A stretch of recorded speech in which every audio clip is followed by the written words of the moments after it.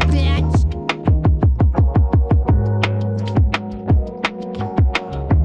What now? Fucking bitch. What you talking about? Climate and everything are the same word. You should be ashamed of yourself for having that thought.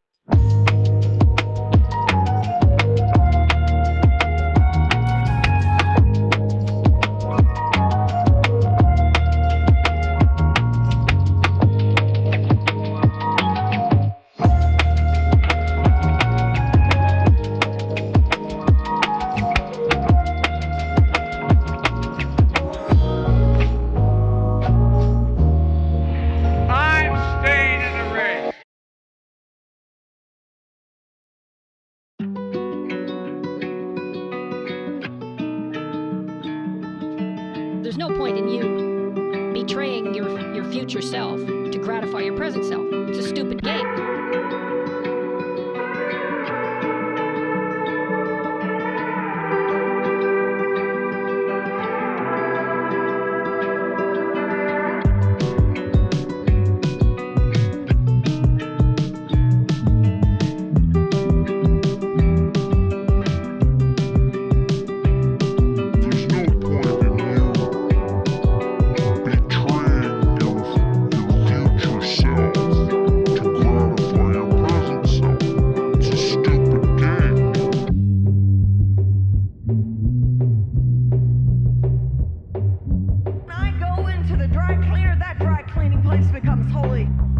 Jesus, I say that.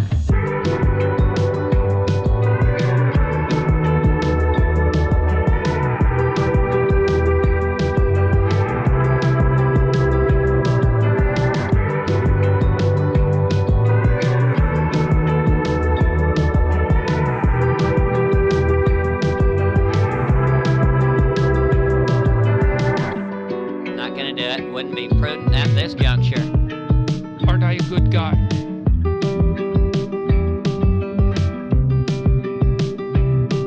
I cannot believe how people come for you already. I don't know if you know this. Crazy. Are you not entertained?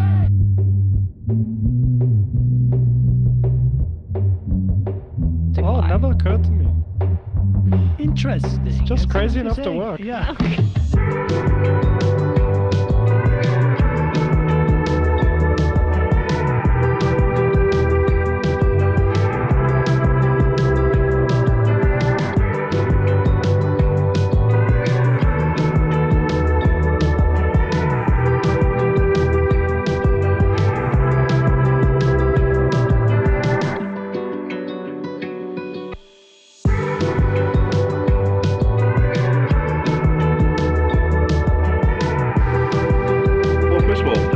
Some of the things that I say will be incorrect.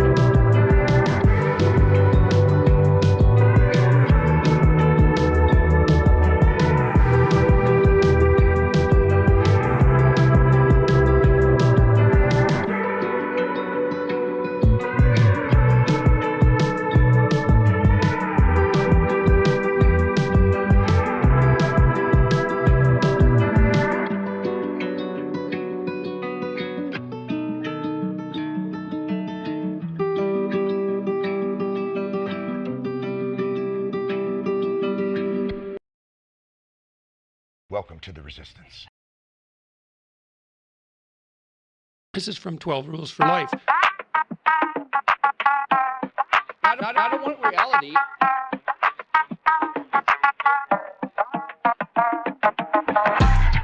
Break now.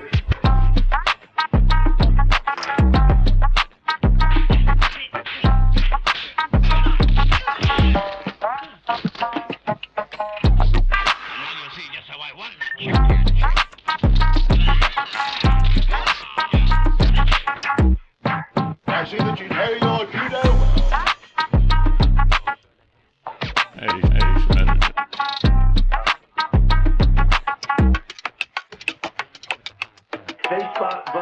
Facebook. Follow the which way.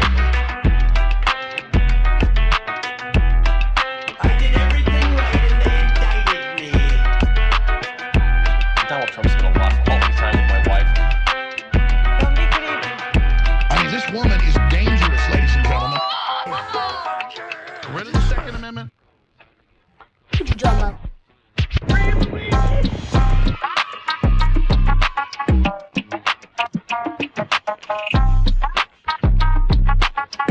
Precision of language. Please. Wait, don't worry about it, little Marco. Gentlemen. Cyclone Cheetah.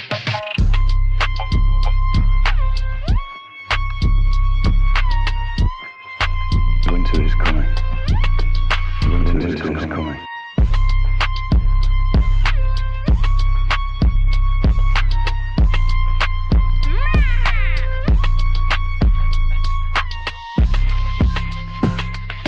Awful, awful, awful.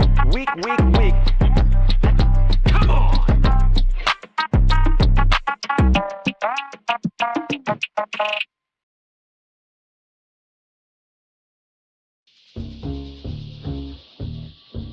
I made a huge tiny mistake.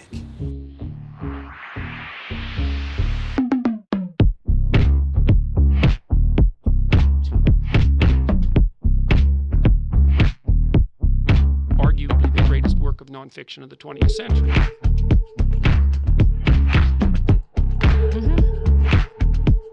He looks good. He looks good. And he looks hard.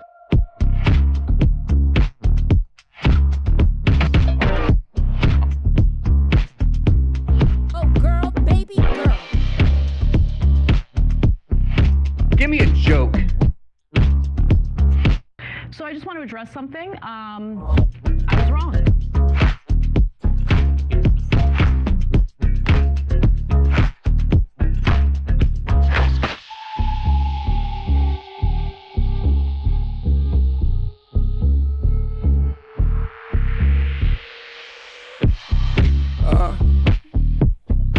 Your name, please?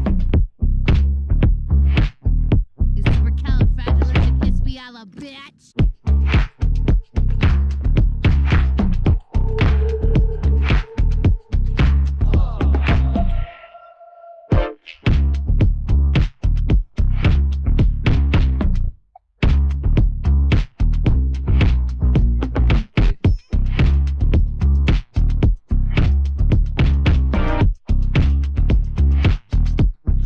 I feel like I'm taking crazy pills.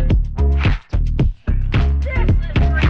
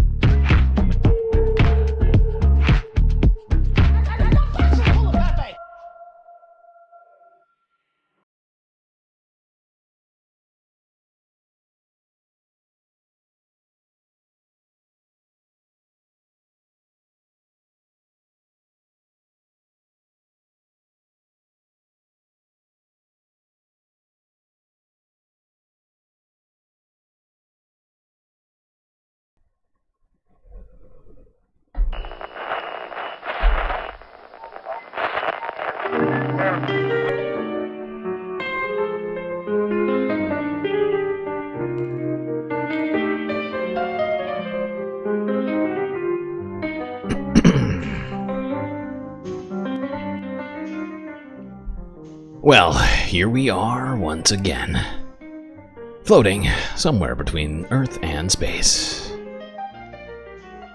Wondering what it all means. Well, got a hell of a lot to talk about here, space fams, so maybe we can make some sense of it together.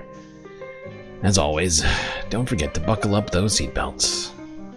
Son of a bitch, what just happened?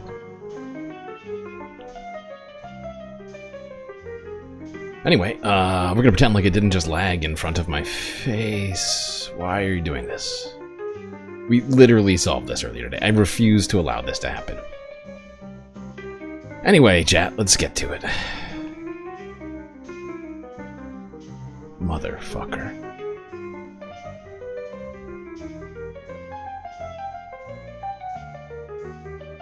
This is a goddamn joke, isn't it? It's a joke. It's a funny, funny joke.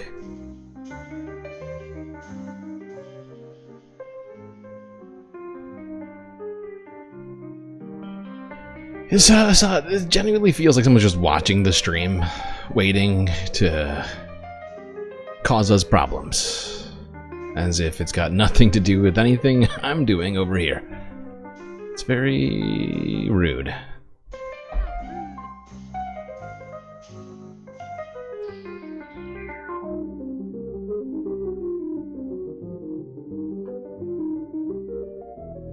This is bullshit.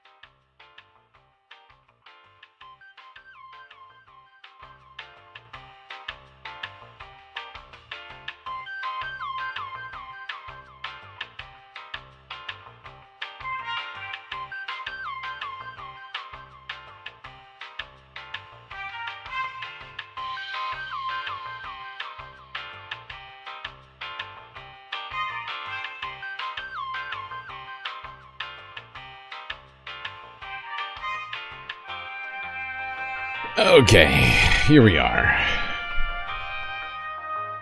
Let's hope this continues to work. I'm gonna pretend like it's definitely gonna do that. Do some shout-outs. Gatto first. Moa Noeb second, and our meteorologist third. Charlie Martini a very close fourth. Good for Gabby as well. Mr. Spock. Tamara Chance. Sue Fairy Dust B. Icebreaker. Blue Tomato, the reference frame. Who else is here? Frizzla's here. Winston Sayer. Did I say Morby Daslow? I don't think I did. Bob Carmody.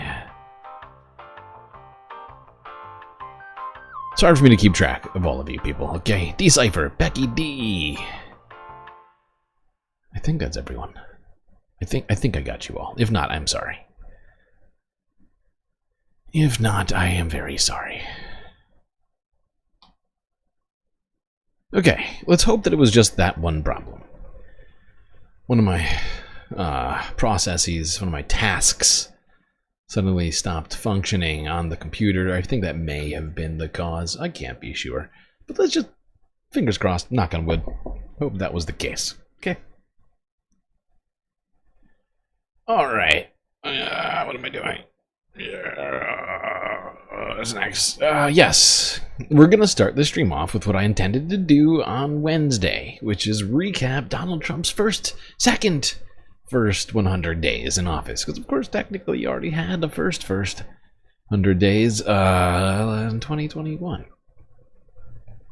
So let's start there. Let's start on Inauguration Day. It's been a crazy 3 months, I gotta say. Real crazy. A lot of really strange stuff happening in the US government. Inauguration Day, let's see how that went. Was that good? Was there any, I wonder if there's any problems here. To start it off, there are elections that day one. That come and go.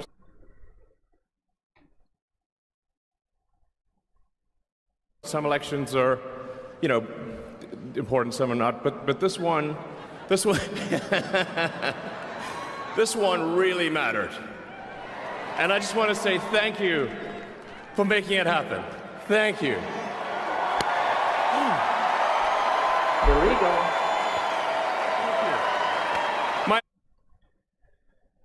There we go. That's how we started this thing off. 2 Hitler salutes from Elon Musk. Right from his heart. He really meant them. Okay. Very next day, or at least, actually this one was, I think, a couple of days later. U.S. Secretary of State Marco Rubio arrived in Panama to take it over. Take back the Panama Canal. As if it needed to happen. Well, no, didn't need, but it happened. This happened. Got right back out there.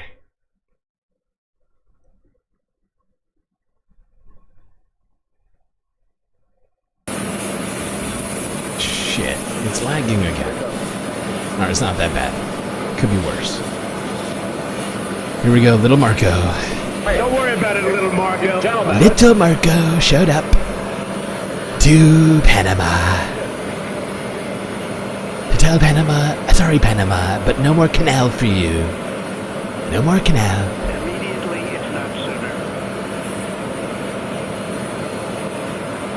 sooner. I'm here to take the canal back for Trump. Here to do it. Okay, this is too quiet over here on this volume level. Immediately, if not sooner. It's not bad. What a great beginning. 2 Hitler salutes and an invasion. Well, not an actual invasion, but sort of a threat of an invasion. Hold on. Actually, let me pull this out, because I meant to do it this way. To be able to tell you exactly on what day. Because I felt this would be somewhat cathartic. Maybe, in fact, not necessarily cathartic, but perhaps helpful for all of us to internalize, perhaps, what's the word? To digest everything that has happened thus far. So by February 3rd, USAID was being told to shut down, staffers being told they could no longer enter the USAID building in DC. Here's the AP on that story.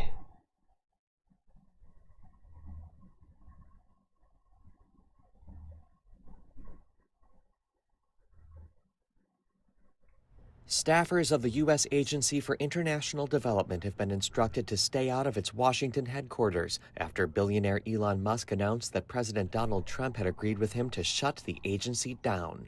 That's according to a notice distributed to the staffers early Monday. Musk, Trump, and some Republican lawmakers have targeted the U.S. Aid and Development Agency, which oversees humanitarian development and security programs in some 120 countries, in increasingly strident terms, accusing it of promoting liberal causes. USAID staffers say they tracked 600 employees who You know, this fucking eugenicist administration started not quite day one, but like after the first week, they really got to it. It's pretty gross. I'm not gonna lie, pretty gross. Reported being locked out of the agency's computer systems overnight. Those still in the system received emails saying the headquarters God, what are you doing to me right now? Will be closed to agency personnel on Monday, February 3rd. The developments come after Musk said he'd spoken with Trump about the USAID and Development Agency, and the Republican president agreed they should shut it. Democratic lawmakers immediately, if not sooner. So there we go. That was February 3rd. The very next day, Chuck Schumer, senator from New York, came out to make this impassioned and what is most likely burned into at least a certain part of this speech is, I'm fairly certain, burned into our brains. Remember this? Remember this one?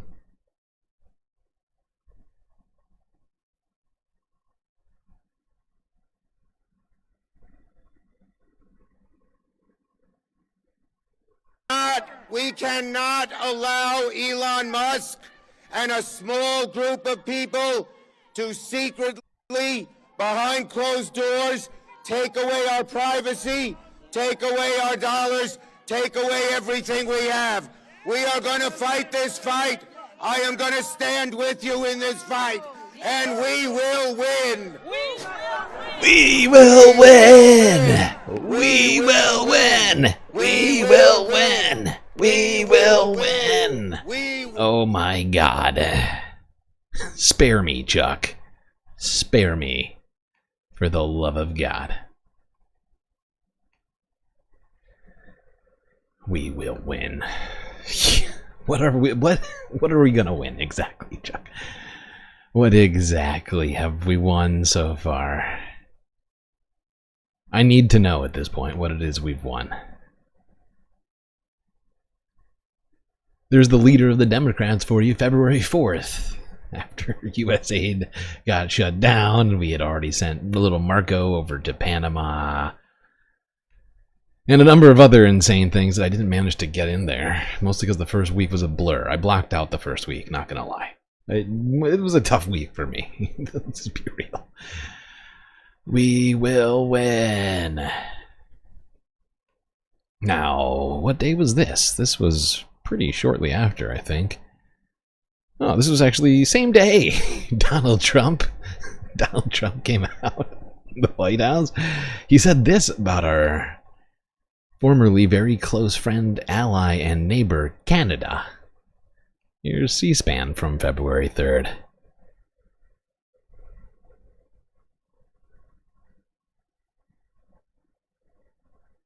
On Canada, when you talk to Justin Trudeau again, is there anything he can give you at 3 p.m. when you talk again to also I don't know. Pause? I don't know. Like I don't know. I don't know. We have big deficits with Canada, like we do with all countries. I mean, I look at some of the deals made, I say, who the hell made these deals are so bad?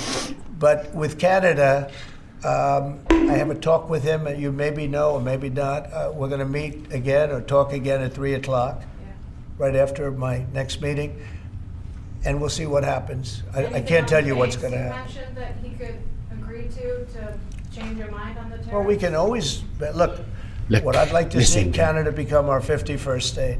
We give them protection, military protection. We don't need them to build our cars. I'd rather. There we go. By the end of week 2, Donald Trump was saying Canada should just be the 51st state. Sorry, Canada.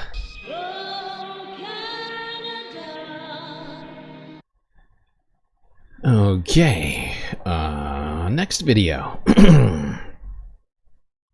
This was also, it was a very busy first 2 weeks, let's be real. I have made up for the lack of videos between January 21st and February 3rd by having like 7 videos from February 3rd.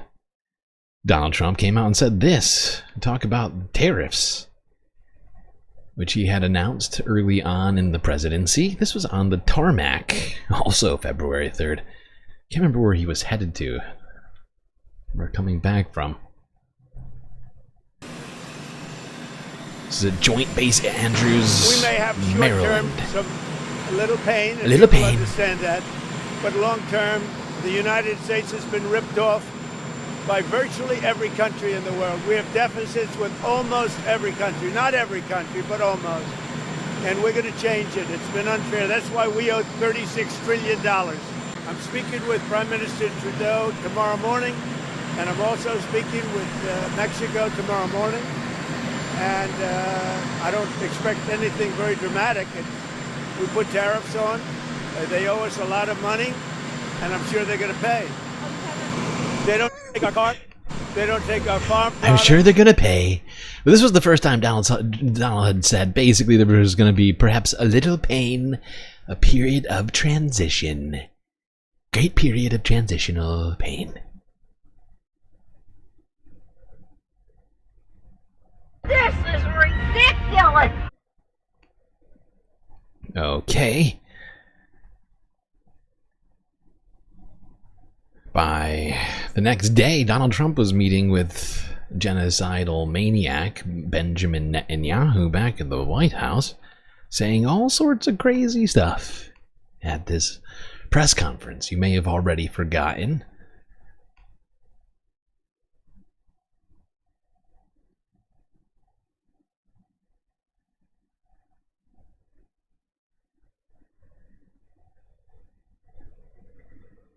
I also strongly believe that the Gaza Strip, which has been a symbol of death and destruction for so many decades and so bad for the people anywhere near it, and especially those who live there, and frankly, who's been really very unlucky. It's been very unlucky. It's been an unlucky place for a long time. Being in its presence just has not been good, and it should not go through a process of rebuilding and occupation by the same people that have really stood there and fought for it and lived there. It should not be occupied the people who have lived there. It should not be occupied by the people who are there. Instead, we should, I don't know, cleanse them from the area, make it clean of people who used to live there and fought and died for it, so that we can turn it into a great hotel. Hearts, and there are many of them that want to do this and build various domains that will ultimately be occupied by the 1.8 million Palestinians living in Gaza, ending the death and destruction and, frankly, bad luck. Bad luck. This could be paid just for unlucky. by neighboring countries of great wealth. It could be 1, 2, 3, 4, 5, 1, 2, 3, 4, 5, 7, 8, 12, 300, numerous sites, or it could be 10,000. Who knows? Any number. Just gonna throw out a bunch of numbers. They don't make sense, but that's okay. What a wild first 2 weeks, huh? Wild, utterly insane.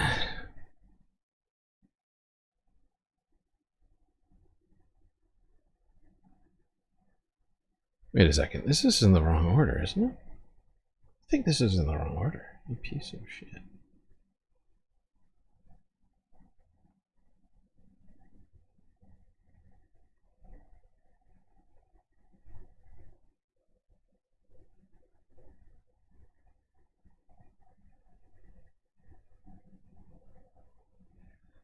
Okay.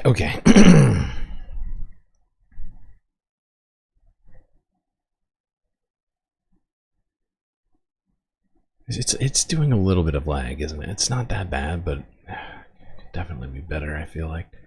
The test stream was much better than this. I don't understand. Anyway, that was February 4th in the White House. Donald Trump, Benjamin Netanyahu, doing a press conference where Donald Trump was outwardly expressing his desire to ethnically cleanse Palestinians from Palestine. Because they're just they're unlucky to live there. Just unlucky. Just born wrong. Unlucky. So sorry, Palestine. Unlucky people. Just be much better if you were to leave.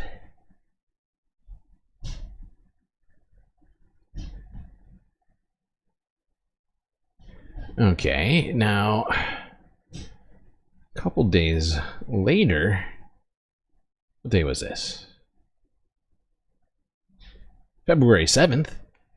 lawmakers strongly believe were that the kept Gaza from Strip, entering which the has been a Department symbol of of death and Education destruction by for so a many literal decades, brown and shirt. so bad for the people. Let's go here. New York Post, 2 months ago, February 7th. House Dems trying to get into the Department of Education.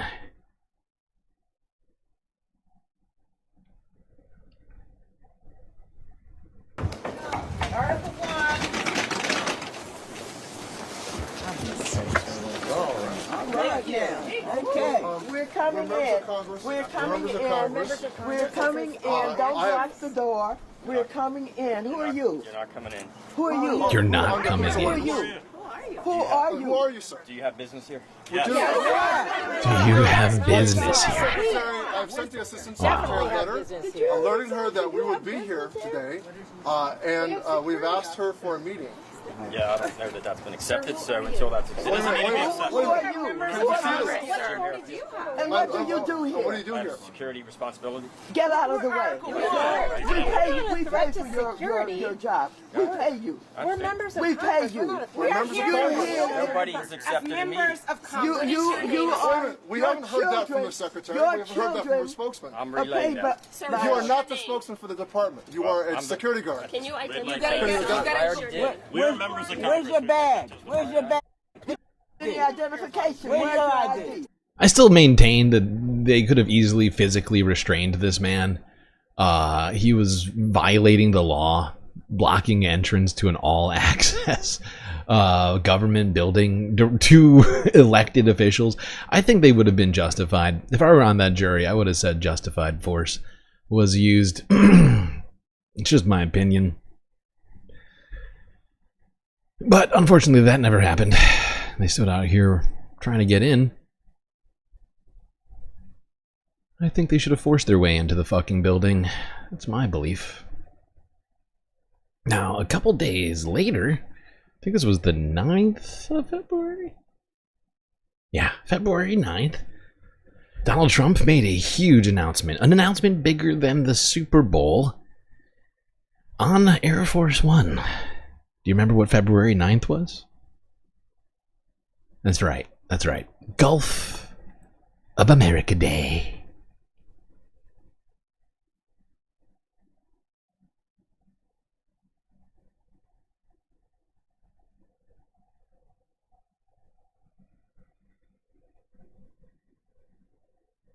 And we're flying right over it right now. So we thought this would be appropriate. Even bigger than the Super Bowl. This is a big thing.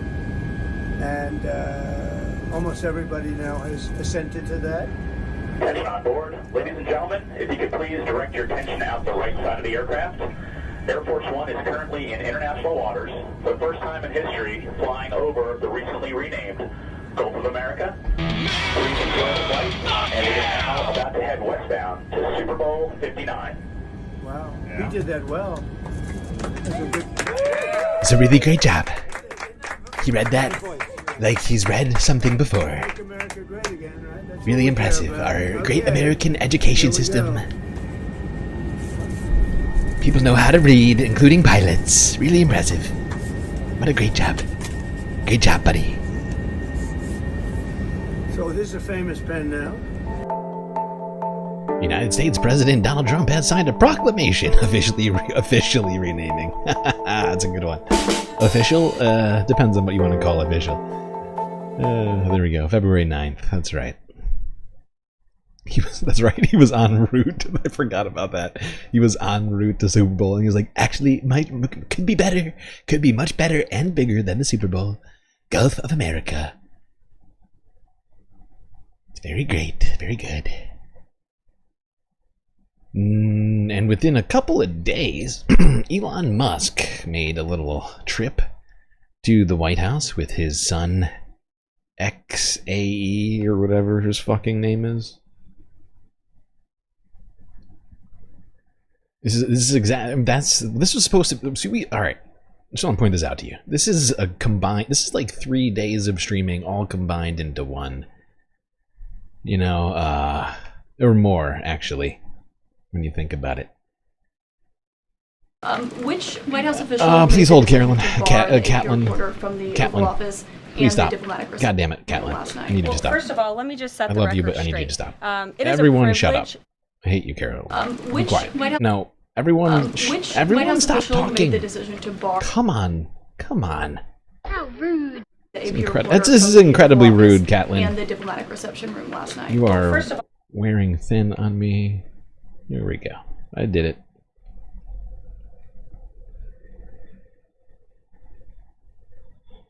Why are we reliving all this history already this way too close to? Because Wednesday was a historic day. 100 days. Donald Trump's second term.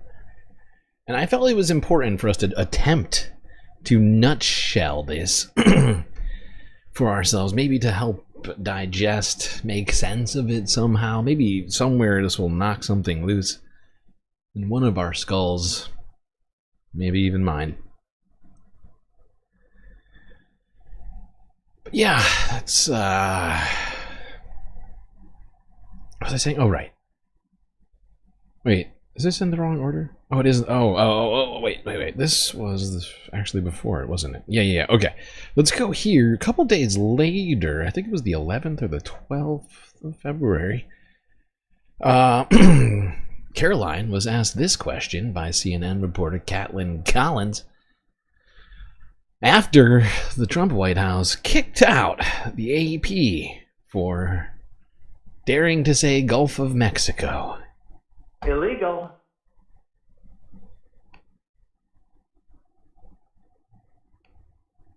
which White House official made the decision to bar the AP reporter from the Oval Office and the diplomatic reception room last night? Well, first of all, let me just set the record straight. Oh, thank God. It is a privilege to cover this White House. It's a privilege to be the White House press secretary. Free speech is a privilege. And nobody has the right to go into the Oval Office and ask the President of the United States questions. That's an invitation that is given. We reserve the right to decide who gets to go into the Oval Office. But isn't it retaliatory in nature is the argument? Because the reason Absolutely that the AP is. was barred, which they said was because they're not using the phrase Gulf of America, they're using Gulf of Mexico in line with their standards.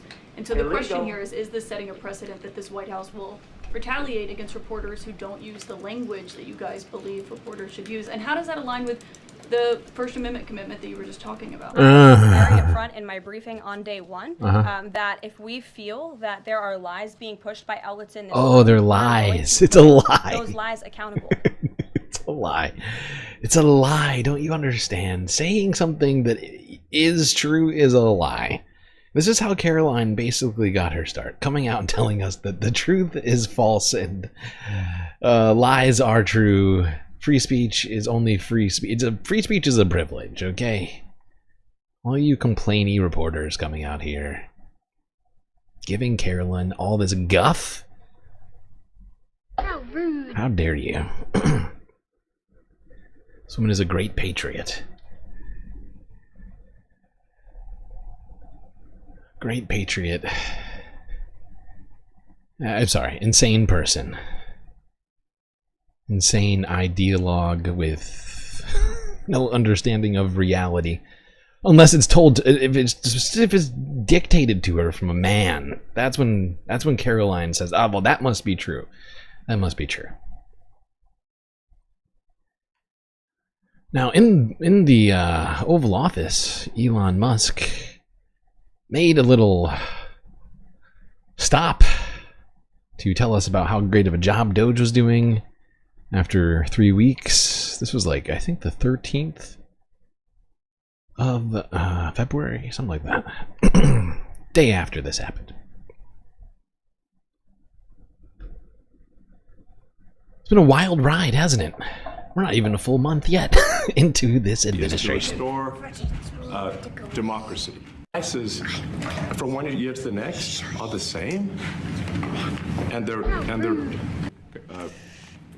partnership with the agency heads, and I check frequently with the president to make sure that these.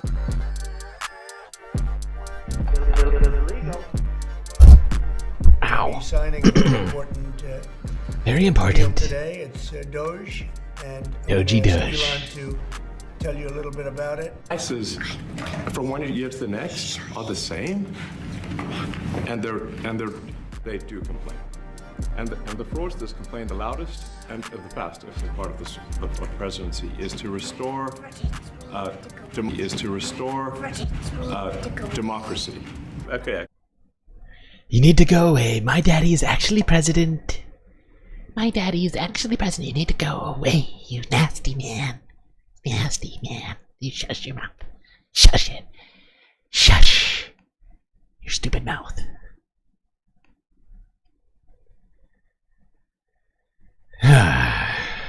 What great parenting from Elon. Now, around this same time, Elon's car company, Tesla, was starting to, well, take some heat, if you will. That's hot. Yes, heat is hot.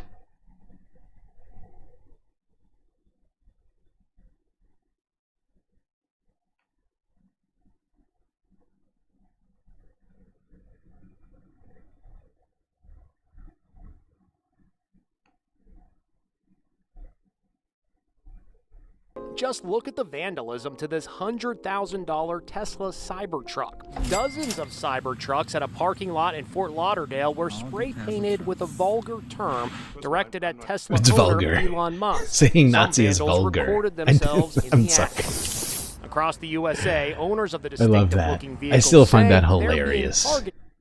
I gotta look up the actual definition of vulgar. Like, I genuinely, I think I know what it is, which is why I find it so funny that Inside Edition chose to use the word vulgar to describe Nazi.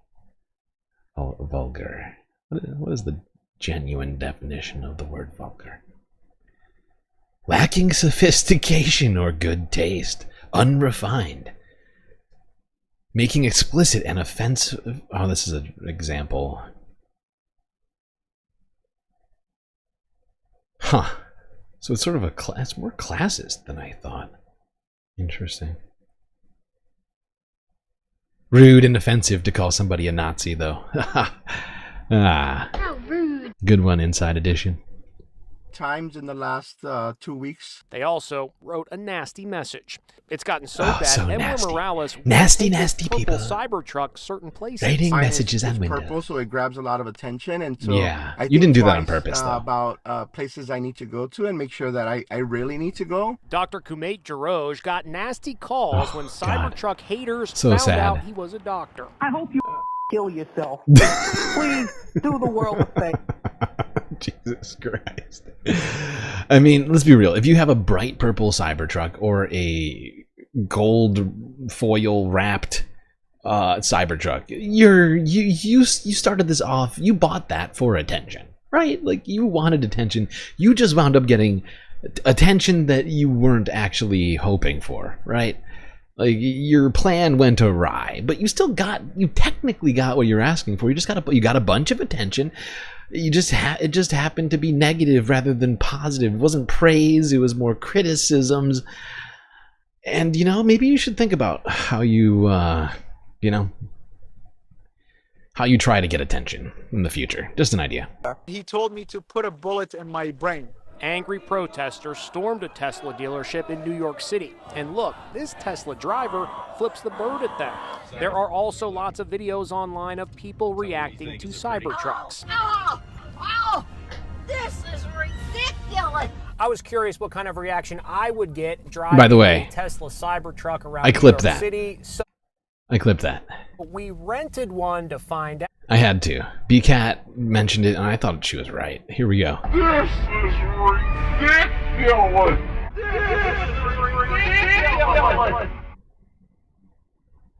This is ridiculous. Okay.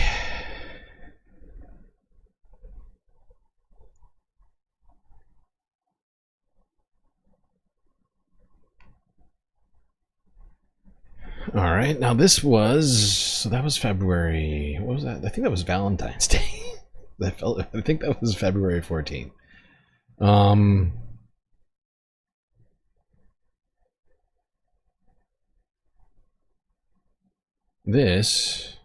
Actually, no, this was, yeah, I'm sorry, this all happened on the same day. February 13th as well, same day, Elon Musk was in or on some sort of a Zoom chat, a public event,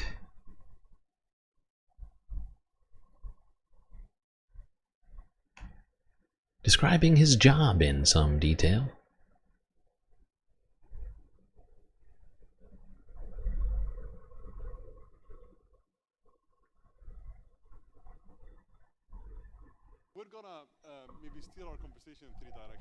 This is the World Governments Summit in, I think, Dubai. Delete entire agencies as opposed to leave part of them behind. Because if you leave part of them behind, why did anybody ever like this? It's kind of like if leaving a weed. If you don't remove the roots of the weed, then it's easy for the weed to grow back. But if you remove the roots of the weed, it doesn't stop weeds from ever growing back, but it makes it harder. So we have to really delete entire agencies, many of them. We really have here rule of the bureaucracy as opposed to rule of the people, democracy. So in order we want to restore rule of the people, and so what we want to restore rule of the people. Me, the unelected bureaucrat, wants to get rid of the unelected bureauctrats. Basically, guy who was not voted in wants to get back the rule of the people. The billionaire guy who paid nearly $1/3 of $1 billion to get Donald Trump, his preferred candidate, elected. Something which basically no Americans can afford to do.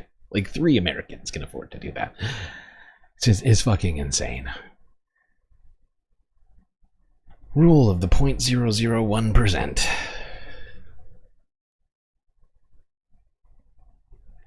Now, speaking of foreign summits, Vice President J.D. Vance made a little stop in the EU February 15th at the Munich conference, where he said a bunch of kind of insane shit. This is ridiculous! Yes, it is ridiculous. You're right, ma'am. You're correct.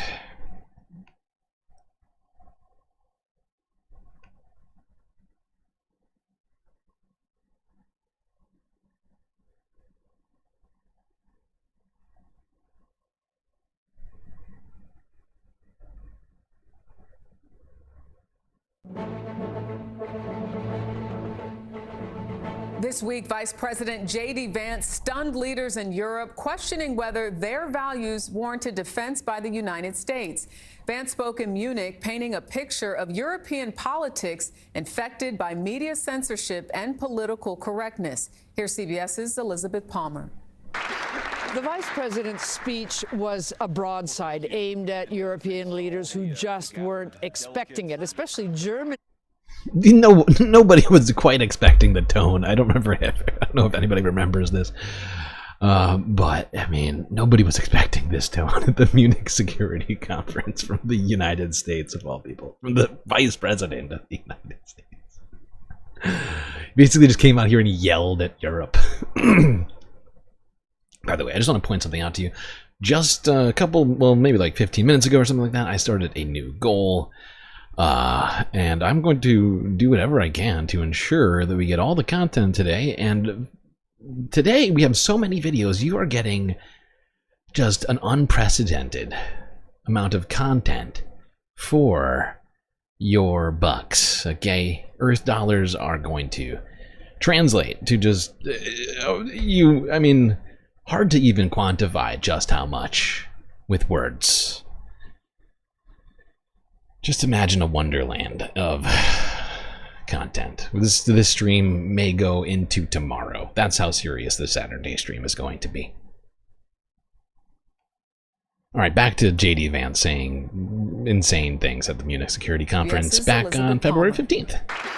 The vice president's speech was a broadside aimed at European leaders who just weren't expecting it, especially Germany's. It's not only hosting the conference, but will be heading into national elections next week. The address accused mainstream European politicians of failing to control immigration and then eroding free speech by muzzling far-right anti-immigration parties. The threat that I worry the most about vis-a-vis Europe is not Russia, it's not China, it's not any other external actor. China! And what I worry about is the threat from within. The chill in the room gave way to real anger. Germany's defense minister Boris Pistorius said comparing European governments to authoritarian regimes was just unacceptable. There has also been a furious reaction in the European media, too. The speech has been called vengeful, preachy, unkind, and above all, widening the rift between America. Also, greatly unwarranted. Like, literally nothing warranted the things that he came out and said. It's very strange, because usually U.S. leaders don't just come out and publicly contravene their allies' internal policies. Like at security conferences when they're supposed to be talking about joint partnerships and all of this stuff. Instead, the United States came out and said, you know what? Your governments, your internal governments, your governance, which you have, your citizens voting on, which you've all been elected to do, you're not doing it right. And if you don't start doing it right, the United States is gonna just, do some crazy shit.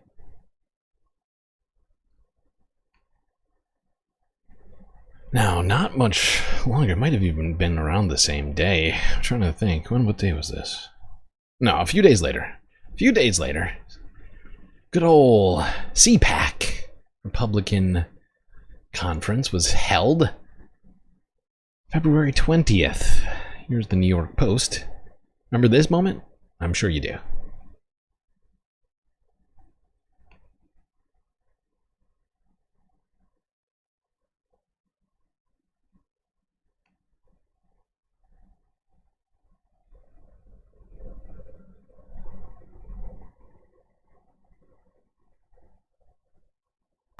Who else is here?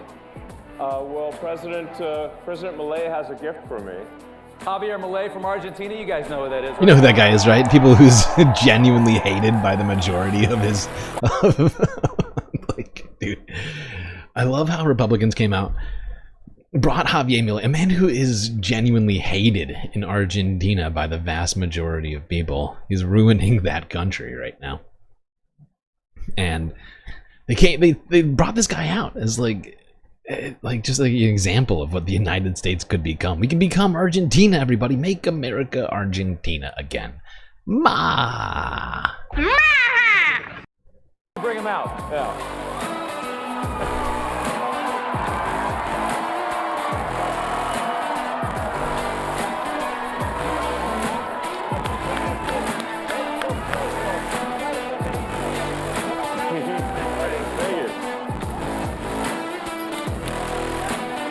This guy, they're both so fucking awkward, dude.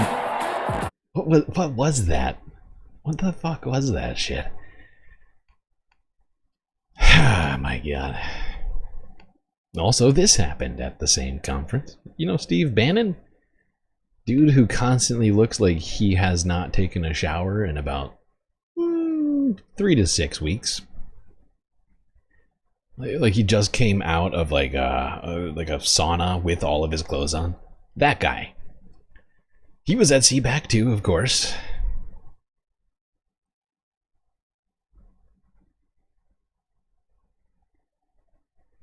And he did this.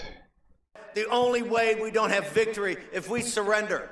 The only way that they win is we retreat. And we're not going to retreat. We're not going to surrender. We're not going to quit. Fight, fight, fight. Amen. God bless you. You are amazing. You've honored every patriot in this country, every patriot grave. You've honored them. You honored them by your doing a agency. Nazi salute. This is all you.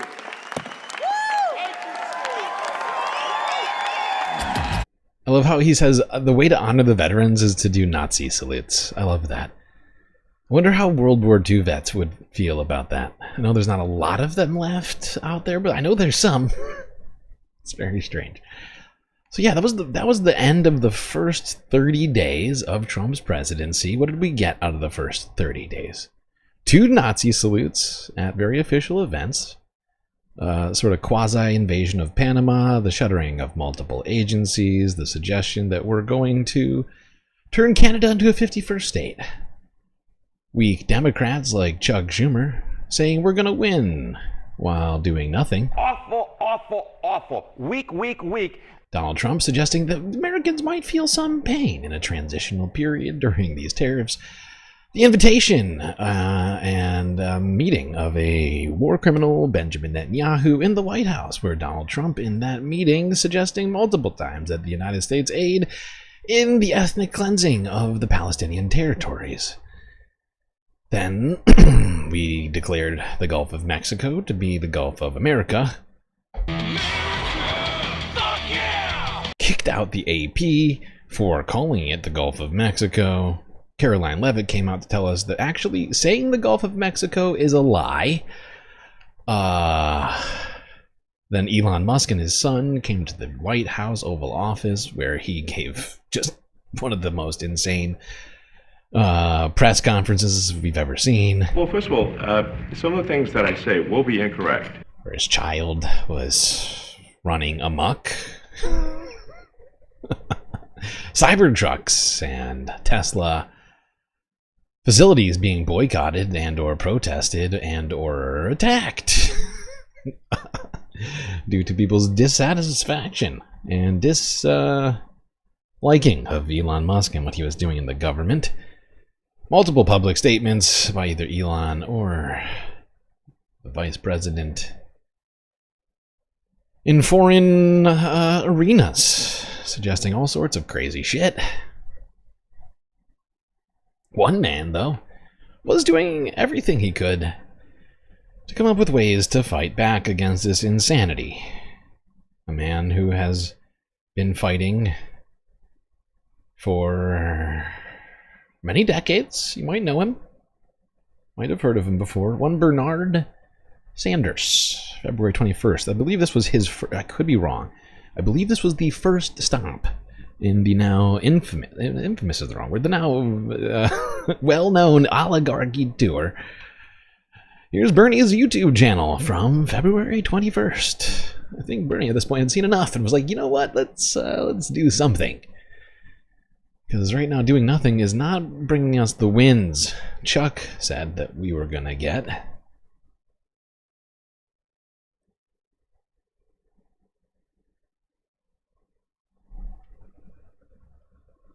It's pretty obvious.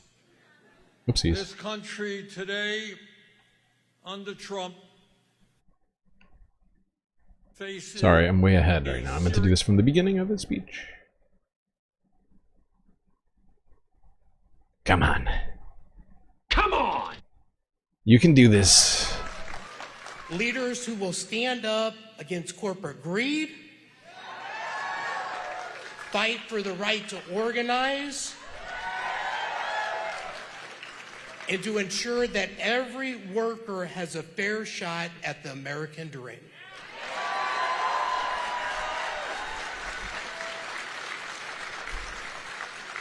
And as I have just a little bit more to say before I introduce our amazing speaker tonight, I'd like to thank all of our unions, my wife, my family, my friends. I may have gone a little too far back. And everyone who has been in this fight with me since I have started. It is now my great privilege to introduce to you the man who has been on the front lines of this fight for decades. Someone who has never wavered in his dedication to workers' rights and a true champion of the people. My friend, Senator Bernie Sanders.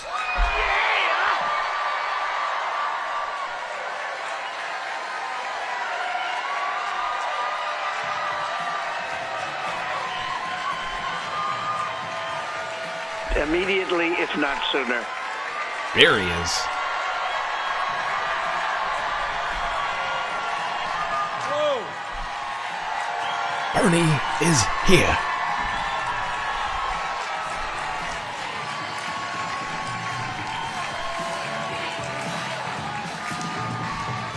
Thank you, Omaha.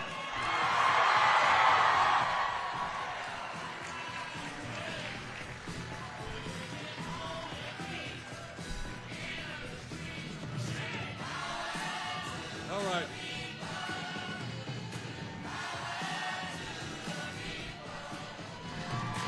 Bernie's like, okay, that's enough music. Everybody settle down. Let me do this speech. Let me begin by thanking all of you for coming out. What a turnout. Thank you very much.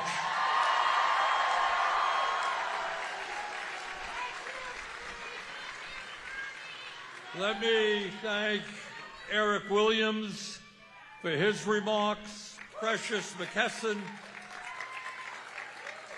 and a special word to Ron Kaminsky of the Laborers Union. When we were At this point, I think Bernie was almost shocked. You know, you look at his face and he's like wow, there is a lot of people here right now. And I'm not sure any of us were expecting these crowds to turn up in the way that they have for Bernie in an very much off election year. But they certainly have turned out and continue to turn out in bigger and bigger numbers.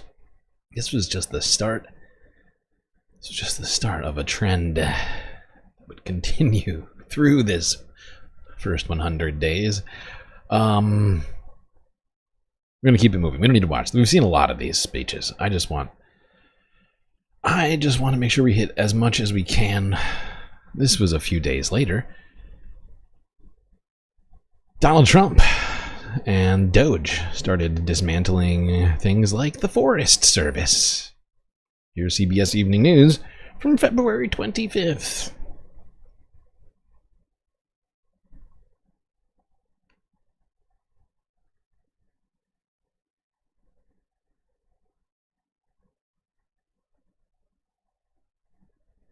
The White House won't say how many federal workers have been or will be fired. But Ian Lee tracked down 3 of them in Wyoming, and they told Ian what their firing could mean for the rest of us.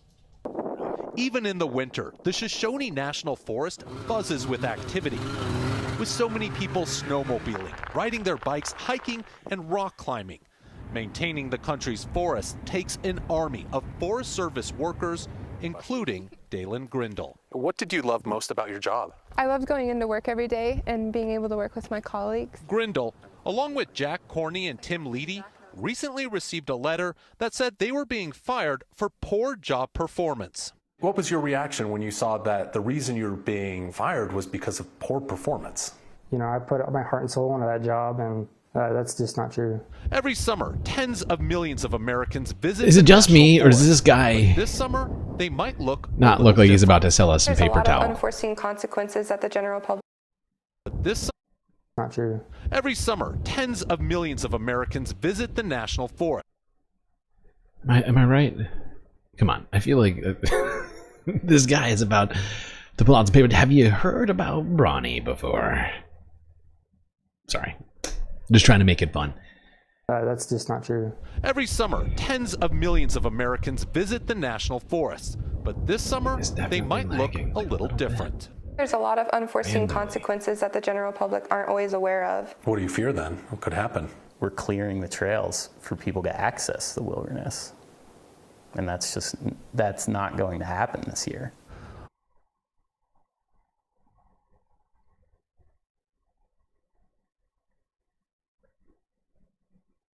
Let's say you just arrived in town and you want some information about the forest. Maybe a good place to camp or trail to hike on. Sure. Or maybe you're scared about bears. You come to a place like this, your local ranger station. But because of the recent firings, this one won't be open anytime soon. Come on! Terminations at the Forest Service also come as wildfires nationwide grow fiercer and more frequent. Show of hands, how many of you were qualified?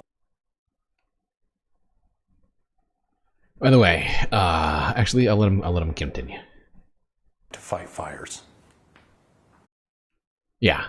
You guys could have all been on the front lines this summer. It's not just them. If needed. Yes. It's not just them. Every single Forest Service employee.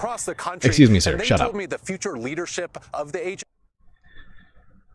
has been wiped out. Okay. Decades to oh my recover. God. Why are you doing this to me? That some of these workers monitored bear populations. So yeah, every single Forest Service employee is qualified and trained to fight fires, to fight wildfires. Something which is very much needed in this time. That's fine. That's fine, no big deal. Everything can be burning and we'll still all be fine. Wait, what's that? We're not going to be fine if that happens? Oh no, god damn it. Why'd you have to tell me that? Okay. Now, around the same time, I think it was the very next day, Donald Trump posted this to his social media and Truth Social. Bizarre AI-generated video.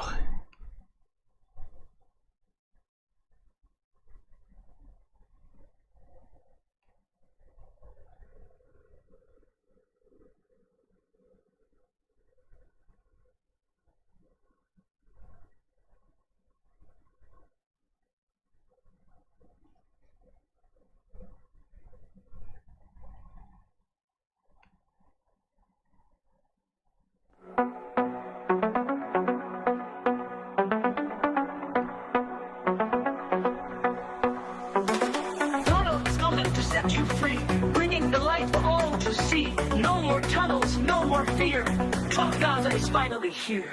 Trump Gaza shining bright, golden future, a brand new light. Feast and dance, the deal is done. Trump Gaza #1. Trump Gaza shining bright, golden future, a brand new light. Feast and dance, the deal is done. Trump Gaza #1.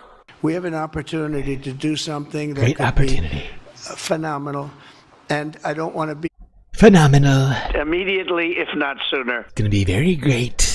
Now, apparently, at least my understanding is that that video was intended to be sarcastic. It was intended to be satirical. Donald Trump saw it and thought, this is amazing, and decided to repost it on Truth Social. It's fucking insane. It is fucking insane. This man sees satire and says, actually, that's a great idea. Dude is fucking idiotic. Okay, let's go back to talking about more environmental agencies that were getting slashed around this same time. Here's CBS Miami from February 28th, a couple days later. Hundreds of NOAA employees laid off. That's right. We don't need to know when hurricanes or tornadoes are coming. Come on. Come on! Climate and everything are the same word. Exactly. Climate and everything are the same word, according to Jordan B. Peterson. It must be true. What's that? It's not true? Damn it. This is ridiculous! Right now at 6, hundreds of staffers at the National Oceanic and Atmospheric Administration, otherwise known as NOAA, are out of a job tonight. They were laid off as the Trump administration continues to slash the federal workforce. Good evening, I'm Elliot Rodriguez. And I'm Naja Sherman. Thank you for joining us. Lauren Pastrana has the night off. CBS News Miami's Joan Murray spoke to someone who has worked for NOAA for nearly a decade, but was let go on a technicality. My PhD, my graduate days at Florida State, I did a kind of a student internship here at one of the... Andy Hazelton hoped it would not happen, but on Thursday, he was among a dozen NOAA federal workers in his unit. I don't know if you heard that, but this guy has a PhD. He went to... Oh my god, what was that sound? He went to school for 7 years to learn about this exact work, did an internship, which is basically, I mean, in most cases, it's an unpaid or underpaid work for NOAA, and is now working at them. Maybe he has an incredible amount of experience, qualifications.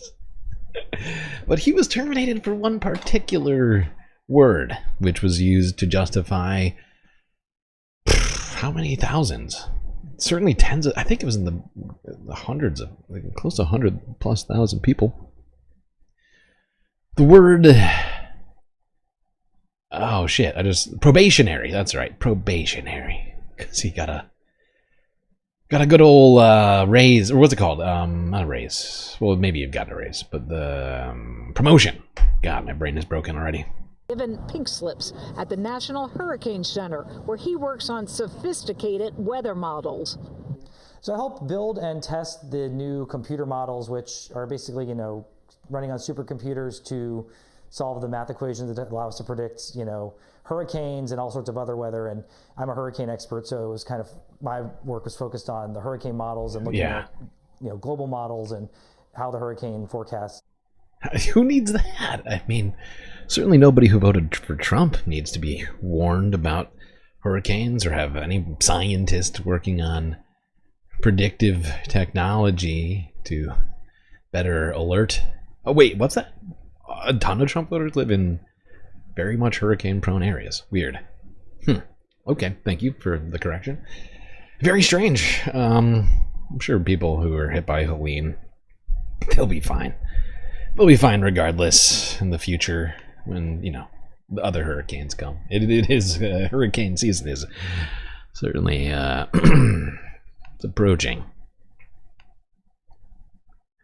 Now, that was February 28th. Same day he was doing all that, Donald Trump had Volodymyr Zelensky of Ukraine at the White House. Remember that? By the way, we are, what did I say it was? February 28th. So we're 1 month and 1 week in. Wow, what a great 100 days.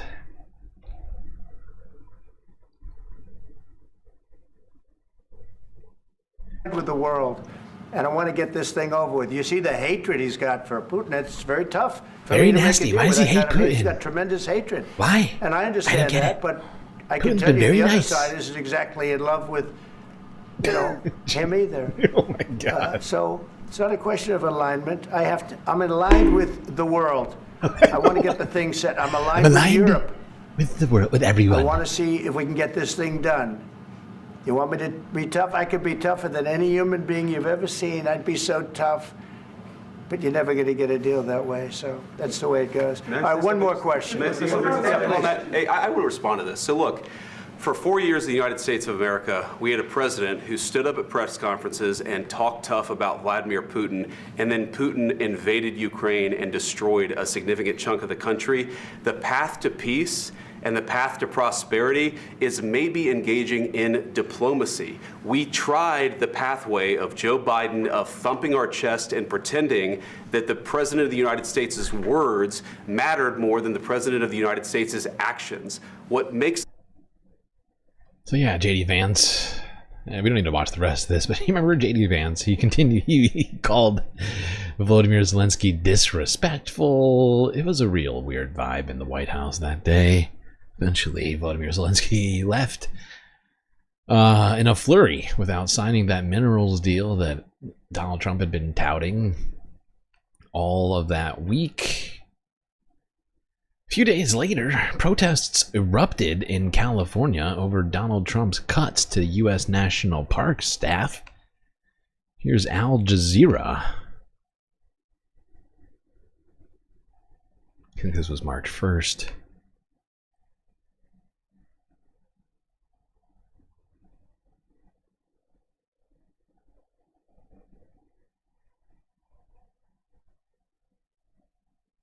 What democracy looks like! Tell me what democracy looks like! These protesters at Yosemite fear for the future of America's national parks. Around 1,000 employees, 5% of the workforce, were laid off in February as part of a cost-cutting campaign by the Trump administration. Former staff say this was the wrong place to cut corners. People who come to these national parks to work are not making a lot of money. And in fact, most of them are volunteering time beyond their work duties because they care so much about the work they do. So if you're trying to find efficiency in the government, these people who are bleeding for these parks are some of the most efficient government employees that exist. Wow. Yosemite National Park is famous for its natural beauty. Think about that. We, in the name of efficiency, we cut the jobs and the funds to workers who were basically working for free. That's efficiency for you folks. It all makes sense if you just don't think about it at all. Okay. Let's keep things going. This was, I think, the very next day. Hold on, sorry. I am trying to keep accurate on all of this. I tried to keep this as, like, chronological as possible. Yeah, March 3rd, 2 days later. But yeah, I tried to do this chronologically and get as many of the days in there as I could. As many of the big things I could think of at the time of me making this list.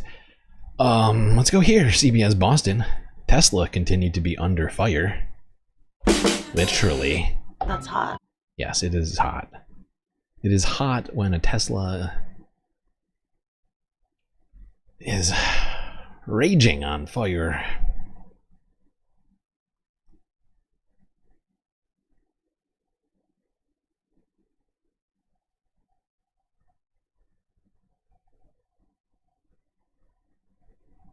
Fire marshal says tonight that these Tesla charging stations in the town of Littleton were intentionally set on fire. You can see them really badly burned, just charred remains of those two stations right there. A couple more here as well. WBZ's Louisa Moeller's live for us in Littleton tonight. Louisa, police are asking for the public's help. Try to track down whoever did this.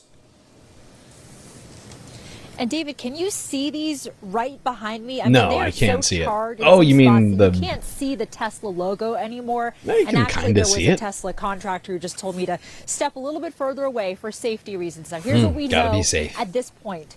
There is actually a residential street just up the hill from here. Someone late last night was going to bed, saw the flames down here, called firefighters. And the firefighters say there was some sort of evidence left behind that would suggest this was intentional. No. No one who could guess that that was intentional. Actually, I don't know if it ever was proven to be intentional or not, but there was definitely a lot of intentional sort of acts, I guess you might say, against Tesla, against Elon's businesses. Now, around this time, Donald Trump came out to remind us of how great a job he was doing.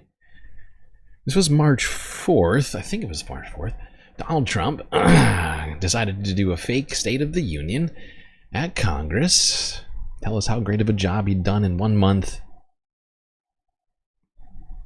But one Democratic congressman took objection to some of the things being said by Donald Trump. I don't know if you remember this choice moment.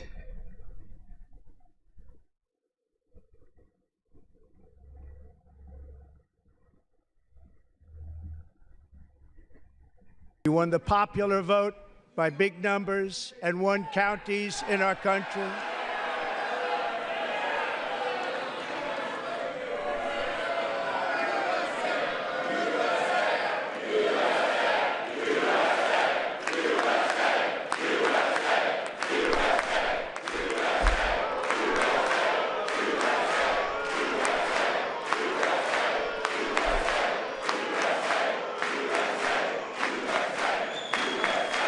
And won counties in our country, 2,700 to 525, on a map that reads almost completely red for It reads red.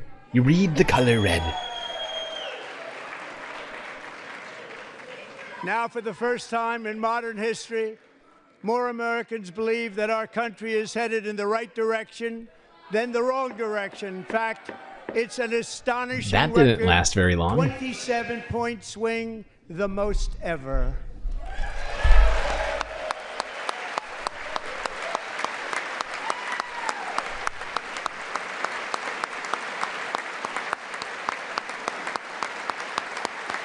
Likewise, small business optimism saw its single largest one-month gain ever recorded. Mr. President. A 41-point jump.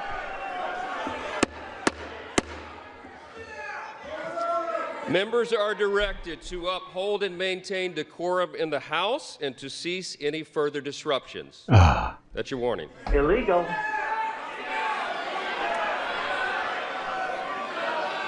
Members are engaging in willful and continuing breach of decorum, and the chair is prepared to direct the Sergeant-at-Arms to restore order to the joint session. The lovers of free speech, lovers of, you know, sort of sassy quips. I mean, how many times did MTG do exactly what Al Green did here? I don't even know. But like a shit ton of times. Same thing for Lauren Boebert. Many Republicans have done very similar things to Democratic presidents at other states' union. And or actually, I've never heard of a fake State of the Union until now. But yeah, you know, they were upset about something that Republicans loved doing during Biden's presidency, during Obama's presidency. But when a Democrat does it to great King Donald Trump, they have a serious problem with that. That's our thing. You're not allowed. It's illegal. Illegal for Democrats to object. Illegal. Throughout all of this, Bernie Sanders was continuing to fight back against authoritarianism. This is another rally he did. This was, I think, March 5th.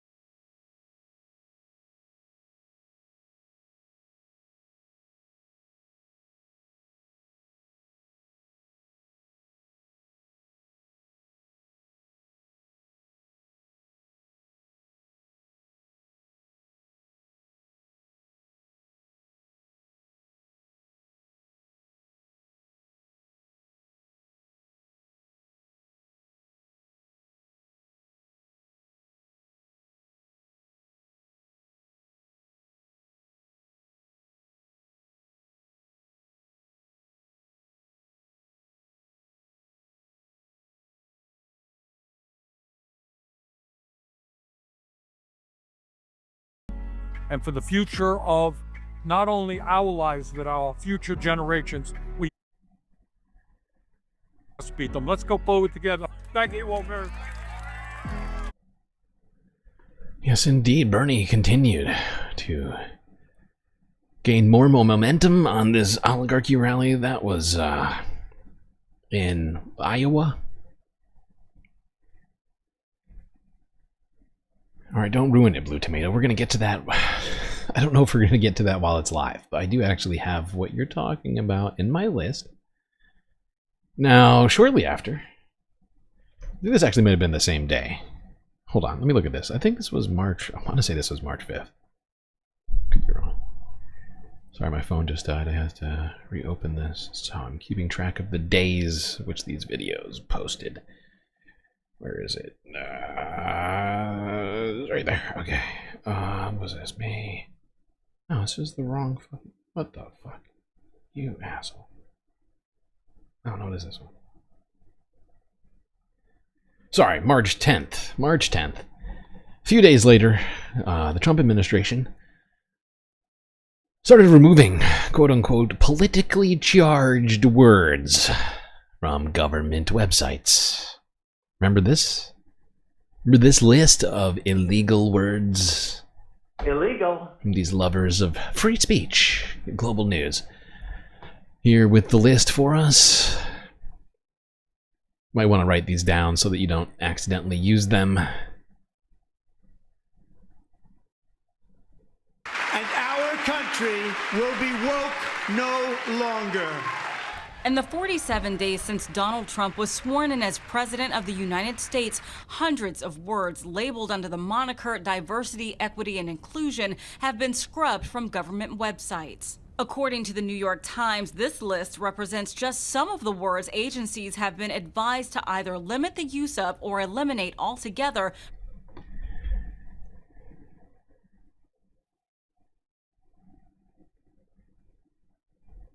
Government websites. According to the New York...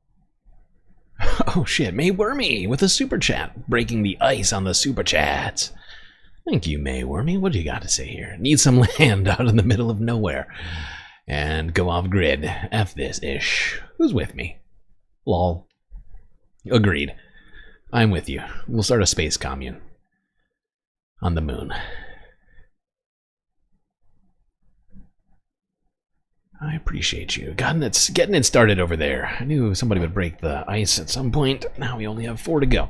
Here's some of the words, though. Let's just go over them. Accessible, activism, activists, advocacy, advocate, advocates, affirming care, all-inclusive, allyship, anti-racism, anti-racist, assigned at birth, assigned female at birth, assigned male at birth, at risk, barrier, barriers belong. Can't use the word belong. Okay. Bias, biased, biased towards, biases, discriminated, discrimination, discriminatory, disparity, diverse, diverse backgrounds, diverse communities, diverse community. You gotta get the plural and the singular version of these nouns, of course. Diverse group and groups. Diversified, diversify, diversifying. Oh yeah, you gotta get all the forms of diversity, diversifying diversity, enhance the diversity, enhancing diversity, environmental quality, equal opportunity, equality, equitable, equitableness, equity, inclusive, inclusive leadership, inclusiveness, inclusivity, increase diversity, increase the diversity, indigenous community, inequalities, inequality, inequitable, inequities, inequity, injustice, institutional, intersectional, intersectionality, key groups, key people, key populations, Latinx, LGBT, LGBTQ, privilege, privileges, promote diversity, promoting diversity, pronoun, also pronouns, can't forget that, prostitute, race, race and ethnicity, racial diversity, racial identity, racial inequality, racial justice, racially, racism, segregation, sense of belonging, sex, sexual preference, sexuality, social justice. Now, one thing I'm wondering to myself is how are they going to stop the white genocide if they can't say the word race? They're also concerned about the great replacement and all that shit. I just realized it's not even why isn't it showing the super chat? That's weird. Oh, I know why. I know why. That's why. And then that. There we go. That was throwing me off there. Quite a list, and that's only half of it. Times, this list represents just some of the words agencies have been advised to either limit the use of or eliminate altogether from public-facing websites. Words like... It is insane, though. Am I the only one who thinks this is just fucking insane? Limit the use of or... You can't use the word breastfeed. People or person. Chest feed. You can't do that either. Sorry, ladies, bottles only. No more breastfeeding, not allowed. You can't say clean energy, climate crisis, climate science, commercial sex worker. Excluded, exclusion, expression, female, females, feminism. You can't even use the word female? Why? Why? Feminism, fostering inclusivity, GBV, whatever that means, gender-based violence. I'm pretty sure that's the acronym for that. It's just all this is just insane. Altogether from public-facing websites. Words like black, women, Native American, clean energy, hate speech, and Gulf of Mexico. That are truly terrified because they lend themselves directly to what fascism is. They're so weak and fragile. How dare you use those words? The first national monument dedicated to LGBTQ+ rights. The original text includes the words transgender, queer, and LGBTQ. Now it only reads LGB. Jesus, this is so petty. DEI initiatives as disproportionately favoring. It's not just petty though. Like it's pettiness communities for jobs that's like metastasized into genuine fascism. These people spent so much time talking about how much they love free speech and facts, and then just got rid of words that they don't like. It is so fucking wild. And the fact that none of them seem to have a problem with it just tells you how disingenuous all of that supposed ideology really was to them. The idea of free speech. Oh, the First Amendment. Why Facebook can't tell me not to post? Why is Facebook telling me I can't say? Why can't I say these things I want to say right now?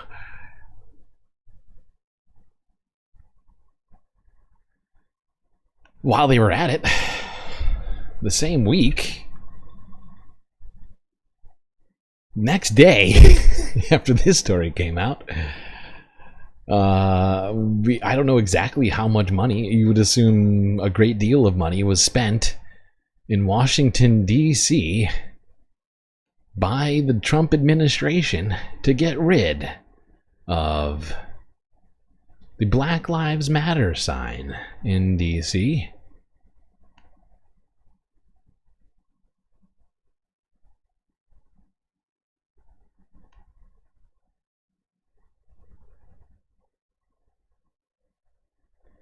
That's right, letter T is banned. No more T.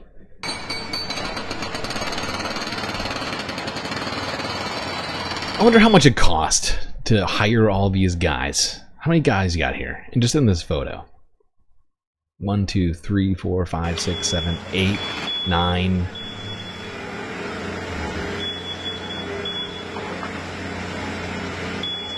Let's just round it up to about at least, actually, no, I take it back. There's got to be more because they also have security here.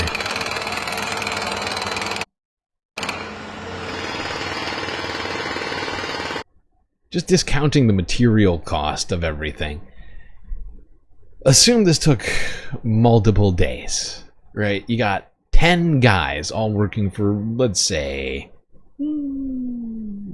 call it $20, $25 an hour. $200, $250 per hour. 8 hours a day. What is that? Just for labor. Trying to do the math right now. I was like,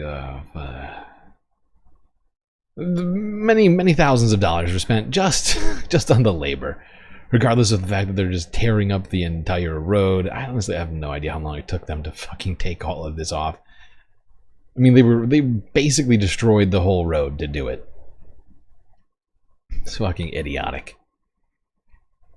What a great waste of taxpayer dollars. To undo something that did not need to be undone unless you're a petty racist piece of shit. Alright. Hey, Becky D coming in with another super chat, getting us to 2 of 5. There we go. We are getting our way to completing this goal. Yep, GSL is totally insane. Thanks for helping us through the news. We are glad you are here. I'm glad to be here. It's been very stressful for me not being able to do the stream. At least it is now working well enough for us to do that stream. I'm going to be here all day. If we complete this freaking goal, we're going to be going until tomorrow, Sunday. So I have got an unprecedented number of videos for us to get. 257 videos. This is the future of All Lives Matter Boulevard. Yeah, that's right. I can't. I'm actually shocked that they didn't repaint over it All Lives Matter. It's actually that's hilarious. Yeah.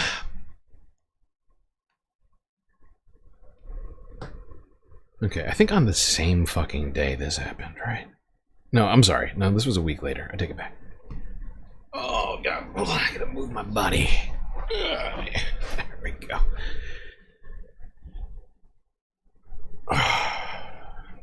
Okay. 1 week later, this video came out. Actually, was this a full week? Actually, I take it back. This was posted a week later. This actually was 3 days later. I take it back. This was March 8th. 3 days later, in New York City, activist Mahmoud Khalil was arrested while his wife looked on with horror. He was arrested by two plainclothes supposed ICE agents. This is that video.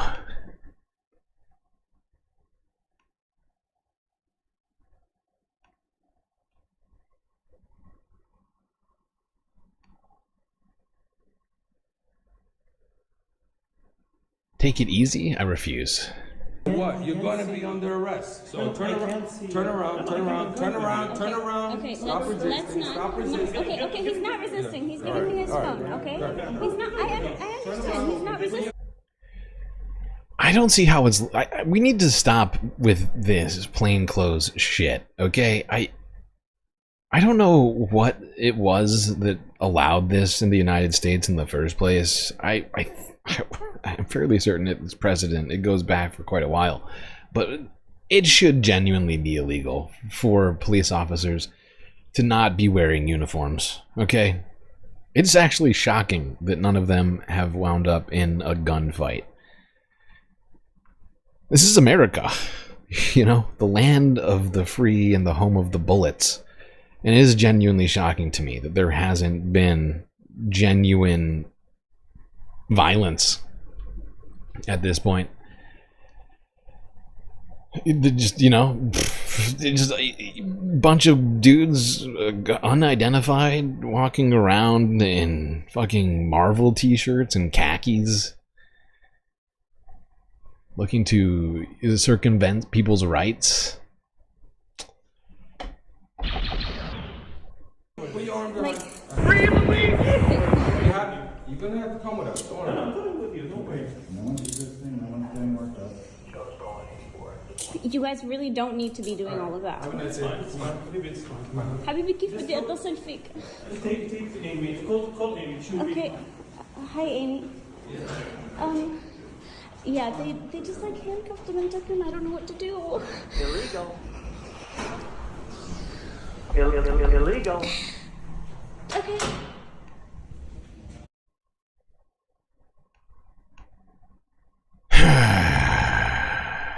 We're still in March, people. We've got a lot to go through. It's been a very busy 3 months. By the way, this came out. What day was this? What day was this one? This came out a few days later, March 12th.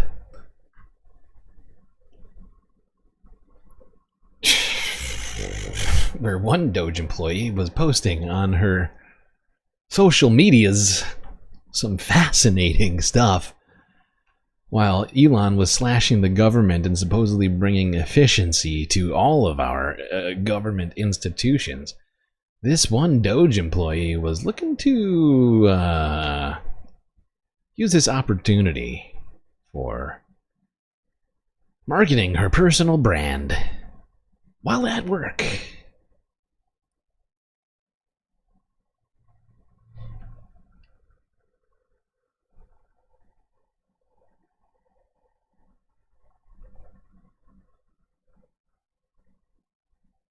DOGE again, and learning the education department is expected to begin sweeping layoffs tonight. The goal, we understand, is to cut about half of the 4,100 person workforce, so 50% cut for the DOE. It comes as a CNN investigation looks into a high-ranking employee at the Office of Personnel and Management, the agency that sent out the mass email asking federal workers to justify their jobs. That high-ranking employee has been filming influencer videos that promote what she's wearing on social media from inside her government office. Kyung La is out front. What you talking about?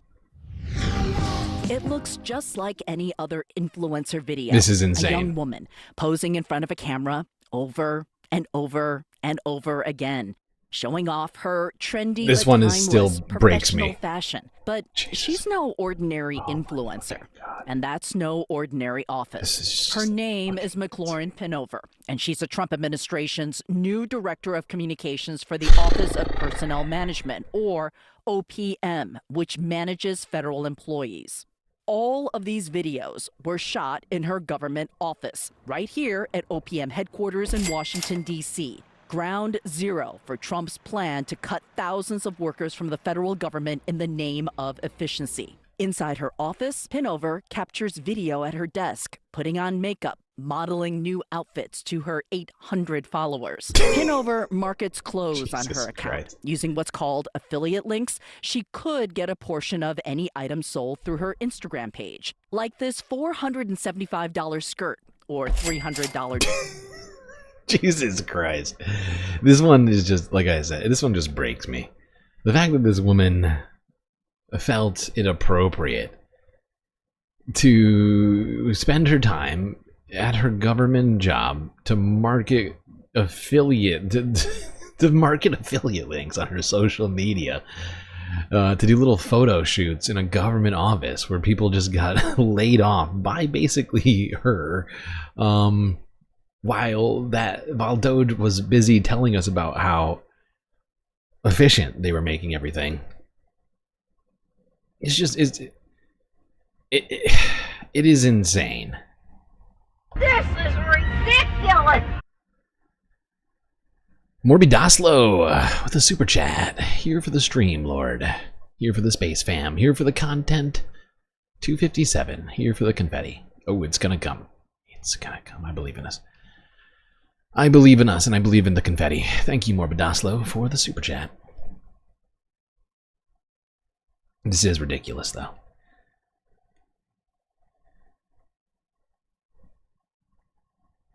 But it's unclear whether she's made any money. On February 13th, That the doesn't day matter. 20 I don't give a people shit on if her she made $1 from communications it. team lost their job. She was trying to make money. She posted a moment for mixed Jesus patterns. Christ. In a week when her agency demanded all federal employees list 5 things they did that week, she posted the Business Woman Special. As OPM spokeswoman, she defended the memo at the time as a commitment to an efficient and accountable federal workforce. I would be very curious if she...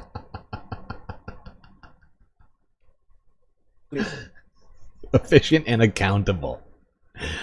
Oh, yes. Accountable. That's a fun word to use. Just wow.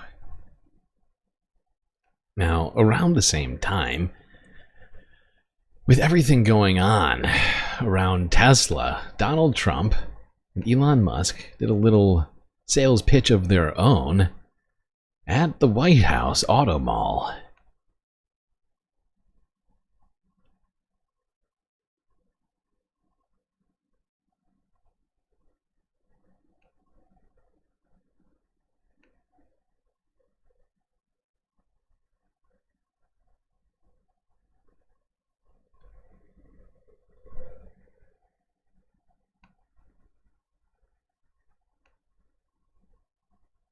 Tesla. Going on now at the White House Tesla Auto Mall. It's the biggest sale of the year. Very safe, it's very strong, heavy, it's all steel, stainless steel. Come on down to Pennsylvania Avenue, just off Route 29, to get our best deal ever on a brand new Tesla. I want to make a good deal here. They have one, which is $35,000, which is pretty low. Get a Model 1 with a different panel and everything's computer. This is a different panel than I've had. Everything's computer. Everything's So don't waste computer. your time going to those other Tesla dealerships with riots and flaming cyber trucks. You gotta come down to White House Tesla Auto Mall. I love Tesla. You I gotta love come to Tesla. White House Tesla Auto Mall. This is really amazing. Tesla.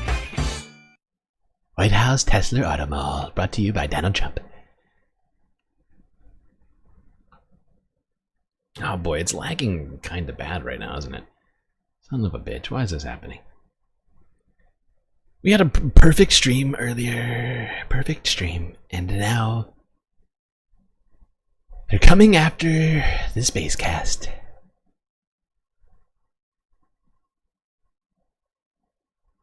wonder if it's this. No.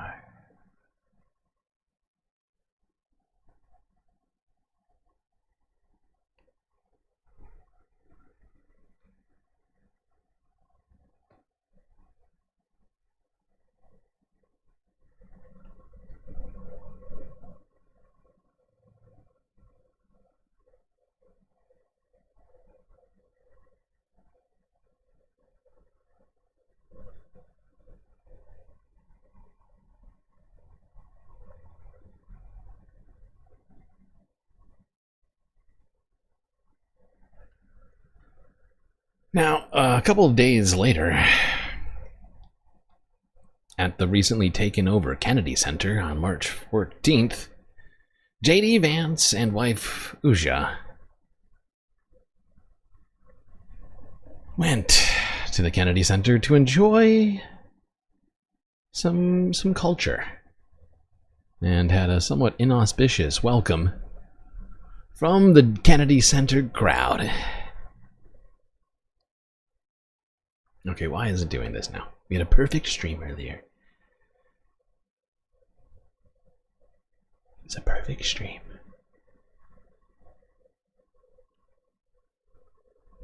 I feel like I know what's going on right now.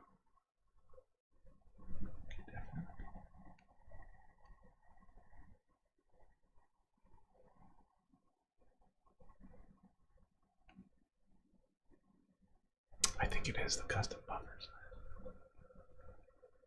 Did not mean to make it that. How did it change to 5,000? I don't even understand. It doesn't even make sense.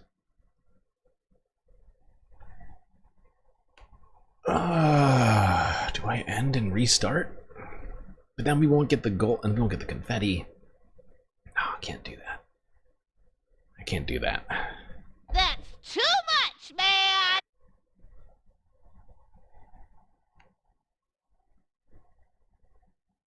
Hold on, I'll be right back.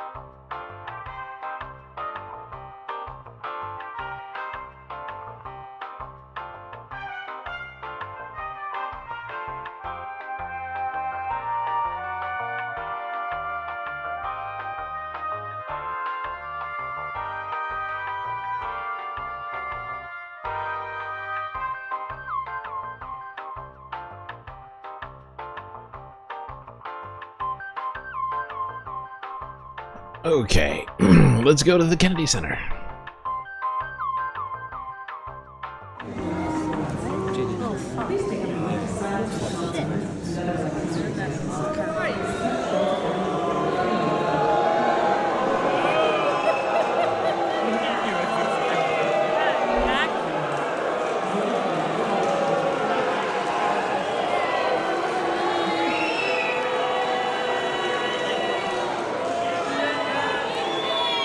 I like to imagine that Usha said to JD in that moment, well, that's what you get for not defending me and your children.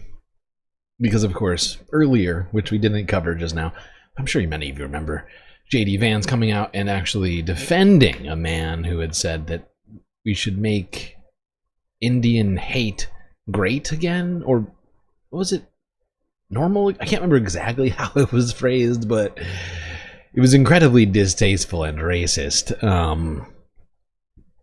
Sort of bordering on eugenics talk. I'm sure that's not what she said, but it's what she should have said. Okay, let's keep it moving. Next day, Cybertrucks. More Cybertrucks were being spray painted. Seems to be a theme over the last 100 days.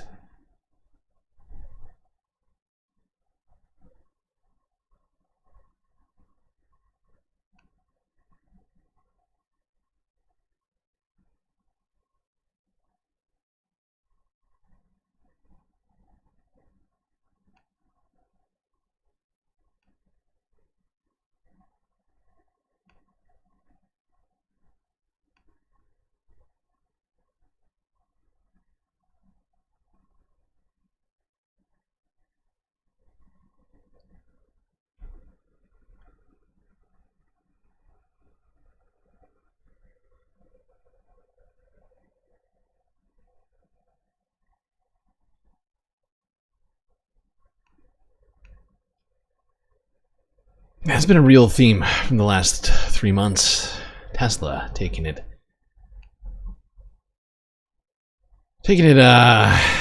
What's the word? Can't think of the colloquialism right now. Having a hard time. The old DOGE boy is running around the government. Tesla seemed to be taking a great deal of the brunt of the Tonight, authorities investigating anger. what they're calling a targeted attack on a Tesla repair center in Las Vegas. This dramatic video showing multiple cars in flames. According to authorities, the suspected arson occurred early this morning. When police arrived, they found 5 vehicles set on fire or damaged, and the word resist spray painted on the front of the business. We believe the suspect approached the business wearing all black clothing, and he used what appear to be Molotov cocktails and a so sad. Wait, what? YouTube won't allow you to send a super chat, BB. That's incredibly rude. How rude. I wonder what it is. Did you try resetting your app? I feel like you probably definitely did. I'm just thinking out loud. Exactly, Sammy. My thoughts exactly. PB is being repressed. Help! Help! I'm being repressed! Speaking of being repressed, some people were sick of being repressed. In Denver, and the biggest political rally in the city happened in March. Here's Bernie Sanders' YouTube page from... what day was this? I'm trying to remember now. This was sometime in March, I think, still. March 22nd. We're making it through, people. 2 months. 2 months in now. Bernie was continuing with the rallies. Rallies which were picking up momentum rather than losing them over the last 2 months.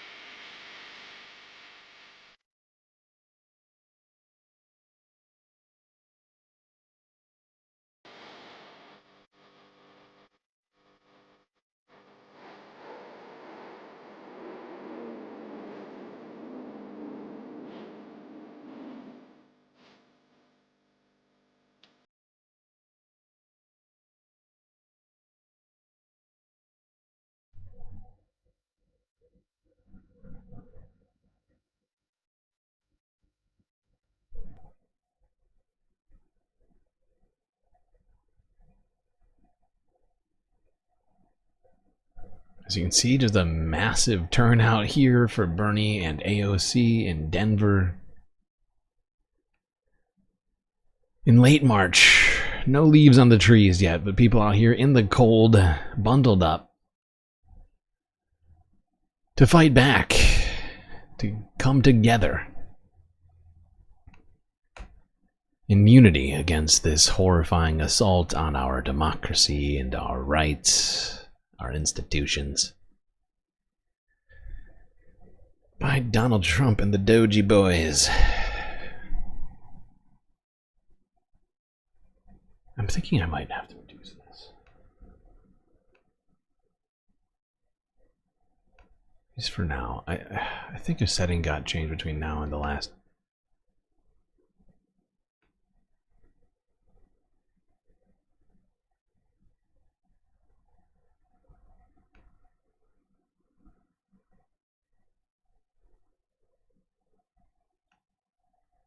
Okay, staying in Colorado. What day was this? March 24th. 2 days later, this broke news. Donald Trump directing the state house of Colorado to take down a portrait of himself that he did not like. He found it to be unflattering. Help! Help! I'm being repressed!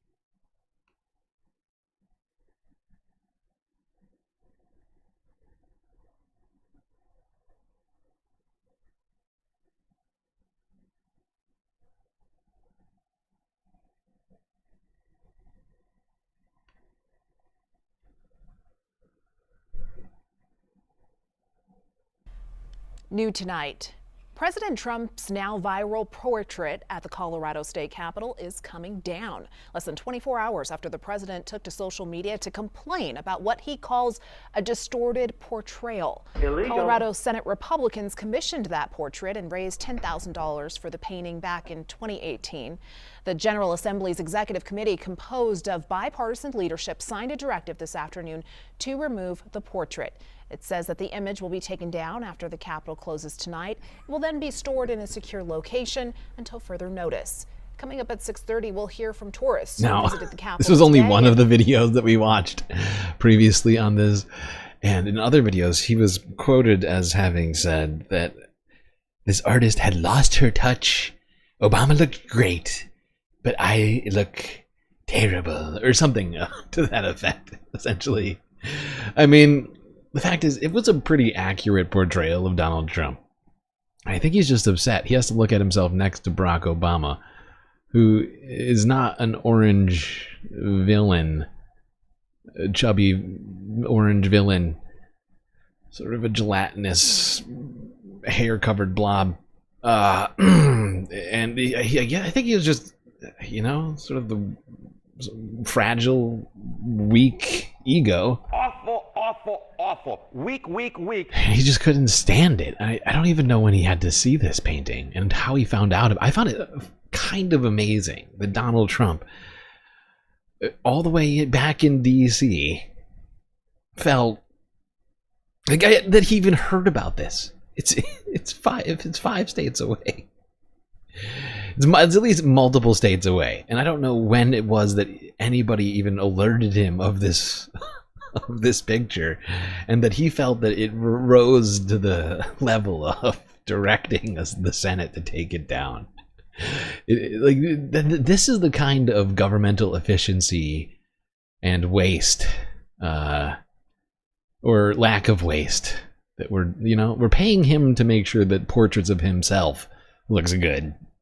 That's basically what happened there. Now, within a short period of time, a bunch of other stuff started collapsing around the Trump administration. And when I say short period of time, I mean within 24 hours. Here's Forbes breaking news from March 24th. Pete Hegseth. I wonder what this one's about. We all know what it's about.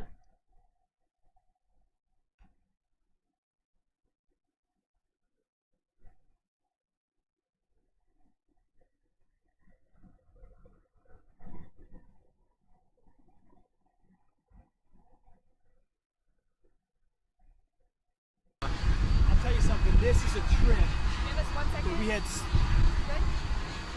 I tell you something, this is a trip we've had circled on the calendar from the beginning. The Indo-Pacific, shifting priorities to make sure we're deterring threats to the future. President Trump's been focused on that. Reestablishing the warrior ethos, rebuilding our the warrior ethos. Ultimately, reestablishing deterrence is critically important. And so we're out here to talk to our commanders and, more importantly, meet with the troops all across the Indo-Pacific, and then our allies and partners, too, who are going to be a critical part of ensuring the future in this region is free. And so we're glad to be here. It's a beautiful day. Had a full work day on the plane. Now we've got a full work day here as well. Yeah. One question? Can you share how your information about war plans against the Houthis in Yemen was shared with a journalist in the Atlantic? And were those details classified? You're talking about a deceitful and highly discredited so-called journalist who's made a profession of peddling hoaxes time and time again, to include the I don't know, the hoaxes of the hoaxes. Or the fine people on both sides hoax, or the suckers and losers hoax. The suckers and the losers hoax. What he does. I would love to comment on the Houthi campaign because of the skill. You would love to comment on it, would you? Then why are you avoiding actually commenting on the thing that happened rather than throwing libelous attacks at this journalist claiming that he's coming up with a bunch of hoaxes and things like that? Huh, Pete? It doesn't seem like you want to talk about it. Not gonna lie. It doesn't seem like you want to talk about it. Oh, there we go. Pete Hegseth coming out, telling everybody that this very discredited witch hunter journalist was allowed into this chat that himself and basically the entire Trump administration were in. Yes, it was quite a moment. This administration, in this first 100 days,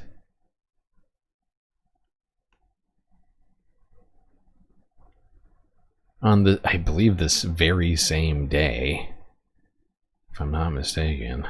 Sorry, no, 2 days later. Ramesa Ozturk, Turkish student at what's the name of the fucking person? I cannot think of the name. Anyway, Turkish student Ramesa Ozturk was illegally taken by ICE agents on the streets. Here's the AP from March 27th.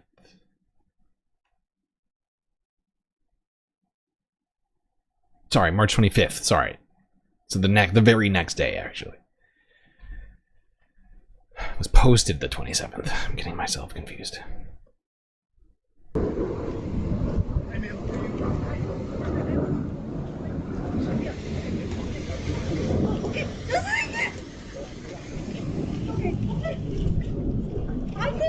Help! Help! I'm being repressed!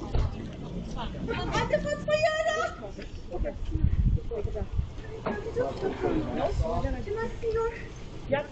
We're going to take it right to the car. Come on. I'll show you everything. Okay.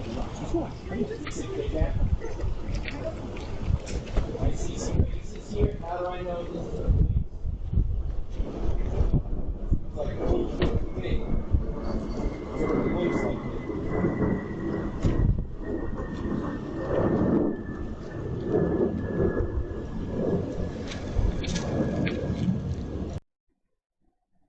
Okay, we're gonna have to break here because we just blasted through 2 hours.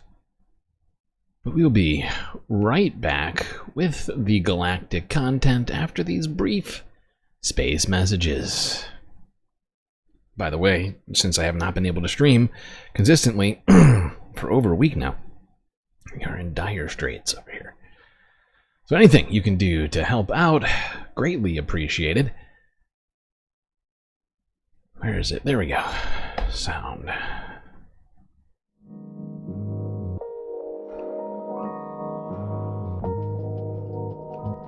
Well, I hope everyone has been enjoying the stream so far. If you haven't yet, hit the like button. Don't forget to subscribe and hit that little bell icon as well, so you get all of the latest notifications, ensuring that you don't miss a single episode of this Spacecast. While you're at it, do also consider contributing to the Galactic News Network, as we are completely funded by viewers such as yourself. So many great ways, of course, for you to do just that. YouTube, super chats, super stickers, memberships. We have 18 emotes for our members, but the more we get, the more members we have, the more emotes we will be given by YouTube. Of course, if you're not a YouTube fan, you go on Twitch, bits, subscriptions, on-screen celebrations, Cash App and PayPal if you prefer all of the money that you contribute go to funding this stream, rather than funding billionaire space flights for Jeffy Bezos.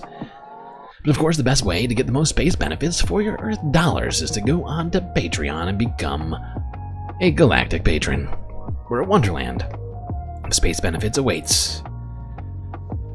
Only $3 a month get you so many great benefits. I don't even know where to start, but the best one, in my opinion, is getting an avatar on this stream.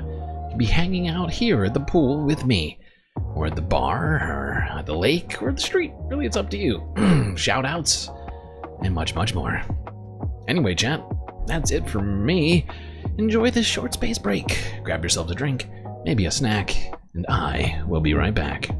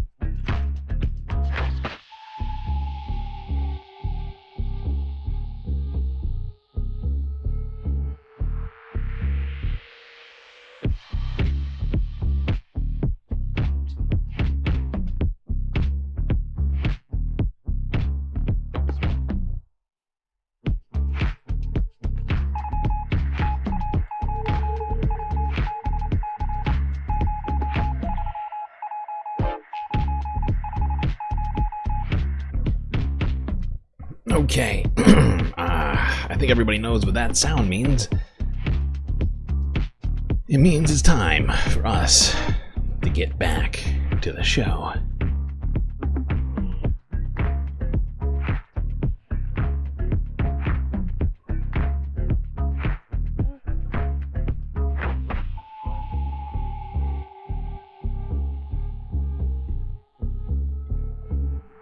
Alright, we still got a shit ton to talk about today. We've got to have at least 10 plus hours of content to get through. Because that was 2 hours. We just got through the first, let's see, how far? Actually, I didn't look. I should look. By the way, why is no one keeping me honest on emotional support characters today? What's up with that? What is up with that, people? Not normal at all. Usually the mods are adamant about me. Or maybe Jerry would be in here usually. I don't know, but it's an odd time for us to be streaming. We have not had, I've not seen a lot of people saying things about that. Alright, where were we? We were... Right, okay. So we've gotten, let's see. Gotten through 38 videos out of 260 videos. 260? We have 260? That seems like more than I said earlier. Okay, whatever. 38 out of 260. What is that? Like 12% or something? So, multiply that by 10. Jesus Christ. Not quite 10. 9. This thing's going to be going until tomorrow morning. As long as we complete the goal.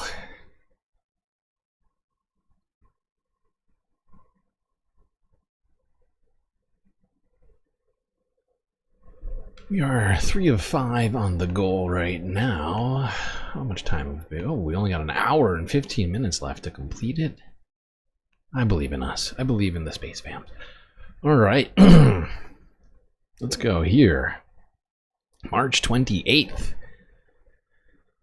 Second week of the third month of Trump's presidency. Number 2, J.D. Vance. And... I think Usha came, I can't even remember now, but J.D. Vance went to Greenland. Another place Donald Trump has, in his first 100 days, threatened with military force. Here's BBC News. Well, this was originally supposed to be a private tour by Usha Vance, the wife of the vice president. With relations between the US and the Danish territory souring, there were warnings of protests. Then it emerged that J.D. Vance was coming here together with a group of... I just realized I screwed up. I was talking all about emotional support characters, and then I didn't give you your emotional support characters, which seems pretty rude. How rude. You're right, it is rude. Also, the volume's low. That's not good. Also, the volume's low on the sound shots. Fix that. How rude. Slightly better. Okay, 5 emotional support characters coming up all of a sudden. Wait, YouTube is forcing people to open Google wallets to donate on the channel? Is that just here or everywhere? Since when did that happen? That's news to me.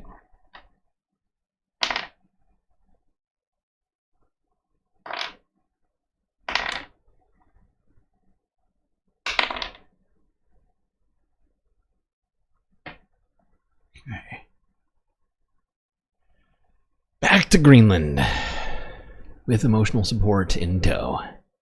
Well, this was originally supposed to be a private tour by Usha Vance, the wife of the vice president. With relations between the US and the Danish territory souring, there were warnings of protests. Then it emerged that J.D. Vance was coming here together with a group of US diplomats, despite the fact the Greenland government hadn't actually invited them. Well, they've arrived, but the trip is now being held in a remote US base hundreds of miles from the capital here, Nuuk, in Greenland. And of course, earlier on today, Greenland declared a new coalition government with a promise of unity and national unity. Andrew Harding reports. It is an exquisite wilderness. Greenland, an ice-smothered island now claimed entirely and aggressively by the United States.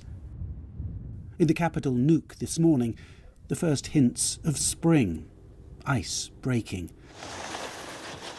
And in the harbour, Carl Peter, preparing to go out fishing for halibut with his colleagues. If, that is, they can clear a path to the sea. I asked him about America's president. I don't feel safe. I'm worried. Trump is trying to control the country. What do you want to happen? I want Greenland to control its own fate. But will an assertive America let that happen? Today, a high-level US delegation arrived pointedly in Greenland. The Vice President, J.D. Vance, and his wife, Usha, visiting this remote American military base in the far north, arguing that vital US security concerns are at stake here. But Greenland's politicians are unimpressed. This afternoon, they were celebrating the formation of a new coalition government to run the island. This is a small community with an emphasis on respect and dialogue. American bullying doesn't go down well here. All Greenlandic people have already shouted out. Well, there we go. Oh my god, 2 super chats. Oh, a super chat and a super sticker coming in. Sasha G with a sweet, sweet sour lemon dance over here. Thank you, Sasha. And Midi Doctor with a completely blank super chat, which I appreciate just as much. Sometimes we have nothing to say, and that's fine too. Okay, but that completes the goal, although we don't get regular confetti, unfortunately.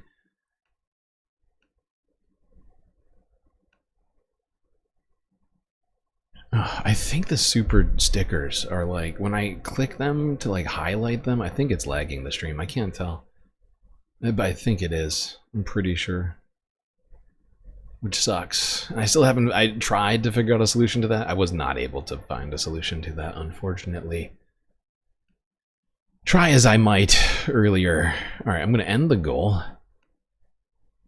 Unless people, do people want me to leave it open? I'll leave it open so we can maybe get, just everybody know that the goal is over. I want us to be able to get the confetti. And in case someone within the next, whatever, hour decides to do another super chat, we'll get the regular confetti. But for having completed the goal, you do deserve confetti regardless. So here's a little confetti for you. Great job, everyone.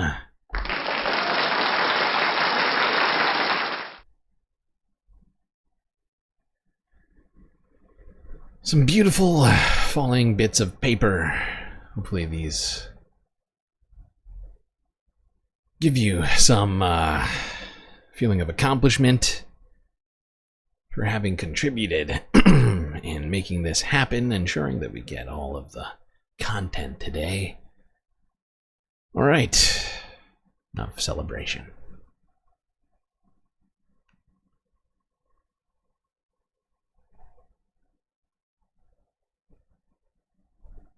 Yeah, JD Vance and Usha went to Greenland. Tell them about how it's gonna be ours or something. It wasn't clear. A lot of stuff changed in the moment. I don't know if you remember back to that point in time. But initially, there was supposed to be this whole thing where Usha was gonna go around and do a little sightseeing tour, meet with locals, and then locals were like, actually, we're good, and we'd rather you didn't leave the Air Force Base. Essentially saying, don't enter the country officially. You can go on US base land, and that's as far as you're gonna go. Alright? You all can go fuck off. And so that's what transpired. They eventually did come to Greenland, but stayed quarantined, quarantined off in the the U.S. military base at Batufuk, and JD did his speech from there. I guess Usha just sort of walked around in circles for a day or so. Okay, now let's go back to talking about the real fake president, Elon Musk.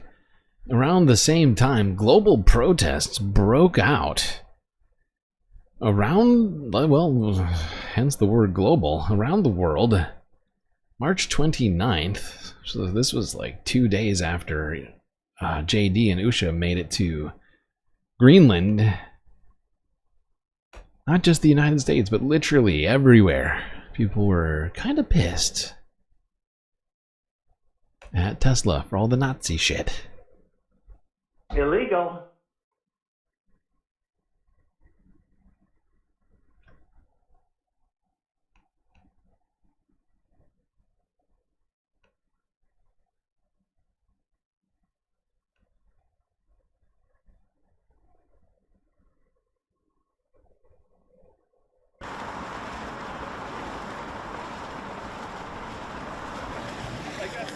Protesters gathered outside of a Tesla factory in London.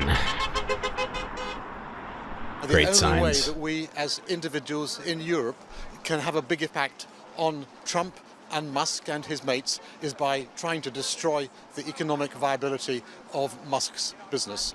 That's the only direct way I can see we can do it. We've got to stop the sales of Musk's cars and of his businesses, and that will have a big impact back in the States. Immediately, if not sooner. The demonstration was part of a global day of protest. Protests took place globally, including in Berlin, Germany, and in the US.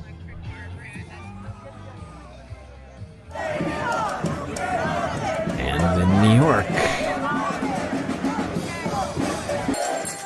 Organizers are encouraging consumers to boycott Tesla, sell their vehicles, and divest from the company's stock, in an effort to exert financial pressure on the tech billionaire.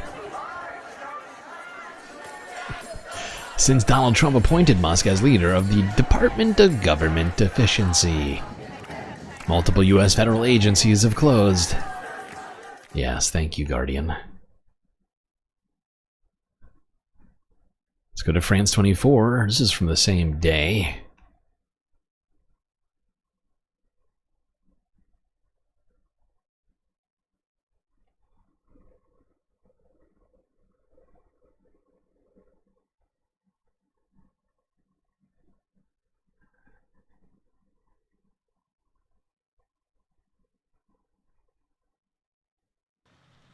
The burned-out wrecks of 17 Teslas litter the forecourt of a dealership in Rome after a fire took hold during the night from Sunday to Monday. Italian police were looking into possible arson as the electric vehicle maker's chief took to social media. It's just the latest in what's been a bumpy ride for Tesla in recent weeks, with repeated demonstrations against the firm, or rather its boss Elon Musk and his appointed role in the US government. This is not a red issue. This is not a blue issue. This is not a Trump versus everyone else issue.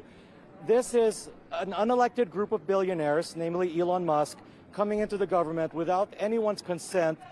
The weekend saw the most widespread and coordinated protests to date across the United States, labeled Tesla Takedown, with an attempt to blockade every showroom and sell.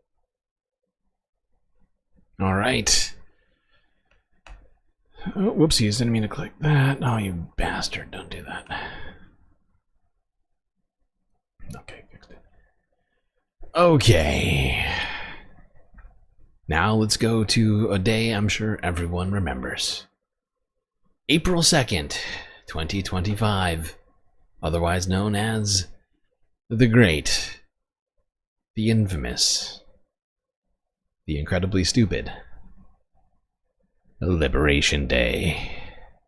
This is ridiculous!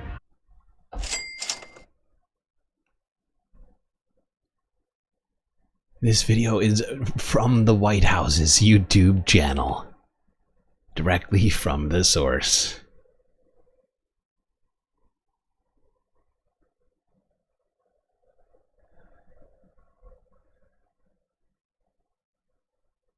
DOGE, the Department of Greed and Evil.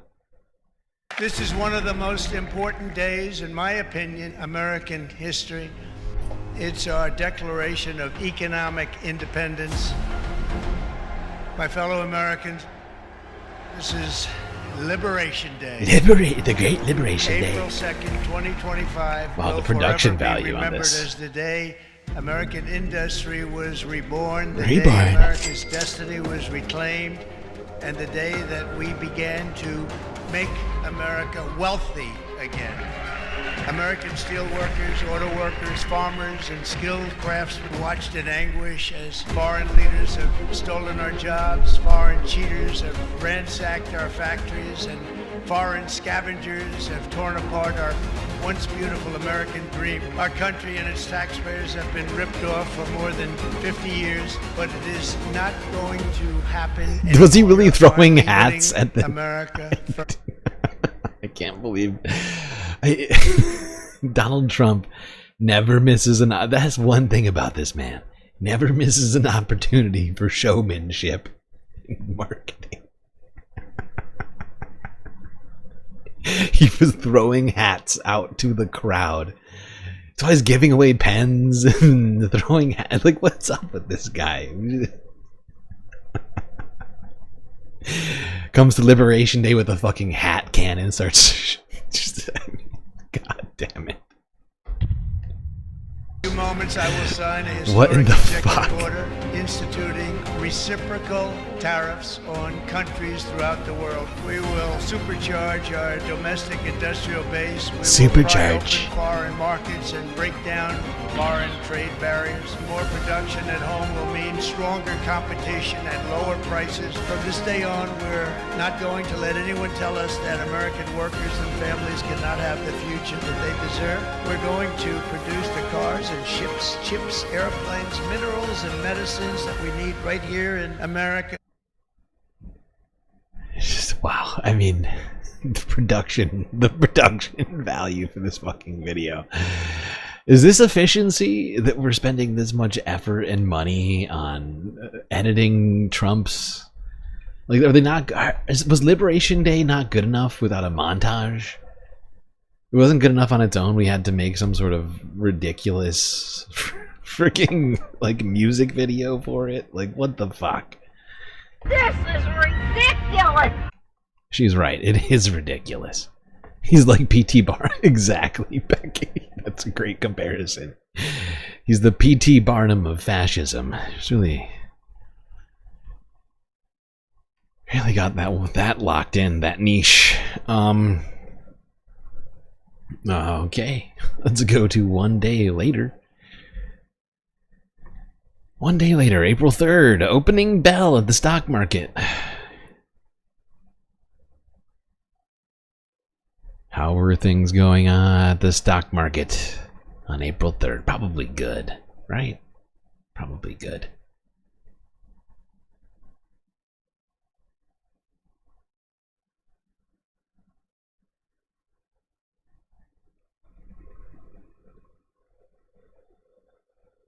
Dell's going to open down 10. Yeah. Oculus could open down 8. That's all. I mean, I right, think that's China. that Dell thought that they were going to. They had very positive meetings. Some of these companies had very positive meetings with the president. But Jim, we may still be waiting for exemptions. We may be still waiting for negotiations. Okay, so Jensen got away. And that's going to be more uncertainty. More uncertainty. NVIDIA got the exemption last night. NVIDIA got the exemption because they're making the chips in Arizona. That's their pledge. And because the president. This is a sea of red. Too important for AI. So you. Just a sea of red on the stock market on April 3rd.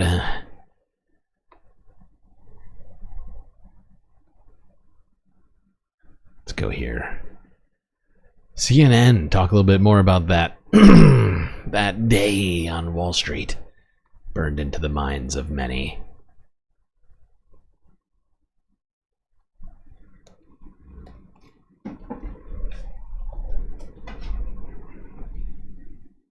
This is CNN Breaking News. And we begin with the breaking news from Wall Street. Trading has been underway now for just about 30 minutes, and nervous investors, very nervous investors, are weighing in on President Trump's historic new global tariffs. The early assessment, deep concerns. Almost all goods entering the United States will face a new tax of at least 10%, and that means inflation-weary Americans will see even higher prices on virtually everything.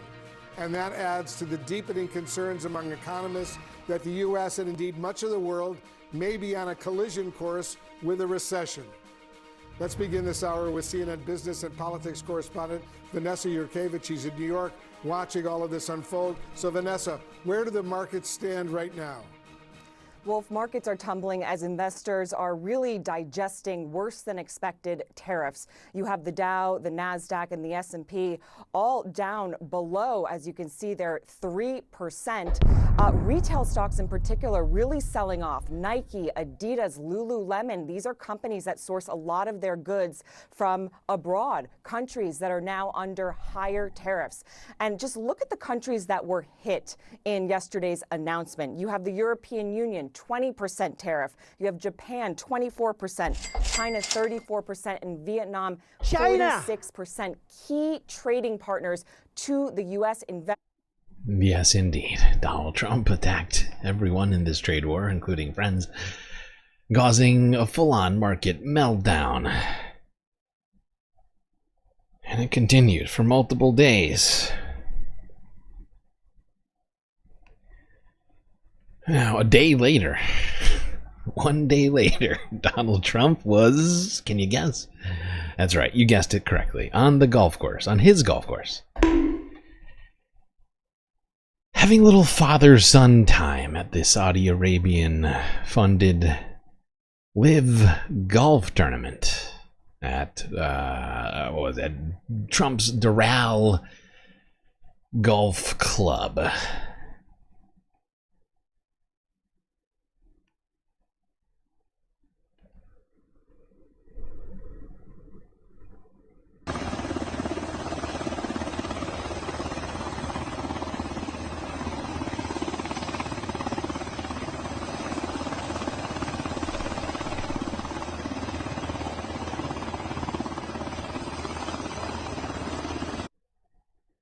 That's right. This was necessary. This was necessary and non-wasteful government spending.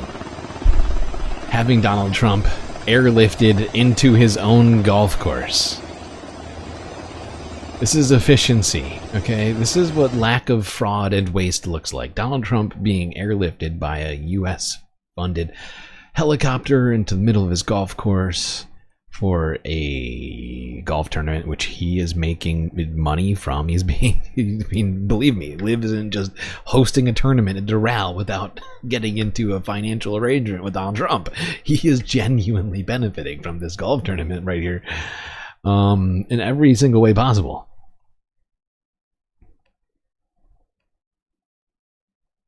But hold on, we need a certain part of this. Where is it? I think it's later on.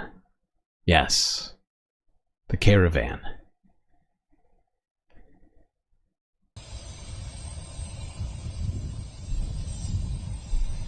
Where's my drink? Didn't I grab it? Oh, god damn it, it's across the goddamn space station. Hold on, I'll be right back. Be right back.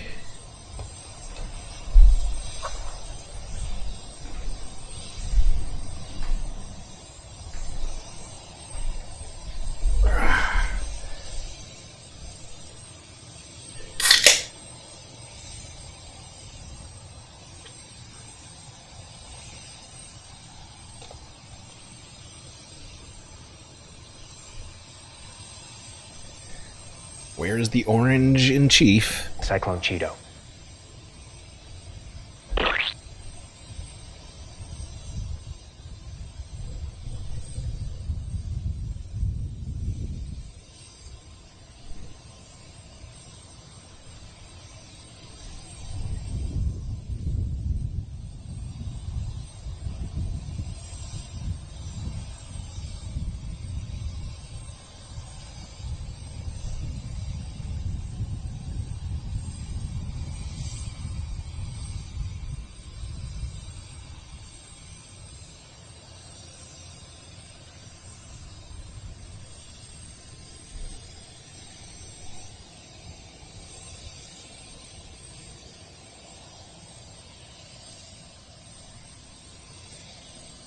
Then him and Eric went over to the cart, and Trump looks inside. Wait a second.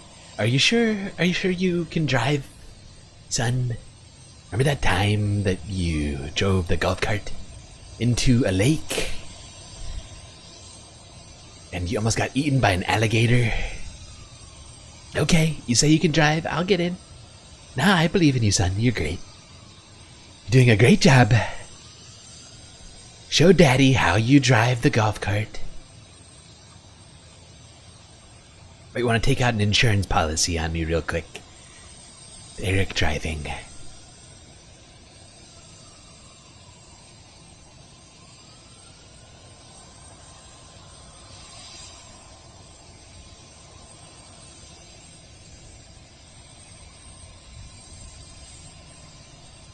Look at that. Look at you driving over a flat surface like a big boy.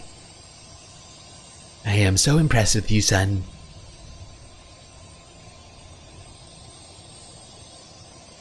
So impressive.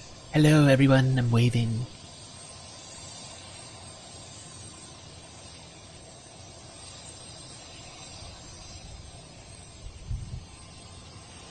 Look at us having a great day while everyone's losing all of their retirement savings on the stock market. I'm at my golf course, hanging out with my son. What a beautiful moment for this country. 6'4"? Donald Trump is not 6'4". He wishes he was 6'4".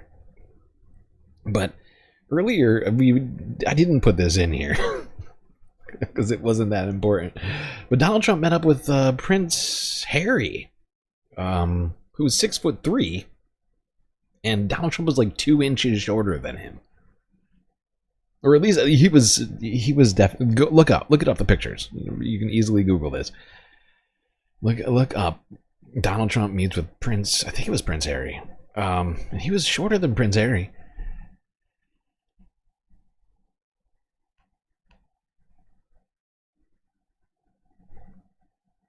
He was actually over 6 feet tall. So I don't know. Who knows exactly how tall Donald Trump is? But it's not 6'4". Okay. The next day, I think it was the next day. Hold on. Let me double check that. Sorry, I'm behind on these videos right now.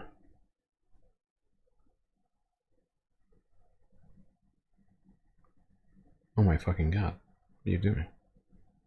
Alright, so that was April 3rd.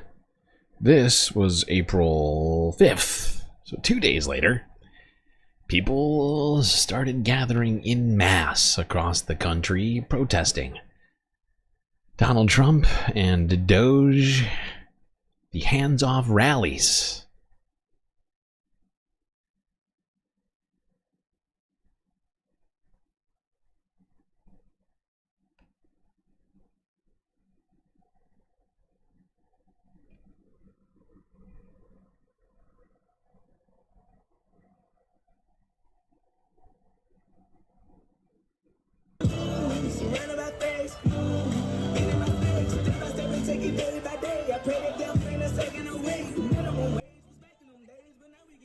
Sorry, I have to cut the volume.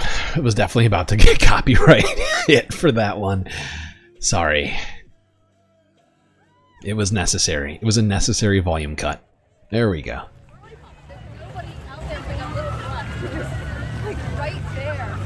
Donald Trump is 2'1".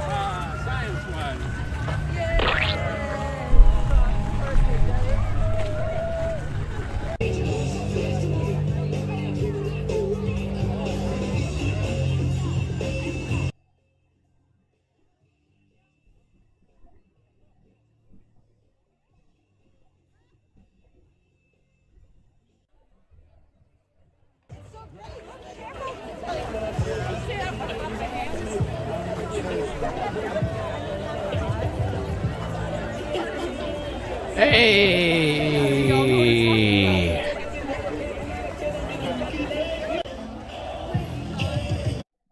Gotta pause. Confetti! Confetti, everyone! We've completed the goal thanks to Mish. We actually got confetti. I knew there was a reason why I decided to leave the goal up. Thank you, Mish, for helping us get some confetti up in here. It's beautiful. It's glorious. working on my victory garden while listening makes it more palatable, as well as your wonderful chatters mods. Oh, well, thank you, Mish. I appreciate you. I really do. Look at us over here. I think that's the second time we've ever gotten confetti on this stream at any time. We don't get a lot of actual confetti, for whatever reason. I think it's because of Chatter's love of super stickers. Okay.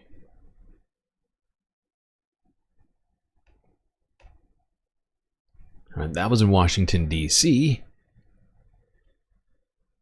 Let us now go to New York.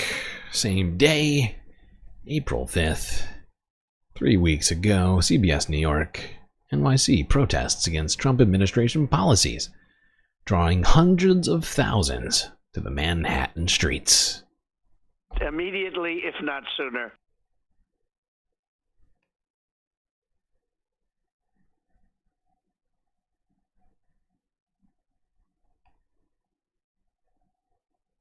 Wait, did people not see confetti? What the flip? That is rude. How rude. Did YouTube not give everyone confetti? That's what the fuck? That's too much, man!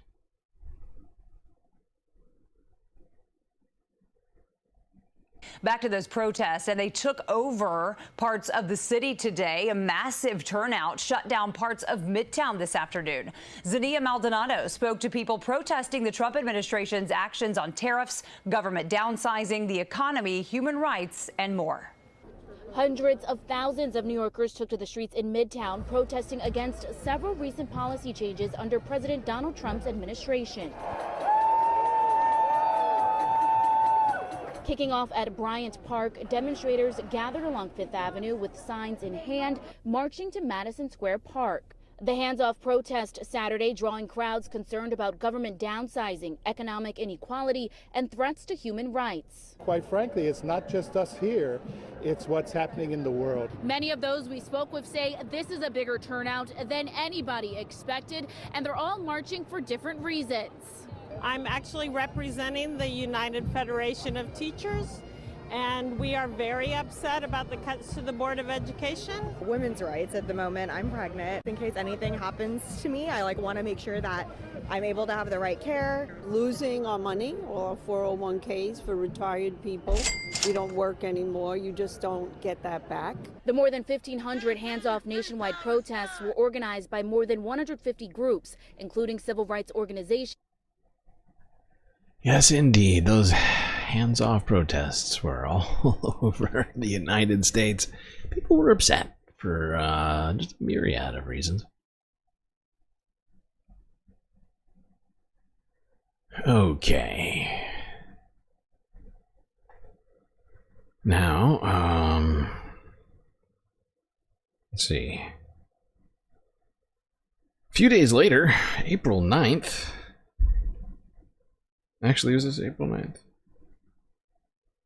April 8th, sorry, April 8th.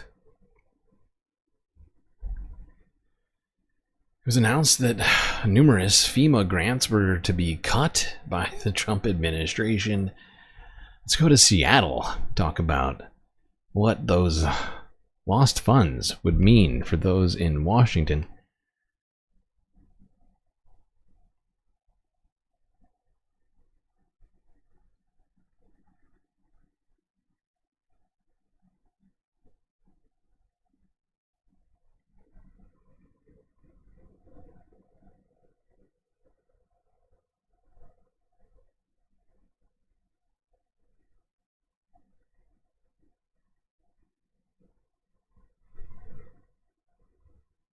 Folks who live here in Grays Harbor County are no strangers to natural disasters, whether it's extreme weather or tsunami risks. Winter is coming. Plans to build a tsunami escape tower here in Westport and protective levees in Hoquiam and Aberdeen could be in jeopardy because FEMA considers those projects wasteful.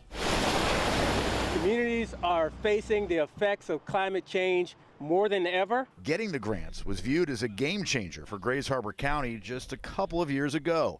In 2022, the cities of Hoquiam and Aberdeen got more than $80 million to build 11 miles of levees to prevent annual flooding. Who needs and the levees? Next year, Westport got almost $14 million for a tsunami evacuation tower, all through FEMA's Building Resilient Infrastructure and Communities program, known as BRIC. It was going to be right in here, this area here. Last week, the county's emergency management office learned all the money was on the chopping block. This is intended to save lives and support a community. Westport's mayor says the city has worked for nearly a decade on the tower proposal that would be scrapped without FEMA's help. It would be very sad. It would be sad, and I would continue to worry about the safety of the community. A FEMA spokesperson said, quote, BRIC was yet another example of a wasteful and ineffective program. It was more concerned with climate change than helping Americans. So fucking We've stupid. faced a lot of challenges over the years, things like the spotted owl, losing a lot of mills and industry, but to lose. Maybe they should ask the people down in New Orleans if having levees were inefficient. Oh my god. This is the government that we have now. Science denying, truth truth denying. I mean, these people are fucking insane. I feel like I'm taking crazy pills. Alright, now let's go south. Way south. South to the Salvadoran mega prison, where Donald Trump was deporting people out of the United States. Deporting is the wrong word. Extrajudicially removing from the country into that prison. Oh my fucking god. It's just wild. What was I was going to add? There's something else I was going to... Oh, right. I forgot about this.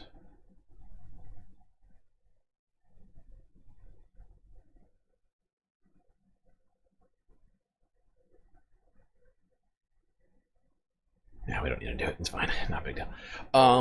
Yeah. Let's go here. CNN. April 9th.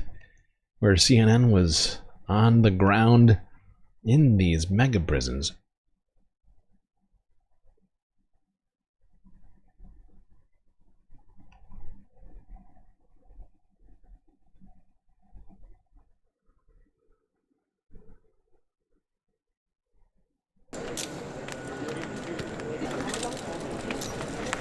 When we first walked in to these halls, Ciclot was a powerful symbol across Latin America.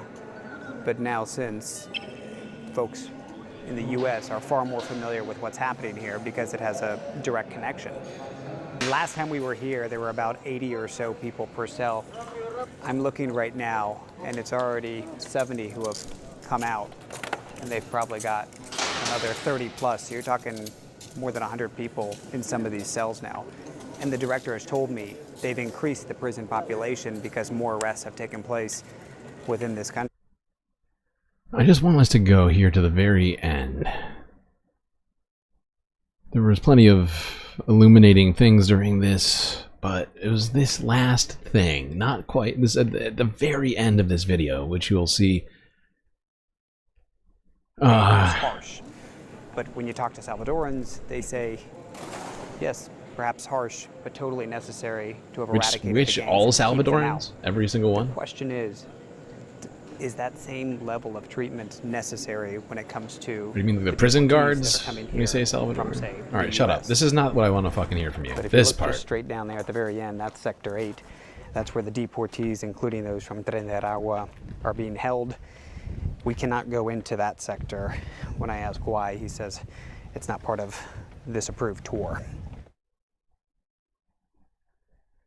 Yeah. So there we go. CNN anchor saying that wasn't being allowed into the actual jail, the part of this fucking death camp, this labor camp, this concentration camp down here in El Salvador. They were not allowed into the facility where the actual prisoners that were taken out of the United States were being held. No, no, no. That's too much. That's not part of the approved tour. All right, let's get back to that breaking news from the White House. President Would Trump you please announcing shut a up, ma'am? 90-day I need you to pause stop on talking. all reciprocal tariff. Hey, hey. That's too much. I'm in the middle of saying something. God damn it. Oh, right. Yeah, so this guy,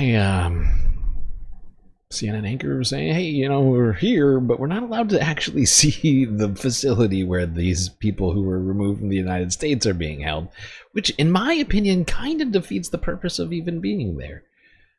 You get to see all of the other prisoners that didn't have a hand in putting them there.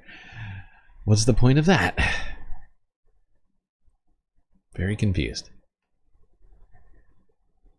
Okay. Now, on the same day that this video aired, April 9th, Donald Trump reversed course on the trade war, pausing those tariffs for 90 days. Here was Scott Bessent, one of the first people to actually tell us, oopsies, I just clicked past it. One of the first people to actually tell us about this reversal, this pause on the tariffs, the great liberatory tariff pause. God damn it, why did I just click past that? Go back. Come on, Mr. Bessent.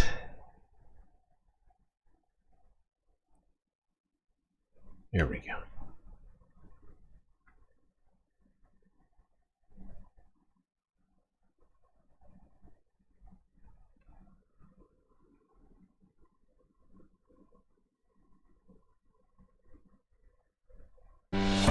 All right, let's get back to that breaking news from the White House. President Trump announcing a 90-day pause on all reciprocal tariffs as part of the social media post. It's a 90-day pause in tariffs except for China. This is what the president posted online just now. I'm hereby raising the tariff charge to China by the United States. Actually, let's get to the press secretary. She is talking right now. Let's listen in. From around the world reach out to President Trump and his team here at the White House to negotiate better trade deals for the American worker. We have been overwhelmed with the amount of requests from countries around the world. I'll let the secretary speak to that. We will continue with the tailor-made negotiations that I spoke about yesterday. In the meantime, there will be a 90-day pause on the reciprocal tariffs as these negotiations are ongoing, and the tariff level will be brought down to a universal 10% tariff. The secretary here has been a huge part of the president's trade team, of course, and will continue to lead these negotiations moving forward to look out for the American worker, which is always President Trump's goal. So I'll kick it over to our great Treasury Secretary, Scott Bessent. Good, thank you. And we saw the successful negotiating strategy that President Trump implemented a week ago today. It has brought more than 75 countries forward to negotiate. It took great courage for him to stay the course until this moment. And what we have ended up with here, as I told everyone a week ago, they're in this very spot, do not retaliate, and you will be rewarded. So every country in the world who wants to come and negotiate, we are willing to hear you. We're going to. Now, we are almost a full month out since this tariff pause was announced here, talking about 75 countries who had come forward. I don't believe there's been a single deal actually announced yet. I don't know, somebody feel free to correct me, but I'm not familiar with when any actual deals have been reached yet. Maybe they're just playing it close to the vest, which would be strange for this administration since Donald Trump truths his thoughts out from the toilet every 30 minutes.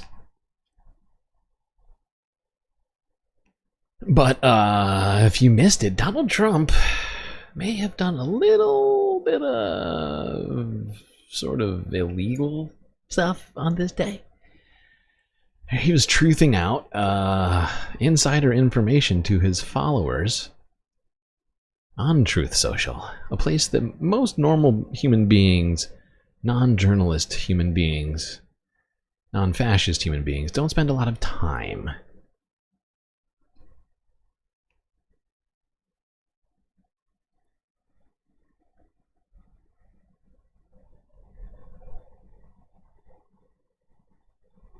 how concerned are you about the chain of events here? Donald Trump, truth socialing at 9:37 a.m. This is a great time to buy DJT, which is the ticker. Immediately, the if ticker not for sooner. his company. And then later in the afternoon, lifting the pause and everything skyrockets. There was a lot of other activity going on in the markets that people are concerned about. What do you think? We know from what we've heard today that there was a meeting this morning between Bezos, Lutnick and the president. The president admitted this in the Oval Office when he said they talked about it. We wrote the statement. It was a beautiful thing. It came from the heart. And then you get this tweet or whatever you want to call it on social to tell people this is a good time to buy, whether it's DJT as a ticker or DJT as in his initials, which he doesn't use very often, by the way, in his posts. If to say this is a good time to buy and then take a decision that you pretty much know is going to rally the market. I'm not going to finish that sentence. I mean, what is it? I will. Tinkering with the markets? I hope not. Allowing. It's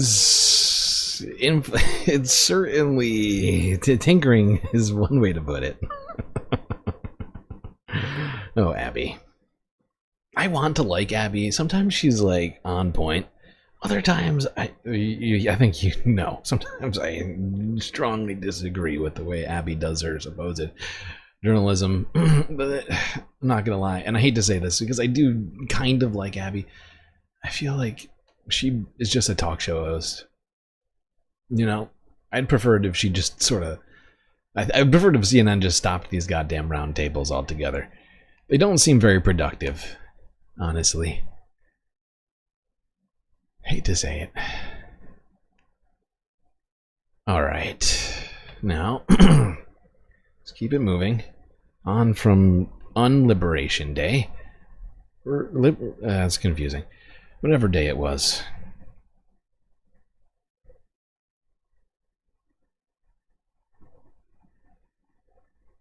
April 12th, where more FEMA grants were being canceled, putting at risk more Americans. Here's CBS 6. I think Virginia. Where Virginia was hit by another cancellation by the Trump administration, which was ensuring clean drinking water for people in Richmond.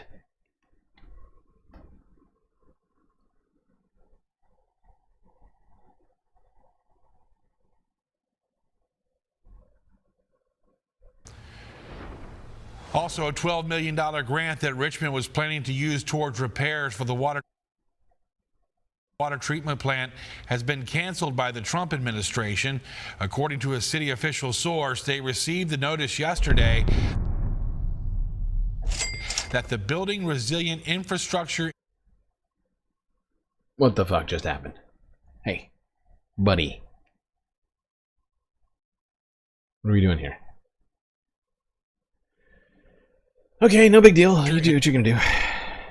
And Communities Grant, or BRIC, that the city had received from FEMA in 2023 was canceled. They say their grant was going towards a multi-phase project to improve the feeder channel, concrete wall, and berms at the water plant. The Trump administration says in a release that the, quote, BRIC program was yet another example of a wasteful and ineffective FEMA program. It was more concerned with political agendas than helping Americans affected by natural disasters, end quote. Here we go. More FEMA cuts hitting people around the country. Like this, honestly, like we don't talk about it enough, but all of these cuts that Donald Trump is doing unilaterally are all illegal, right? The president doesn't have the authority to stop funds from going to the places that were directed by our elected representatives in Congress, people like AOC, who with Bernie Sanders was joined him in LA a few weeks ago. What was this? This is actually it was April 13th. April 13th. What a event-filled 3 months, huh? Hard to keep up. Hello, Los Angeles! Oligarchy or democracy, but we cannot have both. Los Angeles, I've made my choice. We must fight the oligarchy that has created this nightmare. And that is why I have never taken money from lobbyists or corporations, and it's why I never will. We're fighting a president who undermines our Constitution every day and threatens our freedom of speech and assembly, and whose agents are rounding up innocent people off the streets, putting them in unmarked vans, and throwing them in detention centers. Illegal. That is what happens in dictatorships, not democracies. Yes, and we watched much of that rally together here at this stream, which I honestly enjoyed that day with you all a lot. It was sort of an easy day for me where I got to watch one video rather than 100. And it was actually, that day was giving me a little bit of hope. I was like, you know what, maybe we can do this. Maybe we can work together, try and solve some of this crazy shit that's going on. Work together to move this country forward in the right direction. Okay, 2 days later, this happened in a courthouse in New Hampshire. Illegal.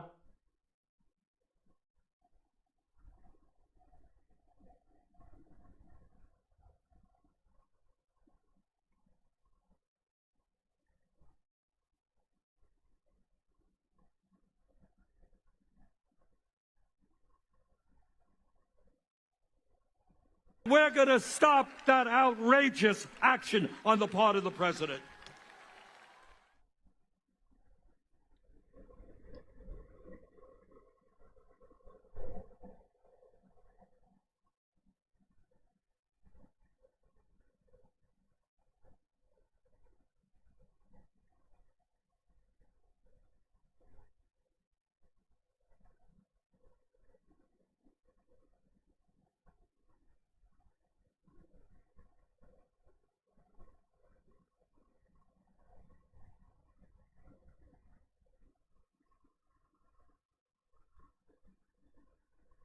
I just realized that this video, I'm sorry. I should have said, I totally missed that.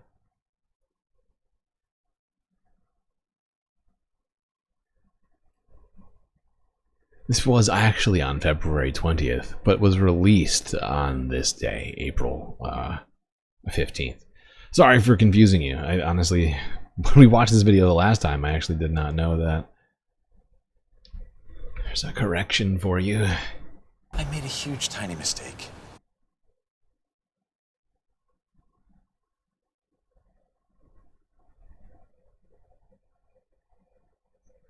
I like how these two fascists over in the corner wearing plain clothes, these are ICE agents. These two men who are grinning while they prepare to circumvent this man's civil rights. Oh, there we go. And then they knocked over an old crippled man who was walking with a cane. He hit his head on the floor there. This video honestly did not make as many rounds as it should have around the place. We watched it and I was utterly dismayed by what I watched here. I mean, it was a multitude, a convergence of fucked. But, you know, these guys, they have no consideration for humanity whatsoever. Fascists just genuinely don't care about humanity, right? They just don't. And so while they're circumventing the rights of one man, they injure another man. Let's watch that again. Actually,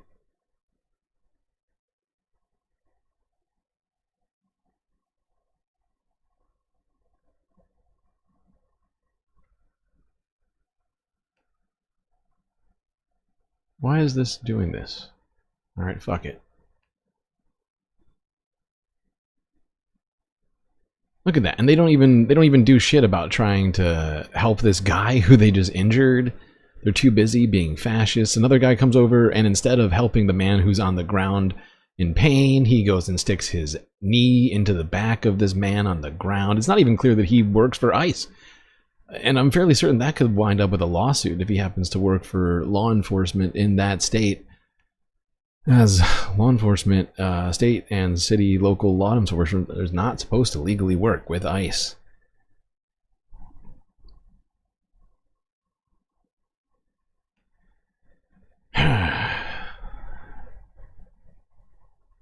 Whether or not there will ever be any prosecution for that, I don't know, but there should be. Same day, well, technically same day, this video was released. This came out as well, all the way from Gaza,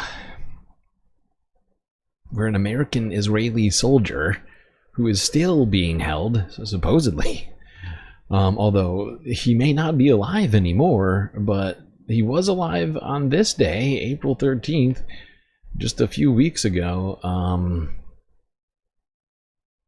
And this message was released to the world.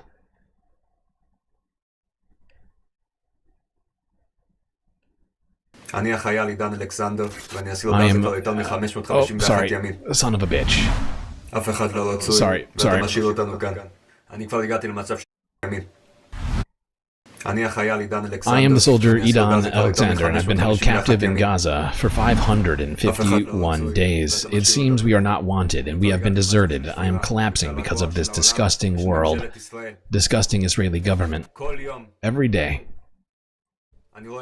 I see that Netanyahu controls the country like a dictator, and I've broken down, physically and mentally. I heard that 3 weeks ago, Hamas was ready to release me.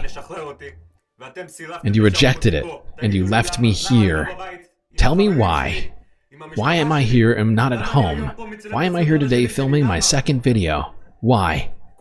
Everyone lied to me, my people, the Israeli government, the US government, the army, everyone. President Trump. I had believed that you would succeed in getting me out of here alive. Why did you fall for Netanyahu's lies? Tell me why. And Donald Trump has done nothing to get that man to facilitate a ceasefire. If anything, he's done everything in his power to allow Israel to continue what they're doing, to avoid actually getting a ceasefire agreement, which would ensure the safety of that American man. It's been almost 3 weeks since that happened. My God, 100 days can feel like 100 years, can't it? Public health data collection has been halted in several key areas as Health and Human Services Secretary Robert F. Kennedy Jr. slashes funding across HHS agencies and departments. The funding cuts have impacted programs that track national statistics on HIV, STDs and STIs, abortion, sexual violence, cancer among firefighters, and postpartum risks. Jesus Christ. Officials who have been put on leave from these departments say going forward, data on these topics This shit is fucking moronic. made public the way they were before. Citizens Founder joins us now. She's the So this was the day after that video came out, April 14th. Shut up. Hey, would you shut up? I'm trying to pause on, there we go. I'm trying to pause on this screen right here. She's right. This is fucking ridiculous. So the day after that video came out, HHS came out at RFK's behest, because there's no other reason why the Health and Human Services Agency would suddenly stop collecting data on things like STDs, sexual violence, abortion, cancer, and firefighters. Like, this is just a vengeful, vindictive list of shit to not, like, it's beyond that. It's malpractice. If he was a doctor, this would be malpractice, right? If the United States were the patient and he was the doctor, this would be malpractice. It'd be like, you know what, we're just gonna hands off this shit. Okay, yeah, well, you know, no big deal. Except, yeah, it's actually a big deal, and we collect this data for a reason, and not collecting it is malfeasance and incredibly idiotic. and is going to have effects across the entire spectrum, really. I mean, look at all this stuff. Even why firefighters? Why do we stop? Why? Firefighters face a greater cancer risk than any other part of the population, pretty much, that I'm aware of, due to their being in proximity to hazardous chemicals, as well as smoke inhalation and stress. And yet, I mean, this is fucking insane. What a fucking stupid world we live in right now. Okay, one day later, and we don't have the actual first video of this, but this is from April 15th, the day after that, where the wife of Kilmar Abrego Garcia came out and spoke in front of a crowd, asking, really, for the United States to return home her husband.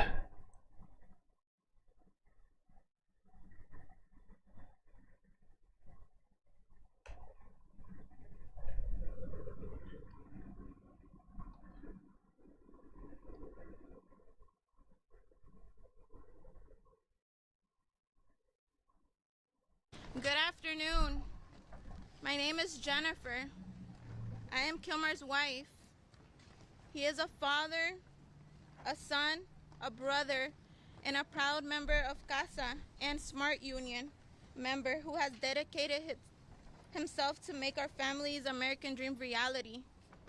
That dream was shattered on March 12th when he was abducted and disappeared by the United States government in front of our 5-year-old child. Today is 34 days after his disappearance, and I stand before you filled with spirit that refuses to bring down. I will not stop fighting until I see my husband alive. Kilmar, if you can hear me, stay strong. God hasn't forgotten about you. Our children are asking, when would you come home? And I pray for the day I tell them the time and date that you'll return. As we continue through Holy Week. Okay.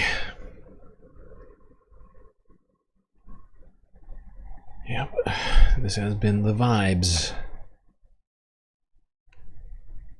I mean, that's 2.5 months in, and we've had multiple Nazi salutes, multiple agencies closed, multiple countries threatened, bodies of water that aren't technically ours renamed, and journalists kicked out of the White House for continuing to call those bodies of water the things that they actually are. Trucks and Tesla facilities burning to the ground.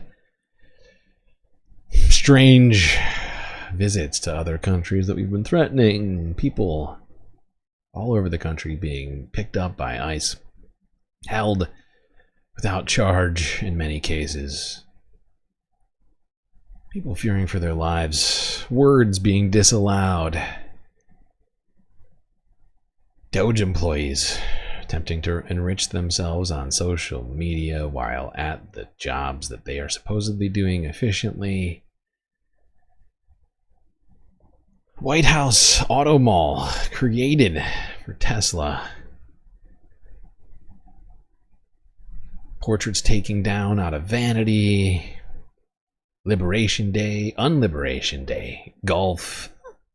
I mean, so many stupid things have happened. So many ridiculous fucking things.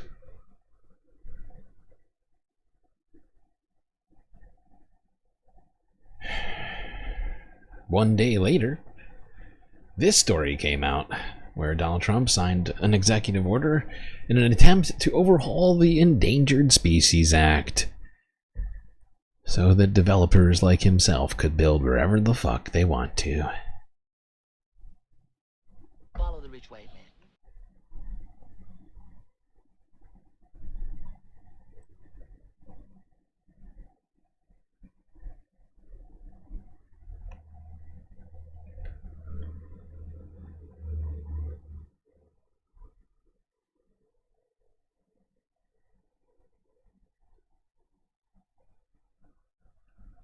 President Trump is trying to make it easier to build in locations where endangered species live across the U.S. He's planning to do this by overhauling the Endangered Species Act. It was established in 1973 to protect fish, wildlife, and plants that are listed as threatened or endangered. Under the act, any business or activity that harms a protected species would be a violation. Well, Tracy Wolf joins us now. She's the senior coordinating producer for the CBS News Climate Unit, becoming quite a regular here on the Daily Report, and we are grateful to you for that. So how exactly could the president make it so that you could build in areas where endangered species live? So anytime industry or business wants to develop a building, wants to drill, wants to log, anytime they want to do some major economic activity, there's a host of environmental regulations that industry needs to abide by. What President Trump is trying to do here with the Endangered Species Act and with a lot of other environmental regulations is cut that red tape. So when the Endangered Species Act was established in technically part of the Gulf of Mexico is part of America. Yeah, 12 nautical miles off of the coast of the Gulf of Mexico. Yeah, 12 nautical miles. Meanwhile, the entire Gulf of Mexico is 600,000 square miles. So a tiny fraction of the Gulf of Mexico is technically an American body of water. The rest of it the rest of it is definitely not. It's international waters. Sorry, I got distracted by that comment. Okay. other environmental regulations is cut that red tape. So when the Endangered Species Act was established in 1973, the main framework of that act was to protect critical habitat for threatened and endangered species. And so what it did was it established the definition of harm, meaning you can no longer harm an animal if it could lead to that species extinction. Well, harm in this sense means building or destroying its habitat. When you look at why species go extinct, more often than not, it's not because we are hunting that species to extinction, it's because we're damaging critical habitat where the species lives that eventually renders the species extinct. So the whole purpose behind the Endangered Species Act was to conserve critical habitat. And what Trump is trying to do here is say, hey, I'm not saying that we're no longer allowed to. Hey, we're not going to start, poaching whooping cranes, but we can build on the marshes where they live. It's fine. They can live, they can buy an apartment. I don't know why these lazy whooping cranes can't get some money together, buy themselves a flat in Miami. It's very strange. Bald eagles? Well, actually, I'm not going to put them in the White House since I was attacked by a bald eagle at one point. Nasty, nasty eagles. They don't need their natural habitat as much as we need logs and golf courses. Speaking of endangered species, Donald Trump also, in this same move, attempted to open up marine sanctuaries in the Pacific to commercial fishing. Here's Kayhan 2 News. From, I think it was the very next day.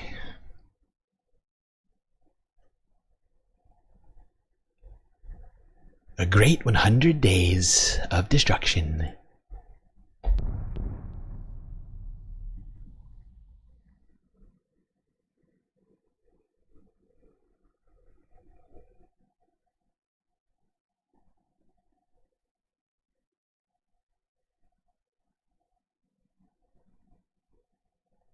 Today, President Trump signed an executive order to boost America's fishing industry by allowing commercial fishing in certain protected areas. While it's intended to improve access in the U.S.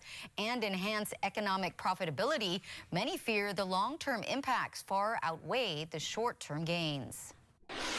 This undermines more than a decade of bipartisan conservation efforts. Concern and disbelief. That was the reaction from the Center for Biological Diversity after President Donald Trump signed an executive order Thursday, lifting long-standing protections for the Pacific Remote Islands Marine National Monument in the Central Pacific Ocean, opening it up for commercial fishing by U.S. fleets.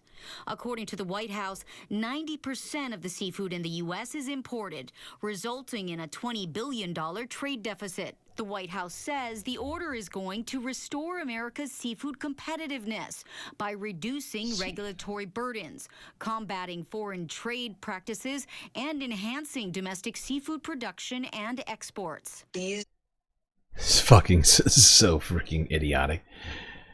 So yeah, we're just gonna destroy the rest of the pristine, even slightly pristine parts of the ocean for profit. Yeah, money. Follow the rich white man. Can wait? What's that?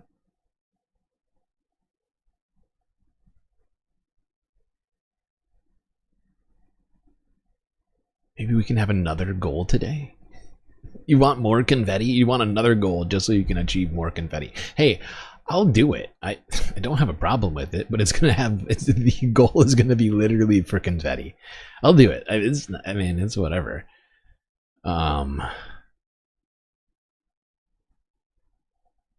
Here, confetti goal.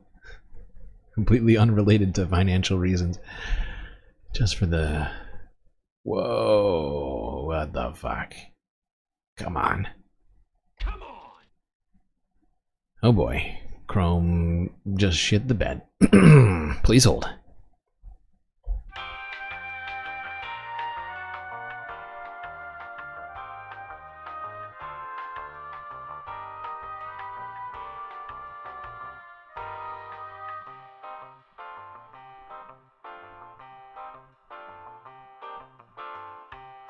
Confetti-based goal. I'm about it, honestly. So there we go. Confetti goal. Light blue super chats. Which means $2 per chat, I think, technically. Oh boy, Chrome is still acting real weird. I'm gonna have to refresh this again.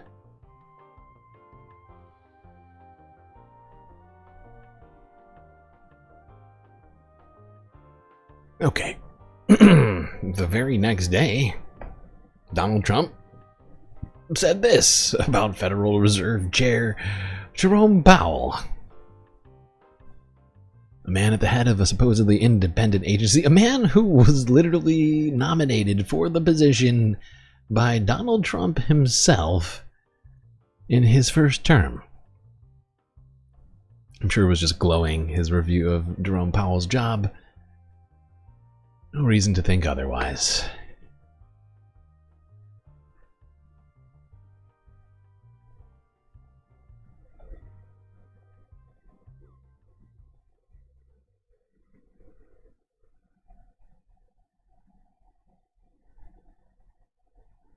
We want to turn now to NBC's business correspondent Brian Chung, who's taken a closer look at the stock market tumble and the tariffs. Yeah, let's start with yesterday. It was kind of a double whack on the stock market, right? It was down early, and then when the Fed chairman made his comments, it went down again. What's the picture there? Yeah, and the reason why we pay so much attention to the Federal Reserve is because they're the stewards of the economy. So when they say that the economy is likely to grow slower and also likely to see these price increases and higher inflation as a result of these tariff policies, then that's a really big deal.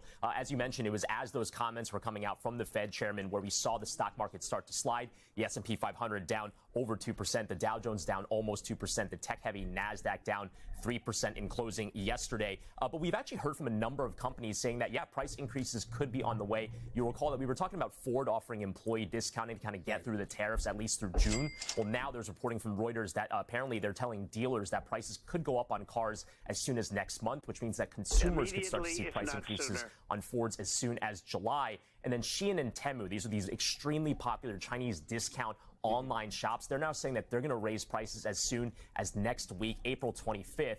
Just a reminder that price increases really hit consumers. It's not the countries that are exporting these products that are paying the tariffs. Yeah, so let's talk about what the president just posted on social media, suggesting that Jerome Powell should be fired in light of him saying and acknowledging that there might be an economic downturn. Does the president have the power to unilaterally fire the Fed chair? Yeah, and by the way, during his first term, when he had Fed Chair Powell as the leader of the central bank as well, he was thinking about the idea and many times of maybe firing him. Apparently, legal authority is a bit ambiguous on that, but there have been some recent legal proceedings with other quote-unquote independent agencies, which the Federal Reserve is one of those, that might give him a little bit more leeway to do it this time around. But again, it's still not all that clear whether or not he can do that. Now, if he does and continues to try to make these threats out there, though, that could bring a lot of volatility to markets, again, because the... I don't know where this guy is getting his information from, but no. You cannot, as president, just remove the Federal Reserve chair, okay? It's so fucking stupid to even suggest that he might be able to do that legally. He can't. He can't. And he walked it back after people like, I'm assuming, Scott Bessent told him that he can't do that. And walked that statement back days later. PB with a super sweet super sticker. Glad to see that you've managed to solve your super chatting / super stickering issues. Makes me sad that this isn't going to count towards that goal. Because it's purely a confetti-based goal. It's got nothing to do with this. And they don't... It's so rude. I don't understand. How rude. It would take like 30 seconds for YouTube to make it so that super stickers counted towards those goals. It should count. It should fucking count. It is so fucked. Either way, though, thank you, PB, for your incredible generosity. I really do appreciate you. So very much. Little sour hour does us all some good. Okie dokie. Let's keep this puppy moving. We are almost done with the first 100 days. I don't know if you've noticed. We are getting very close to current, and I think it's going to line up with the... We're going to probably get through the first 100 days, basically, by the second break. Kind of what I thought would happen. Okay, now, shortly after this, I think it might have been like 3 days later, April 20th, 420, on Easter, J.D. Vance was abroad in Rome. Anybody remember this fateful meeting at the Vatican?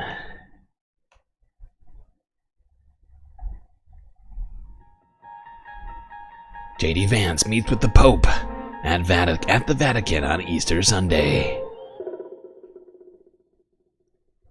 Illegal.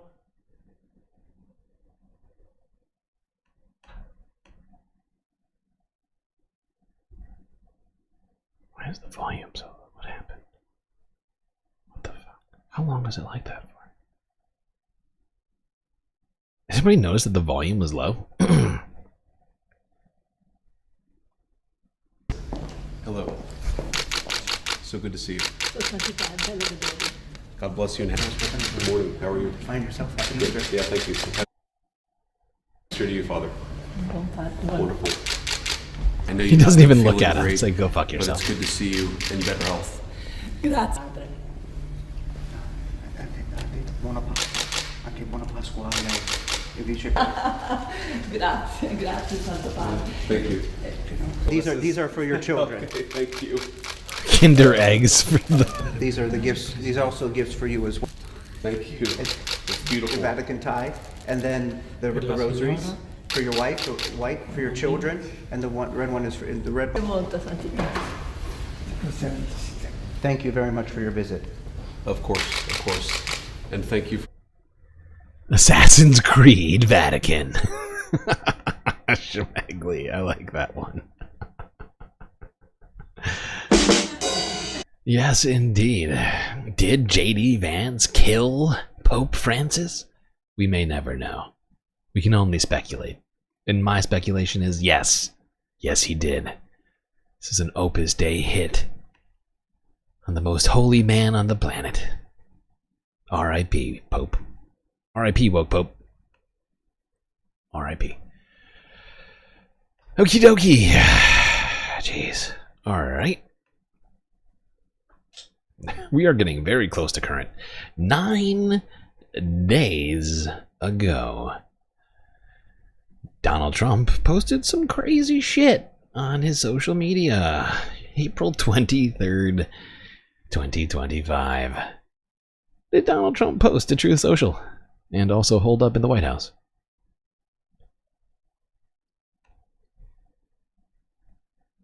Oh, a photoshopped image, which he believed to be real. I'm fairly certain no one told him it was photoshopped, and he just, you know, they were just like, here, look, and he's like, oh my god. Up next now is Truth or Fake, and I'm joined in the studio by Catalina Machante Abbe. Hello to you, Catalina. So, President Donald Trump is being accused. Shit, Mo and No Whip with the super chat getting us started on the confetti goal. Had to pause VPN to send this, did you? Weird. Very weird. Not sure why YouTube would force you to pause your VPN just to send a super chat. But hey, got us started on that confetti. Still got plenty of time to complete it. Appreciate you, Monup.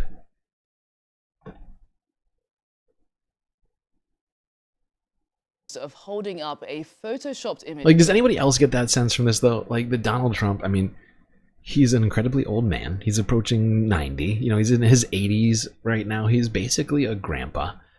They give him a photoshopped image and tell him, look, it says MS-13 on his hands. And he just takes it at face value. And they try and keep it that way. People like Stephen Miller, they're like, there's no reason to explain to Trump that this is Photoshop. And so they just being fleeced. Of Kilma Abrego Garcia's tattoo. Tell us more. That's right, Kilma Abrego Garcia, the Maryland man who was mistakenly deported in March to the notorious El Salvadoran mega prison, accused by the U.S. government of having ties to the criminal gang MS-13. Abrego Garcia was deported despite a 2019 court order barring the United States from doing so due to fear of persecution in his home country, as the Supreme Court is demanding that the Trump administration facilitate his return to the U.S. Trump has thus far refused this request as the administration continues to insist without evidence that Abrego Garcia is an MS-13 gang member. Despite ICE officials initially admitting that his deportation was an administrative error, now to prove these claims, President Donald Trump and the White House displayed what they claim to be such evidence. This black and white close-up photograph of a hand that Trump identifies in this post as Abrego Garcia's with tattooed knuckles, where you can spot, if we take a closer look, 4 different symbols. One is a marijuana leaf, the second is a smiley face, a cross, and a skull, as well as the letters spelling out MS-13. Donald Trump wrote on his Truth Social that this is the hand of the man that Democrats feel should be brought back to the United States. They say he is not a member of MS-13, even though he's got MS-13 tattooed onto his knuckles. Many argue the contrary. Several social media users, including Linda Higgins, who is a former Minnesota Senate state senator, expressing doubt over the authenticity of the image held up by Donald Trump on this post, saying these letters were photoshopped. Don't Photoshop it. Don't Photoshop it. I don't know. No, he's saying it's not real. Shut up. It's what? It's very real. So very real that everyone seems to think it's fake. That's how you know it's real, when the fake news media says it's fake. But of course it is fake, and Donald Trump is just too fucking stupid to know the difference.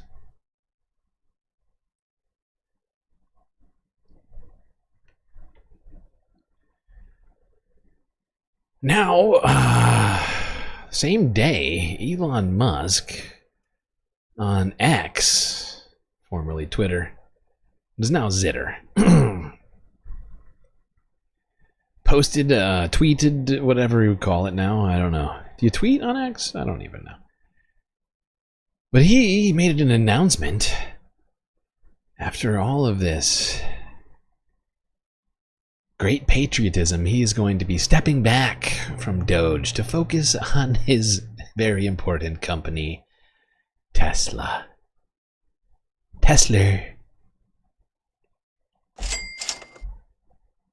Follow the rich white man. Elon Musk has said he'll spend less time working to slash public spending for the Trump administration and more time running Tesla. His work for the Department of Government Efficiency has sparked a backlash against his clean car energy company, which has contributed to its profits falling by 71%. There have also been attacks on showrooms and vehicles, and Tesla's share price has been in free fall, partly as a result of Donald Trump's tariff trade war.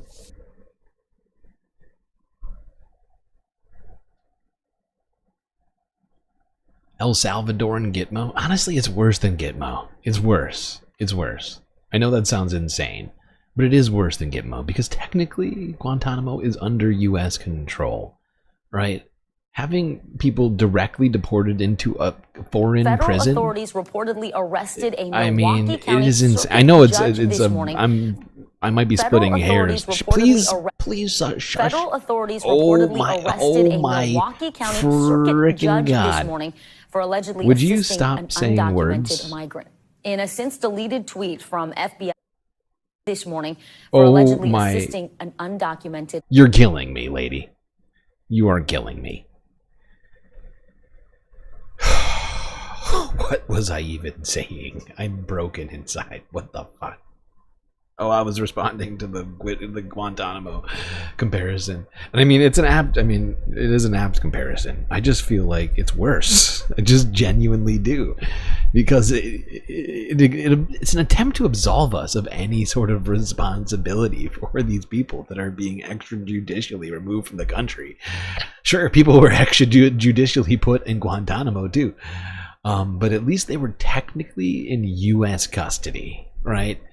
And so with that comes a certain je ne sais quoi, you know, an element of just how do you? I mean, it's hard to. It's hard for me to talk up Guantanamo. I'm not gonna lie, but there was a thin line between Guantanamo and El Salvador, a line which I never even considered would be crossed. I mean, Guantanamo is fucking garbage, a garbage place where we have attempted to circumvent U.S. law, international law. But this is just another. This is another level. It's just another level. It's beyond. It's beyond the already very pale. Oh, God damn it. Okay. I'm sorry. I'm distracting myself. Okay, alright. Back to this goddamn story this lady was trying to interrupt me with incredibly rudely. How rude. Talk about what happened in Wisconsin last week, 7 days ago. NBC News. FBI arrest Wisconsin judge for allegedly interfering in immigration operation. Allegedly is the operative word here. Federal authorities reportedly arrested a Milwaukee County Circuit judge this morning for allegedly assisting an undocumented migrant.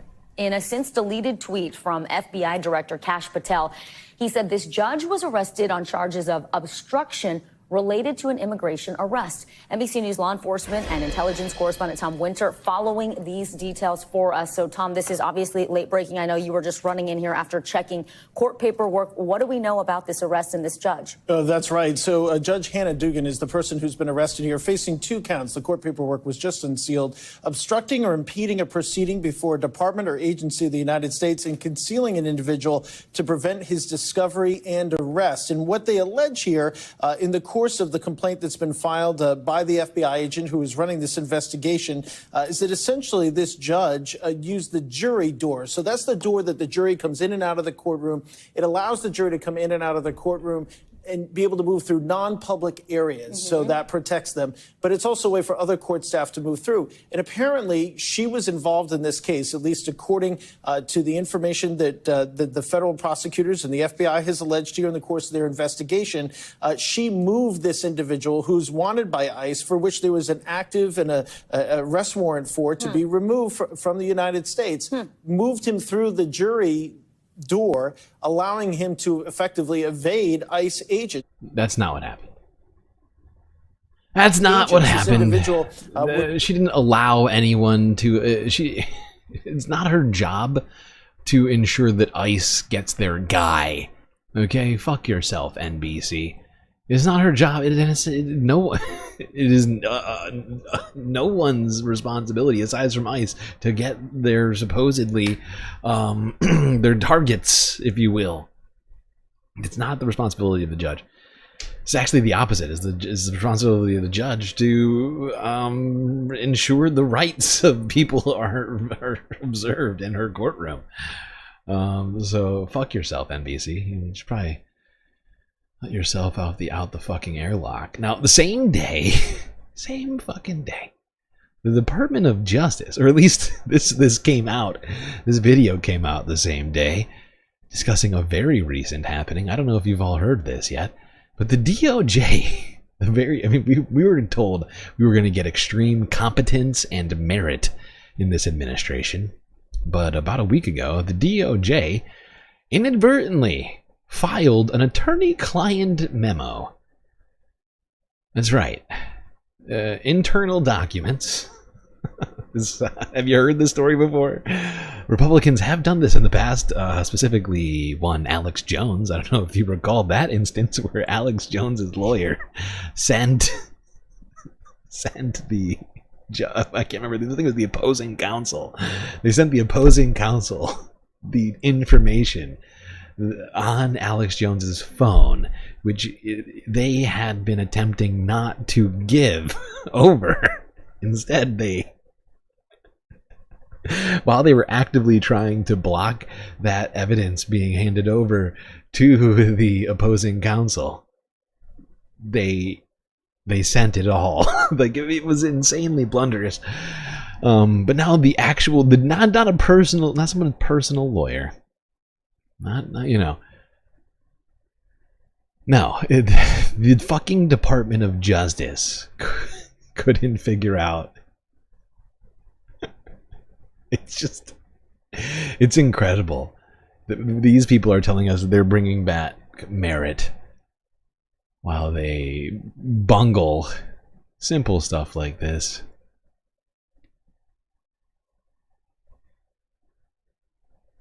Administrative procedure.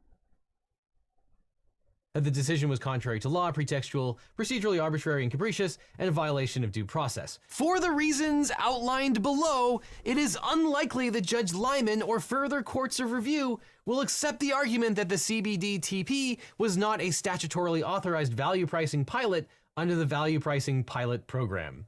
Oh no, this is an objective memo talking about all the weaknesses of their case. Whoopsies. It continues. The Secretary provides 2 reasons why the CBDTP is not an eligible pilot project under the VPP statutory language. 1, the program constitutes impermissible cordon pricing, which is not authorized because it does not offer a toll-free option. And 2, the level of CBDTP tolls has been set primarily by the need to raise revenues rather than prevent congestion.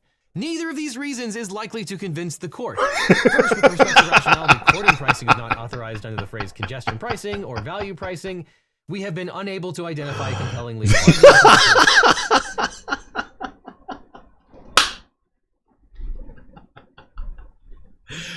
Well, there you go. Pam Bondi's DOJ letting out of the bag to opposing counsel and to the judge that their case sucks, and they haven't even come up with a valid legal argument on which to base this case. It's incredible. It is. Oh God,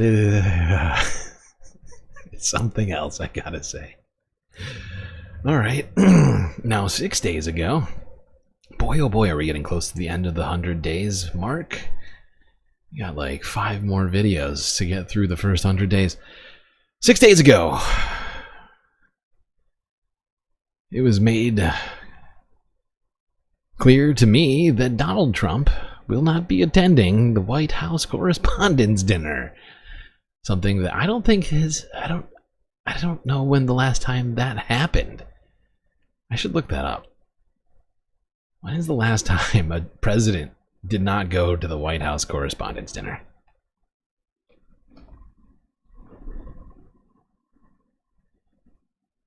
We begin with the annual gathering of journalists, government officials, and the occasional celebrity. A lot of those around. Well, it's happening tonight at the White House Correspondents' Dinner in Washington, D.C. President Trump is not expected to attend the event, which has long been held at the Washington Hilton, a hotel not far from the White House that is filled with quite a bit of presidential history in its own right.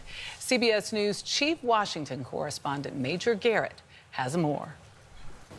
Inside the kitchen at the Washington Hilton, dinner prep for 2,600. That means 2,600 plates. Not quite. Executive Chef Daniel Bennett. So if it's a 3-course, you multiply that by 3. We could walk away doing almost 10,000 plates in the kitchen as a whole. The White House Correspondents' Dinner has been an annual tradition since 1921, bringing together presidential comedy. I always look forward to these dinners where I'm supposed to be funny. Intentionally. And the press corps. The Hilton has been its home for 57 years. At this juncture. It is also known for one of the darkest moments in presidential history. Thank you very much. President Ronald Reagan had just finished speaking at a union convention when he emerged from the hotel and was struck by a bullet from would-be assassin John Hinckley. Reagan survived and returned to the Hilton less than 6 months later. Now there is a plaque that commemorates that attempted assassination. Shortly thereafter, this garage was constructed. Why are we celebrating failure? The presidential limousine enters, and the president can exit. It's DEI. It's a The DEI garage plaque. entrance leads to a long hallway adorned with photos of each president and first lady. And through this door, the president, when he attends the dinner, makes his way to the main ballroom stage here. Oh God. Every president since Lyndon Johnson has spoken here, often making several trips a year for fundraisers, conferences, and the National Prayer Breakfast. This is a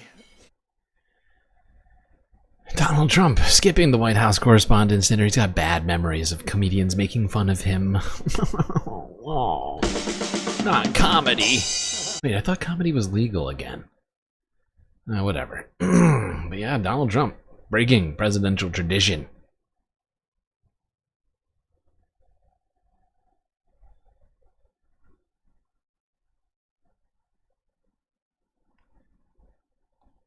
Okay.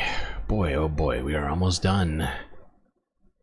Almost done. Because we do also have to go and watch part. This will probably happen. Oh boy, I forgot about the length of these next videos. Motherfucker. Alright, let's talk about Donald Trump's bowling as his first 100 days, his second first 100 days. We're coming to a close. This is from 4 days ago. The numbers on Tuesday. Show me the polls, CNN. Awful, awful, awful. Weak, weak, weak.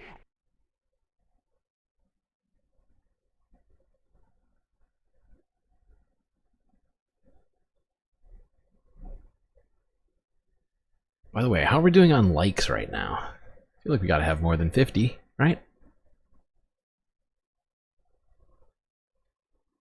Americans are increasingly turning against the president on the central issue that got him reelected. You guessed it, it's the economy. And this just as he's about to mark 100 days back in the White House. Let's get straight to our CNN political director and Washington bureau chief, David Chalian. David, nice to see you. The president's approval has sunk to a historic low here, and now we're getting really more detailed data about the economy. It doesn't look good. Yeah, which is, as you stated and know, issue number one, and clearly what delivered him back to the Oval Office. And we asked people in our poll, these are brand new exclusive numbers from SSRS. 28% of Americans in this poll rate the current economic conditions in the country as good, 71% as poor. Take a look here when we asked 71%. Affected U.S. economic conditions. How have they affected it? 59%, nearly 6 in 10. Wow, America is pretty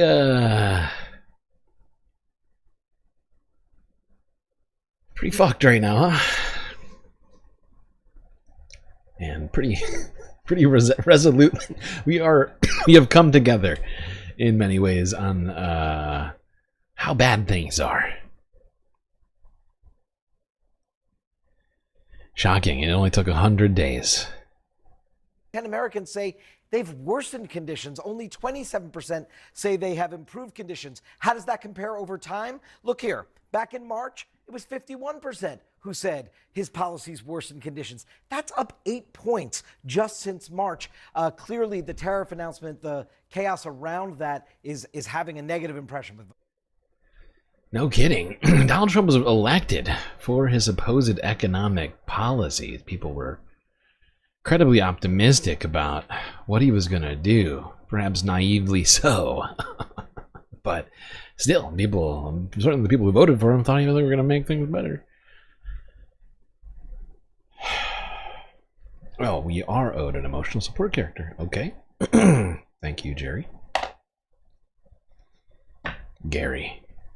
Jerry just got us a Gary. Okay. Let's continue with the poll talk. CNN again. Same day. This time, Harry Enton. I meant to do this for this one. Weak.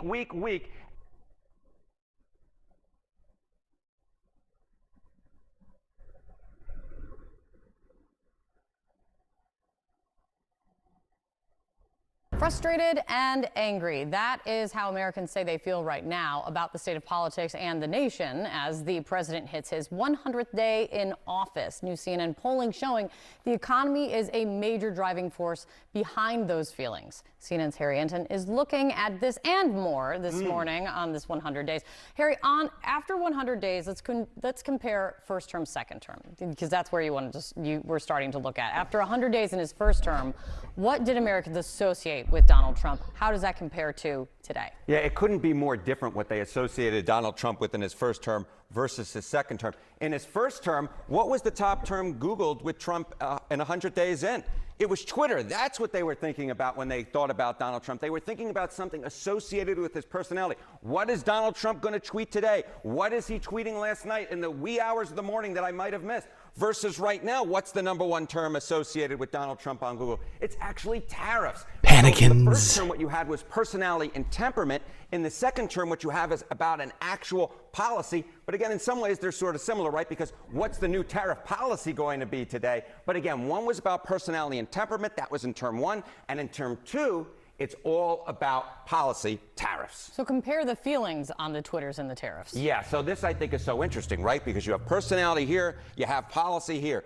But the disapproval, very similar, right? Disapprove of Trump on his Twitter use. It was 67% back in 2017. What about tariffs? 65% disapprove of his tariffs now in 2025. So what you're essentially seeing is folks are arriving to the same conclusion, but they're getting there via different roads. In term 1, they dislike Trump's personality. In term 2, what they dislike is his policy. Again, the key policy being tariffs, and that, of course, is driving the economic approval rate. You know, I gotta say, down.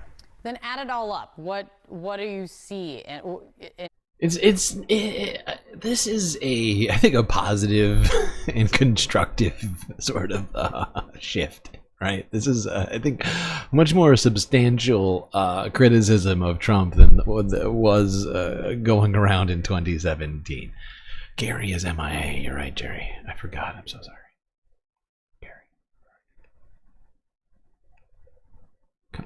What are we doing? There we go. Gary action. But yeah, I think this is actually somewhat reassuring to me that somehow Americans are at least maybe waking up and starting to assess things on a more substantive level than of Twitter use. Actually talking about actual policies of Trump, not just his personality. It's the policies that really are the problem. Okay. I think that's a good place to pause it, as we are literally 8 seconds away from 4 hours. Perfect time for us to take a quick galactic intermission. But don't worry, we will be right back with the content right after these brief space messages.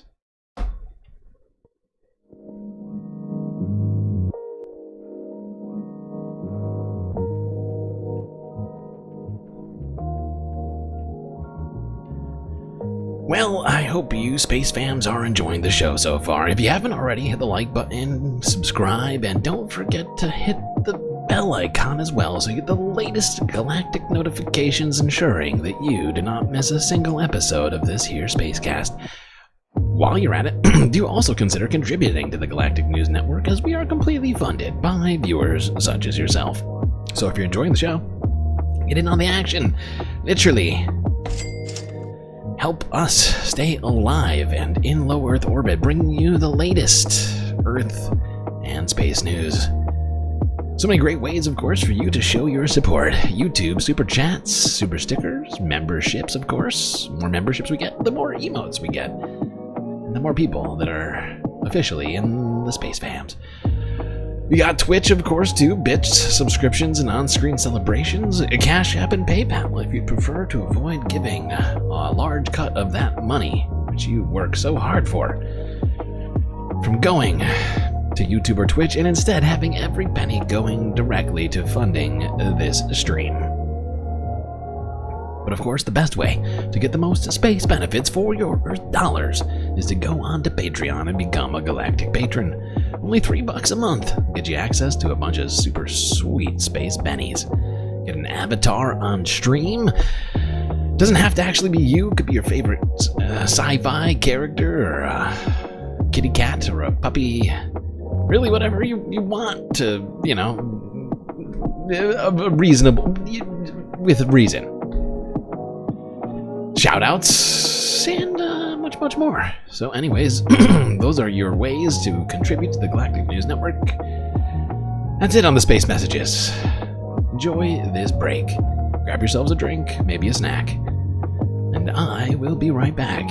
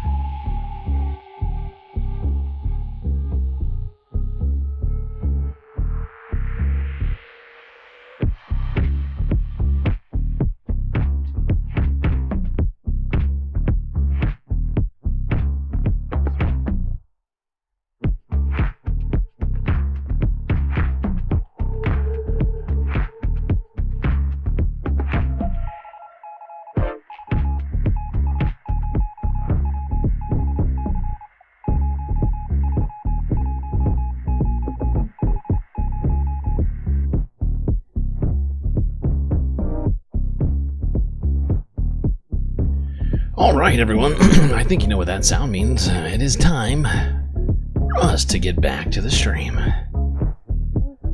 So get back to your seats, otherwise you're going to miss the latest galactic content coming right at your face. And that's right, we made it through 4 hours of galactic content, and we've got another, I don't know, 13 hours left to get through today. I promised a marathon Saturday stream in the Discord, and I plan to keep that promise. Immediately, if not sooner. That's right. We've gotten through approximately 70 videos of 260 videos, based upon how long that all took, although it could be bad gauge. It's unclear how long it's going to take me to get through the rest of them. It means we've got like 190 videos left to get through right now. That sounds insane. Thankfully, though, we've got each other to get through this.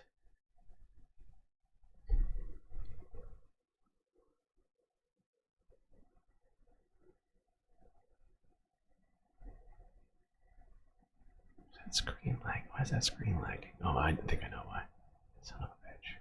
Still gotta do some fucking tweaks to the stream. What was I saying? Ah, yes. Day 100.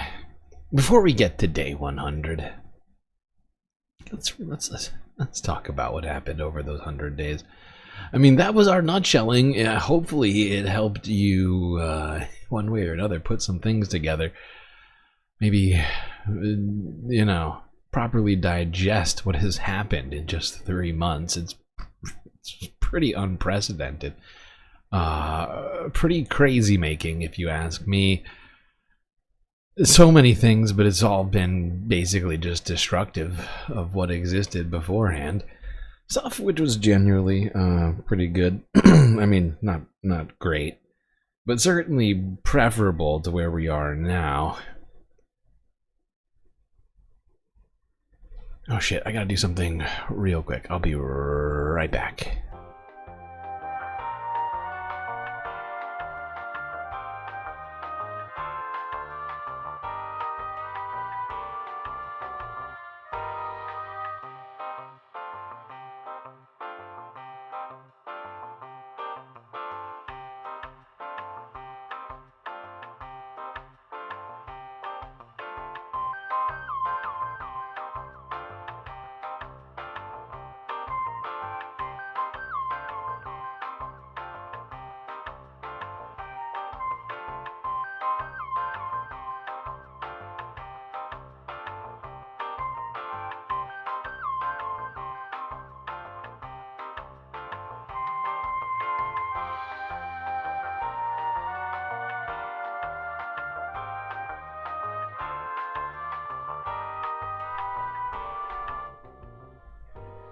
Okay, let's get back to it. Yeah, been a really incredibly destructive 100 days, threatening not just Americans, but the entire globe. Ah, boy. It's not great. Not a great vibe. But Donald Trump thought it was, and he decided to hold a rally to congratulate himself on his second 100 days in office in Warren, Michigan. Here is the live feed from that debacle. Don't worry, we're not going to watch the whole thing. It's like an hour and a half long. Here we go. Wednesday, 3 days ago. A channel I don't think I've ever gone to before. Right Side Broadcasting Network.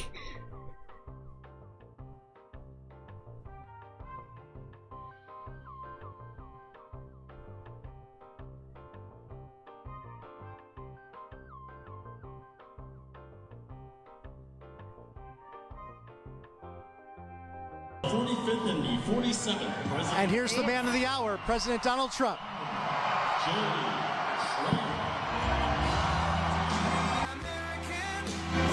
Oh my god, this fucking Lee Greenwood shit.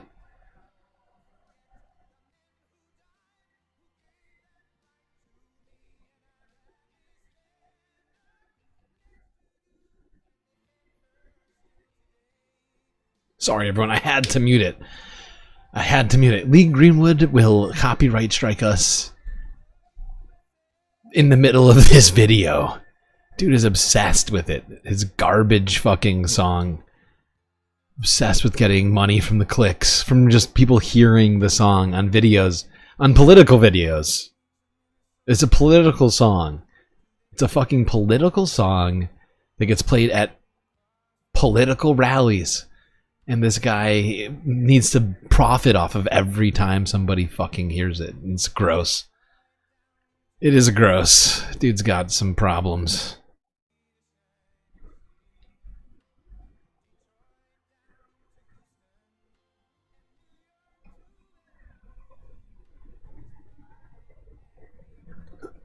Oh God, I have to take my headphones off because I just cannot stand hearing this goddamn song. It is the worst song of all time. I love to be American. We are I want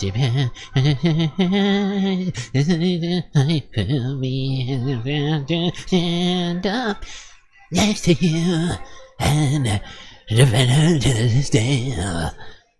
'Cause there ain't no one. I don't know why anybody likes this song.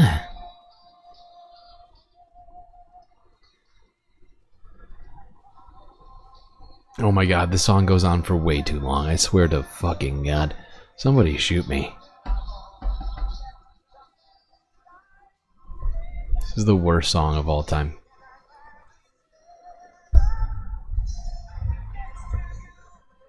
Oh my God, why is this lagging? It's not even lagging on... I just noticed it's not even lagging. It's lagging on both screens. Why is this one lagging? Why is this screen lagging? There we go. What in the fuck? RSBN? Can't even get us a good feed. Sorry, we'll turn the volume back on in a second once it's not Lee Greenwood singing this garbage song.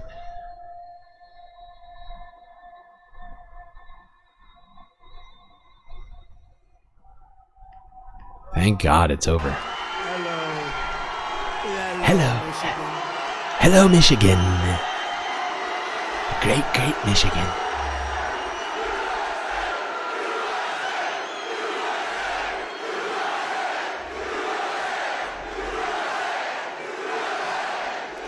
Thank you very much. Hello, Michigan. Hello, we love you, Michigan. We love you. We just had the biggest victory in Michigan. They said, sir, it's going to be hard. Well, we won it twice.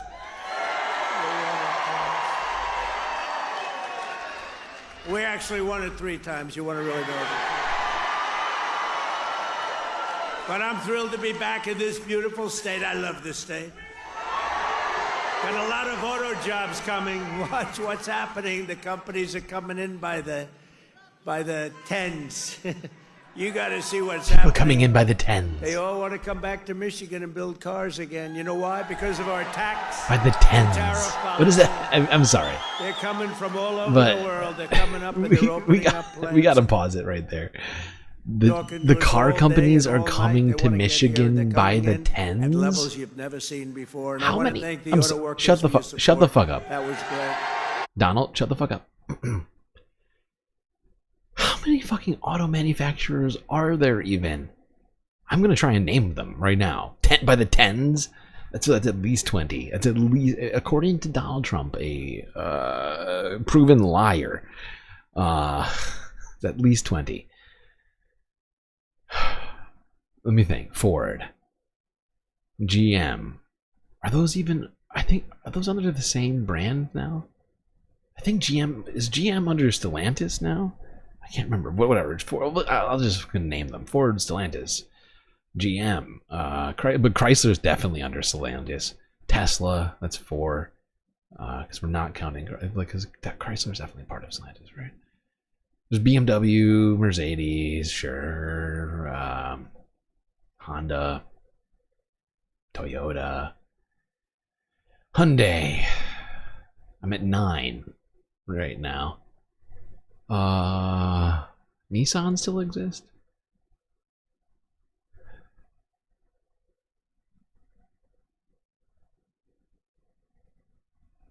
What else we got? I'm trying to think. Did I say Chevy? I feel like Chevy is part of Chevy. There's definitely 10. It's got to be just another classic Donald Trump lie.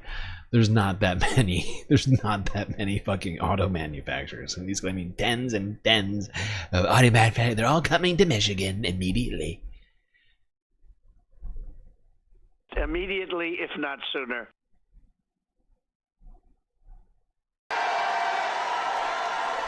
But I'm thrilled to be back in this beautiful state with thousands of proud, hardworking American patriots. And we're here tonight in the heartland of our nation to celebrate the most successful first 100 days of any administration in the history of our country, and that's according to many, many people. This is the best, they say, 100-day start of any president in history, and everyone is saying it. We've just gotten started. You haven't even seen anything yet. It's all just kicking in. And week by week, we're ending illegal immigration. I love how chat is naming a bunch of brands that no longer exist. Daewoo and Oldsmobile. Do those two still exist? I could have sworn those both went under. And Chevy is part of GM, right? That's what I was thinking. Could have sworn. I'm fairly certain they don't make Oldsmobiles anymore, though. Citroën, yes, I'm sure Citroën will bring a factory here immediately. There's so many Citroëns on the road. Saturn's also a defunct brand. Saab, also a defunct brand. Yeah, I don't think they make Saabs or Saturns anymore, do they? Actually, maybe Saab. Does Saab still? No, I could have sworn that too is basically no longer exists. Isuzu? Why are we just intentionally naming things that don't exist anymore? Come on. Come on, chat. Get it together. You're killing me. DeLorean? Alright, I quit. That's it. Ending the stream. I quit.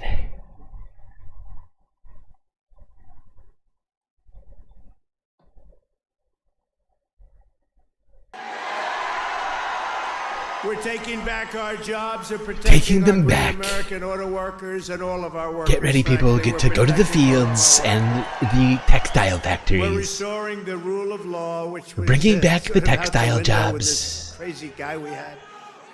How the hell did that guy ever become president? Bringing back all of those great textile jobs, all of the coal mining jobs, all of the great farming jobs that everybody loves and wants to do in America. What's that? There's huge. The only reason that we have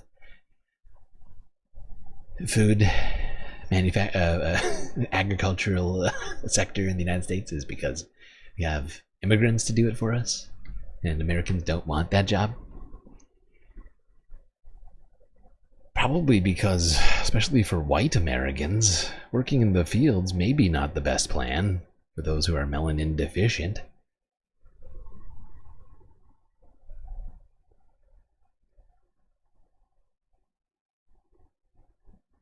Did we name 10s? If you count all the defunct brands, I think we got to like 17, maybe. Oh my god. Alright, that's enough of this. Donald Trump just lying to all of his supporters. What's new? Nothing new, actually. The new normal. President just lies, and everybody accepts it. It's very great.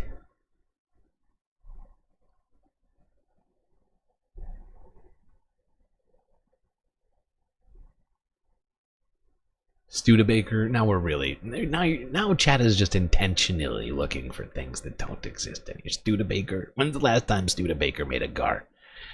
1950. All right, I'm going a little far, but you get what I'm saying. It's been a while.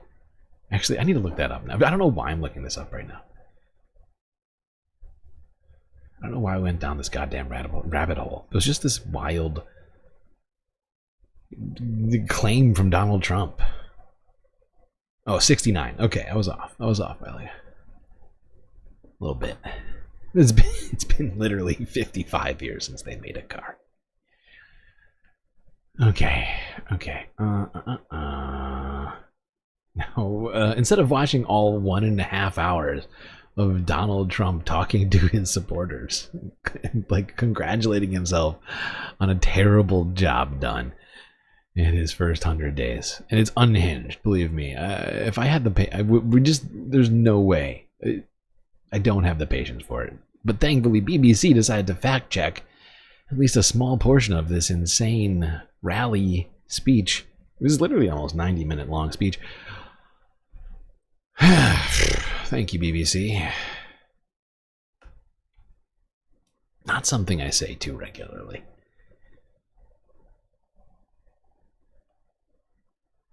President Trump has told supporters that his administration's achievements amounted to a revolution of common sense as he celebrated his first 100 Revolution days of in common office. sense. Speaking of Michigan, Mr. Trump insisted his tariff policies It shouldn't were a be common. success, There's, declaring to the crowd, but "You ain't unfortunately, seen nothing yet." However, his approval ratings at 100 days are at the lowest level for any president in nearly 70 years. Donald Trump unfortunately, also attacked the common legacy of his folk, predecessor, Joe a large Biden, portion while of common claiming folk, no other president had achieved not a majority, during their but first at few least months in office. 70, 80 million something we will common be folk fact-checking in just- and or not so common folk have all been tricked into believing the bullshit lies that come out of Donald Trump's mouth due to our garbage education system and just the generally, I mean, there's a large portion of the population that's just apt to being gullible, you know? Oftentimes religious folks, I hate to say, but especially in America, very religious people tend to also be gullible. Maybe because they're willing to base their entire existence on a fictional book. That could be one of the reasons. But boy oh boy, living a serious age of stupid.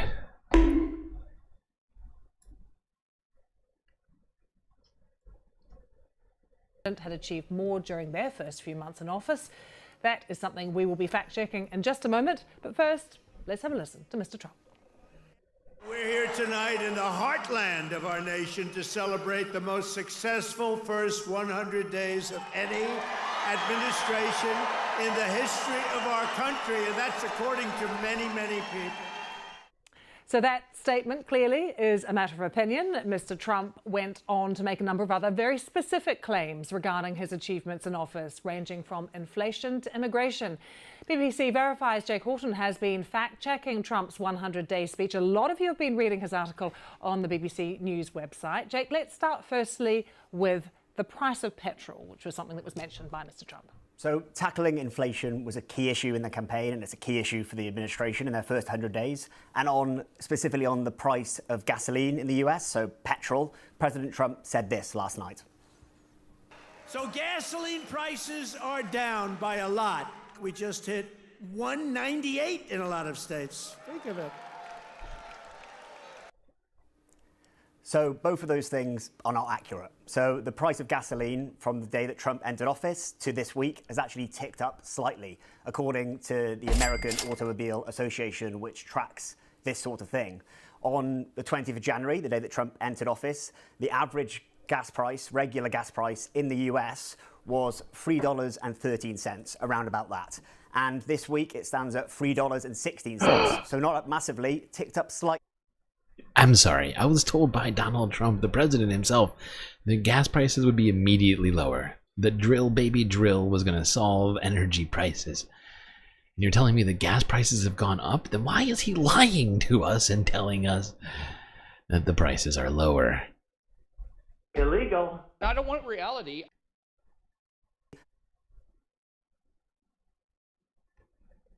Not way down, as Trump said in that clip. And he also made a very specific claim about gas prices in certain states. And he said they're down to $1.98 in a lot of states. And the same association which tracks gas prices across the US also breaks it down state by state. and there's no evidence that any state has an average gas price that low. The lowest state is Mississippi. In Mississippi, the average gas price at the moment this week is $2.67, so a fair bit off that $1.98 that Trump quoted in his rally last night. What about immigration? On immigration, obviously another major campaign issue and an issue for the administration. And on his record on immigration in his first 3 months in office, President Trump said this last night. We've set all-time records for the lowest number of illegal border crossings ever recorded. Think of that, ever recorded. Is that true? Now, that is backed up by US Border Patrol statistics. So last month in March, as well as in February, the first 2 full months Trump was in office, immigration numbers have reached record lows. We have a graphic we can show you but that. I love how BBC is playing this game with Donald Trump. Is that a joke? Which shows the level of immigration in March, the amount of encounters crossing the US That is not what we're looking at right now. You just showed us a graph of spending. 7,000 migrants Just showed us a across the US fucking border graph. were encountered by Border Patrol. So that is the lowest on record since monthly. Okay, I don't know why BBC is doing this. I don't know why they're trying to butter up Donald Trump. I think they're kind of concerned that they're going to get kicked out of the country or something, but it would have taken 2 seconds to, I don't know, point out the fact that we were already at almost record low levels going into Donald Trump's presidency. During the Biden presidency, they were going down precipitously through the year of 2024 after Joe Biden closed the border. Remember that? I mean, all we have to do is go back to just look at the numbers. That's what happened. Joe Biden is the one who did it. Oh my God. I'm staying in the race. So I guess it's a fact it's a fact that we are at all, but it's not a fact that it's the result of anything Donald Trump has done. I mean, maybe, sure, there's probably a lot of people who don't want to come to this country anymore. Is that good though? Is that good that nobody wants to come here now? Is that what it is? Is that a success? Great success?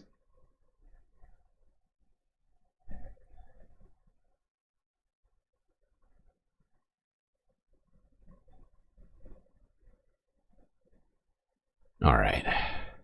Now let's do this. A little bit of fun. A little bit. It's already been a 4.5 hour stream. I figure we deserve a little bit of fun, on the ground fun. Old-fashioned fun, as they call it.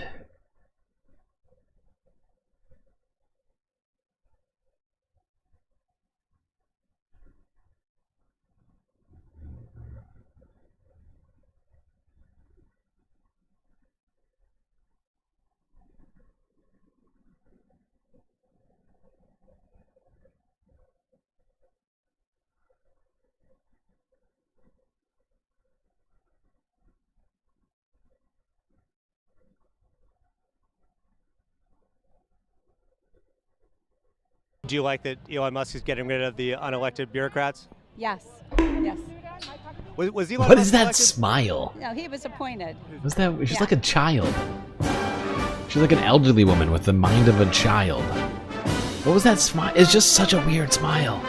I just don't understand. Do you like that Elon Musk is getting rid of the unelected bureaucrats? Yes. Yes. What is this affectation of hers? She's got to be like in her 50s at the very least. And yet she's doing this weird thing. I just don't understand what's going on here.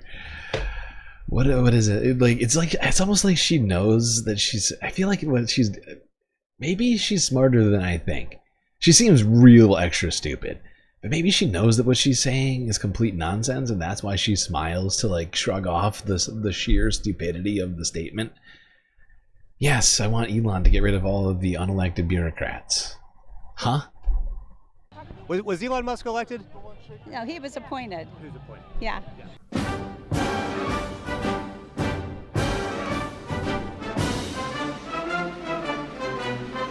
So we are here outside Donald Trump's first 100 days rally. There's a huge line of people to come in right now.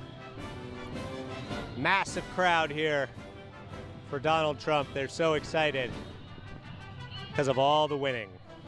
We need to start buying shit in America. You want to buy American shit? Yep, America, made in America.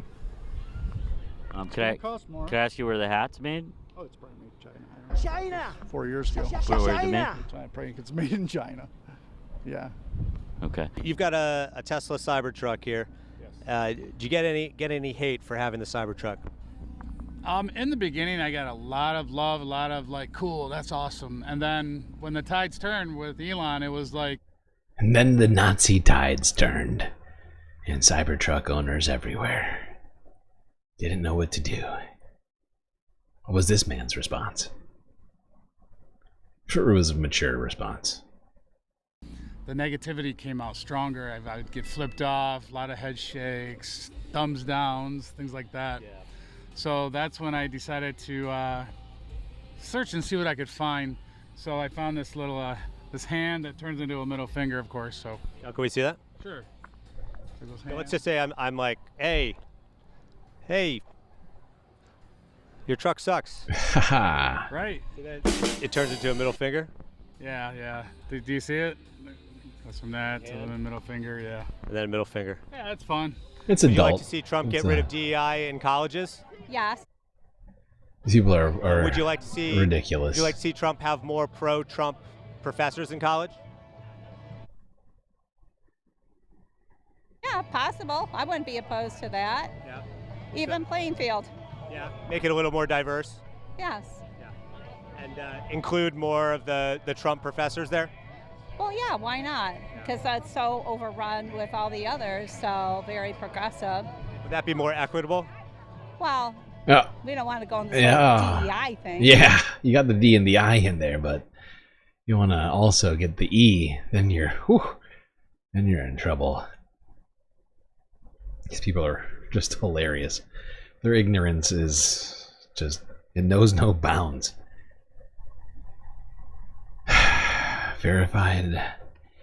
A verified genius. Now, on the 100th day of the Trump administration, Elizabeth Warren in the Senate read out 100 acts of Donald Trump's corruption into the congressional record. Arguably the greatest work of nonfiction of the 20th century.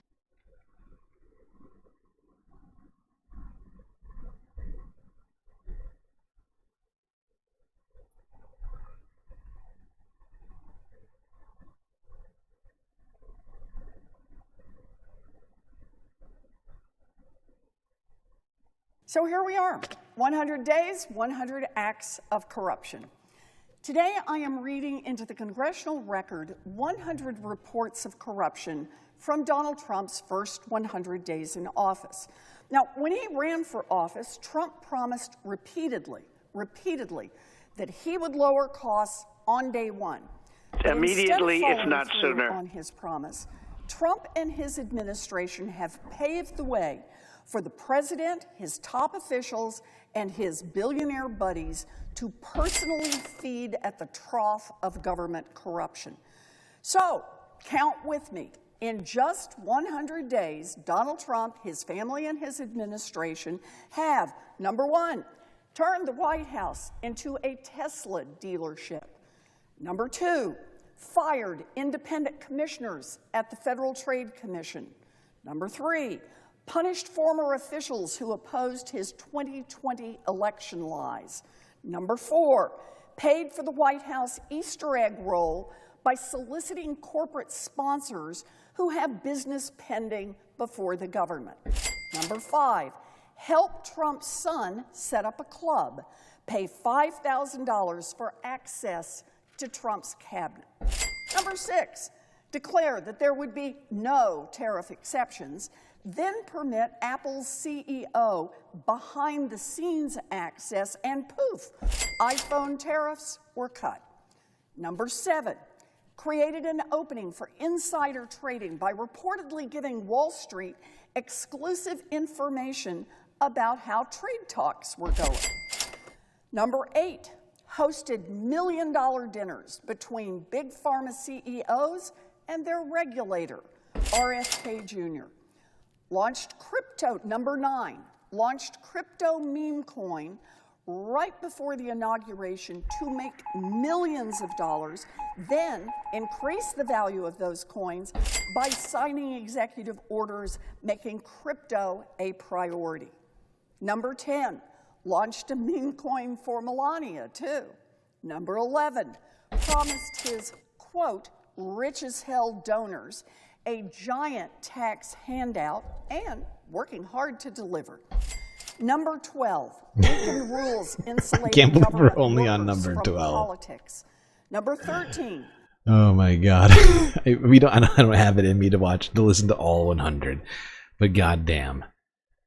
It's instances like this where I really appreciate Elizabeth Warren's vibes, where she's like, yeah, I got time to write out 100 corrupt things Donald Trump has done so far in the last 100 days.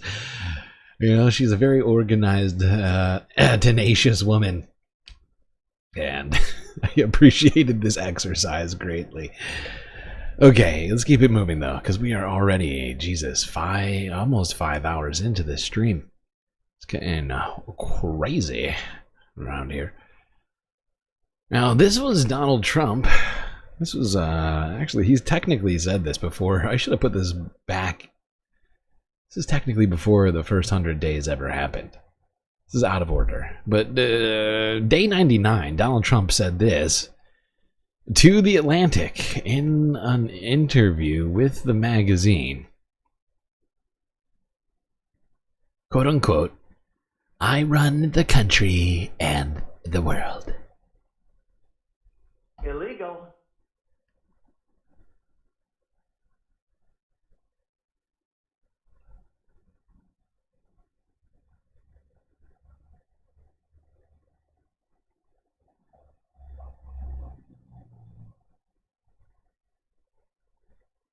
President Trump says during his second term, he runs the country and the world. That is from his latest interview out just minutes ago, marking his 100 days in office. He sat down with a team from The Atlantic in the Oval Office for their cover story. Part of that team was Editor-in-Chief Jeffrey Goldberg.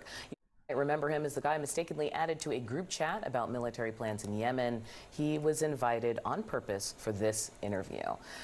When the Signal group chat came up, Trump told The Atlantic reporters that he said to his staff, quote, maybe don't use Signal, okay? Joining me now to talk about this is Michael Scherer, staff writer at The Atlantic, one of the journalists behind this latest interview. Michael, thanks for being here with us this morning. What was the vibe? Thanks for having me on. Trump was very annoyed with the Signal chat story. So let's get that out of the way. How was it behind closed doors? Well, this story was a long journey. We've been reporting it for a couple months. We interviewed him in March by phone after he publicly denounced me and my reporting colleague Ashley Parker as being lunatic leftists and liars. But then when we called him, he took our call. We had a perfectly fine, gracious interview.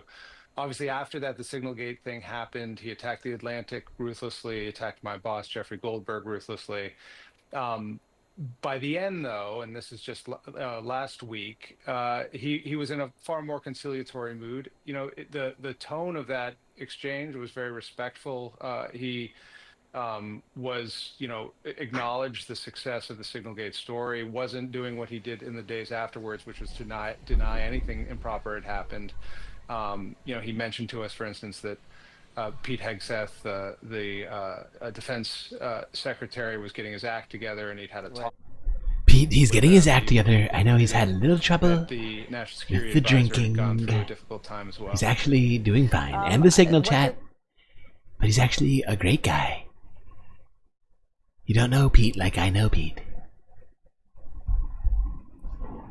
But there we go. Directly from, what's his name? Mike Schur, or whatever his name is. The Atlantic. Donald Trump told him that he runs the country and the entire motherfucking world. Come on! He said it, and I'm just repeating it. But yeah, I found this next clip to be hilarious. Get ready for 2 generations of Trump White House spokespeople. This one's great. Former Ministry of Truth official Sean Spicer is now apparently a journalist, I guess. He was at the White House, the Ministry of Truth press briefing room, where Caroline Leavitt, new White House press briefing, secretary, where he asked her a question about Donald Trump's recent decision to grant both ABC News and The Atlantic interviews. How dare he grant interviews with the nasty, nasty Atlantic? Sean makes a great point. I shouldn't even do these interviews. I'm just a very magnanimous leader, very generous man. It's really philanthropy.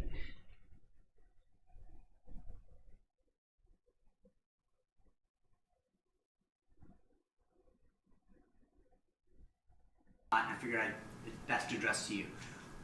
You've done a phenomenal job opening up the briefing room, bringing in new voices. The president's commitment during the campaign to do long-form podcasts was, I think, extremely helpful to this new media environment that we live in. But a lot of conservatives will ask me, why does he sit down with people like Terry Moran of ABC or Jeffrey Goldberg of The Atlantic? What is the rationale behind that? Rewarding people who have very vehemently expressed disdain for him personally. Sean Spicer's the new media. The president is unafraid, and he is inspired by competition. I didn't even notice and this. He likes to talk to people face to face. Oh my god, this is amazing. So the Ministry of Truth is holding a right-wing bubble meeting. This is, read the chevron. Caroline Leavitt holds a White House press briefing for exclusively members of the quote-unquote new media, which is basically the right-wing bubble, right? It's a echo chamber. Hold on. I just need to figure this out, though. Sean Spicer is part of the new media? What is he? What are we talking about? What is his... Where does he work? Is he a podcaster now?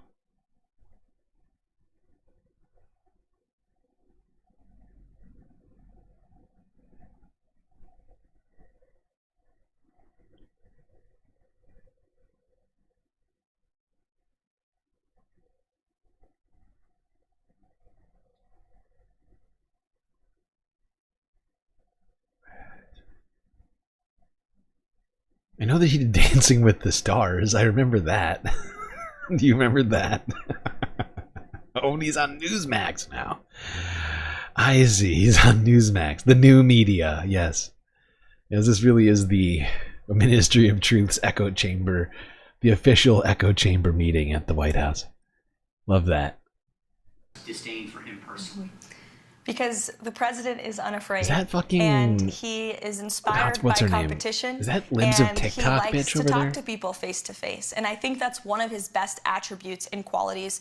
We live in an incredibly divisive country, unfortunately, that has been really the result and consequence, frankly, of the fake news and the hoaxes and lies they have driven at this president for the better part of the last decade now. But the fact that we still have a president who has been a victim of these hoaxes, these lies, these smears by so many legacy media outlets and reporters, yet he's still willing to sit down with them, look them in the eye, look them face to face, and take them to task and share the truth with them and his perspective, I think is what the American people deserve in a president.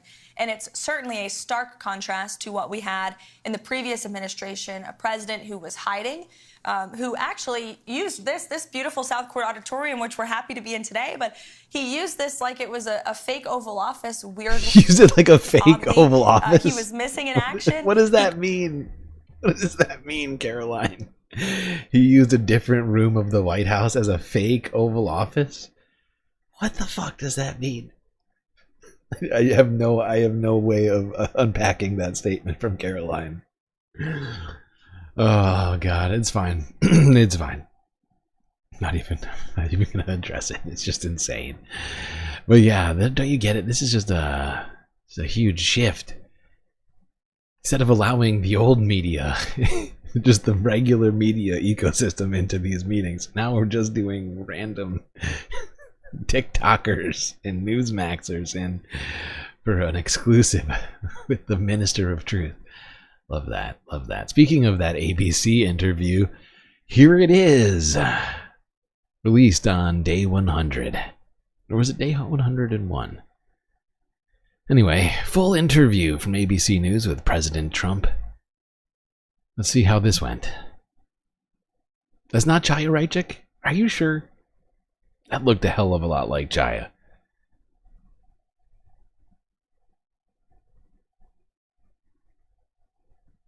Not a Chaya Raichik expert, but is it Chaya or Chaya? I always wonder. If everyone calls her Chaya Raichik, but is that actually? I mean, whatever. I'm not going to get into it.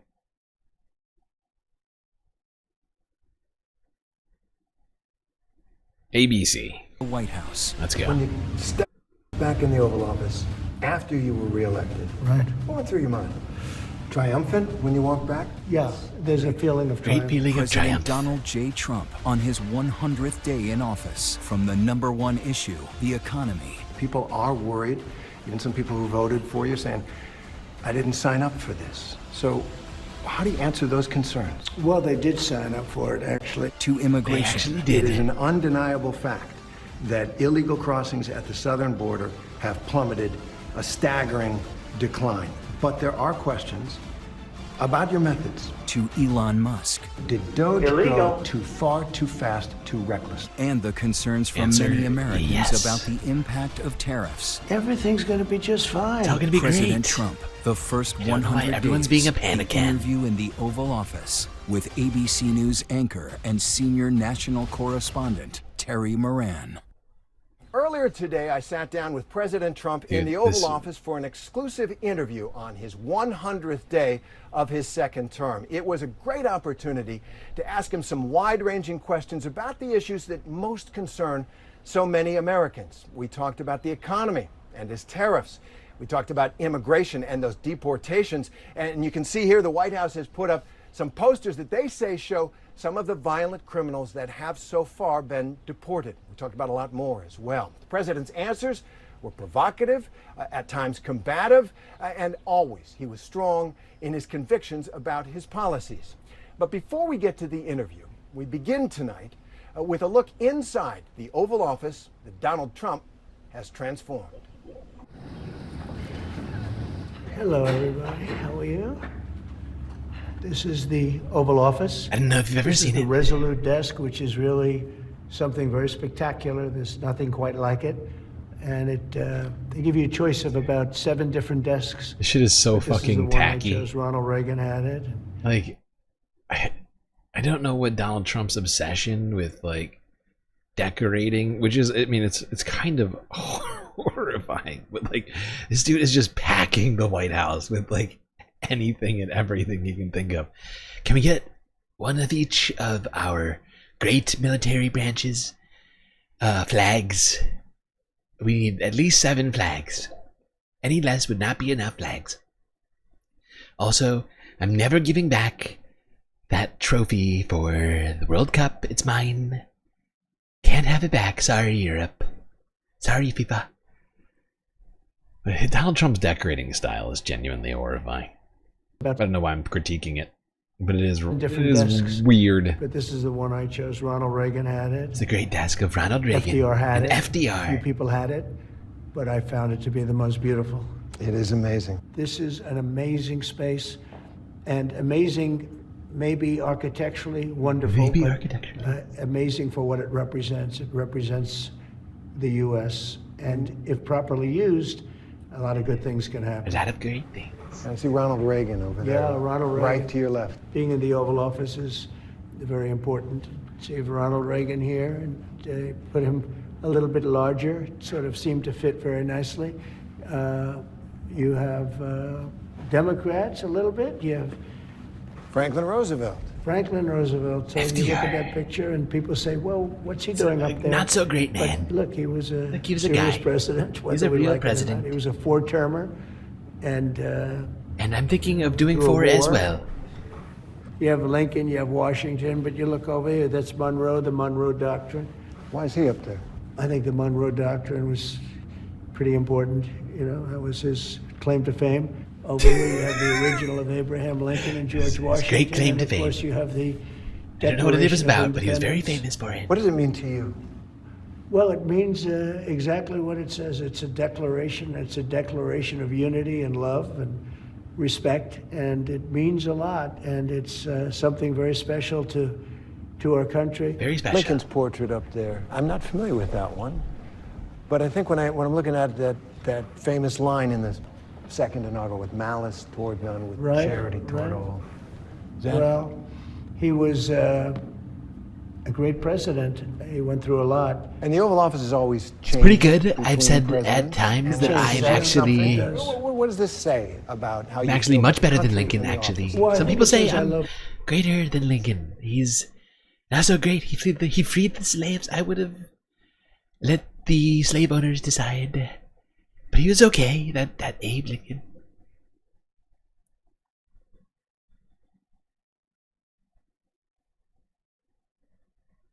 Country. I mean, I'm putting pictures of presidents up that have never been up, pictures that weren't largely used, and in many cases, you know, great men, in this case men, but great men of great achievement. And your every detail, it seems. Yeah. This is your office. I'm a very Very detail-oriented.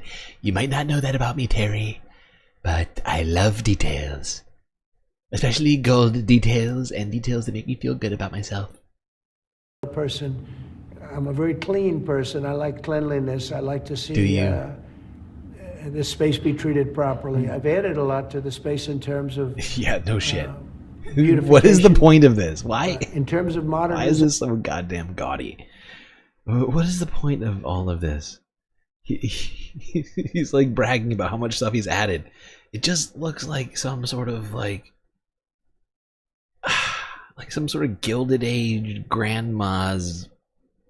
It's so weird, so fucking off-putting. I don't understand why he needs this whole office to be just covered in gold shit. It's not Mar-a-Lago, buddy. That's a gallery of presidents. It really is. It really is. So, and it's an honor to have you people with us. Mr. President, thank you for doing this. Thank you very much. Here in the Oval Office, it's special. 100 days into your second term. So, what's the one thing, just one thing, that you think is the most significant thing you've done so far in these 100 days? Well, I think maybe the border is the most significant. Very because significant, our country that was border. really going bad. They were allowing people to come in from prisons, as you know, and you've heard me say it, but you've heard a lot of people say it. Prisons, mental institutions, gang members, murderers. We had many murders, 11,888, they think. Some murdered more than one person. So you had murderers coming in, you had everybody coming in, and not just South America, from all over the world. They were emptying their prisons into our country. And now it's totally closed down. And you've seen just yesterday, they announced 99.9%. Nobody thought that could happen. And it happened quickly, very quickly. And I think that's very significant. But we're doing other things that are very significant. Results will take a little bit longer because it's one of those, you know, it's complicated. It's many years of trading abuse. We've been abused by other countries for years and years. They laughed at us. They thought we were stupid people. And we're fixing it. And I think that's going to be very, very important. But I have a lot of ground to cover. Yeah, I would really say that the border is so important. You know, just And can't we'll get there. let that Immigration, happen. huge. Yeah. And we're going to get there. But I want to start with the economy, the #1 issue for so many people, for just about everybody. It's one of the main reasons that you're back in this office. And now we have this trade war with China that Moody's and other analysts say is going to cost American families thousands of more dollars per year, and there is a lot of concern. He looks really People upset are right worried. now. Even some people who voted for you saying, I didn't sign up for this. So how do you answer those concerns? Well, they did sign up for it. They actually did and this sign is up. what I campaigned on. I said They that campaigned we've been on abused ruining by the other economy. countries at levels that nobody's ever seen before. We were losing $3 to $5 billion a day on trade. We were losing, it. $1.5 trillion. It's just gone. $2 We didn't get trillion anything for it. a year. Not sustainable. They were taking advantage of us like they've never. I could have left it that way, and at some point there would have been an implosion like nobody's ever seen. But I said, no, we have to fix it. No, we have to do the wanted implosion do this ourselves. for many years. You know, I had the best economy during my first term. We had a tremendous economy, tremendous success, and we did tremendous numbers of tariffs on. We took in a lot of money from tariffs, China in particular, hundreds of billions of dollars in tariffs. We had no inflation, as you know. We had an incredible economy. We're given credit for a great economy. But I said, we have to fix this. Otherwise, it's just not self-sustaining. Well, one of the things you ran on was you'd said you'd bring prices down on day one, and that it would happen fast, and that it would happen fast. And I have. Most economists will tell you the tariffs will raise prices. So don't your tariffs cut against that promise you made to bring prices down? No, because I had massive tariffs on China, if you remember, in my first term, and we had essentially no inflation, like around 1%. There was no inflation. Which is like a perfect number. There was no inflation. He's talking about and then one when inflation. Biden took over, it went through the roof. There was only probably the worst inflation we've ever had. Oh, I mean, my we had an fucking God. inflation nightmare. Now, if you look at what's happening now, we're only there for 100 days, as you say. There was no inflation. That's right, people. There was no inflation during the pandemic. None. What's that? You're telling me there was actually a lot of inflation during the pandemic? And actually, it was all a lot of it due to the horrifying, bungled job I did during my presidency. And as well as not stopping corporations from taking advantage of the American people. Well, that's okay. Corporations need to take advantage. That's kind of their job. So I approve. I don't even understand why he's talking about his first term. He's like, in response to a question about his stated goal of bringing inflation down day one, he starts talking about 2020. Like, what? What? What are you talking about? It's just insane. And in 100 days, we took over. We had bad inflation for 4 years, for 2 years of, especially 2 years of his administration.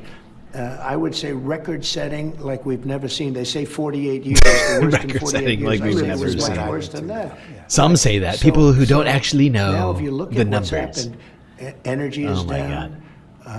Gasoline hit I'm just gonna point this out. $1.90.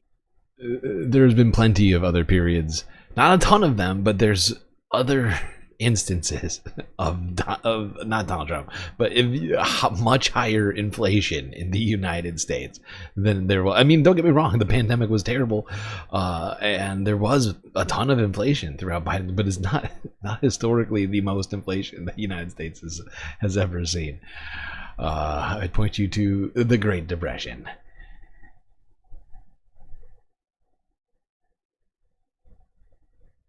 And actually, the period before in a few states during the last couple of days, it was $3.50 and $4 and $4.50.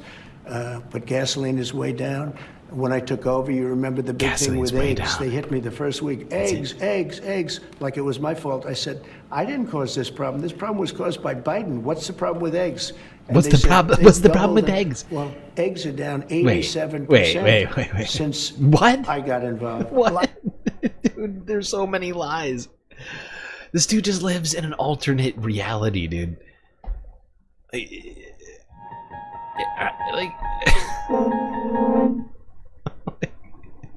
He literally campaigned on bringing egg prices down, and then he's claiming now that he got into office. People are asking about eggs. Why are people asking me about eggs? I don't understand. I never said anything about eggs or prices of eggs, and it's not my fault. And now they're down to 87%. None of the things he just said. I mean, oh my God. Why? How are Trump voters this fucking stupid? Can anybody explain it to me? I mean, It's either stupidity or pure cultish thinking, right? It's one of the two. They're either willing to be intentionally ignorant, stick their head in the sand, not, or they're just literally too stupid to be able to parse obvious lies. Like, is everyone's eggs 87% cheaper now? Am I losing my mind? Are gas prices suddenly lower, even though we know, like BBC just told us, they're actually higher from when Donald Trump started president? I mean, this guy lies. Every time he speaks, he lies. It is so hard to fact check this man in entirety, because literally everything he says is a lie or a fiction that he's told himself, which I guess is just a different kind of a lie.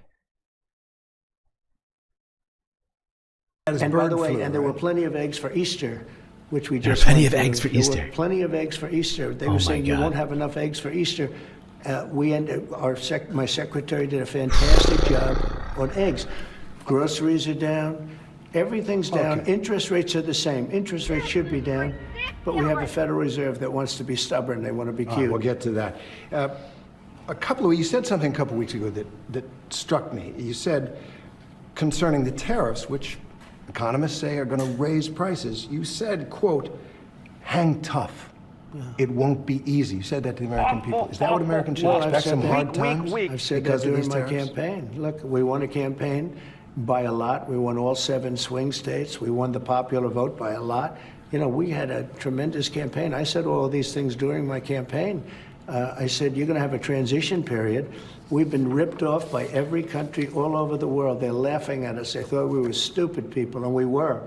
And I said, that's not going to happen. We're not But going to hard let that times? happen. Hard times are ahead? I don't think so. I Hang think tough. great times are ahead. Look, since I came in, gasoline is down, groceries are down, egg prices are down. All lies. Many things are down, just about everything. You don't lies. have the drop in fuel and energy and oil like we did. I took it from maybe $3.20, maybe more than that, down into a much lower number. Oh my God. When you have that kind of a drop, you're not going to have inflation. Not now, but it's the tariffs, right? We still have 145% tariffs on China. It's pure stupidity. It is pure stupidity. On China. Look, you're trying to say something's going It's pure stupidity. First off, the reason the oil is down is because businesses, the entire market believes that future economic growth is going to stagnate, that people are going to stop buying oil. And so oil futures are down. But that does not mean that gas prices have gone down. They haven't.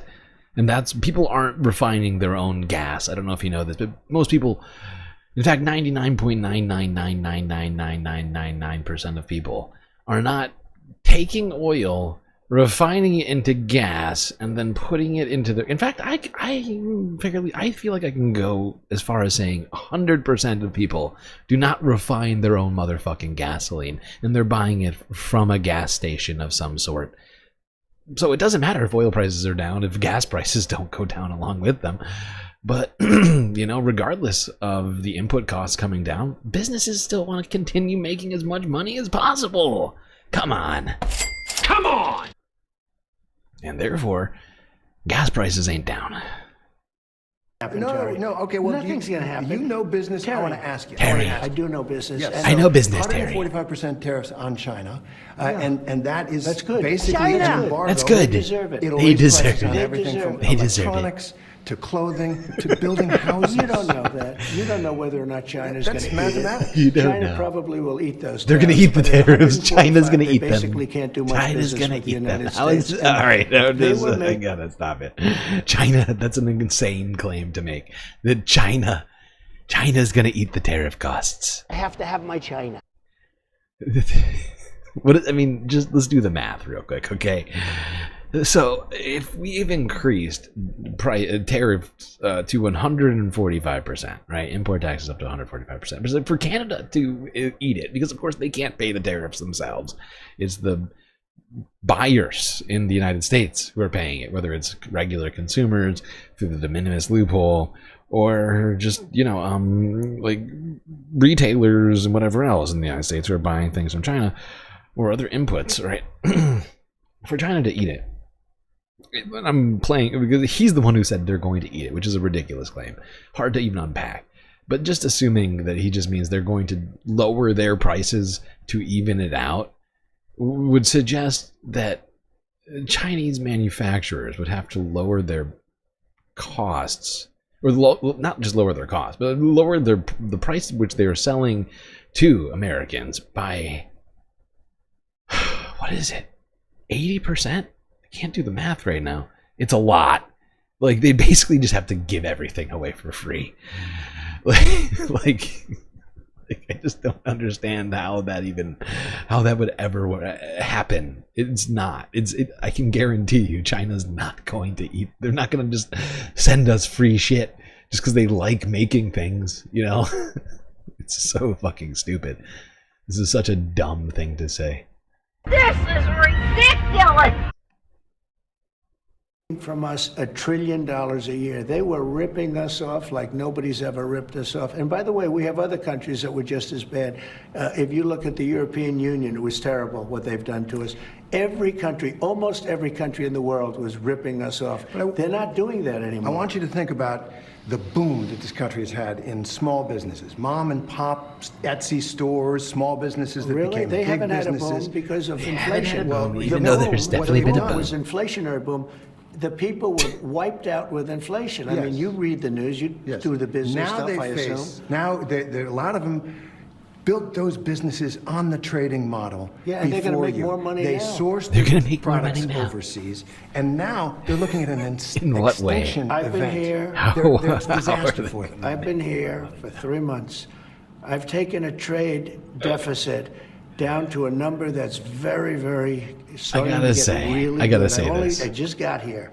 Considering We had a the country- way Donald Trump is talking about all this right now, I can almost guarantee you that he is not planning on backing down on these tariffs.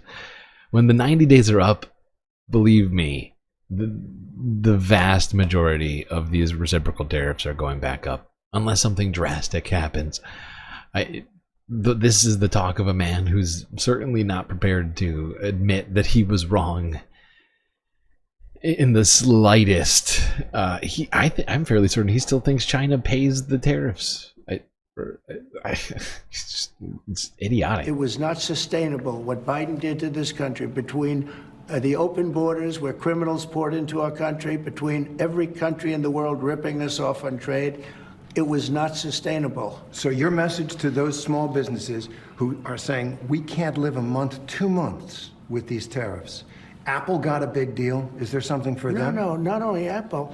We've got $7 to $8 trillion being invested in our country. That is not what he's talking about. We didn't have that over a year. I mean, if you look at Biden, nobody was really investing Donald in Trump this country. just Everybody was does ripping off our country. not Apple's putting up. Understand. It doesn't even seem to care to understand how economics or just basic trade. Like, he's just like, the small businesses, have you heard? Taiwan Semiconductor is coming to build things, and ChatGPT and Masayoshi-san at SoftBank, all the billionaires are gonna come and invest in the country. It's gonna be great for all the small business owners who make dog clothes in China, and people who sell merch online, the drop shippers especially. They're gonna love it. They're gonna love how great our country is again. Like, he doesn't understand how none of those things that he's mentioning have anything to do. Like,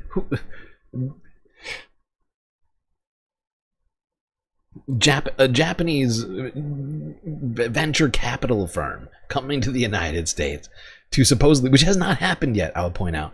They promised months and months ago now to come and do a bunch of shit here. They have not started any of that yet.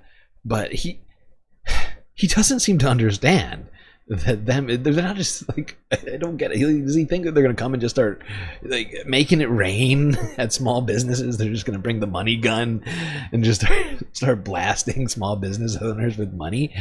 No, they're not. They're if any of these things even matriculate, or not matriculate. What's the word? God damn it. Materialize. Jesus Christ, matriculate. That is not the right use of that word.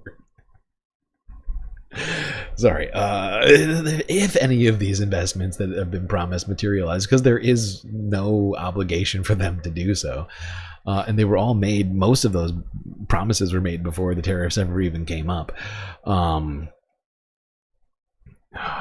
It is insane to think that building AI data centers or chips at already multi-billion-dollar, in some cases trillion-dollar corporations, right, are going to help small businesses sell tchotchkes or whatever else. Like, there is, like, God, there's like, I don't understand how he gets through life. How he, like, God, it is insane. All right, we're gonna take a quick pause here. Go to the Galactic Cantina. Get us another emotional support character because we got 72 likes.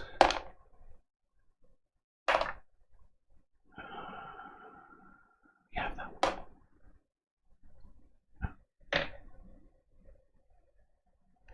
Okay. All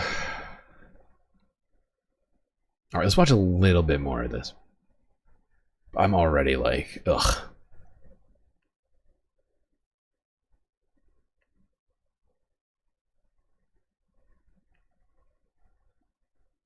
$500 billion, but that's only one of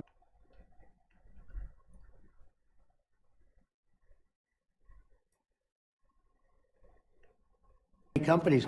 Companies are flooding into our country right now. That is So not your what answer we're to the talking about. concern about the tariffs is everything's going to be hunky-dory. Everything's going to be just fine.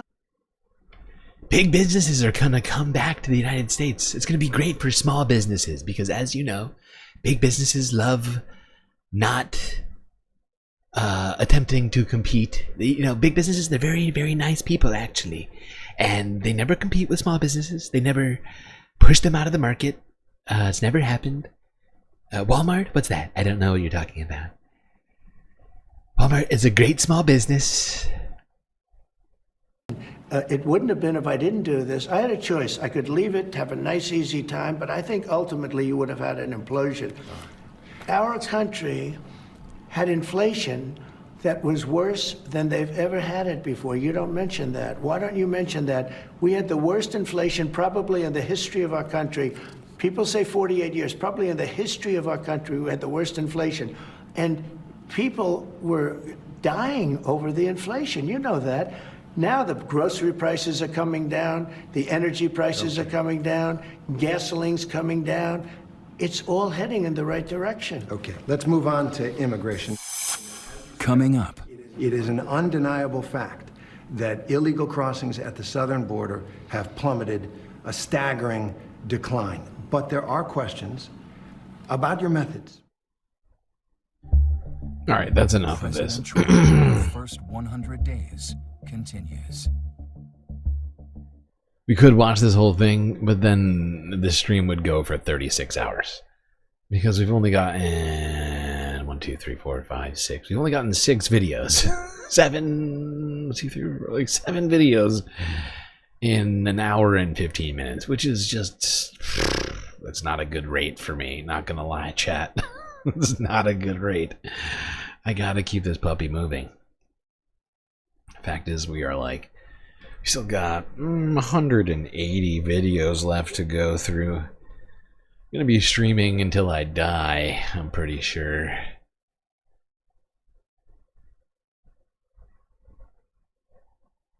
Alright, let's talk about one man who's been at the center of Donald Trump's government, Elon Musk. He's been having a very strange week. Let's start here. CNBC television from 5 days ago. The worst of NBC's CNBC. Memo claims Elon Musk is going to avoid $2.37 billion in legal liabilities through his influence in government. Oh, how convenient for him.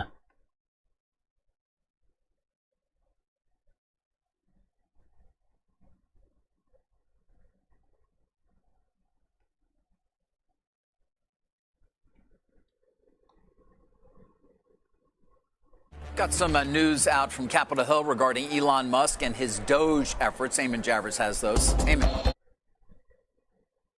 What just happened?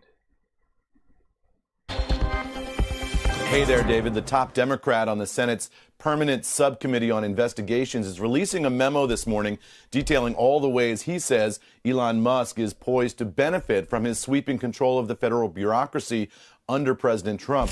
Senator Richard Blumenthal's memo alleges that Elon Musk may avoid at least $2.37 billion in potential financial liability through his influence with DOGE over government agencies and federal workforce cuts. The 44-page memo says, quote, "The through line connecting many of Mr. Musk's decisions appears to be self-enrichment and avoiding what he perceives as obstacles to advancing his interests. Mr. Musk's position may allow him to evade oversight, derail investigations, and make litigation disappear whenever he so chooses."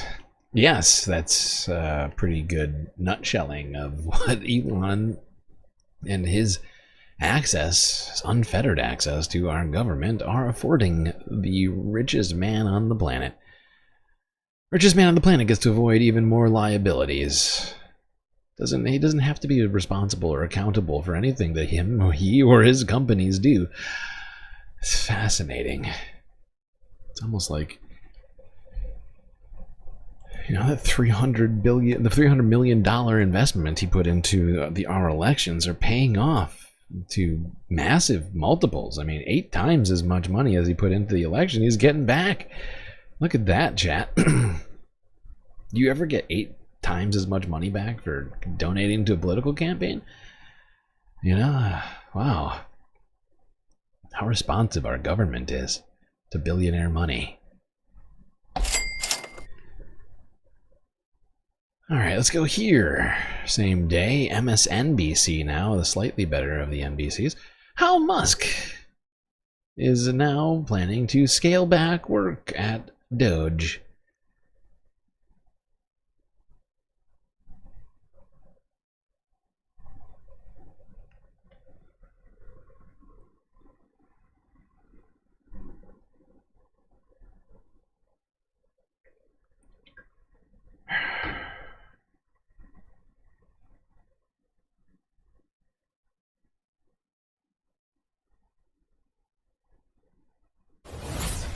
Now, as Elon Musk appears to be easing out of his controversial time at the Department of Government Efficiency. The wind down comes amid high-profile disagreements, even a reported shouting match with Treasury Secretary Scott Bessent, all while DOGE claims that it made $160 billion in cuts, far below the $2 trillion goal Musk promised.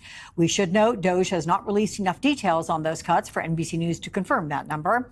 And after Tesla's profits plunged 71%, well, joining me now, we have Washington Post technology reporter Fez Siddiqui. Fez, welcome. You're the author of the new book, Hubris Maximus, The Shattering of Elon Musk, which makes you the perfect person to talk to. Look, Fez, Musk says that he is scaling back his work with DOGE in May and is going to return to Tesla. His departure is a bit earlier than the 6 months afforded to his special government employee status. Is he leaving early because of friction with White House officials and cabinet members, or because Tesla has significantly dropped in value since he got to Washington? Hey, thanks for having me. So it's a perfect storm for Musk. Obviously, those first few months with DOGE have been controversial, to say the least. Tesla has faced a tremendous amount of blowback with these protests and, you know, vandalism even, and obviously the brand damage to the company. So Musk now has what looks like an out in that, you know, his term as a special government employee is expected to last 130 working days. He says DOGE is essentially working around the clock. 130 working days would put that at the end of May, which we're coming right up on now. There's a new CNBC survey which shows about half of That's a Americans strange have a distinction negative this guy view just made. on Tesla and Elon. I'm not sure which one of us is wrong in this instance, but I don't recall there ever being any clarity on this distinction of Elon Musk's employment with the government, supposed employment with the government. This is the first time in months that I'm hearing anybody suggest that Elon Musk is a special government employee. If he is, he's subject to a whole bunch of shit And it's strange to me that somebody is saying it right now, but it certainly is the perfect storm. Certainly is the perfect storm for Elon. So sad for him. I'm fairly certain he is not a government employee. It's the first time I'm hearing it in a long time, anybody claiming that he is. But hey, I don't know.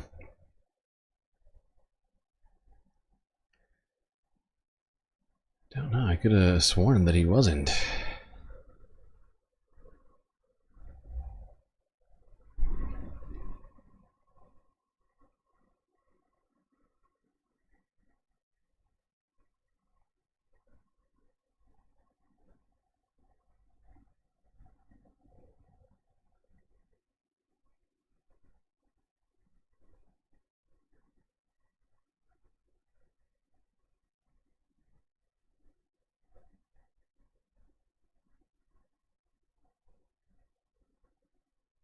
Maybe he is. I don't know. I'm looking it up. It seems like some. I guess. Although he hasn't faced the any sort of scrutiny, which I'm fairly certain special government employees are subject to. Well, I guess it would require. Maybe that's why we haven't talked about it, because Republicans would require Republicans to actually do their jobs, which they haven't been doing. Alright, let's go to this latest cabinet meeting from a couple of days ago.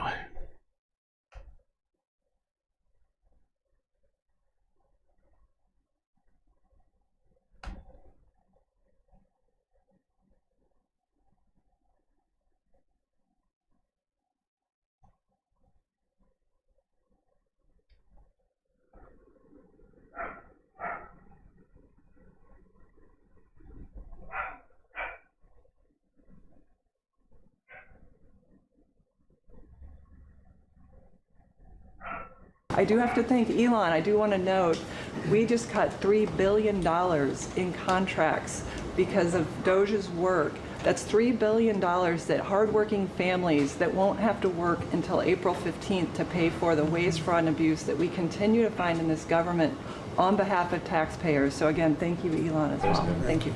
Great job, Kelly. Thank you very much. Elon, I love the double hat, by the way. It's the only one that can You know, well, Mr. President, you know, they say I wear a lot of hats. And as you can see, it's true. Even my hat has a hat. That is some of the fakest laughter I've ever heard. You know, the American people... I love how he takes it off immediately. Secure borders, fucking weirdo. Safe cities, and sensible spending. That's all we need of this fucking shit. Okay. Columbia Rican, New York with a super chat. You have a theory. Do you now? Was RFK removing fluoride from water and making it unsafe to drink to force people to buy bottles of water, hence making it... No, I don't think so. I mean, removing fluoride from water doesn't make it unsafe. And if that were the premise, I think it would be ill-conceived on the part of RFK, because the whole point of the fluoride in the water is to help, you know, low-income Americans who might not have access to fluoride toothpaste or mouthwash and or access to dental care, like a tiny amount of help with their teeth. Right, and that's, you know, all the fluoride was there to do. It was in there in incredibly small portions, almost negligible, aside from that one effect. And, you know, that I feel like it's just to punish poor people, honestly. You know, it's just wrong. It's just wrong. It's a wrong decision, in my opinion. There's no good reason for what they're doing. We all know what it is, though. They think that it makes the frogs gay. It's because it makes the frogs gay, okay? That's the real reason that any of these people are obsessed with it. It's because Alex Jones was talking about this shit for a long time, and they're convinced. They're convinced that it's a real thing. That's why.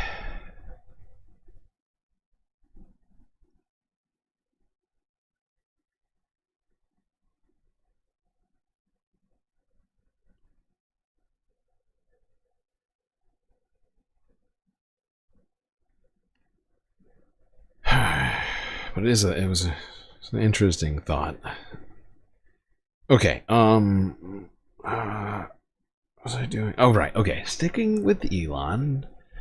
Fucking weirdo running around in our government. Here's CNN from 2 days ago talking about a recent Wall Street Journal report suggesting that Tesla's board has begun considering replacements for Elon Musk as CEO. Immediately, if not sooner.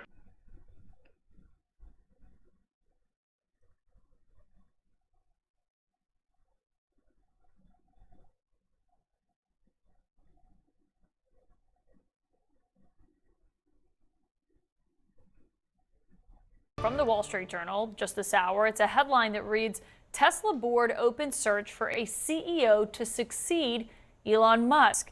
When you read the story, sources are telling the Journal that Tesla's board members started reaching out to several executive search firms, initiating a formal process to replace Musk. My source joining me tonight is the Wall Street Journal's Emily Glazer, who just broke this reporting. And Emily, thanks for joining us on such breaking news. Can you just tell us what happened here and what the board of Tesla was thinking? Absolutely. So Tesla has been going through some pain lately. It just reported earnings last week and had profits decline about 70%. And our reporting shows that around a month ago, board members were reaching out to executive recruiting firms to start a formal CEO succession search process. This is a formal kind of next chapter. Obviously, companies do succession planning all the time for their next leader, but we know that this is happening as there was concern from investors about Musk spending too much time in DC, given his government role, and concern about the company really struggling lately. We also know that board members prior to earnings had an update. They gathered with Elon Musk and they said to him that we really need you to refocus on Tesla and we need you to say it publicly. And he did not push back. That's pretty remarkable, given we saw him come out and say he'd step away from the DOGE effort. And part of your reporting that stood out to me is where you said that some Tesla employees said the first time they had heard from him in months was at an all-hands meeting that they had in March, where you report, if you read the news, he said, it, quote, it feels like Armageddon. I can't walk past a TV without seeing a Tesla on fire. These are times when there are rocky moments, a little bit of stormy weather, but I'm here to tell you that the future is bright and exciting. What I'm saying is hang on to your stock. Very funny. Not all by nature, using that 4-month member highlight. I like the new background. Very MTV of me. What's very MTV of me? Which background? I don't know what you're talking about. I need an explanation for this chat, Narwhal. Are you talking about... Oh, you're talking about this one? Is it... What's MTV about the background? I'm confused. I need more clarification on this.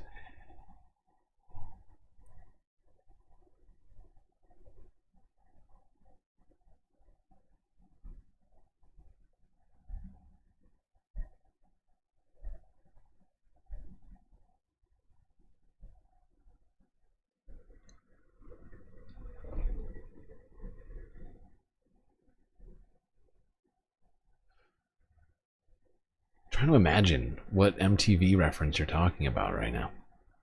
I can't put it together. Either way, I appreciate your memberness, your having patronized this stream on YouTube for 4 full months in terms of your membership. Of course, I know you've been here for longer than that.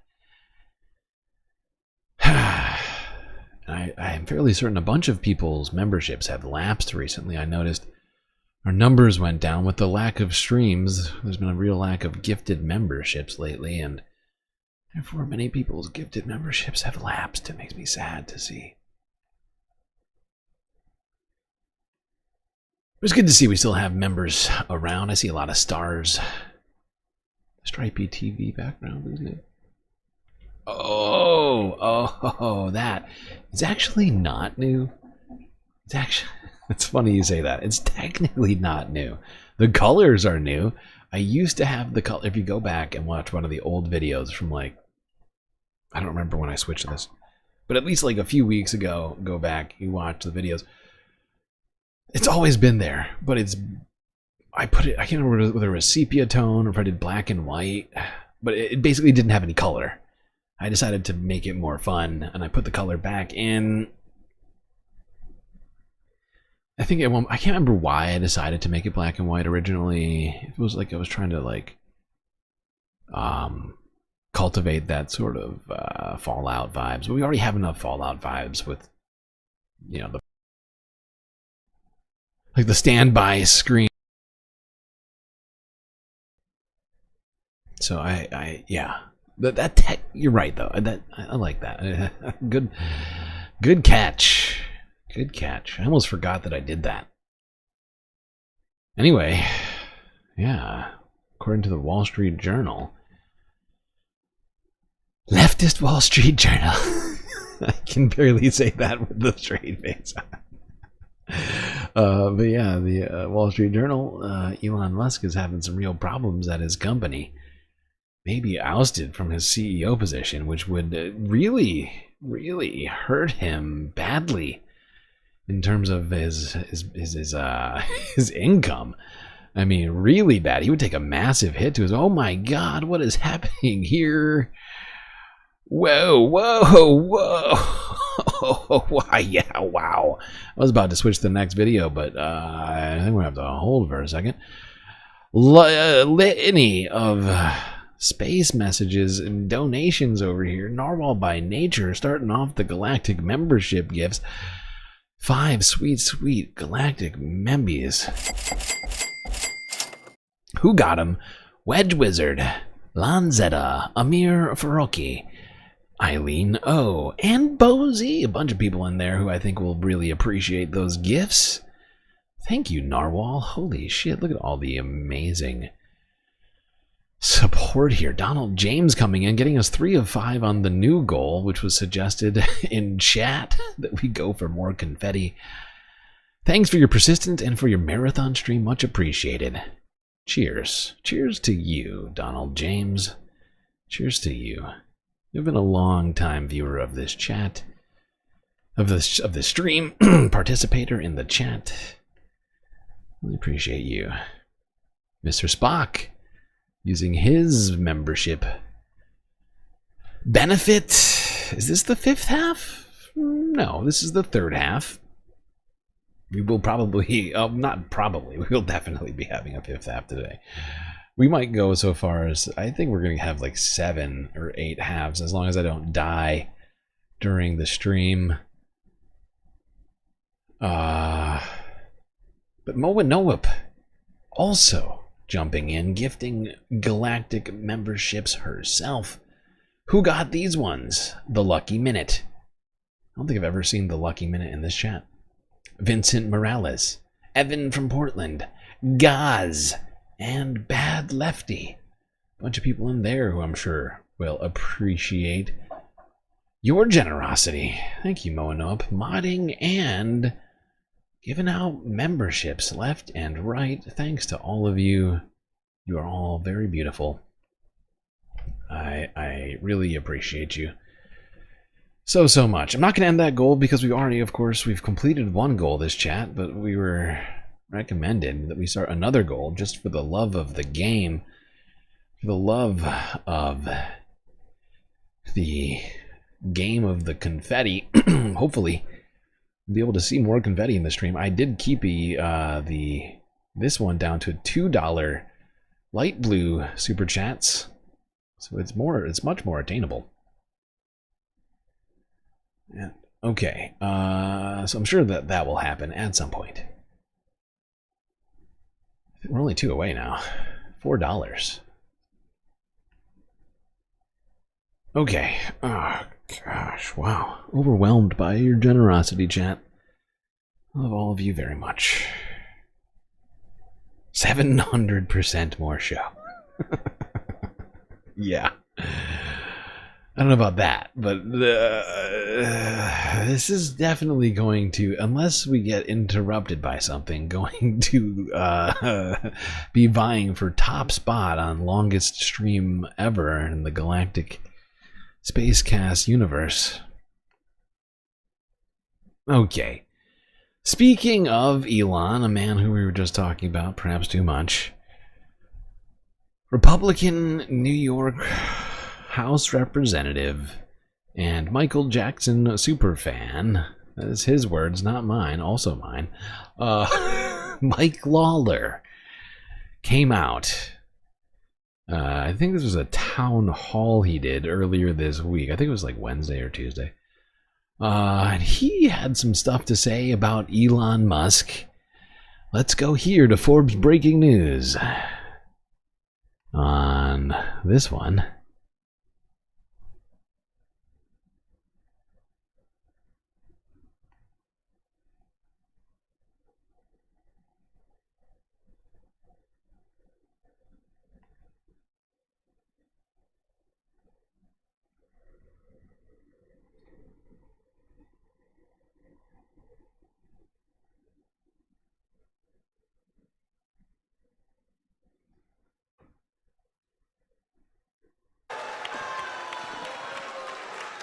Zero 58056. 058056. You're only allowed to speak if your number is called. Otherwise, no free speech for you at this supposed town hall.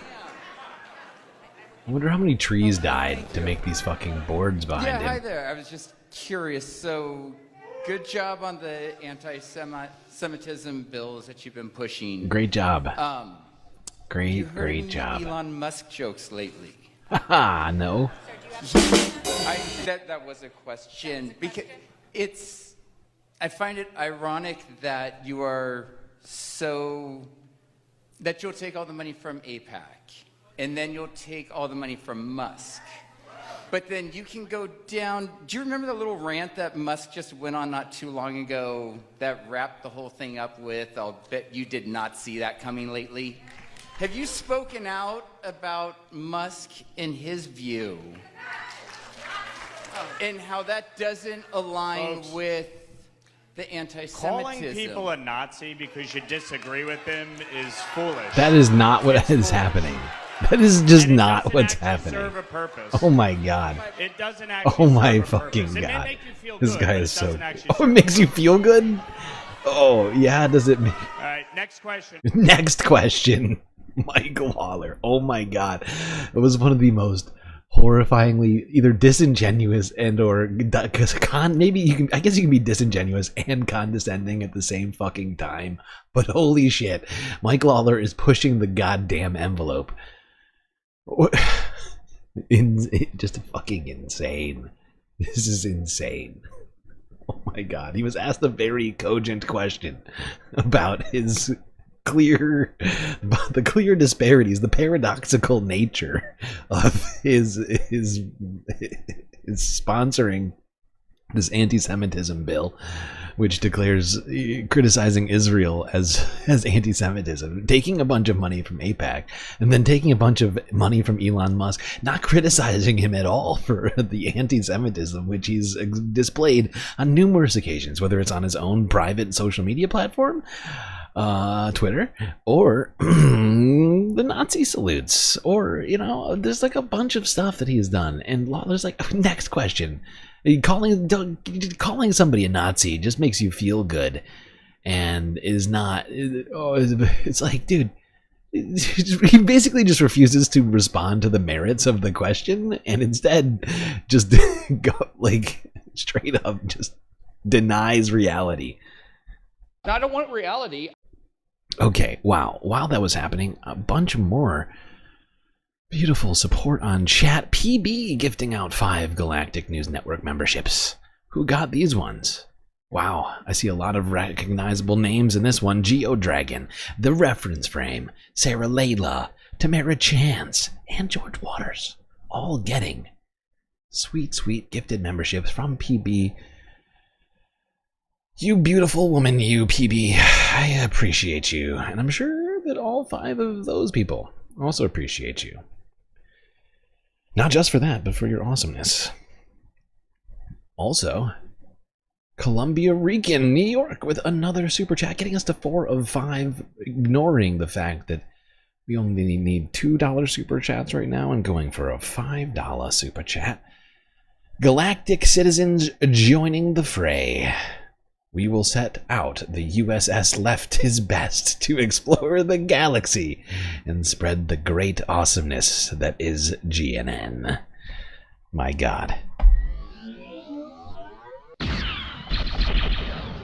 I love this. I love this. This is a great message. I love that. The USS Left His Best. Write that down. I'm stealing that. I'm sorry. Illegal. The USS Left His Best. It's beautiful. It's beautiful. Okay. Wow. We just added like 15 members to our member numbers. I better check to see where we're at, although I'm fairly certain we lost more than that recently, but I gotta make sure not to lose sight of how many members we have. I would not want to lose the opportunity to get us a 19th emote. Where are we right now on emotes? How many? Can somebody count the emotes for me? Tell me how many we have. Is it 17 or 18 that we have right now? All I know is that we have been making massive strides. Whoa, Donald James, before I can even get to the next video. You know, you're all just...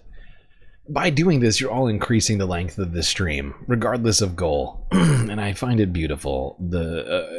You know, and I'm fine with that. I'll continue. I will not give up. I will not go gentle into that good night. And clearly, neither will Donald James X, or these 5 people who just received galactic memberships. Jet, Jerry McLean, Dark Sparkle, Grand Theft Autobot, and Bobby. Wow. I want to say like 80 to 90% of the people who have received galactic memberships today are active chatters. Very active chatters.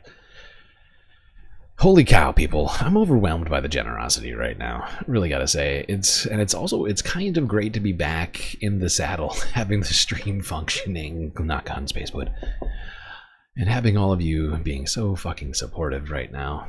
It's overwhelming. This is ridiculous! It's true, it's ridiculous. It is ridiculous.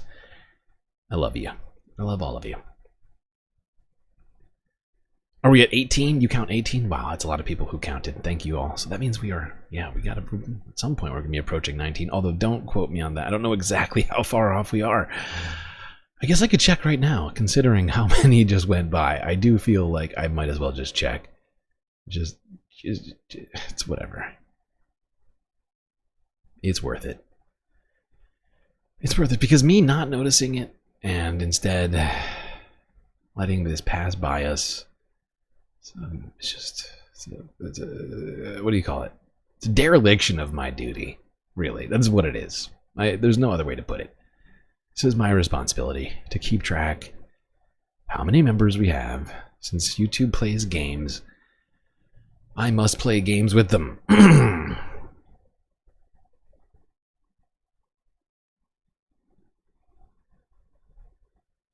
Okay. Where are we at on the memberships?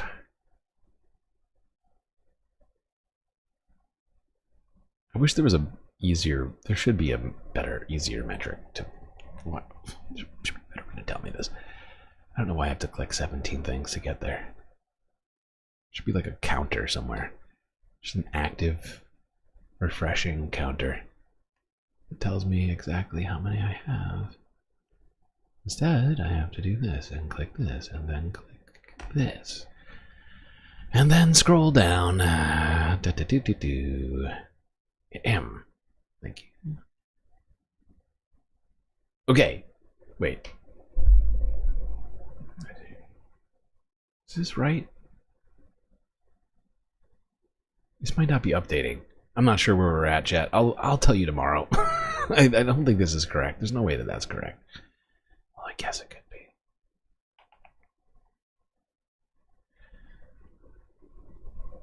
Okay, what was I doing? What was I doing? Was there something I was gonna do? Oh, I don't know. Right, the stream, the stream. Oh, right, I have to do that. Oh God, I almost forgot to pay my rent. Probably because I barely have enough money to pay for it. But okay. Wow, I better do that before the stream makes me. I'll do that on the break. I'll try and pay my rent on the break. Okay. That's right, I gotta pay the earth rent. Goddamn earth rent. If only I could sustain myself in this goddamn spaceship into eternity, not have to pay earth bills. Oh.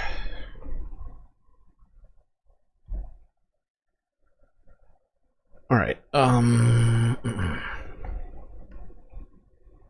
Okay. Wow. Incredible number of memberships just gifted in chat. Only one $2 light blue super chat to get us more confetti. If anybody wants more confetti, that's the way to do it. Speaking of anti-Semitism, something which Mike Lawler seems to be not that concerned about and also super concerned about at the same time. But I didn't hear any comment from Mike Lawler about this situation, which happened on the streets of New York. Although technically, I think Mike is Long Island. I can't remember. I think he's Long Island.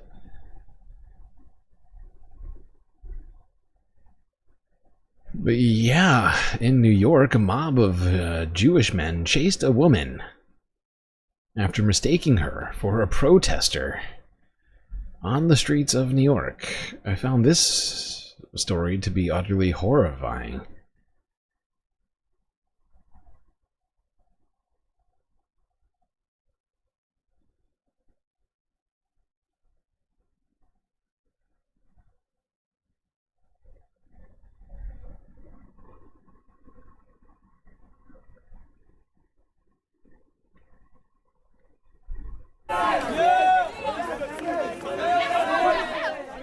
Illegal. Outside to see what was going on. That woman was just assaulted in front of a police officer.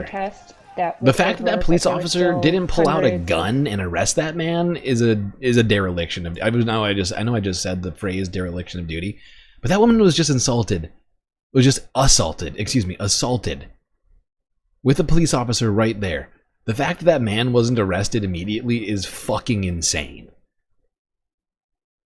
The fact that these people are out here basically playing mob on the streets of New York, first off, insane. That they're intimidating people, just minding their own business in front of a police officer, and that police officer did not even attempt to stop these people from behaving in this way is genuinely fucking insane. Narwhal by nature. Finishing the goal confetti. Great job, everyone. Narwhal getting it done in the end. Are you value-tained? I am. Are you not entertained? Thank you, Narwhal. I appreciate you. I'm utterly disgusted by this on multiple levels. I think it's utterly disturbing that this is happening on the streets of New York. It almost you could have taken this video, shown it to me without context, and I would have thought that this was somewhere in the West Bank, or maybe not the West Bank, but like East Jerusalem, right? Occupied East Jerusalem.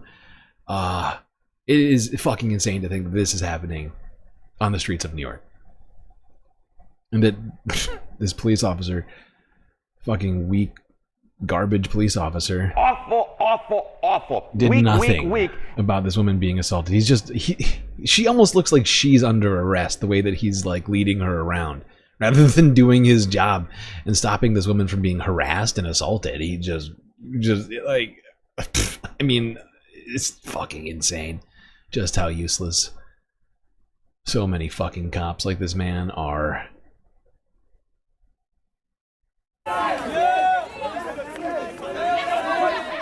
I went outside to see what was going on.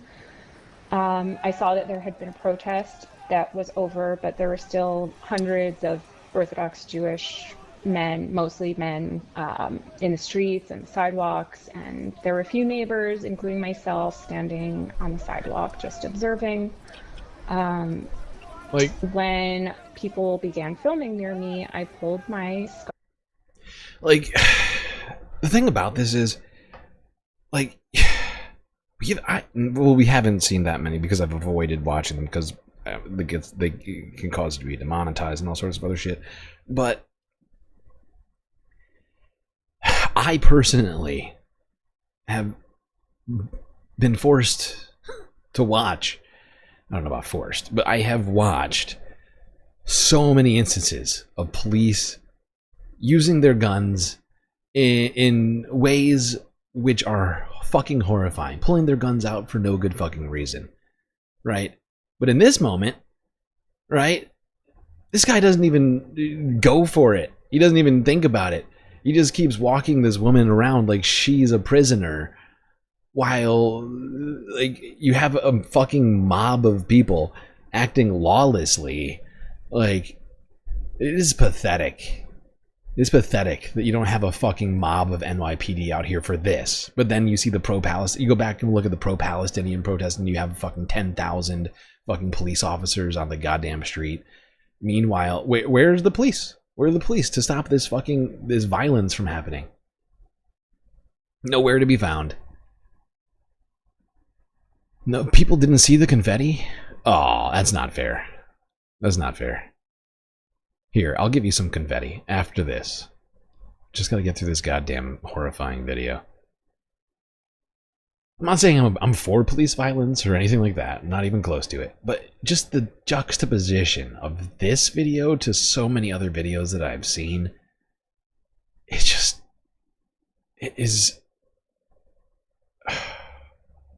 is crazy fucking making. This is ridiculous! Up over my face because I didn't want to be on camera. And as soon as I did this, a Jewish woman began screaming at me, and just a group of like 100 men came over immediately and encircled me. They threatened to rape me. They were hurling just vile insults at me. I moved closer to the police than I already was, and they did nothing to intervene. I tried to leave, and a single officer attempted to escort me home, but this mob followed us. They grew in number. They were screaming at me, "Go back to Palestine." They were shouting "Death to Arabs." They kicked me in the back multiple times. They spat on me. They threw objects at my head. They threw a trash can and a traffic cone at me. And I was just terrified. There's nothing more I can say except that This is utterly just despicable on so many levels. And the fact that the Orthodox Jewish community here in New York feels that this is an acceptable way to behave. The fact is, this woman wasn't even a protester. She was a Jewish woman who just happened to be there and put something over her face, and they took that as the go-ahead for them to start committing crimes against her. And this cop just does nothing aside from escort her like around like a fucking prisoner, rather than trying to, I don't know, get justice. I don't know. Maybe arrest some people who were committing crimes in front of his face, rather than talking on his little radio.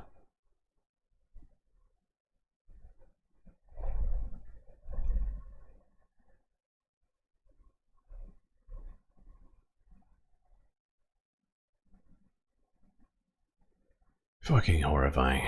Oh, nobody... Right. Confetti. Here you go, everyone. Great job. Little bit of confetti for all of you and your great success. If you missed the chat confetti, you deserve a little bit more.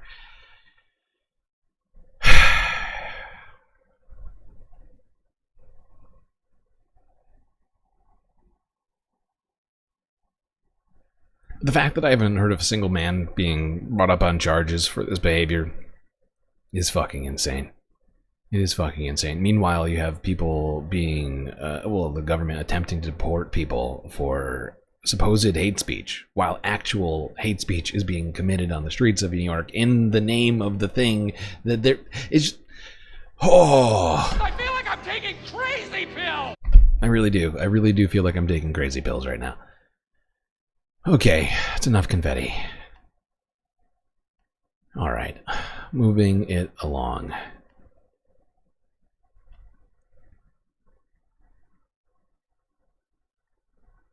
What were they doing that for? Okay, if it wasn't clear, this woman just happened to be observing this gathering. It's not clear why she was there, but she wasn't protesting. At least according to her. I do believe that. She put something over her face because people were recording. She put like a scarf over her face, and the second that she did that, these people started threatening her, assaulting her. And generally harassing her, right? It's fucking, this just fucking travesty.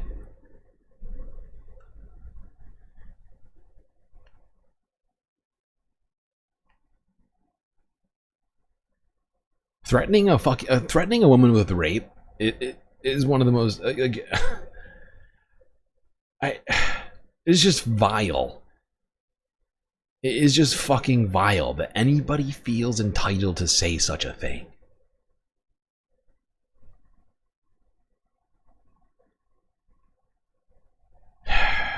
Speaking of anti-Semitism, let's see what Bernie Sanders had to say on the subject. Here a couple days ago in the Senate committee. What was this? What? I can't remember what committee this was. Okay, let's go here.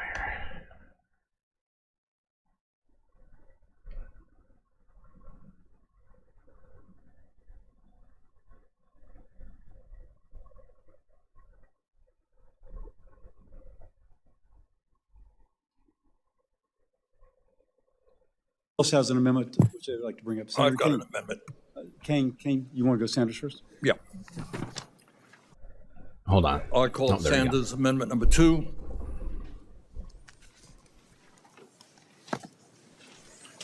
Mr. Chairman, as you will recall, in the recent hearing we held on this issue, all 5 witnesses, including 3 Republican witnesses, made it clear that criticizing the extremist government of Netanyahu over their policies in Gaza is not anti-Semitic. One can criticize the government of Israel for their policies without being anti-Semitic.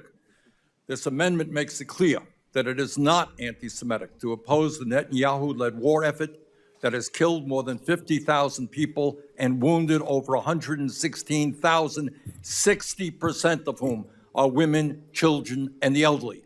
Making that point is not anti-Semitic.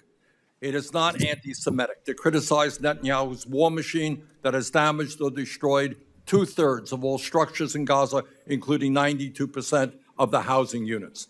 It is not anti-Semitic to speak out against the extremist Israeli government for not allowing a single shipment of aid into Gaza in over 2 months, 62 days and counting.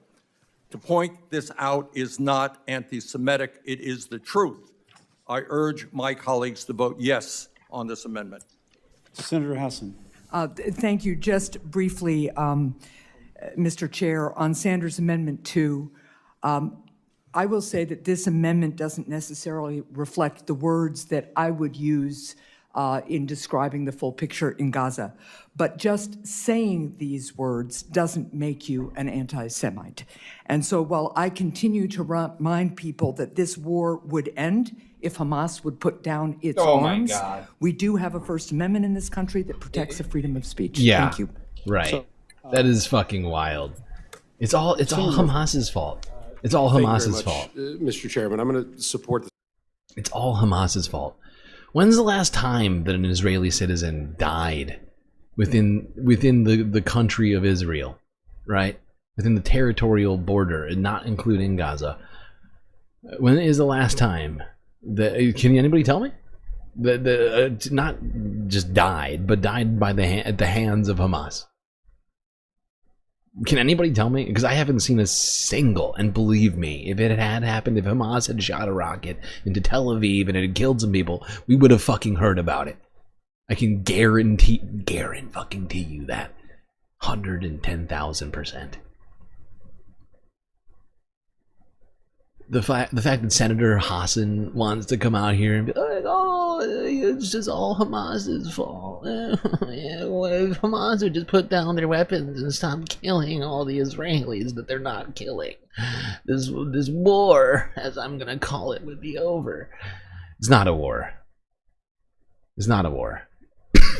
Israelis aren't really dying by the hands of Hamas at this point. It's just a fact. It's just a fact.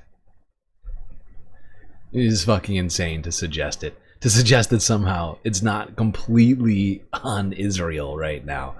The ones who are killing not just the majority, but all people in this, so as she called it, this war. It is fucking insane to suggest that shit.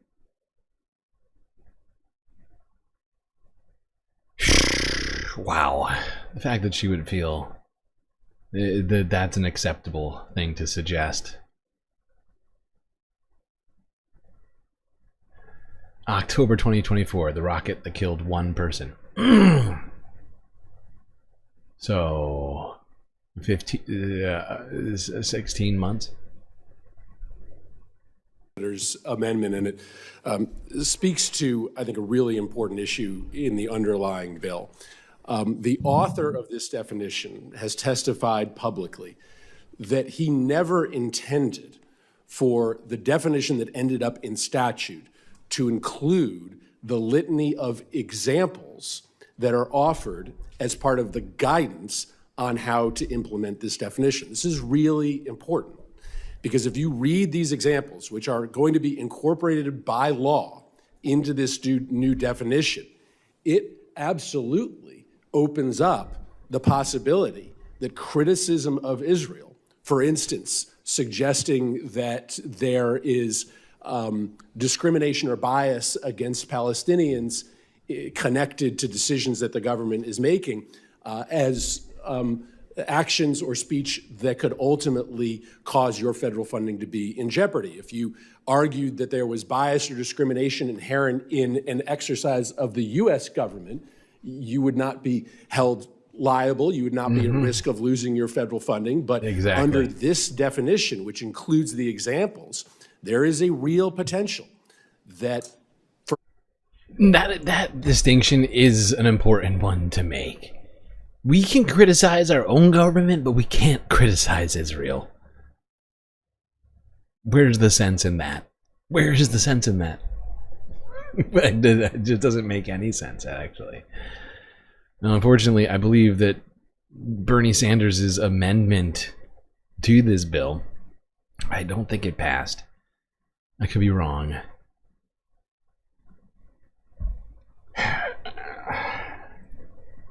Okay, we gotta take a break. I just realized we blew through 6 hours through the third break. Is there anything planned for 1,000 subs? I don't have any plans for 1,000 subs. But I will try and think of something. And if you're in the Discord, feel free to throw a comment on what you think should happen at 1,000 subs. I have no idea. I know we're not that far, but it just feels so far away that I just have not really been thinking about it. I guess it could happen at any moment. We're really, what are we, like 60 some odd subscribers away now? Could happen suddenly, especially if I start posting clip vids again, which who knows when that's going to happen. Hopefully soon, once I figure out how to solve my scheduling problems. Lack of energy after doing 10, 12-hour streams.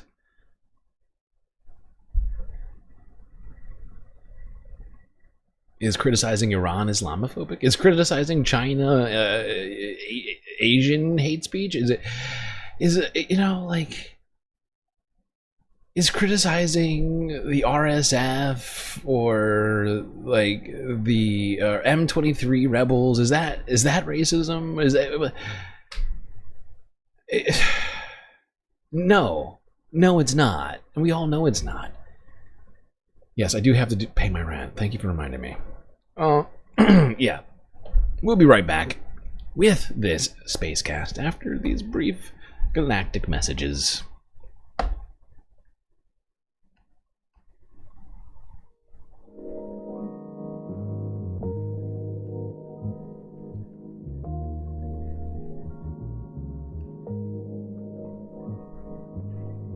Well, I hope everybody's been enjoying the show so far. If you haven't already, hit the like button and don't forget to subscribe. Hit that bell icon too so that you don't miss any of the latest galactic content. Do also consider contributing to the Galactic News Network, as we are completely funded by viewers such as yourself. So many great ways for you to show your support. YouTube, Twitch, Cash App, and PayPal. But of course, the very best way to get the most space benefits for your Earth dollars is to become a galactic patron on Patreon.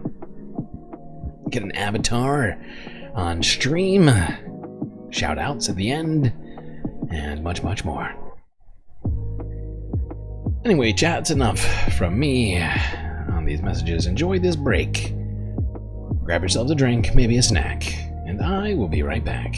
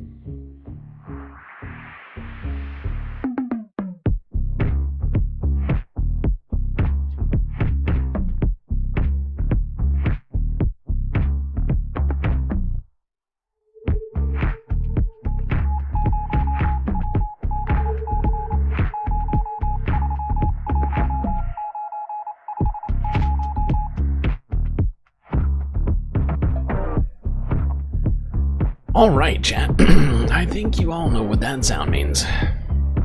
Time for us to get back to the show.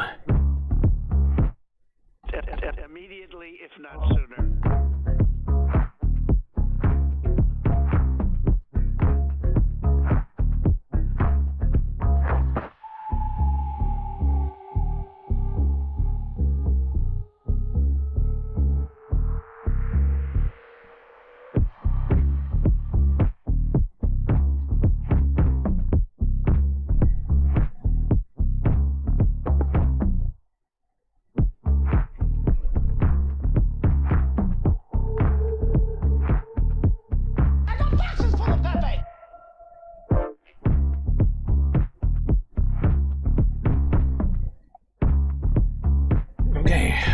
Sorry, I'm chewing food over here.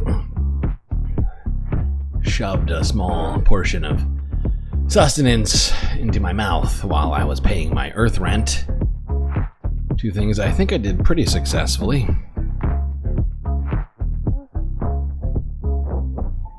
Should have enough energy to get through this next half.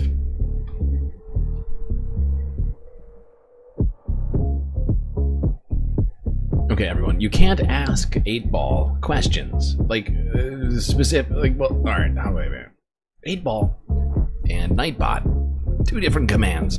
8-ball is your magic 8-ball, which will just give you a set of answers, predetermined and randomized.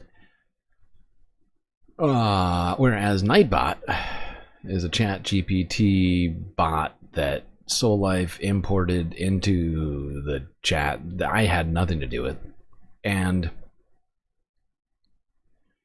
that will give you actual AI derived answers for real questions.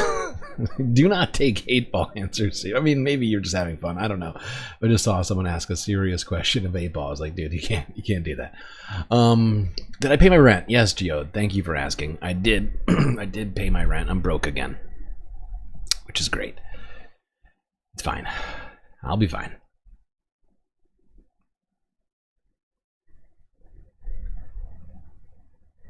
Okie dokie. We left off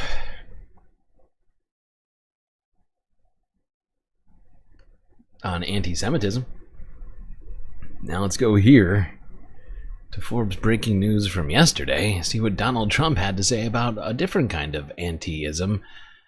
Anti-Christian bias. Something he pledged and is pledging to root out. Something that doesn't really exist. But the Republicans seem to think it exists for some reason. Do we pay rent on our galactic space station? Do I pay? No, I don't pay rent for the I do have. There's costs associated with keeping the galactic space station in low Earth orbit. Aside from that, though, no. Just the Earth bills that are giving me the most problems right now.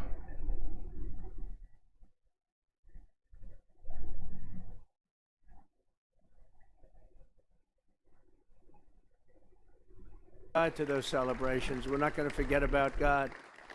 We're not going to forget about In a God. letter to wife Abigail, John Adams wrote of his first National Day of Prayer, millions will be upon their knees at once before their great Creator, imploring his forgiveness and blessing and asking for his favor on the American cause. Beautiful. Today, more than 2.5 centuries later, in the heart of a free and proud America, we rejoice that God answered those prayers. And I think God answered other prayers because he's put in an administration to run this country. Did God put God put Donald Trump? Oh my God. This guy is such a fucking narcissist. And we're going to have a country that's very strong.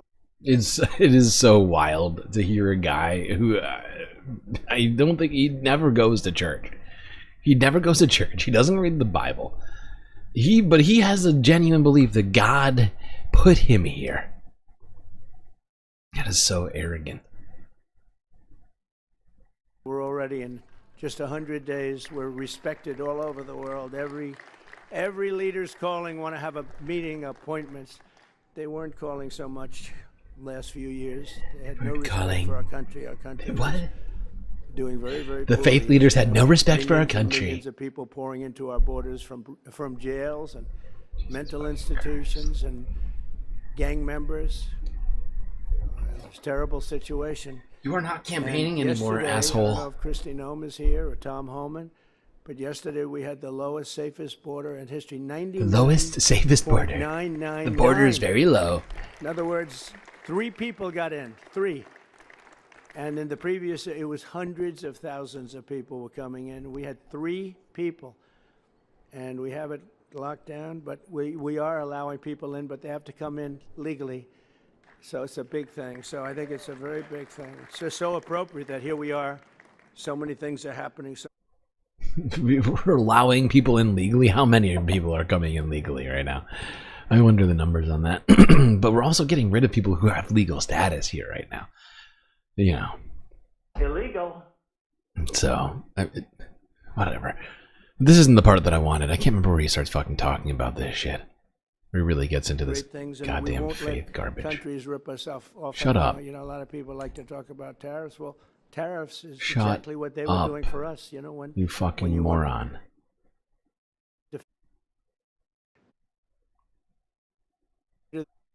Is greater than I've ever seen it before, and it started on November 5th when we won every swing state. We won the popular vote by millions. We won every district. Think of this: the districts. It was 2,750 versus 505, and we got 312 electoral votes. Everyone said maybe he can get 270. We got 312. Oh my God! It was a great election, and it has just revitalized the country. And I think I'd say one other thing that's to me really incredible. That can go so quickly. If you remember 6 months ago, prior to the election, we were unable to get people to join our military. We had a waiting list that was a mile long of empty spaces, and we couldn't get anybody to join. We didn't know actually what to do, and I wasn't in the administration, but they didn't know what to do. And it was embarrassing to them, frankly, and it should be. And that included police and firemen. You couldn't get people to join anything having to do Very embarrassing. Any of the military groups. Any law enforcement, Couldn't get new firemen. By the way, we have couldn't get canceled. anybody to join. It was fascinating him bringing up the numbers of firefighters, or the struggle to get new firefighters. Meanwhile, Donald Trump's White House has canceled cancer research for firefighters. And of a couple of other things too that he's done that seemingly hurt firefighters. And he's like, the firefighters, they all want to work for us now because actually we've made it much greater for them. Enjoy that, firefighters, not knowing whether or not you're at higher risk than the rest of the population for cancer. Don't worry. You'll be fine. As of yesterday. Oh, right. They also canceled the 9/11 benefit. They shut down the 9/11 benefits. Think of that. Like for firefighters who helped, and who so many of them have gotten cancer over the years since then. Oh my God. Oh, wow. It doesn't matter what he says or does to his supporters. It is fucking insane that these people can hear any of this and be like, seems like a good guy. And the Army, Navy, Air Force, Marines, all of it, Coast Guard, all of them. Oh my God, shut the fuck up. No one cares. We have a waiting list, and we're actually picking the one we want, and we're trying to take care of everybody, but you're picking the ones you want, and it's been amazing. And to think just 6 months ago you were hearing that people weren't signing up, and that includes now our police force. Our police forces were really starving for people, and this includes our police forces. They're all full up, and they're full up. It's amazing. And mostly that's spirit. You know, they have spirit. It's all spirit. It's all spirit. And, so great. We're making our country greater than ever. Our country is greater than it's ever been. White House Faith Office in the West Wing, and that's going to be an office that's been very well. I see already you have a lot of. Oh, I went too far. Sorry, I was just trying to 2x our way to the part of this I actually wanted to hear. Go back here. Yeah. Amazing to turn, and mostly that's spirit. You know, they have it's all spirit. It's nothing else. It's they have spirit fingers. They love our country again, and we're making our country great. We're making our country greater than ever before. I created a historic White House Faith Office in the West Wing, and that's going to be an office that's been very well. I see already you have a lot of people going back and forth, and that's good. That's what we want, to defend and represent people of all faiths and their religious freedoms at home and abroad. But they're coming really, it's probably doubled the action in the White House. It's been amazing to watch and beautiful to watch. The White House can handle it. This important office will work to protect vulnerable women and children, strengthen the American family. I'm sorry. Promote the I'm sorry. The Faith Office is going to protect women. And they take care of them. The Faith. Sometimes the they'll Faith. send them to a doctor. Sometimes I'm sorry. Paula does this, and Jenny. The Faith Office is going to be the thing that protects the women. Is that a joke? Is that a fucking joke? I mean, I know he thinks that's real, but is that it should be a joke. That should be there should be one of these after that. That's right. The Christians are going to protect women. Enjoy that, women. Enjoy that. You know, the great pro-Christian task force is going to protect you from all the woke leftism and the abortions and getting health care. Don't worry, no more Planned Parenthood. You can now go back to the great, some people say better, coat hanger method. Illegal. Fucking insane. The Christians are going to protect the women. How good. How good and so great. I feel protected. I'm sorry. I don't know why I'm saying it like that. I'm sure all the women in America do feel protected, though. For sure. Columbia Rican New York with a sweet, sweet super chat. If Trump knows 3 people got in illegally, then it wasn't illegal. Because if there was illegal entry, then there would be no record of it. That's a good point.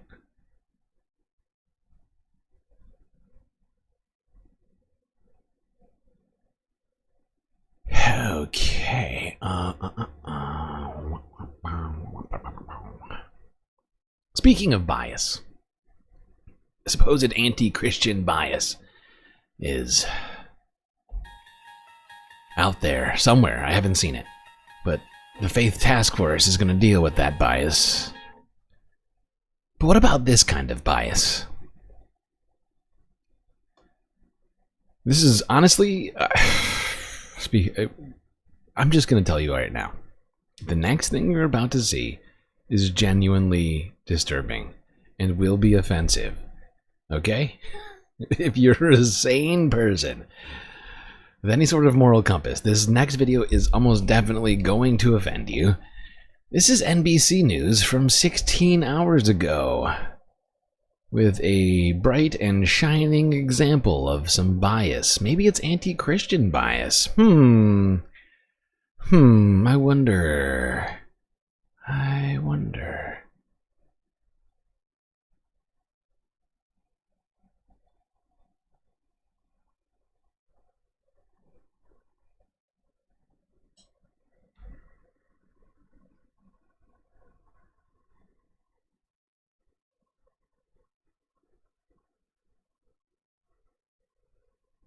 Did you call him the child?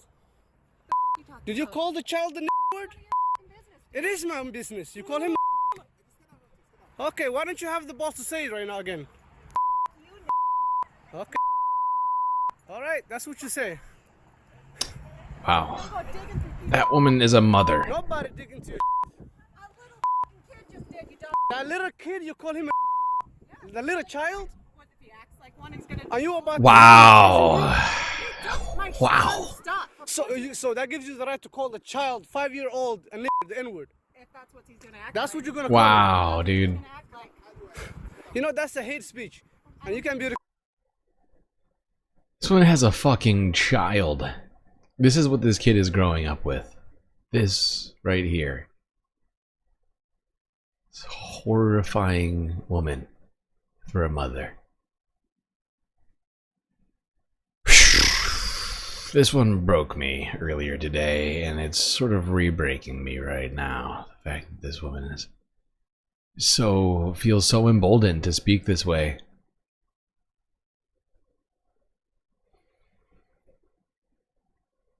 Really fucking gross.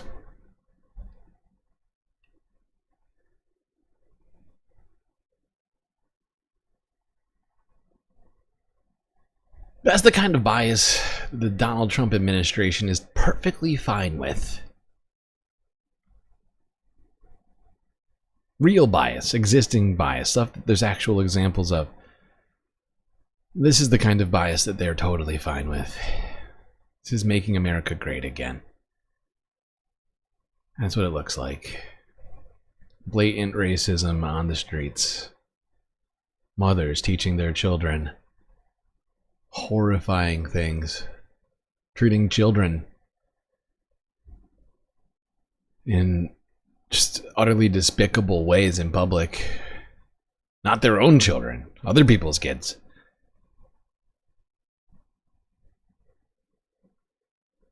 This is Trump's America. Speaking of bias, Donald Trump is looking to bias U.S. history in a particular way. PBS News from yesterday, exploring the efforts to control how U.S. history is presented in museums and monuments. I don't want reality. Yep, no reality for the Trump administration. Just some weird fantasy world that they live in.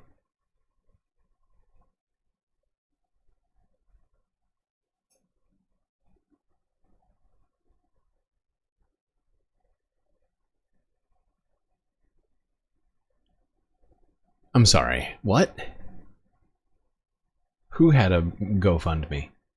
In its first 100 days, the Trump administration has sought to put its mark on various parts of the nation's I'm culture. sorry, I gotta pause this. What? Is that, are these chats in relation to that last video we just watched? You're telling me that woman has a GoFundMe? Who are we talking about? You telling me that woman just raised $500,000 in crowdfunding? Is that a joke? She's an Elon surrogate mommy? Is that real? Are you? What are this part? Hold on. What? I'm not gonna. I don't have time to do this right now. Jesus, you're shitting me. It better be a joke.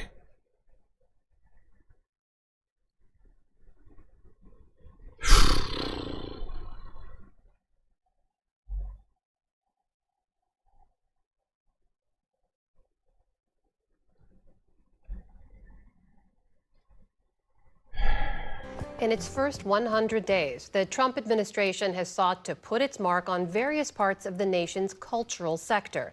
The Kennedy Center, funding for federal arts agencies, and more.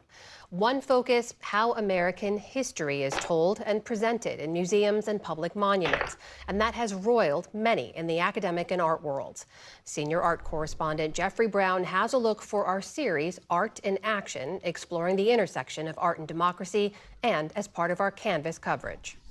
Our nation is witnessing a merciless campaign to wipe out our history, defame our heroes, erase our values, and indoctrinate our children.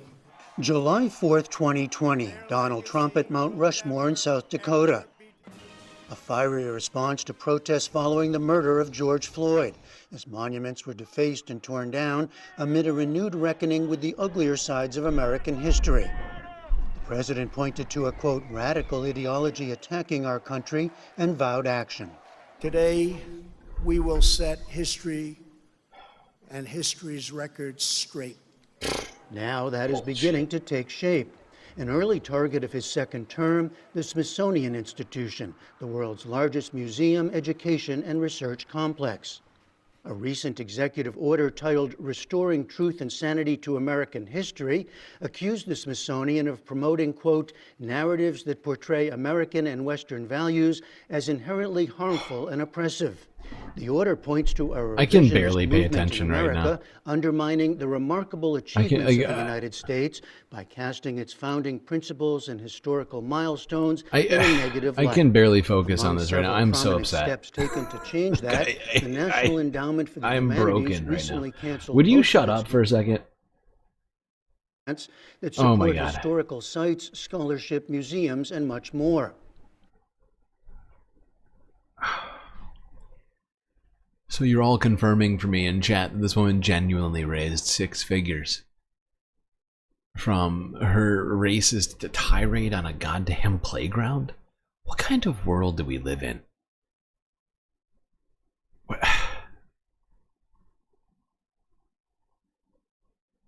That is fucking disgusting to me.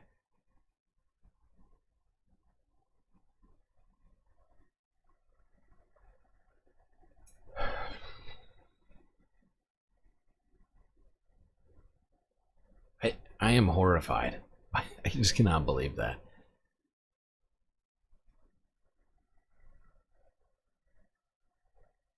Some of those funds will be redirected toward the creation of a National Garden of American Heroes, which the president has touted as a centerpiece of national plans to celebrate 250 years of American independence.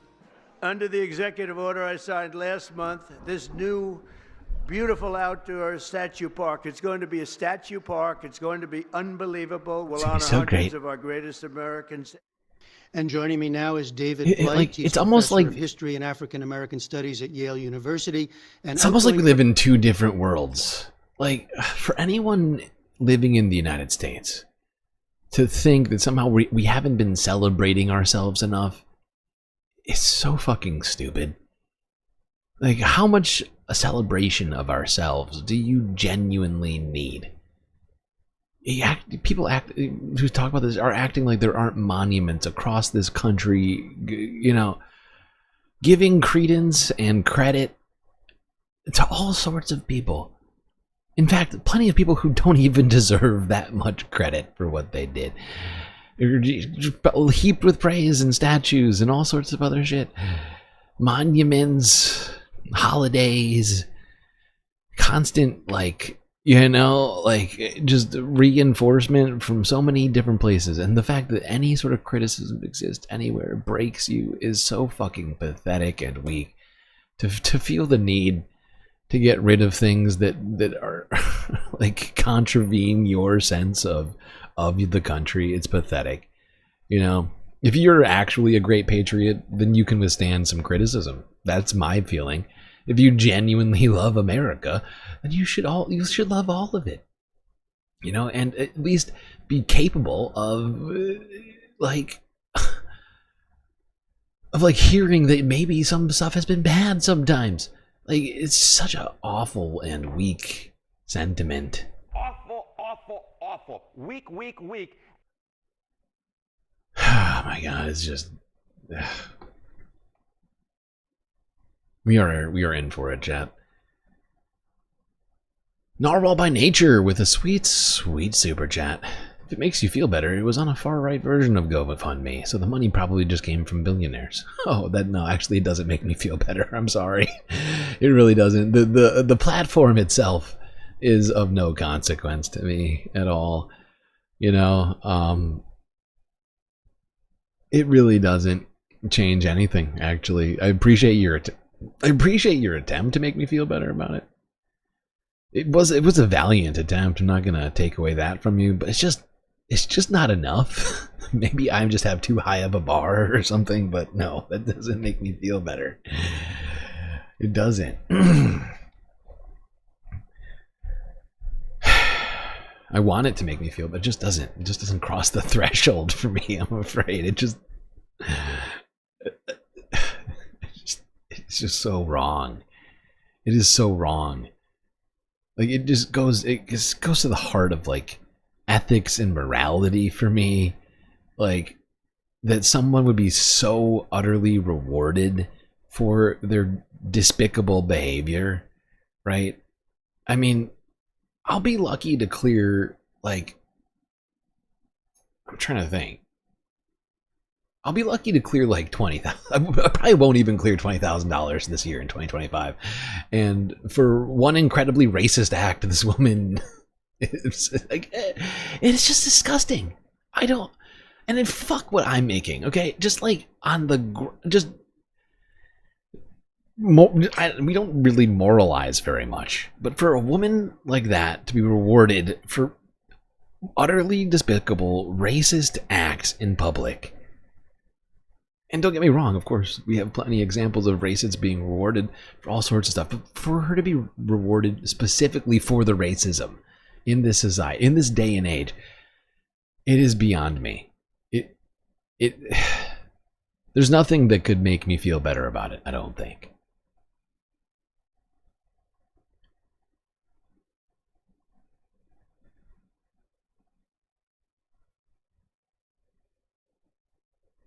I'm just, yeah, I got nothing. I got nothing.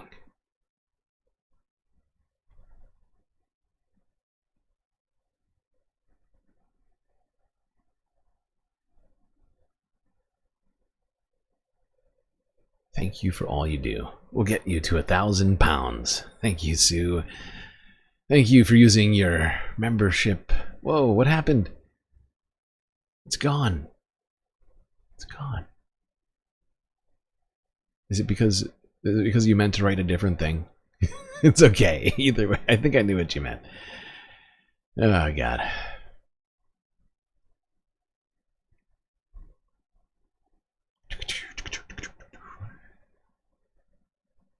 Let's stage videos for each other to crown photo. Okay, this is... No, let's not do that. Let's not do that. That sounds highly unethical.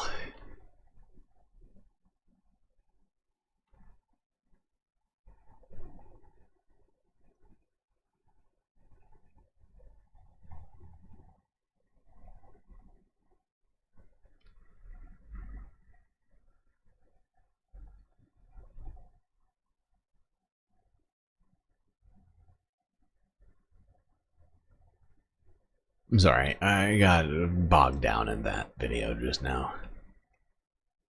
Okay, let's keep it moving. Speaking of removing things from history, there will certainly be less covered in our current historical timeline. Thanks to Donald Trump. Well, not necessarily. No. So the fact is, this next story, I mean, it's practically meaningless, right? There's not, I mean,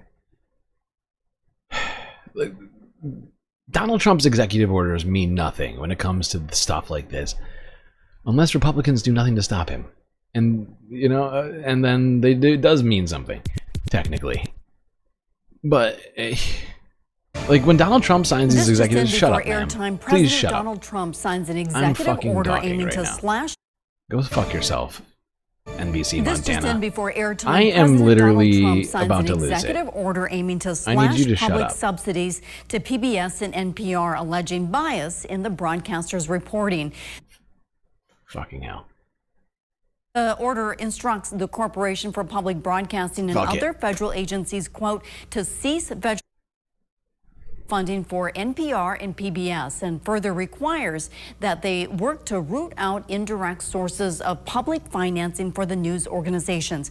The broadcasters get roughly $500 million in public money through the Corporation for Public Broadcasting and have been preparing for the possibility of cuts since Trump's election. We spoke with Montana PBS earlier this week, who told us if they were to lose.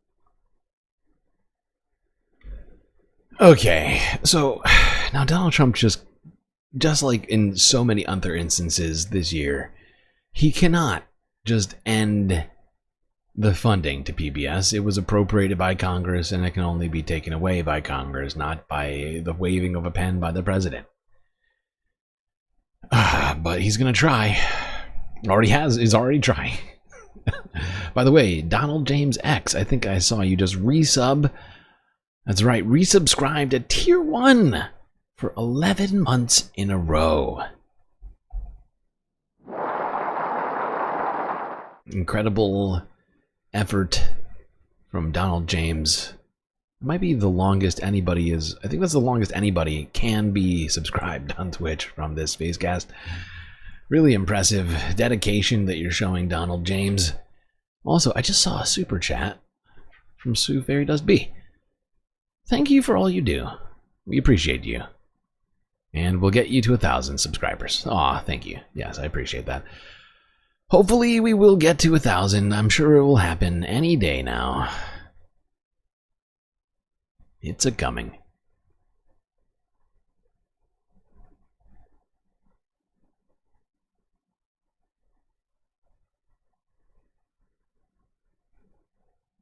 Yeah. Yeah, great point, Soullight. Yeah. While we're taking away funds for museums and journalists, we're funding N-word Karens. Exactly. That is the horrifying dichotomy of this moment. Truly a dystopic timeline that we find ourselves on at this time. Jesus Christ. All right, let's go talk more about this desire of the Trump administration to defund NPR. CNN, 21 hours ago.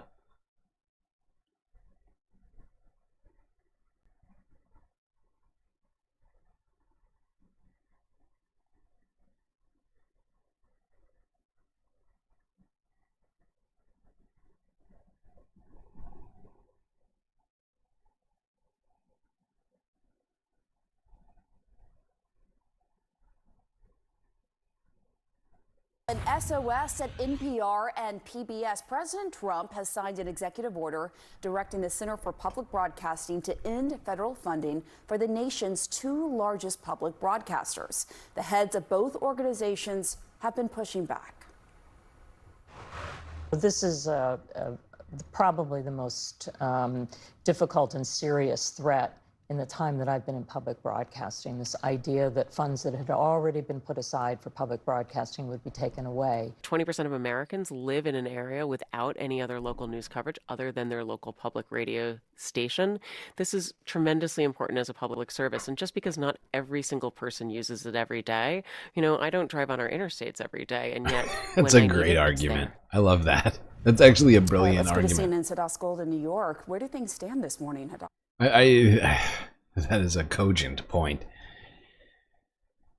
I don't drive on our interstates every day, and yet when I need it, it's there. Yeah, that's kind of how NPR and PBS, that's what they are. They're like the roads. It's journalism. I have plenty of problems with some of the things that they do from time to time, but I don't object to their existence. It's like the roads. They are necessary, and they help people who live in basically news deserts, right? You've heard of food deserts. Well, there's technically news deserts too, where the only places that cover local news are either NPR or PBS. And the fact is, we rely on NPR and PBS to some degree. We watch plenty of those videos. There's plenty of times where I disagree with how they cover this or that, but they are an integral part of our democracy, and their funds shouldn't be taken away. And even if the executive order means nothing, let's not forget that there is a House committee right now that is currently attempting to put into law what Donald Trump is trying to do by executive order. And it needs to be stopped. They can clutch their pearls and cry about supposed woke ideology over PBS and NPR. The fact is, they're just upset that the facts happen to contravene their belief systems.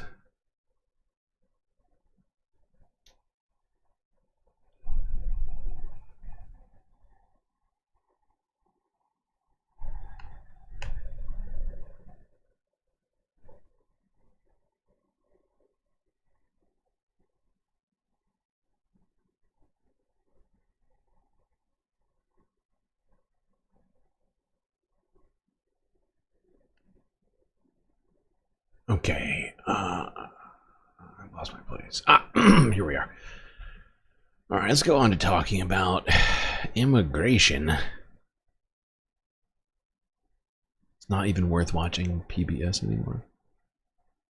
I mean, you don't have to watch PBS, but it isn't a necessary organization. And it doesn't even get all of its funding from the government. But it's a genuinely necessary thing. And maybe some adults don't enjoy it, and that's totally fair. You're allowed to not enjoy it or find it useful to you. But plenty of other people do find it useful and need it. And it provides programming for people with no other options, really, as well as a lot of important stuff for kids that wouldn't be funded without it.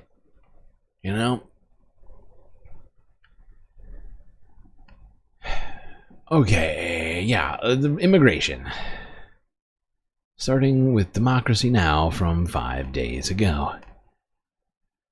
3 U.S. children, including 4-year-old battling 4th stage cancer. That is horrifying. All deported to Honduras.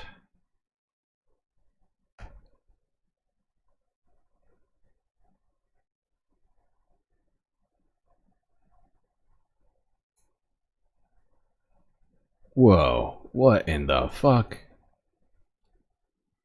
What just happened? Why did we just skip back to the first video? What in the hell? Sorry, chat. Please hold. Technical difficulties.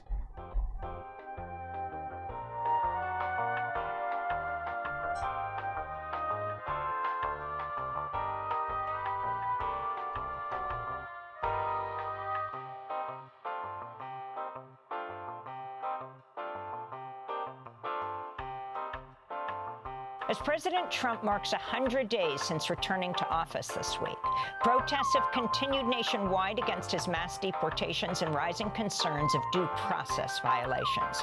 On Friday, the Trump administration deported 3 U.S. citizen children to Honduras, including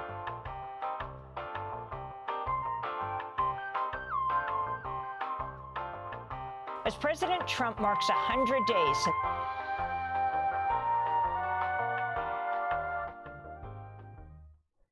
Okay, Amy, try this again.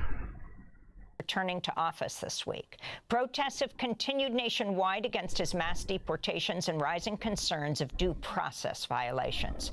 On Friday, the Trump administration deported 3 U.S. citizen children to Honduras, including a 4-year-old boy who is actively receiving treatment for a rare form of stage 4 cancer. The boy and his 7-year-old sister, who's also a U.S. citizen, were deported along with their undocumented mother. That same day, another child with U.S. citizenship, a 2-year-old girl, was also sent to Honduras with her mother, who's pregnant, and her undocumented 11-year-old sibling. In that case, U.S. District Judge Terry Doughty, who's a Trump appointee, said the girl was deported, quote, with no meaningful process, unquote. The judge added, quote, I've never seen anything like it. There is just no good faith interpretation for what happened to these children, the Trump-appointed judge said. The 2 mothers and their children were detained last week after attending routine check-ins with Immigration and Customs Enforcement in Louisiana. Lawyers for both families say the mothers were coerced into taking their U.S. citizen children with them when they were deported. In the case of the 2-year-old girl, her father's still in the United States. A federal judge in Louisiana raised concerns about Trump officials removing her from the country against the wishes of her father. Illegal. The mothers are reportedly prohibited from communicating with other family members or their lawyers after they were detained, and their relatives did not know of their whereabouts until the mothers arrived in Honduras. Unbelievable. The cases have further raised questions of the harmful impacts of Trump's anti-immigrant policies will have on mixed-status families in the U.S. The Brookings Institution Center for Migration Studies estimates nearly 5 million U.S. citizen children have at least one undocumented parent. For more, we go to Gracie Willis, an attorney with the National Immigration Project representing the 2-year-old U.S. citizen girl who was deported from Louisiana early Friday morning. Gracie Willis, welcome to Democracy Now! Can you first describe what happened to your client, and then we'll go on to the 4-year-old boy suffering 4th-stage cancer? Yes, good morning, Amy. Thank you so much for having me.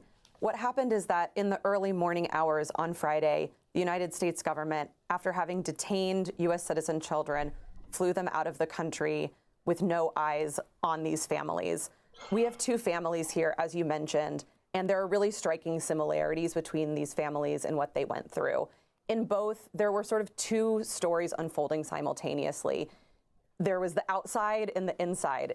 Outside, there were lawyers, loved ones, family members who were persistently trying to find these families and get contact with them. The asks were really simple. Where are they and can we speak with them?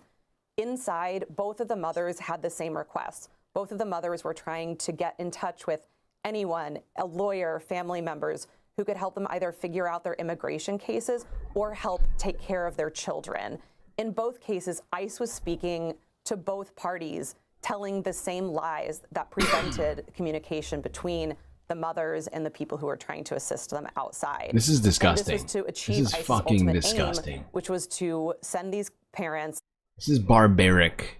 This is barbaric and just blatantly fucking evil. Okay? They are intentionally depriving people of their rights. And it's intentional. They're intentionally harming human beings, and there's I don't think any other way to describe it as. But then I don't like to rely on the word evil. I'm sure people know that about me, but it's stuff like this that just makes me like feel like I've run out of words. I feel like I have a decent vocabulary, but I cannot think of another word for it. It's just pure evil.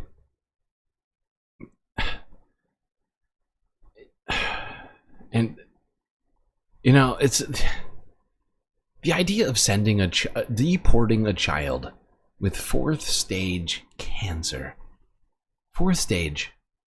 I don't know if you know a lot about cancer, but 4th stage means that you are basically on death's door, and that you would separate a family, deport a child to another country. That is disgusting.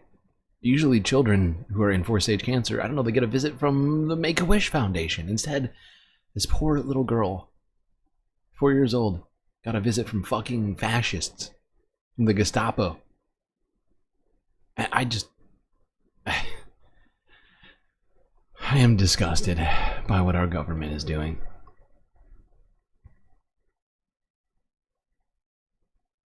I'm gonna listen to more of this. And their children out of the country on a flight out of a rural airport under the cover of early morning hours without any access.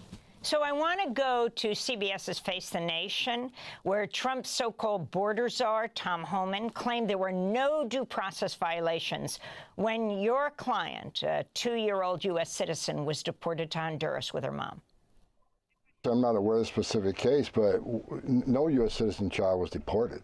Deported means you got to be reported by the immigration judge. We don't report U.S. citizens. The mother was deported along with their children. The immigration judges, which they've been fucking circumventing this whole time. It is disgusting that Tom Homan would even bring it up. Because his bringing up the fact that ICE has circumvented immigration courts is a I mean, it is them just genuinely bold-faced showing the I mean, they've completely like surreptitiously gone around the system. They've committed a crime. They have violated the fucking Constitution, and for him to come out and boldly just lay out the fact that they didn't give any of these people the time of day, let alone their due process rights, on Face the Nation, just acting like it's normal, like it's totally fine that ICE has decided to be judge, jury, and executioner. It is disgusting. The mother chose to take the children with her. When you enter the country illegally, and you know you're here illegally, and you choose to have your citizen child, that's on you. That's not on this administration. If you choose to put your family in that position, that's on them. But having a U.S. citizen child after you enter this country... It is stories like this that give me a desire for vengeance. And it really concerns me. It really concerns me that I feel like I'm losing faith in our system so quickly that I am starting to think of insane scenarios when Democrats come back into office. Now, of course, that presupposes that Democrats win another election. Anybody that opposes this shit will be in charge of our country again. But I am starting to have daydreams about us doing horrifying things that I certainly am not supportive of right now that the Republican administration is doing. But these assholes, the only way that they seem to actually like come to any awareness about the consequences of the things that they do is when it comes back to them. Right? And I'm not even sure that they're capable of that much self-reflection, but they certainly don't get upset about anything that doesn't affect them directly or that they don't feel contravenes them, right? And like they you know, that's the thing about Republicans that I've always noticed is that they're constantly like the only way that they get upset about something is when it happens to them personally. They're incapable seemingly of seeing past their own fucking noses. And it makes me want to punish them in the same ways that they are punishing everyone else. But of course I don't agree with what they're doing. And so it puts me in this horrifying limbo of like wishing things that I don't wish to happen. like it's this weird, it's this like I'm living in some sort of strange, what do you call it? Oh God, it's like, I'm running out of words right now for how to describe what I'm feeling, because I don't even want to say the things that I'm thinking of right now. But I'm sure people could guess what I'm thinking. And but it's vindictive, and it's not it's not how I see politics normally, but in the midst of a fascist regime, I'm starting to think fucking crazy things, you know?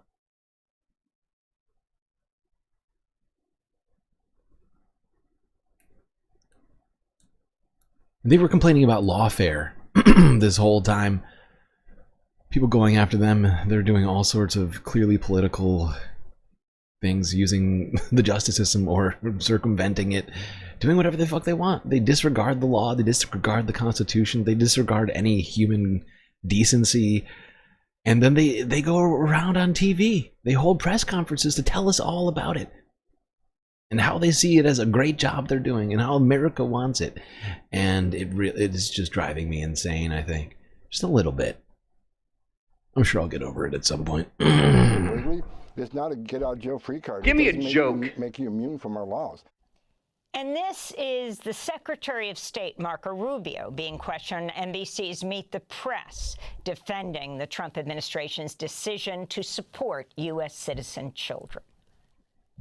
If someone's in this country unlawfully, illegally, that person gets deported. If that person is with a 2-year-old child or has a 2-year-old child and says, I want to take my child with me, well, then you have two choices. You can say, yes, of course you can take your child, whether they're a citizen or not, because it's your child. Or you can say, yes, you can go, but your child must stay behind. And then your headlines would read, U.S. holding hostage 2-year-old, 4-year-old, 7-year-old while mother deported. So the parents make that choice.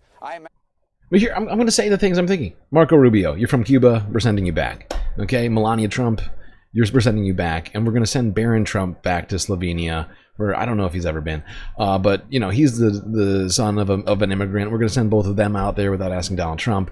I'm just trying to think, who else do we start going after? I mean, like, this is the crazy things that I'm thinking right now. It's like, it's just pure vengeance. And it's like, I should have better plans right now. But in the midst of all this, I just started thinking crazy things.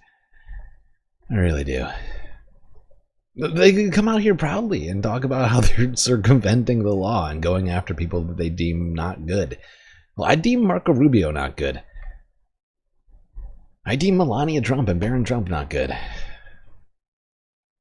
Is that good? Is that good? Is that enough? Is that enough base? I think that they're distasteful people.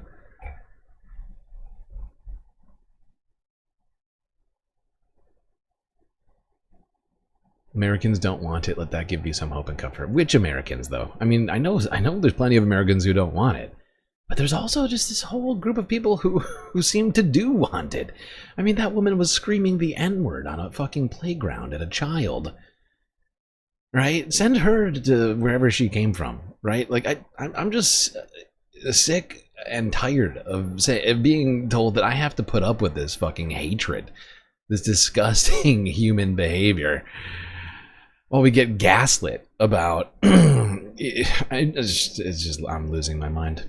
Need to move on. It's going to be tough because we're staying with immigration for quite a while here. It's going to be tough. I'm going to try. Let's see what Caroline Levitt at the Ministry of Truth had to say. Yeah, Elon Musk. Good point. Yeah, we send him back to South Africa. Revoke your citizenship. Sorry, buddy. You're a Nazi.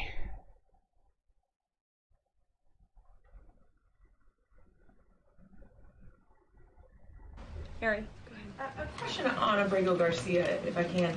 The president recently said when it comes to facilitating his release, he's leaving that up to his lawyers. So just to be clear, have there been any negotiations between the U.S. and El Salvador over his release or facilitating his release? I will tell you what the president of El Salvador told all of you in the Oval Office. El Salvador does not intend to smuggle a designated foreign terrorist back into the United States. He is an El Salvadorian national.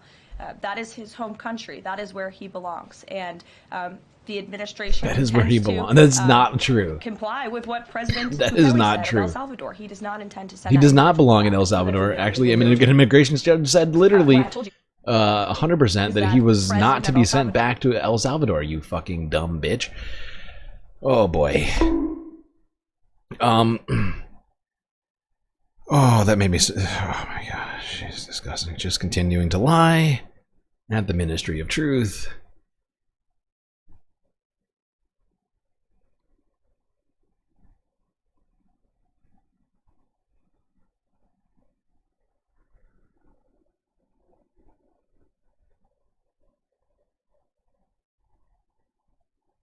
Sure, send Peter Thiel back to South Africa too, revoke that citizenship. Oh, by the way, I don't know if you know this, but if you committed a crime, depending on the circumstances of that crime, you can have the property where you committed that crime taken from you by law enforcement. There's all sorts of stuff that can happen to you financially speaking if you commit crimes and are convicted of those crimes. And it seems like this administration has been committing a litany of crimes. I think we could potentially, in a court of law, argue that we should strip Donald Trump, Elon Musk, of all of their U.S. shored wealth. All ideas. Just coming up with these on the fly. Let's go back to Democracy Now! And talk about the Trump administration's abuse of power. Illegal. Nadia, Yvette Chambers just got back from a 8 o'clock showing of something I can't pronounce from my chat with Cabby. People have NFI. What the fuck is going on? In the United States, the German general public is clueless regarding bad things going on in the US. Thank you, Nadia, for your incredibly generous super chat, only part of which I understood.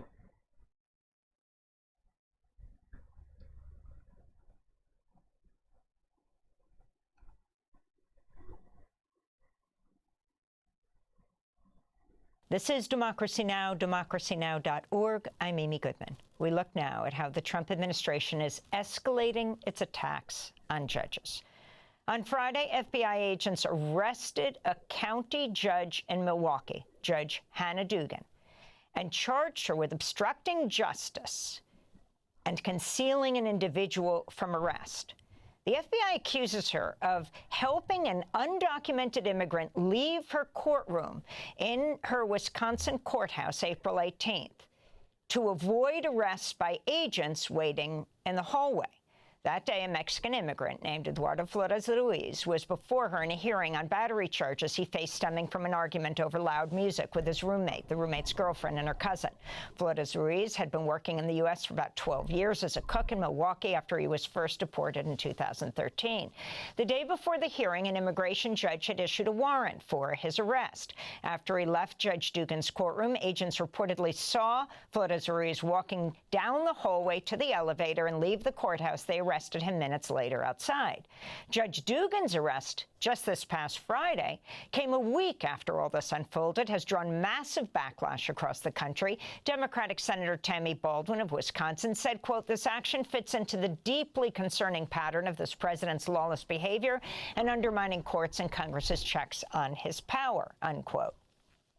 FBI Director Kash Patel is facing accusations he broke DOJ policy by posting a photo online of Judge Dugan in handcuffs. On Saturday, protesters rallied outside the FBI building in St. Francis, Wisconsin, to protest the Trump administration's crackdown on immigrants and the arrest of Judge Dugan. And to do what she did and respect everything she tried to do. People think we are not near fascism, but we are. They think it can't happen here, but it can, and is happening here right now. And if we don't stop it before it gets too far along, we're going to be no better than Germany was in the 30s and 40s. Wisconsin Judge Hannah Dugan was released Friday after her arrest by the FBI. On Sunday, reporters asked President Trump about the case. What's next for cleaning up the courts after Judge Dugan's arrest? Oh, it's terrible. What happened there is terrible. That could happen with a judge is so ashamed. And we have to... So ashamed. We have to bring our country back from all these criminals that Biden allowed to come in. These are world-class criminals and people that are insane, people from jails, from a world-class drug addicts, drug dealers. And, every time this guy says criminals, we can't let these people stay, and the courts are allowing them to stay. And we're just not going to allow it. So hopefully the Supreme Court will come to the rescue. Donald Trump keeps complaining about criminals. This man is a criminal. Donald Trump is literally a criminal. I mean, he's 34 times convicted criminal. Donald Trump. Like, and he like continues to pretend like he's not a criminal, and everyone else is a criminal. Dude, it is insane. What happened there is terrible. That could happen with a judge is so ashamed, and we have to look. We have to bring. Fascinating story, isn't it? And you know what's shameful? Speaking of shame, it's shameful that we have a criminal president right now. It's like we keep forgetting this man was 34 times convicted of felonies. And there probably should have been more convictions. And there should be, in fact, more convictions in the future from all the crimes that he's committed since becoming president. If only we had a reasonable judiciary, maybe we'd actually get those. Maybe we will in the future. I don't know. Maybe we'll get we'll pack the Supreme Court. You know, unrig it. Something which Democrats talked about going into the last election and did nothing fuck all about. Thanks, Biden. I'm staying in the race. thank you for highlighting the fact that the director of the FBI made a photograph of Judge Dugan being taken away in handcuffs, which is just appalling and such an abuse of power. What happened here was according to the complaint, immigration authorities, 6 people, 2 FBI, 2 ICE, a DE, and a couple of DEAs. I may have the numbers exactly wrong, but 6 people go to pick up this gentleman in court. Like courthouses across the country, we have metal detectors, so no guns allowed. And they come into the courthouse and they go to Judge Dugan's courtroom and they say, we're here to arrest this guy. And she says, we got a protocol. You have to go talk to the chief judge, whose courtroom is some distance away. And they say, fine. And she goes back in. The interesting part of all this is apparently 4 of the 6 go off to the chief judge's office, leaving the 2 DEA agents behind in the hallway. There's some lengthy discussion in the complaint about what happens in the courtroom. But I think it's undisputed, which is that she allows the public defender and the gentleman at issue to go out a side door. And from that side door, they exit onto the public hallway. In the public hallway are the 2 DEA agents sitting there, ostensibly waiting for him. The attorney and the gentleman come out into the hallway and they look around. This is in the complaint. They look around. Nothing happens to them. So they walk to the elevators and they go downstairs to leave the courthouse.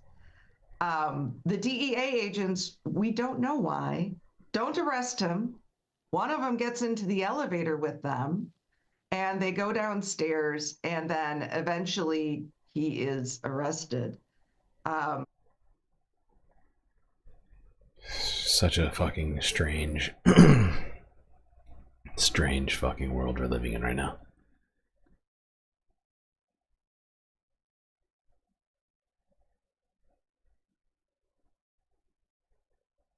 Yikes. What a world. Alright, everybody prepare yourselves for this next clip. This was also from 4 days ago. Stephen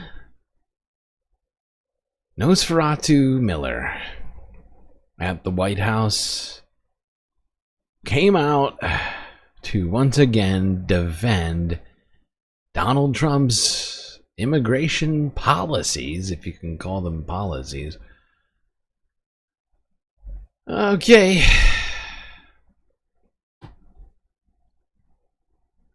Sure, this won't be at all. I'm sorry, this will be incredibly horrifying.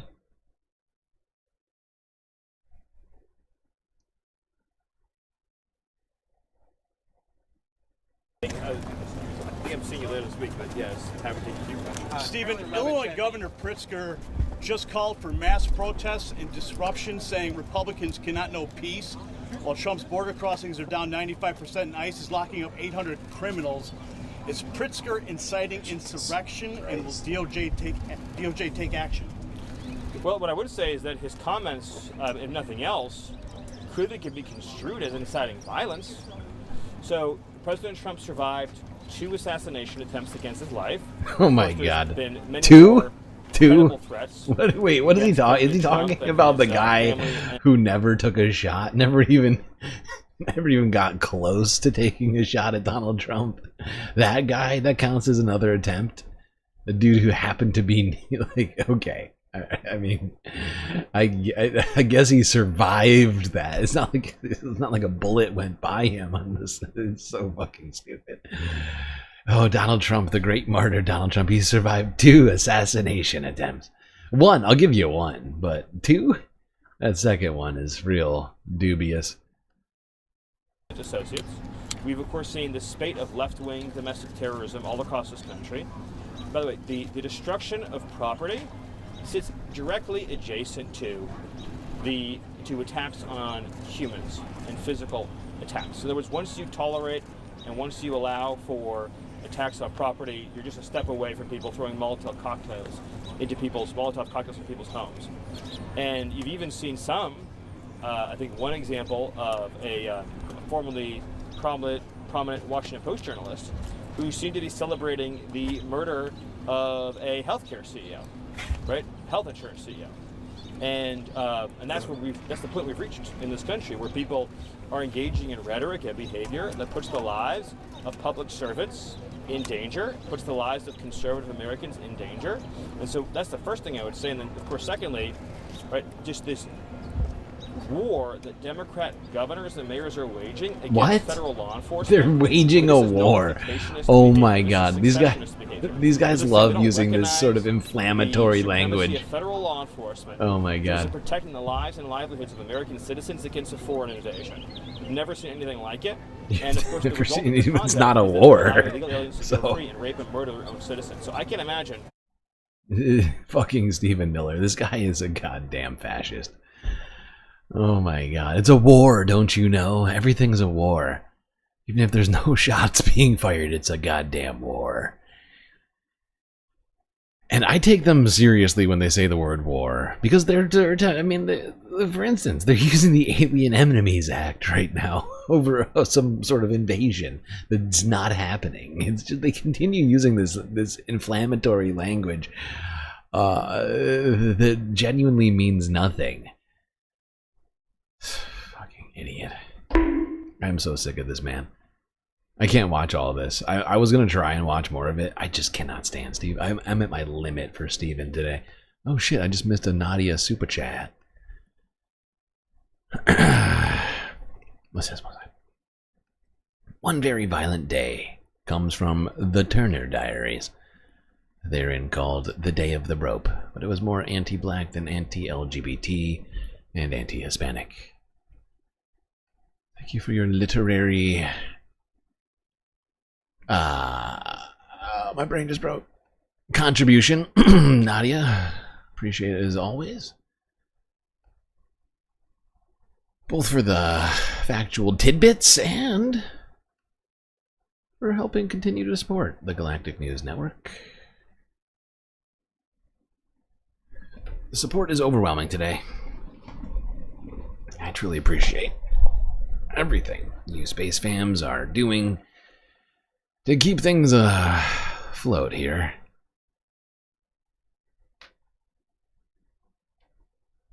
They use this language because it lays a foundation, a justification for what's coming. Yeah, absolutely. No, absolutely, Soul. You're right. But I mean, that's why I take them serious when they say this shit. I'm like, dude, there's no war. Okay, that's why I feel like I have to come back at it. I'm like, dude, stop saying war. You know there's no war. And the fact is like, Trump supporters are either too stupid to make these distinctions themselves properly, or are so unskeptical about what Trump has to say because they're just devout, loyalist cultists. Like, you know, like, they have plenty of skepticism for vaccines and for, other fucking stuff that they talk about. But when it comes to things said by people like Donald Trump, they seem to lose all skepticism and just buy into it just wholeheartedly, regardless of how fucking insane or nonsensical it is.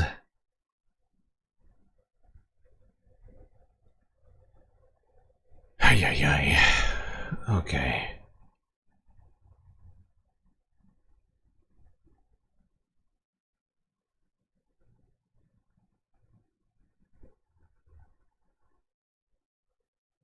All right. Now, Tom Homan, the man, the lover of butt stuff. Not my words. I mean, he was talking about how excited he was to do stuff to Eric Adams's butt on Fox News. It's really his nickname, Tom Buttstuff Homan. He was asked a question here at the White House a few days ago regarding Mexico and the border wall. Let's see what he had to say here.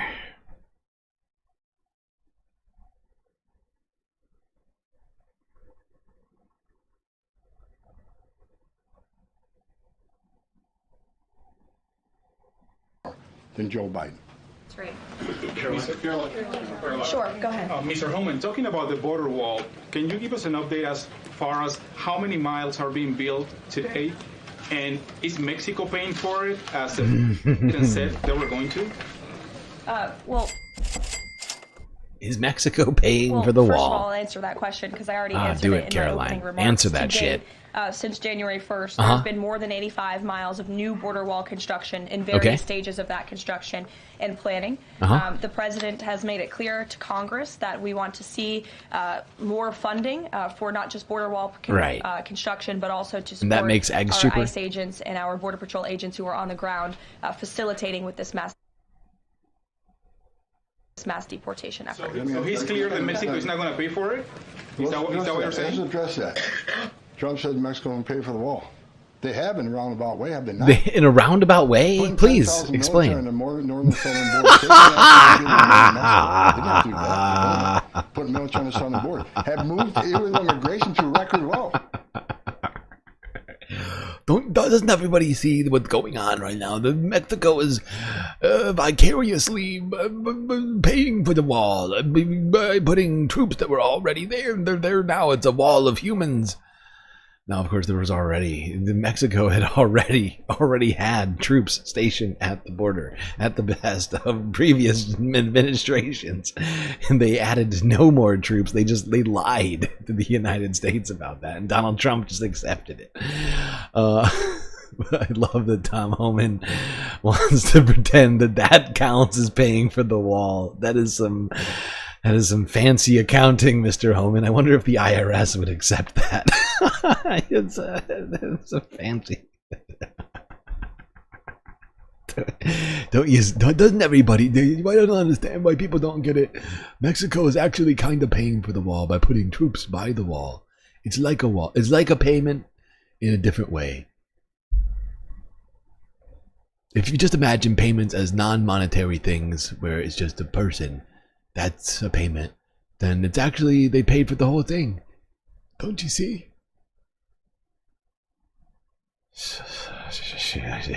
Jesus Christ. Who listens to this shit and goes, yeah, that all checks out? I just don't understand. How stupid and or blind do you have to be? No insult to the blind. Just, oh my fucking God. It's just insane. Okay, Mexico's paying for the wall. Whatever. Give me a joke. Wow. Okay. Now, I don't know if anybody noticed in the previous videos where we watched, the White House lawn is littered with signs. So the White House just looks... Anybody notice that the vibes at the White House are real weird right now? I mean, besides with the things that are being said there, but like the decor and everything has just gotten fucking like out of control, right? Like there's just like the entire Oval Office is just filled with pictures and tchotchkes, golden tchotchkes, and now there's a fake Declaration of Independence on the wall with a convenient curtain for whenever you're planning on violating that or the Constitution. And then the entire White House lawn is just covered in signs with faces of people that ICE has apparently arrested. And CNN is on this story 4 days ago.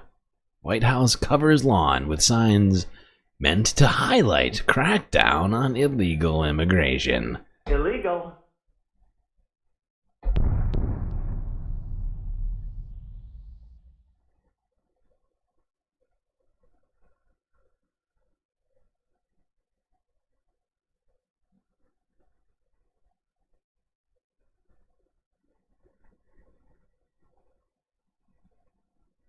The Trump administration is approaching its first 100-day mark with a full court press on the issue of illegal immigration, and they really don't want you to miss it. So they subtly and tastefully deck the White House North Lawn with dozens of yard signs featuring photos of people that the Trump administration claims are in the country illegally, each poster saying arrested and listing the alleged offensive with which they have been charged. CNN's working to confirm the identities and if there are actual allegations against these people. Until then, we are blurring their identities. That display was put up after the Trump administration announced nearly 800 arrests of undocumented immigrants and a massive crackdown in Florida over the weekend. Even though immigration has historically been one of President Trump's more popular issues, given he outperformed his first term high by 7 points earlier this year, something appears to be changing. A brand new CNN poll released yesterday shows declining approval ratings for President Trump's handling of this issue of immigration. Overall, 45% approved now. That's down 6 points from March. 53% are expressing confidence in the president's ability to deal with immigration. That's still a majority, but it is down from 60% in December. 47% of the American people say they have no confidence in the president's handling of this issue. Obviously, the president has signed over 200 executive orders and immigrations in as nearly 100 days in office, and a lot of them have focused on immigration, some in ways that are directly impactful, including the ones that you saw Trump sign on his first several days in office. Today, they a lot of times also have to do just with messaging, and including the one that he's expected to sign here shortly, Jake, inside the Oval Office. Right now, we haven't gotten an indication that's going to open to reporters, but we are told that it's going to relate to publishing a list of all the sanctuary cities in the United States, for example, as the White House is really trying to keep immigration at the forefront of their agenda and also highlighting what they have done on immigration, because that was one of his key campaign promises, Jake. And yes, you've seen the border crossings go down significantly. When you look at the numbers from January and then February, March, and since the president has been in the Oval Office, you've seen just how dramatically those numbers have dropped. And so the White House is trying to keep the focus on that. That's why the signs are behind me here at the White House focusing on that, because they do know typically it's one of his strongest areas that he polls in with voters. And it's kind of sad just that is kind of true. That somehow Donald Trump, I mean, it's the poll numbers are correct. I mean, this is one of the areas where Donald Trump has lost the least amount of support for. I mean, he certainly has been, the numbers have been going down for everything, including immigration. But it is sad. It's a sad fact that this is one of his better issues somehow amidst his complete circumvention of the law in order to do any of this garbage.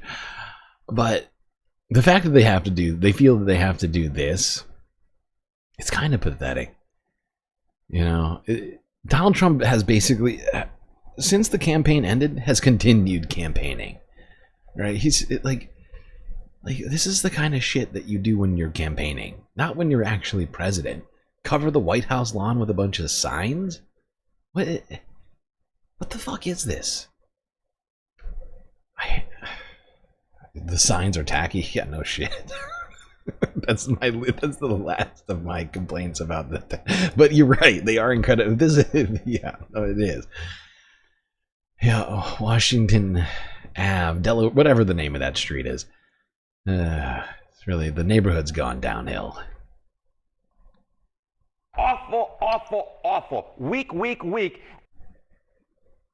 Okay.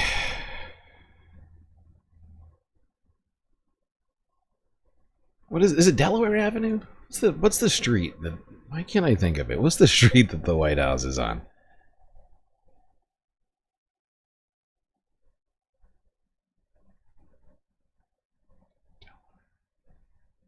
Pennsylvania Avenue. God damn it. I knew it was the name of a state.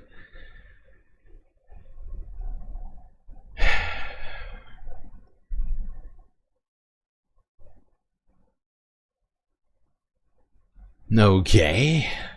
Got another quote from Caroline here at the Ministry of Truth.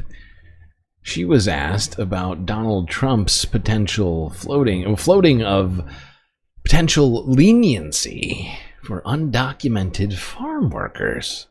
Huh. Weird. Now we're carving out loopholes for undocumented immigrants? Huh. I guess only if it benefits a certain sector of industry is when we care about it. I don't know.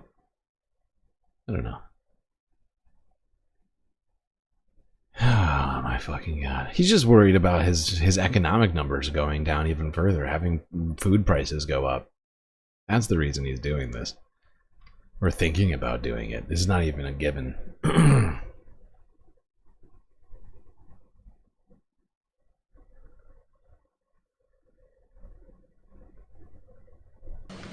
Excuse me. I want to talk about farm workers. The president said earlier this month that there could be leniency for some undocumented farm workers.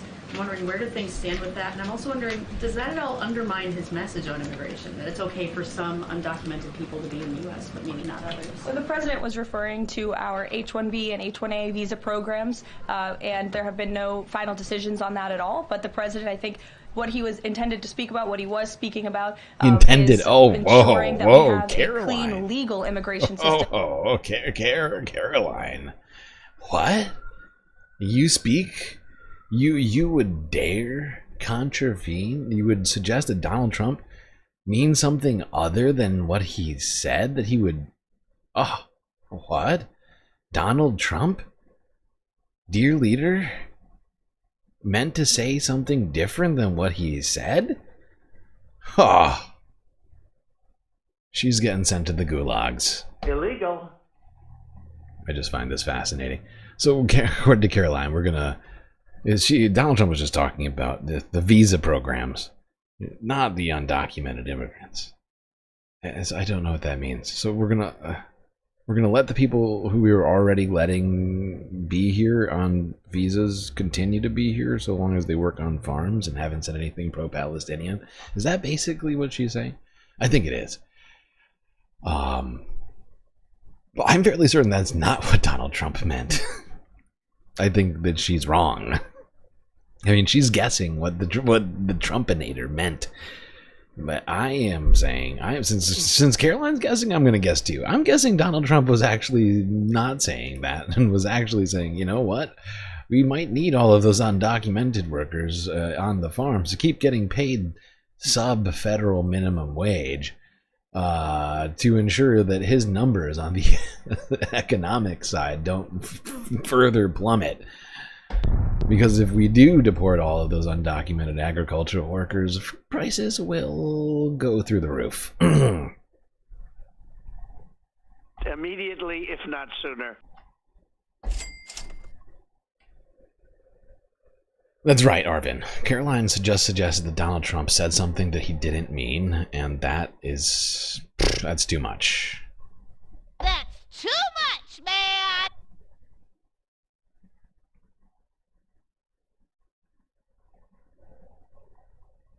Okay. Where to next? Wow, we've almost gotten through 4 halves today. It's so weird. We usually don't even start streams until 2 hours from now, and we've already streamed almost 8 hours, and we're still going to get what I would say is basically a full stream after this. Holy shit. I have really made my bed here tonight on this one, haven't I? Hold on, before we move on to the next video, I just want to see how many videos we have left to go. I know it's a lot.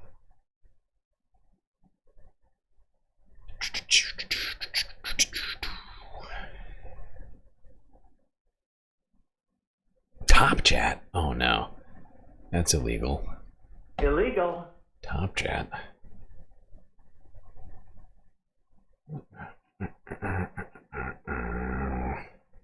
We've gotten through. We haven't even gotten through 100 videos yet. That was video 95.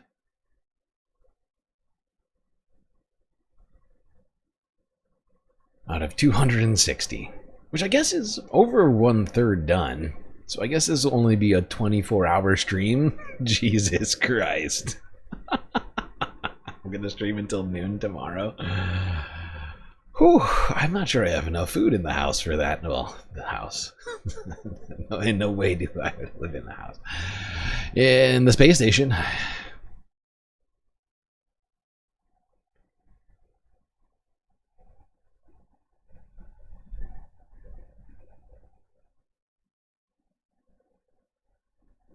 Okay. Let's move on from that. Talk about this. A few days ago, Cuban mother was deported from her child. Was separated after being deported from her child. Didn't Trump say they weren't gonna? Tom Homan or somebody was saying earlier this year they weren't gonna separate families. Does anybody remember that? Am I losing my mind? I feel like I'm taking crazy pills. We seem to be separating families all over the place.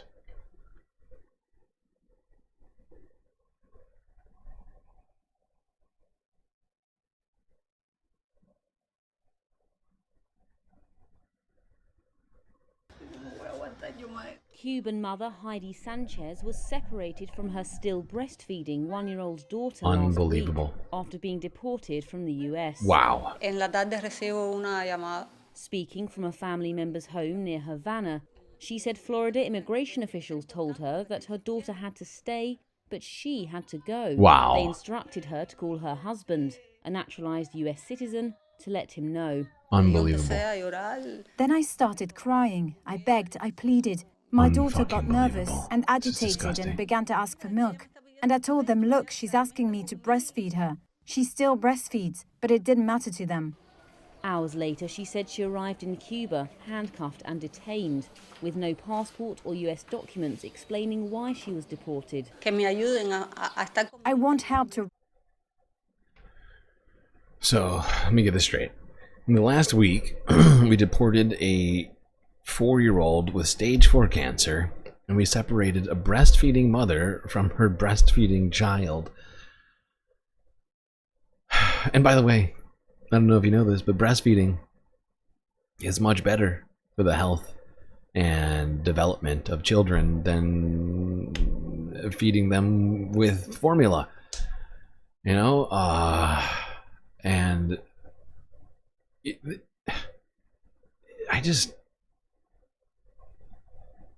this shit is just wrong, okay? Let alone the whatever arguments we could make about, you know, the Trump administration saying it wasn't going to do this family separation shit. This is just wrong on a moral and ethical level to do such a thing. It's disgusting. Why would anybody think that this benefits anybody? She's married to a citizen of the United States. Why does she need to be taken away? I don't understand. I mean, Melania is here on a goddamn visa and is married to a U.S. citizen. Can we deport her? Based upon this instance, it seems like we can.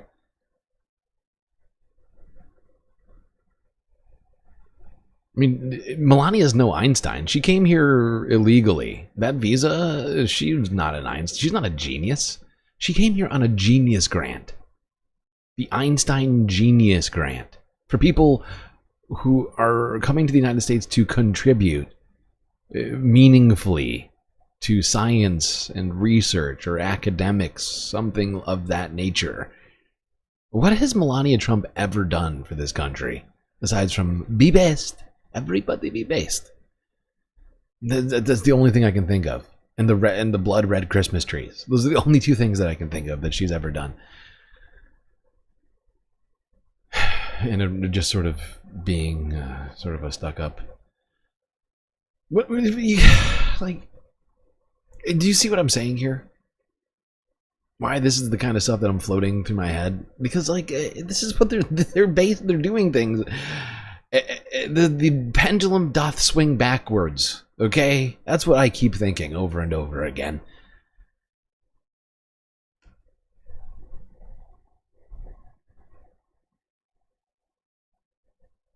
Whatever.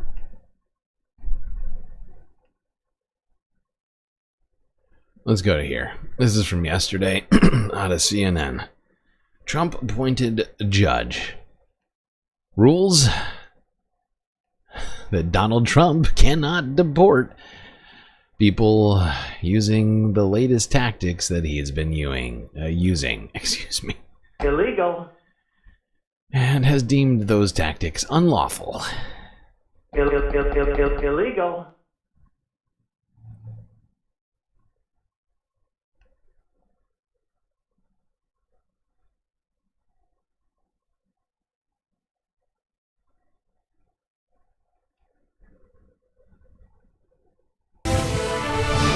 We're back with breaking news. A Trump-appointed federal judge in Texas ruled that the president unlawfully invoked the Alien Enemies Act and blocked the administration from quickly deporting some alleged gang members. I want to quickly bring in Priscilla Alvarez, who's got the details. Priscilla, tell us more. Dana, this is a significant blow for the Trump administration, which has wanted to lean on this sweeping wartime authority, the Alien Enemies Act.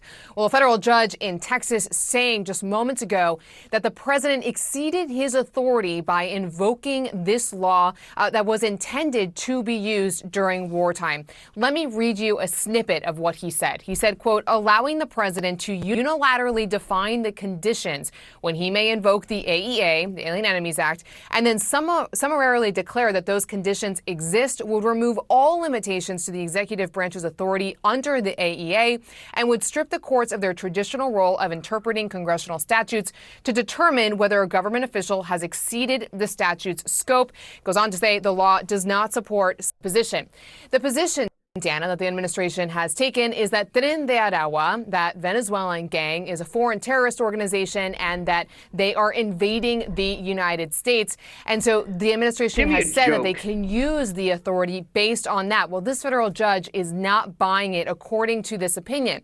And Dana, while there have been legal challenges across the country over the use of this act, this is again the first time that a federal judge is weighing in on whether or not the president exceeded his authority. ACLU's Lee Gallant told me in a statement that this is the first court, quote, to squarely rule on the fundamental question of whether a wartime authority can be used during peacetime, and properly concluded it cannot. Now, as far as for the yeah, and honestly, we talked about this leading into this. Donald Trump had already essentially he had telegraphed his desire to use this horrifying legislation to do all sorts of shit. The last time this was used was to intern all Japanese people in the United States in internment camps. Right? And before that, it was World War I. It was not used in the same way. Same thing for 1812. And those are the only 3 times it's ever been invoked.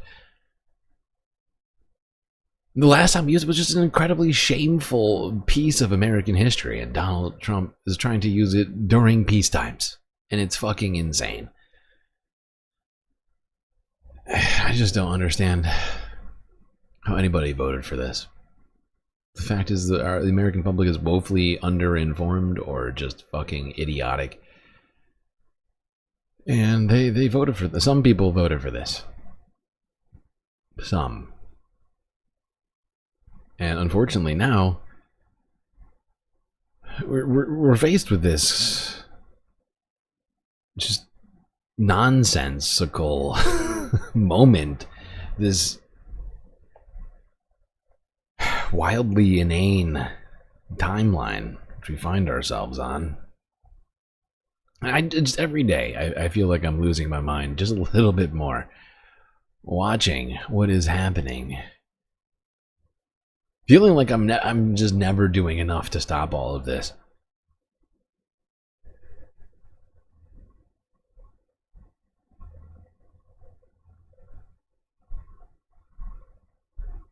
But this is genuinely a frustrating, very frustrating moment.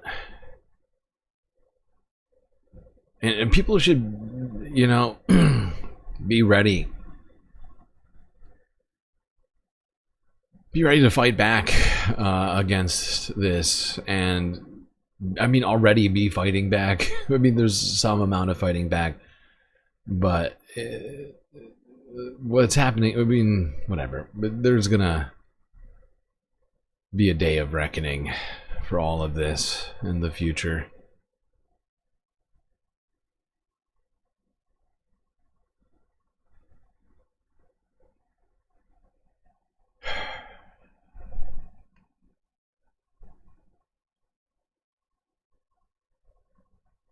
I'm genuinely afraid of speaking into existence some of the things that I'm thinking right now. And of course the secret's not real, but whatever. Let's keep going. CBS News from yesterday. Keep talking about all this stuff. But this time, let's go to talking about Mohsen Mahdawi. A man who had been held for the last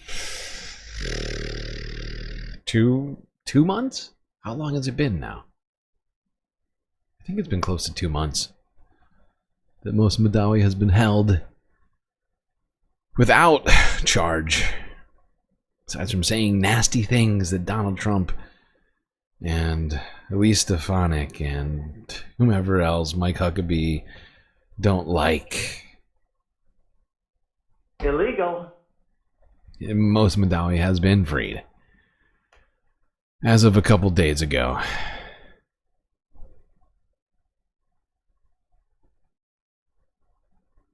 I debated putting this in the anti-Semitism discussion, but it's whatever. All of this sort of blurs together for me anyway. We have 90 likes. That's a pretty decent sized number of likes. Okay, hold on. I'll get you your likes, your emotional support. 3.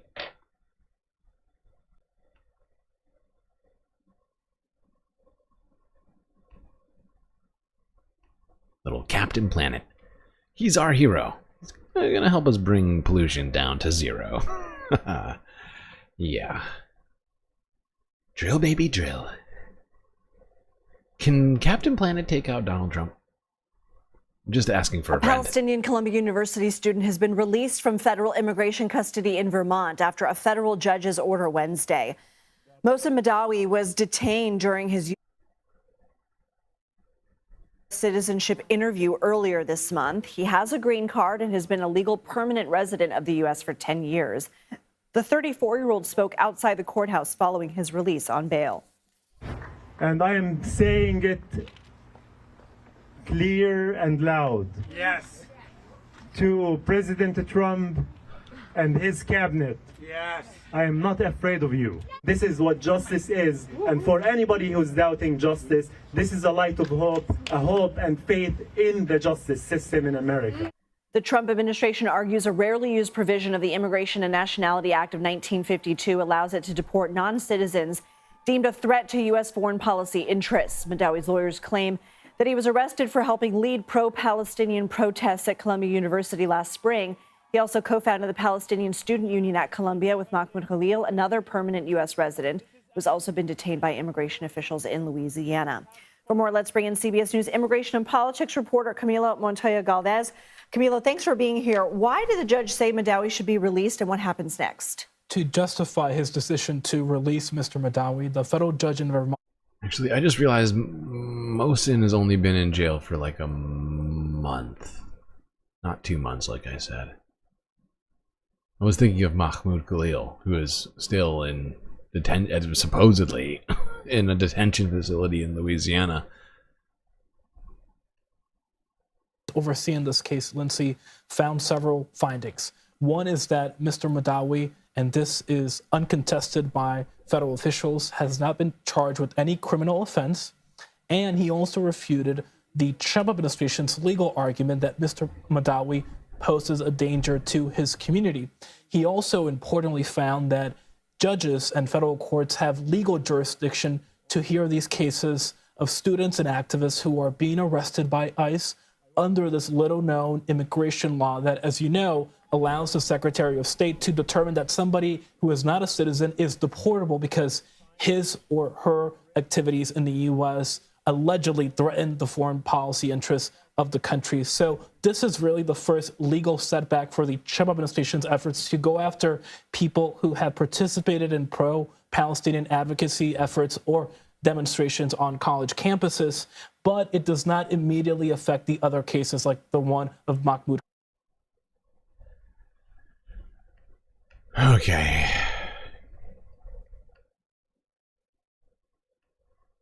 Not done with Mohsen Mahdawi. More. This one's also from CBS.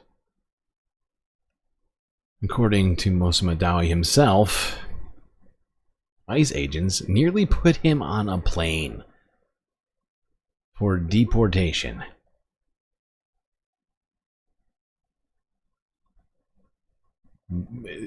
You know, before, I mean, he still hasn't had a day in court, technically, I don't think. But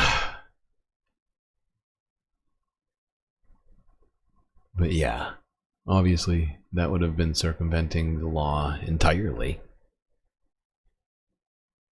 Something the Trump administration seems incredibly just empowered, emboldened to do, whether it's by the Supreme Court or their own.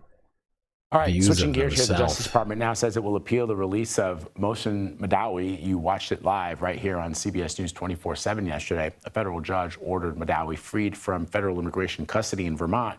He told CBS News correspondent Lily Luciano ICE nearly put him on a plane the day he was detained.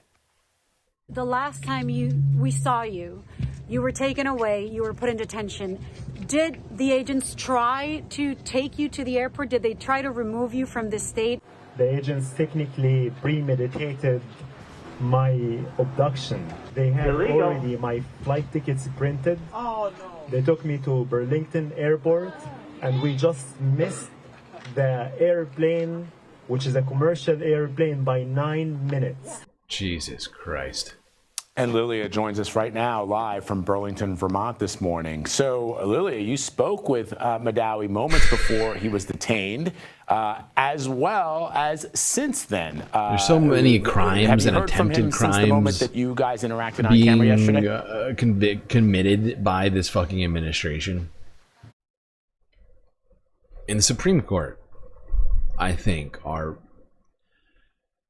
basically, I mean, beyond what I think about the Supreme Court in general, they are the ones who specifically have emboldened Donald Trump by telling him he can't commit a crime, right? And now I think at some point they're going to maybe want to go walk themselves back on some of that at some point. But you know, it's a little too late, honestly. I mean, sure, they could grow a spine at some point here, but much of this damage is already done because it has emboldened Trump to this point to feel like he can just make his own laws, do whatever the fuck the Constitution, fuck the law, fuck the judiciary, fuck the legislature. Donald Trump can do whatever he wants. And in some ways, he's kind of right until the Supreme Court grows a spine. They're the ones who ruled that he can't commit a crime as president. Or that he can't be what's the word? Well, how do they phrase it? I can't remember now. He can't be. I can't. The goddamn it, fucking Supreme Court. Two people agree with you that Marvin would be a good emotional support character. All right, yeah, write that down. Write that down. At some point, we'll have another emotional support character vote when I feel I have the time to do such a thing. Right now I feel a bit overwhelmed by everything. There's been a lot of good suggestions I've seen from people about who could be an emotional support character. Although I am quite partial to our current lineup.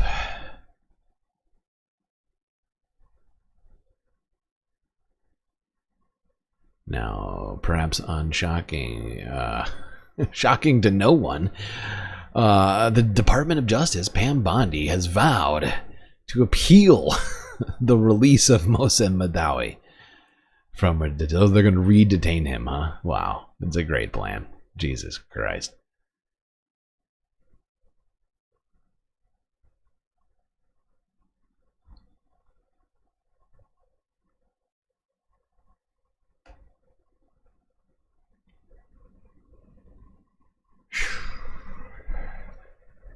I feel like I'm taking crazy pills!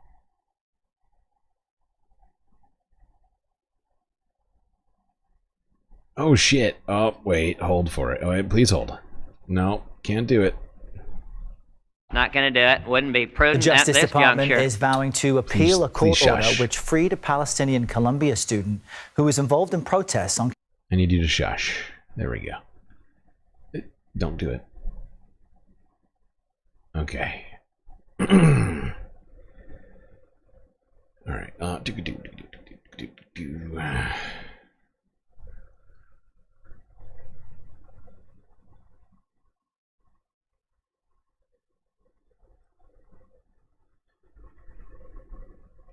All right. Gotta take a break. Sorry, chat. Didn't mean to do that to you. To deprive you of content. But don't worry, we'll be right back with the space content after these brief galactic messages.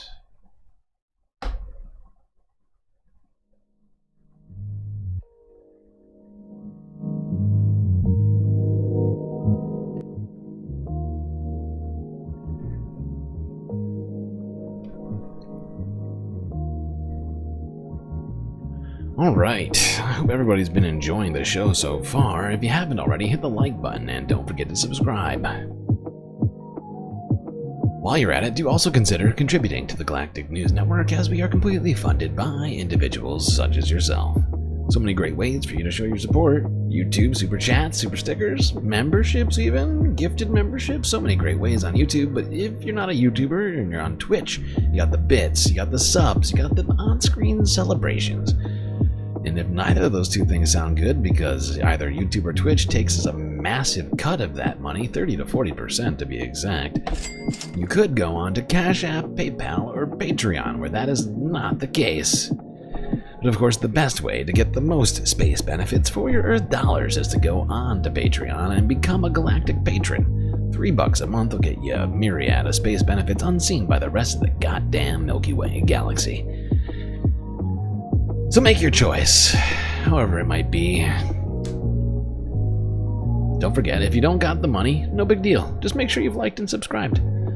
That's enough. I get it, times are tough. Anyway, chat, enjoy this short space break. Grab yourselves a drink, maybe a snack, and I will be right back.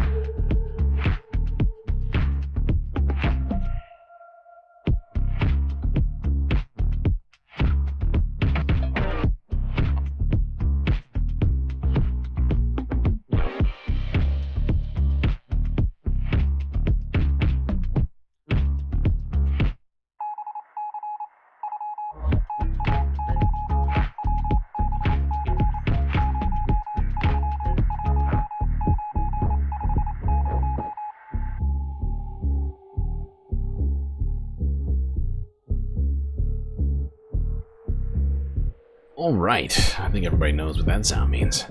It's time for us to get back to the show.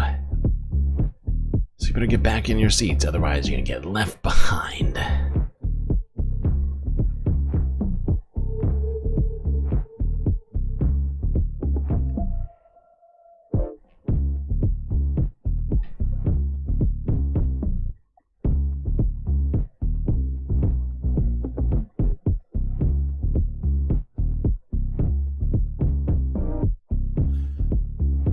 Alright, where we left off was CBS News to talk about how Pam Bondi is vowing to appeal the release of Mohsen Mahdawi.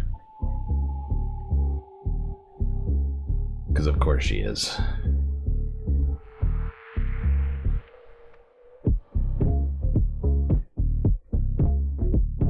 The Justice Department is vowing to appeal a court order which freed a Palestinian Columbia student who was involved in protests on campus.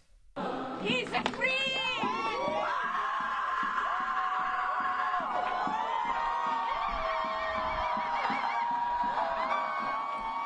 And you just saw the exact moment Mohsen Mahdawi walked free after about 2 weeks of being in federal custody.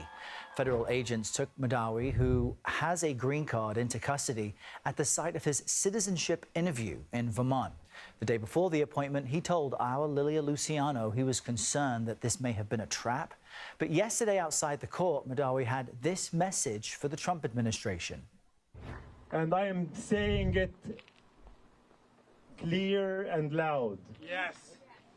To President Trump and his cabinet. Yes. I am not afraid of you.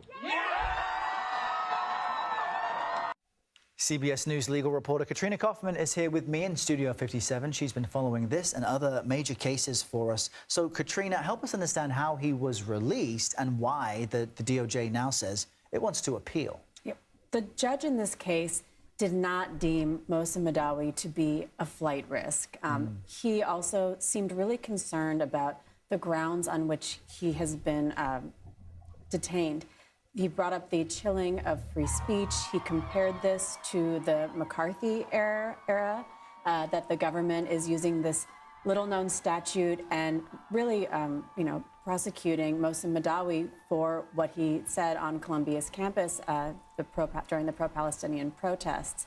The government, on the other hand, says that he should remain detained. They brought up the fact that he has resources that could help him leave the country. They also said that he's not a U.S. citizen. But Eric, there was a detail in the judge's order from yesterday that I thought was interesting. That is one of the most nonsensical statements I've ever heard. Mohsen Mahdawi. I don't even. How do you, as a supposedly, allegedly self-respecting lawyer and attorney general of the Department of Justice, how I don't know. I don't know how you get to the place where you're telling yourself that the guy who you're trying to deport actively has the justification to keep him detained is that he might leave the country. What are you talking about? Anybody else as confused by that statement as I am? I hope so. I hope there are a couple people, because I really do feel like I'm taking crazy pills right now. I feel like I'm taking crazy pills. Pam Bondi, head of the DOJ, who wants this guy deported, is claiming that he has to stay in detention because he might self-deport, because he might choose to leave the country. How's that justification? I don't understand. This is the opposite. I would say, considering the argument they're trying to make, that's the opposite of justification. It's like, oh, you might get the thing that you want, and that's why he needs to be detained, because the thing that you might want to do might happen of its own volition. Oh, it's so strange. It is incredibly Twilight Zone-esque. What an incredible justification from the Department of Justice. If this isn't lawfare, I don't know what it is. Vote stupid. This is ridiculous! And she's right. This is ridiculous. Let's go back to talking about that photo that Donald Trump touted. We talked about it during the 100 days 100 days wrap up. But here's the majority report to help bring some sanity to this nonsense.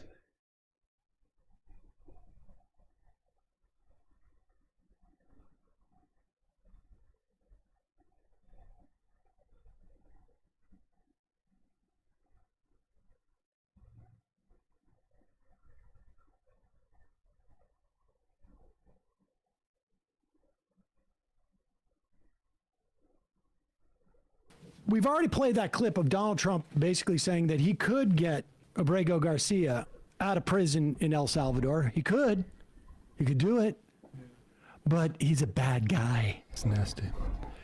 Nasty man. So let's look into the basis of Donald Trump saying he's a bad guy. What did he call him? Like a rough apple. I'm not the one making this decision. What is a rough apple? I want to do this. But the buck stops in this office. No. I follow the law. You want me to follow the law? If I were the president that just wanted to do anything, I'd probably keep him right where he is. Supreme Court says what the law is. Listen, I was elected to take care of a problem. It was a unforced error that was made by a very incompetent man, a man that turned out to be incompetent, that you always said was wonderful, great genius. Oh, he said he's a great and then genius. You find out all of the media now, they're saying what a mistake they made. A man who was grossly incompetent allowed us to have open borders where millions of people flowed in. I campaigned on that issue. I wouldn't say it was my number one issue. Jump a little bit ahead because we saw a little bit of that earlier.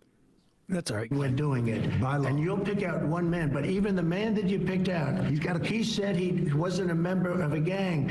And then they looked, and on his knuckles, he had MS-13. There's a dispute. Well, wait a minute. He had MS-13 on his knuckles tattooed. Oh, he had some tattoos that are interpreted that way. But let's move on. Wait a minute. Terry. It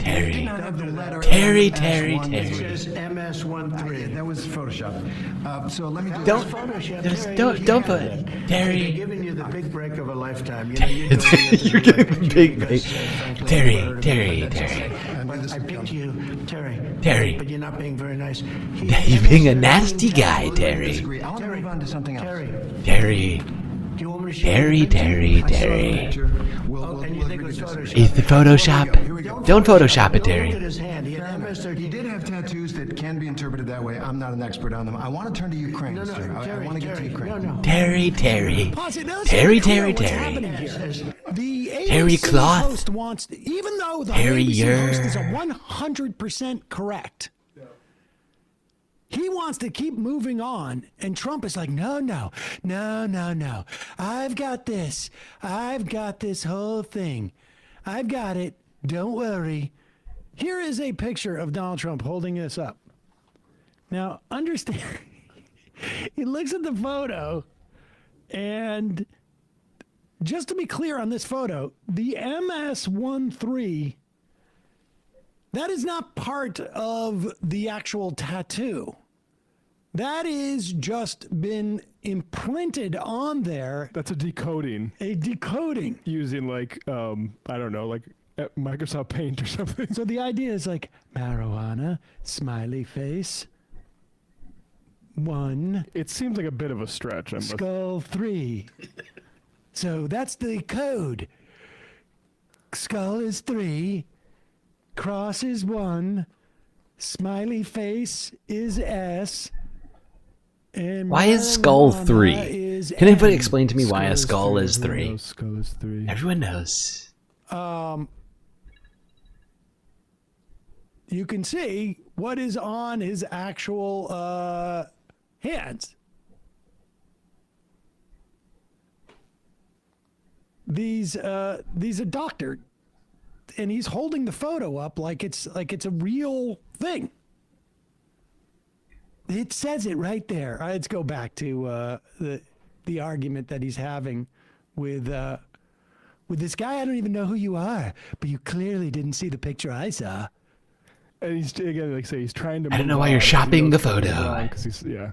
Terry. So embarrassed by it. Hi, Terry. So embarrassed by how You, wrong this is a Trump is. lifetime opportunity for you, Terry. I don't want to. Get some tattoos that are interpreted that way, but let's move on. Wait a minute. Hey, Terry.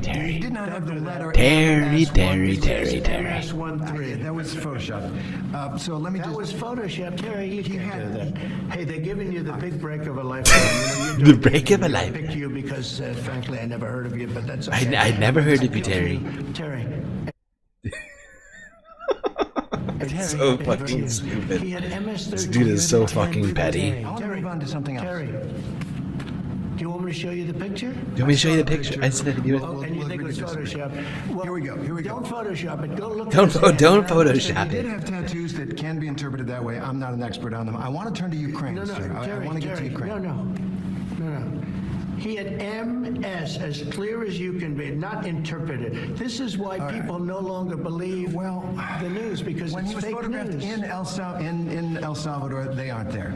But let's just go. They aren't there when he's in El Salvador. They weren't there, but they're there now, right? No, But they're in your picture. Terry, Ukraine, sir. he's got Terry. MS-13 on. How many times does he? I almost want to go back. I almost want to go back and count the number of Terrys. He says Terry like 50 times during this interview. Terry. What? Terry. Why, Terry, are you not being a better Terry right now? What's going on?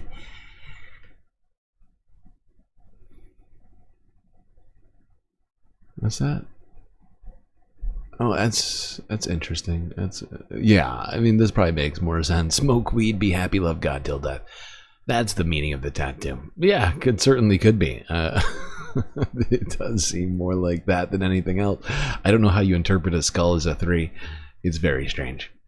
Terry. I do really want to go back and count all the Terrys. There's so many guys. It's like at least a few dozen Terrys. Look, Terry. Look, Terry, don't Photoshop it, Terry. Terry, this is a lifetime opportunity you've got, Terry, and I don't know, Terry, why you are, Terry, being such a stupid Terry right now. I've never even heard of you, Terry, and now I have, and I've said your name about 300 times in the last hour, and I don't understand why you're being so nasty.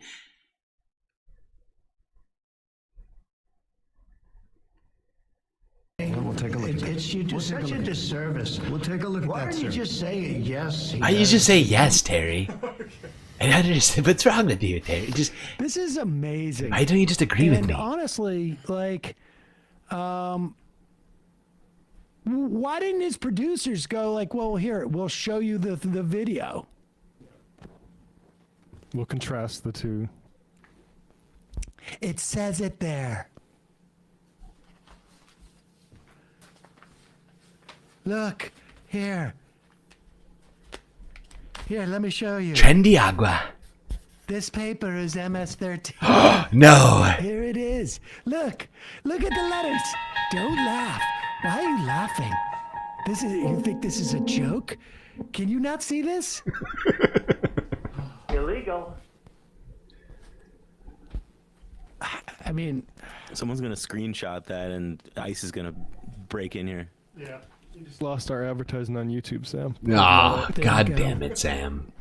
Great job. A piece of paper. Great job, Sam. Hey, folks, don't forget to hit the subscribe button and check out our daily show. We do it every day at 12 Don't p.m. forget. Eastern. Don't forget to hit that 2.5 sub button. hours. If you're watching We this even stream right take now and phone you calls. haven't hit it, You should check that what out. is going on with you? I don't understand. I need an explanation. It's so easy. You just click one time with your thumb or finger. I think you could probably get it done with your nose, even anything that's touch reactive. All right, now let's talk more about this Alien Enemies Act. CNN had a little conversation here, which I found fascinating for multiple reasons, which we're about to get into in just a moment. Let's go to another Abby Phillips roundtable from yesterday.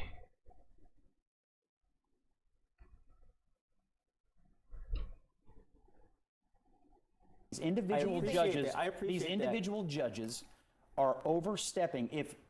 What you're essentially saying is that the president who is the commander-in-chief, cannot determine when we are being invaded? An individual district court judge is going to decide that? No, thank you. That's not what's happening, Scott. Who gets to decide whether the United States is at war? The president, in my opinion. No. If we're being invaded, I want the commander-in-chief to know. But that's not. You might want that. When you're asking if we're being invaded, you want to call Congress and see if we're being invaded? Call them. Call them. What are you talking about, Scott? I love how Scott's like, no. Abby asks Scott here, who actually determines whether we're at war or not? He's like, I want the president to decide. That wasn't the question. It wasn't what does Scott Jennings want in this moment, okay? The question was about the law and who actually determines, according to the law, whether or not we're at war. And the facts of the law are that it's not the president and instead it's Congress. I don't want reality. But of course Scott doesn't want reality. He wants to talk about the things that he wants. Personally, some things that Scott's feeling. If feelings over facts, goddammit, that is the Republican Party. And how dare Democrats impugn Scott's feelings? This is a 50-year-old man, maybe older, a nearly elderly man. Okay, and his feelings are tantamount. They are incredibly important. Let's just leave it at that. Much more important than facts or the law.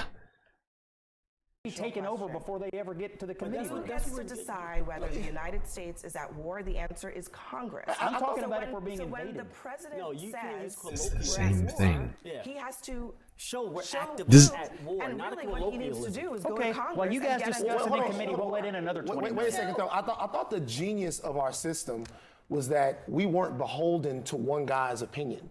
That the genius of the American system of government was that we had 3 co-equal branches, and in those co-equal branches, decisions were made about how we go about doing things. Now, we want to tear that to shreds so that we can kowtow to one guy's opinion, then we are in a monarchy. We're being ruled. What's the distinction between strikes and whether the United States is actually at war with an entity or a nation? And there is a distinction. Now, nobody is saying here Trump can't deport people because, Barack Obama deported a lot of people. And that's Sochi. Yeah, You remember he deported a lot of people, and he did so based on the existing law. It is possible to do. It is not an applicable law. That's right. Go ahead. Because as a lawyer, because there's a determination that law has to be used at wartime when there's an invasion. But war is different than it was in 1812. No, we cannot use colloquialisms to say, oh, we're generally at war. The Houthis are not a country, and yet we're bombing them. But let's be clear about this. Nobody is saying invaded that Trump doesn't have the ability to. No, we are not. He has the ability to deport people, and he should, right? There was a lot of people coming in that should not be here. He has the right to do that. But he's trying to use this act to get around due process. And the court is saying this act does not apply. They're not telling him not to deport. They're saying use the process that's in place because this act does not apply. As much bureaucracy and red tape as possible. It's the law. It's the law. What we're trying to do is use the law. The law. I mean, look, is it such a big problem to say you can do things, but you have to do them lawfully? There's a process. We think this is lawful, but it's not. We think it's lawful. We haven't checked yet, but we were pretty sure it's lawful. I mean, Trump appointed this judge. I don't care. Okay? Again, so this is I don't care. We just talk about Obama appointed judges all the time. But right now, I don't give a shit. How about this? So you say the judge is stupid. How do we? Scott Jennings is so out of his depth. I do love the full circle, though, of Republicans. I remember back in the day when we had Ben Shapiro telling us facts over feelings. And, it's fascinating to watch them all be like, well, forget the facts, forget the rule of law, something that they loved talking about in the past. And now we're talking about, I don't really give a shit about what the law is or what the facts are or anything else. I just feel this way about this thing, and we should just do it regardless of what the system says, what judges say, what Congress says, whatever Donald Trump wants, he gets to do, because I feel like that's a good idea. And then no further questions. Thank you very much. How young am I? 10,000 and some 30 odd years young.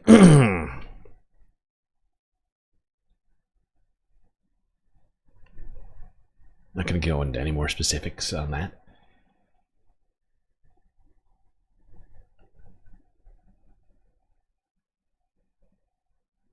How do we know that the president is stupid? I'm sure that's your opinion. Well, it certainly is. But he won the election. And so what does that mean? I don't think anybody's stupid. I think all three branches have the right to operate the way they want. I think the president of the United States has the right to operate based on his opinion because he's voted in.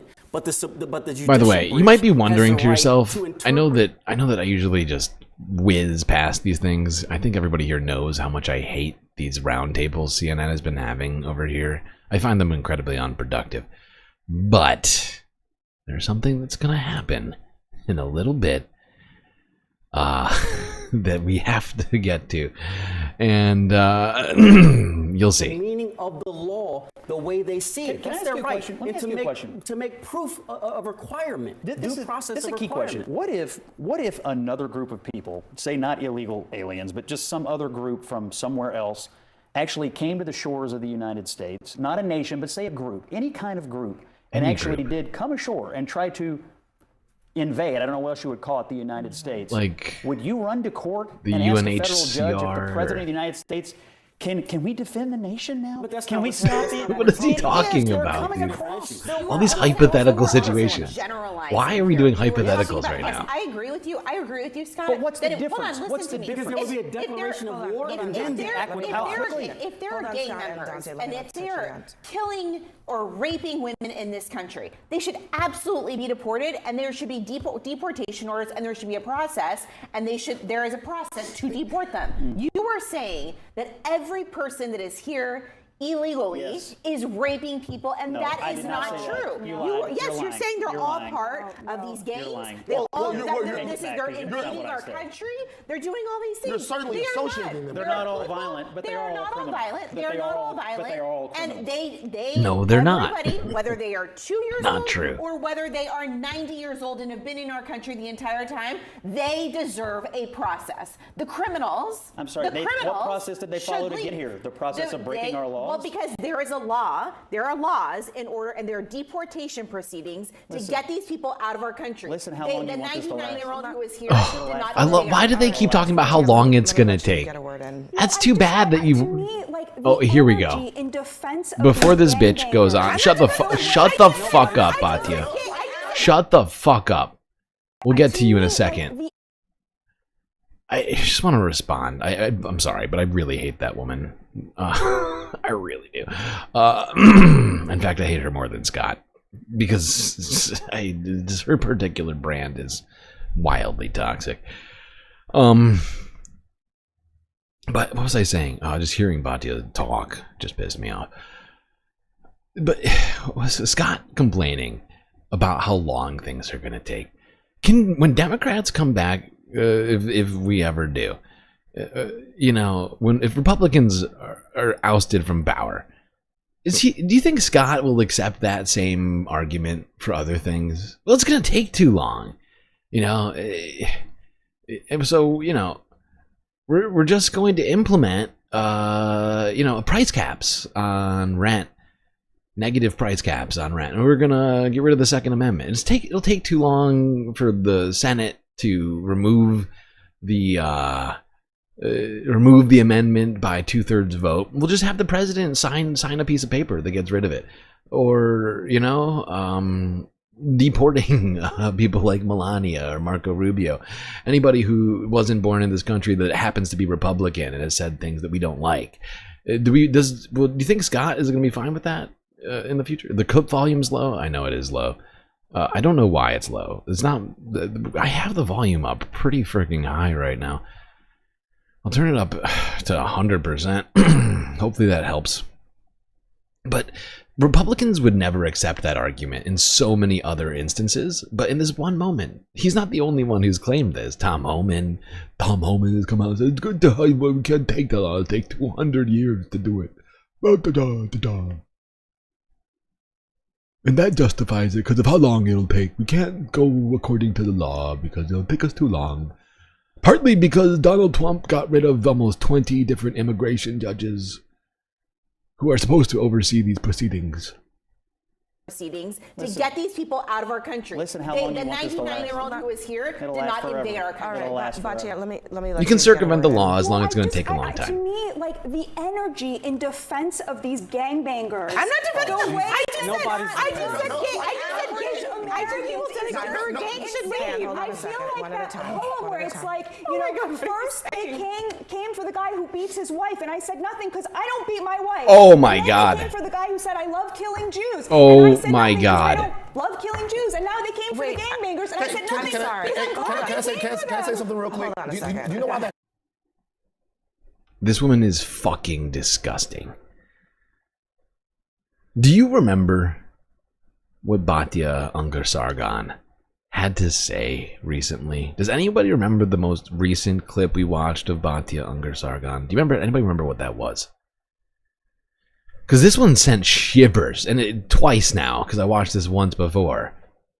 I still have goosebumps right now from hearing her make a fucking a travesty, a joke out of one of the most famous quotes from the Holocaust. She's anybody remember? If you don't, I just want to go back in time real quick. I've got it all set up. 8 days ago, CNN roundtable. Once again. I just want, before we do that though, I just want you all to hear that statement one more time. People said gangs should leave. I feel like that poem where it's like, you know, first they came for the guy who beats his wife, and I said nothing because I don't beat my wife. And then they came for the guy who said I love killing Jews, and I said nothing because I don't love killing Jews. And now they came for the gangbangers, and I said nothing. Can I say something real quick? Do you know why that triggers me? That triggers me because I come from a place where a whole bunch of people, they're American citizens, but they're thrown away. They're thrown away because they might have committed crimes, because they got in trouble when they were young. You should be the angriest that they care about the gangbangers. I just want to point something out. The way that she has framed and altered this quote to essentially have it mean the exact opposite of what it means is fucking horrifying. But this should be 10 times more horrifying to everyone here. For anybody who was at the stream where we talked about the Larry David, Bill Maher feud, if you can call it that, this woman had a lot to say on that day. And I want us to go back and hear what she said at that moment. Because she just she bastardized the poem written by Martin Niemöller during the Holocaust. She's just made a mockery of that quote to mean the exact opposite of what it was supposed to mean.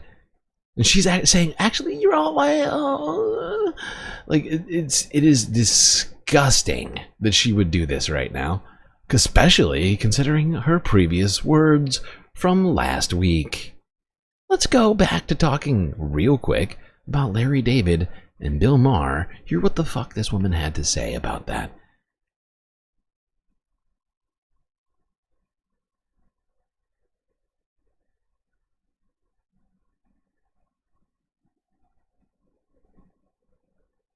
Nobody has been harder about and more prescient, I must say, about Donald Trump than me. I don't need to be lectured on who Donald Trump is. Just to use the Hitler thing, first of all, I just think it's kind of insulting to 6 million Yes.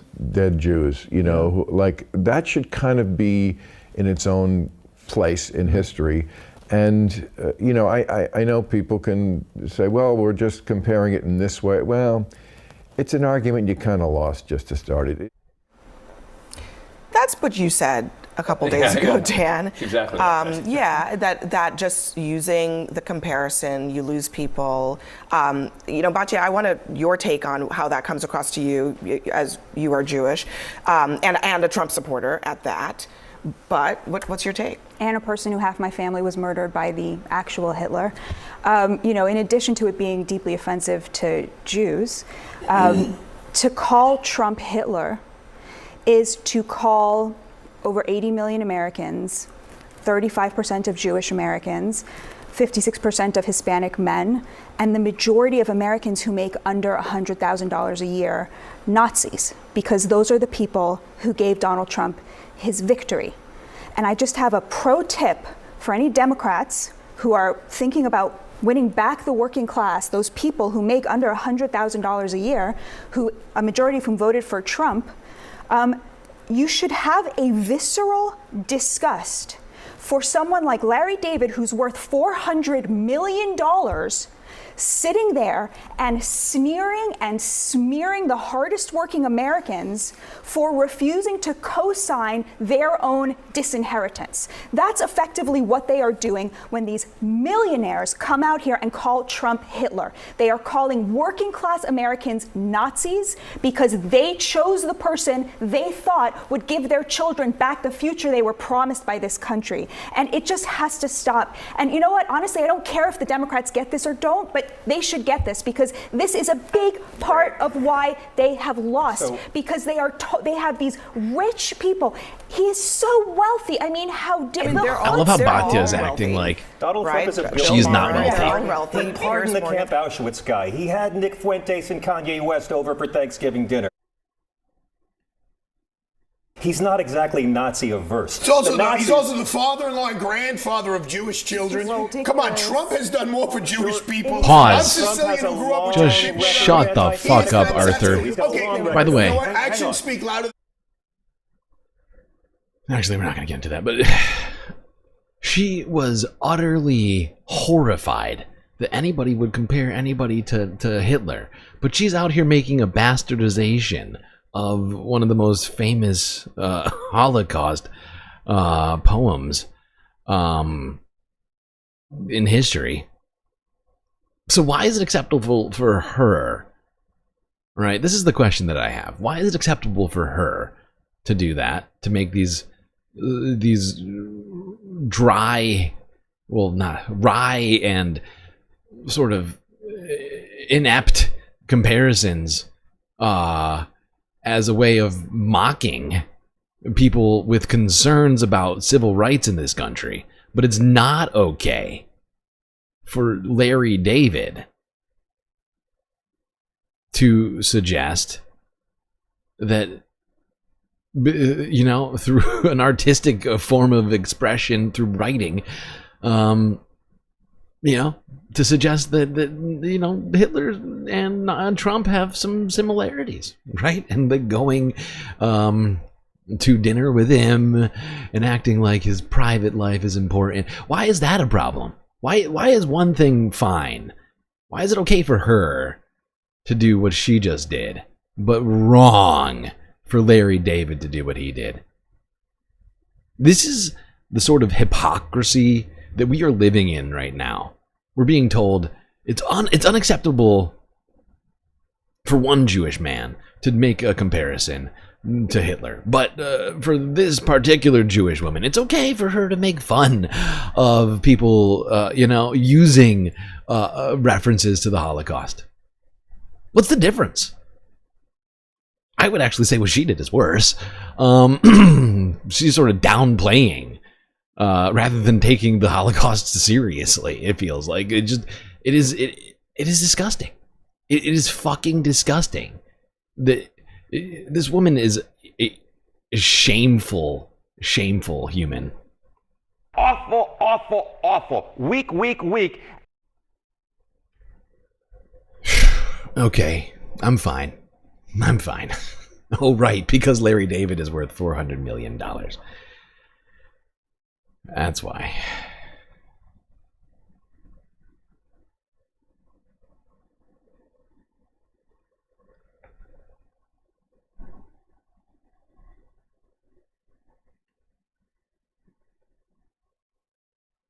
All right. Speaking of insane Republicans saying insane things, Stephen Nosferatu, Voldemort Miller. This is what he had to say about what Trump is going to do about woke culture from yesterday.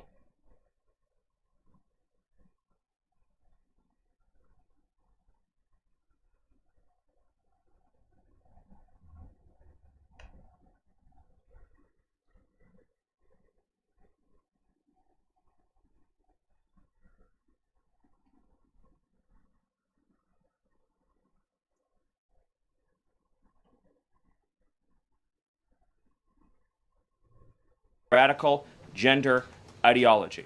This administration is also fighting to get critical race theory out of our school districts. Children will be taught to love America. Children will be taught to be patriots. Children will be ideology. Radical gender ideology. This administration is also fighting to get critical race theory out of our school districts. Children will be taught to love America. Children will be taught to be patriots. Children will be taught civic values. Sounds like fascism. Schools that want federal taxpayer funding. You must love We America, close the Department of or Education, else. and we provide funding to states. We are going to make sure that these funds are not being used to promote communist ideology. For any nation to be successful, go, it cannot teach McCarthy its era. children to hate themselves 2.0. and to hate their country. So Nobody these are a is few doing of the that. areas in which President Trump has fought the cancerous communist woke. This is just pure insanity. Culture that was destroying this country, where we were led to believe that men were women, that women were men, that racial discrimination was good, that merit was bad, and that safety and physical security mattered less than the feelings of liberal ideologues. The president has also fought to return the Department of Justice to its core mission of protecting core public mission. safety and locking up violent Dude, criminals. the DOJ's core mission is doing whatever the fuck Donald Trump wants. It's the definition of political lawfare. The dependent DOJ now is part of the White House rather than its own independent body. And that's its intent. That's its original mission, is it? Huh. Not my reading of the Constitution. It is Justice to its core mission of protecting public safety and locking up violent criminals, instead of using the Department of Justice to target conservatives, to target Christians, to target people of faith. The last administration cruelly and shamefully used the power of the Justice Department to go after law-abiding That's Americans. literally what you're all particular doing right Trump now. supporters, conservatives, and Christians. Mm. That persecution Really? has ended. The Department of Justice and the FBI are back in the business of going after bad guys, of going after gangs, of going after criminals, after and bad keeping guys. Americans safe. They wanna Let start me just with conclude before yourself. taking questions by noting that when you look at the sweep of the first 100 days, every single crisis that has afflicted America for years, sometimes decades, sometimes generations, this president. Yeah, I didn't think he finished that there. I just want to, I'm not even going to say it. I'll bring it up some other time when it's more relevant. There we go. Stephen Nosferatu Voldemort Miller, here to tell us that our children will be indoctrinated in public schools with their ideology, I guess. Blind love of country without any context or criticism of any of American history, even though there's plenty of places to criticize and or learn from. No, actually, those are all the good parts in Stephen Miller's mind.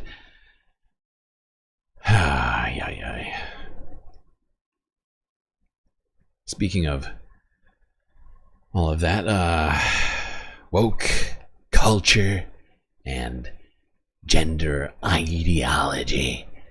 Trump took a moment at a recent Alabama graduation. Donald Trump, he's so busy. People keep telling me this man is so busy running the country, but all I see him do is holding like rallies, post-election rallies, golfing, congratulating himself, and or like this man seems to be doing anything else but sign. All he does is sign executive orders. He has passed no laws, actual laws that have been passed by Congress. He's done none of that. He's just ruling as a king, and just sort of gallivanting around the country.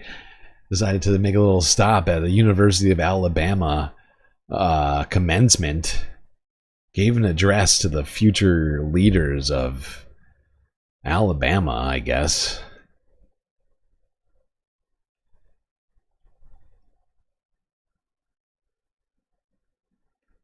Doing so well.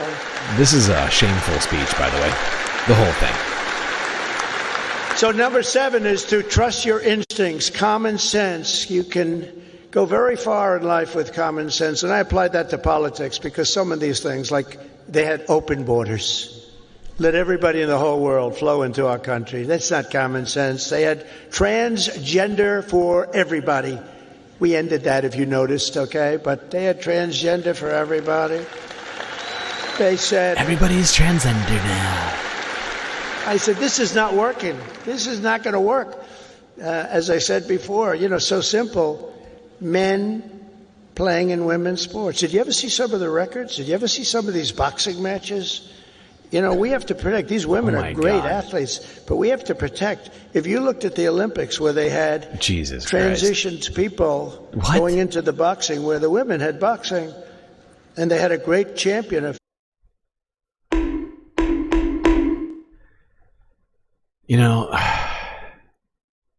It is fascinating just to see, and the fact is, the more Donald Trump talks, the more especially during this administration, the more that I'm realizing that he has no one around him, even slightly, who are there to correct him. There's not a single person who has the balls, has the spine, the ovaries, to push back on a single thing this man says. Like, what I don't know if everybody knows what he's referencing right now.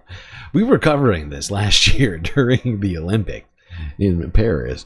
But a woman, a biological woman, as they put it, who was in the boxing event in the Olympics, who won the event, was not a transitioned male, as he's saying. But nobody has been here to correct him, because the only people he listens to are like Tucker Carlson and Steve Bannon. I don't even know if he listens to Steve Bannon anymore. He listens to like Chaya Reichik, and it's insane that this man is. I don't think that he even knows that he's lying right now. That's where I'm at right now. I believe that this man, this is an elderly gentleman slipping into dementia, where the kids, they're not here to check Grandpa. They're here to push Grandpa further into delusion and sort of bolster any of the falsehoods that suit their narrative. And stuff like this, it just goes by the wayside. They're like, yeah, it's fine. It's a lie. It's wrong. But let him say it. It's fine. He's old. Grandpa says stuff. And by the way, it helps our messaging. So let him say what he wants to say, even though it's clearly false. Male boxer. I mean, after one punch, you walk back to the corner, said, I can't get hit like that. I've never been hit like that before. I mean, this you look at woman all the is volleyball dangerous, players that ladies and have been hurt so badly with balls that are hit at levels that they've never seen before. But the greatest is like weightlifting. You ever see the weightlifting? Where they have a record that wasn't broken in 18 years? And they have, should I imitate it? You know, my wife gets very upset when I do this. Melania says, don't do it. Melania says, don't do the story. Should I do the story? What do you think? Should I make Melania upset? It's okay. It's okay. I've got a prenup going. And they have, should I imitate it? You know, my wife gets very upset when I do this. She said, darling, it's not presidential. I said, yeah, but people like it. Should I do it or not? All right, I'm in trouble when I get home. This is the future of America. These smiling fucking idiots. This fucking retard who's nodding his head. Excuse my language. I'm upset right now. I shouldn't be saying things like that. I'm a bad person for saying that. I'm just so sick of them saying all of this garbage and watching people like this smile and nod and be like, oh, this is good. Oh, this is fine. This is all great. Oh, yay. Smile and nod, smile and nod. It's fine. This is all good. This is all great. Oh, it just gets me so upset. It just gets me so upset, everyone. I don't know. I'm like at a loss right now. Like, this is the future of they're being fed. The future of America is being fed garbage lies. And there's no one to stop it. There's no one stopping it. It's just horrifying. I just don't like I'm honestly mad at myself for saying that. I don't mean it. I'm just at the end of my rope right now with this stuff, and having to listen to like just some of the worst shit over and over again from them. I'm sorry, everyone. Forget I ever said that.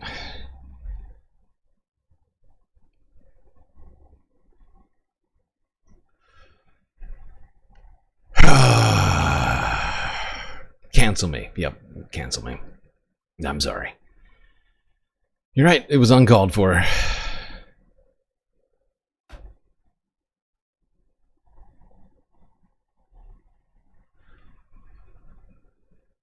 It's uncalled for.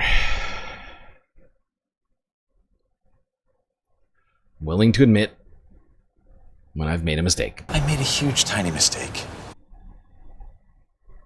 Just very angry at the hateful rhetoric being spewed by the other side and feeling like there are so few things pushing back against it. Watching the future generation of America growing up in this, like good little Nazis. And, you know, it's making me lose hope.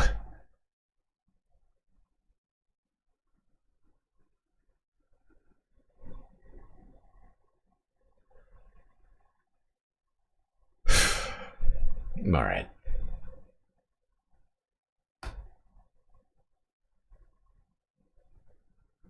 Let's go back to Stephen Miller. He's got a whole bunch more to say about transgender people. Back at the White House. Here we go. Down the path to horrible.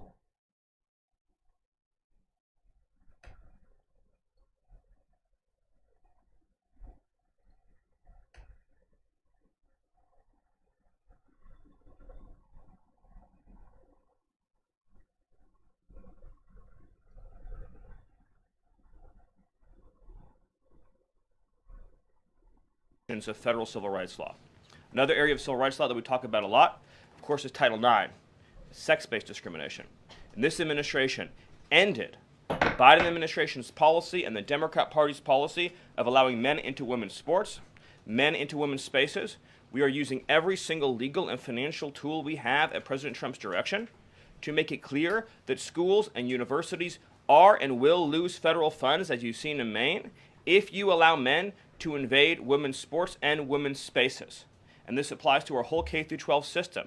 The Department of Justice is also coordinating with state and local law enforcement to fight child abuse in our school systems. It is child abuse to change a child's gender, particularly if you do not inform the parents. In other words, if a 5-year-old or a 6-year-old goes to school, no one's doing that. Or a 7-year-old goes to school and the teacher tries to turn the boy into a girl or the girl into a boy. No, this is not happening. This is not happening.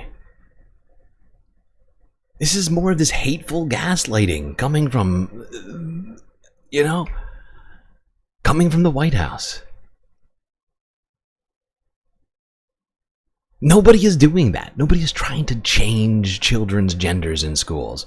At the very most, some teachers have, when approached by children who feel uncertain about their gender identity, have chosen to respect the wishes of that child, right? To not either misgender them or to use a preferred name, whatever it might be. Nobody is going out and setting out to change the genders of children. But Stephen Miller is fine with lying to the American people, fine with spewing this hateful garbage at us. This is the kind of stuff that's taking me to the end of my rope, I swear to God. That is child abuse, and this administration is treating that as child abuse, and it is a gross violation of parental rights. This also includes the administration's message to our hospital systems that they cannot and will not be allowed to use taxpayer dollars to perform chemical castrations and sexual mutilations of children. Oh my God. Castration surgery, castration drugs, sterilization treatments of children are barbaric. They violate all sound medical ethics. They are completely unwarranted. Oh my God. They harm children for life irreversibly. It is child torture. It is child abuse. It is medical malpractice. And so the Department of Health and Human Services, under the leadership of Bobby Kennedy, as well as the Department of Justice and other departments. This is insanity.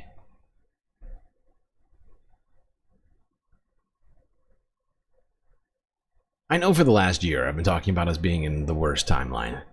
I think somehow we left the last timeline somewhere a few months ago and have entered a new worst timeline. This one, I'm starting to yearn for the old timeline. God. I just cannot believe where we're at right now.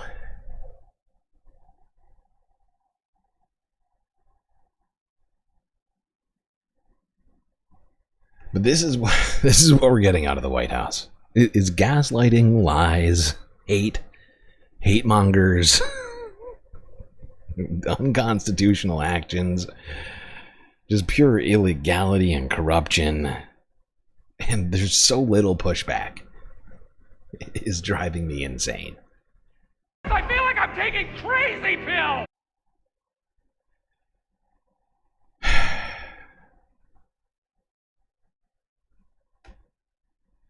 Speaking of healthcare, I don't know if you know this, but healthcare is under threat. I don't know if you noticed recently. But if you're a woman in Utah, good luck. Good luck. It's the best I've got for you with this next story. KSL News Utah from yesterday. Planned Parenthood to close 2 of its Utah clinics, citing Trump's illegal freezing of the federal funding. Illegal.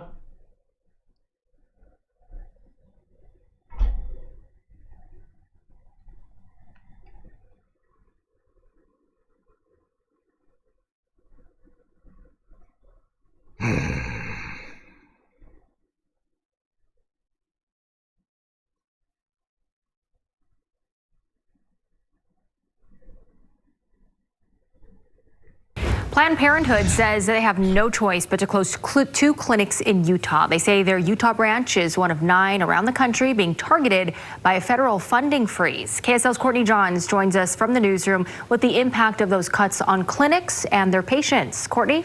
Yeah, Planned Parenthood says they've already closed their Logan clinic, and tomorrow they're shutting down the St. George Center. So today we spoke with a former patient and the head of Planned Parenthood about what this means for the community.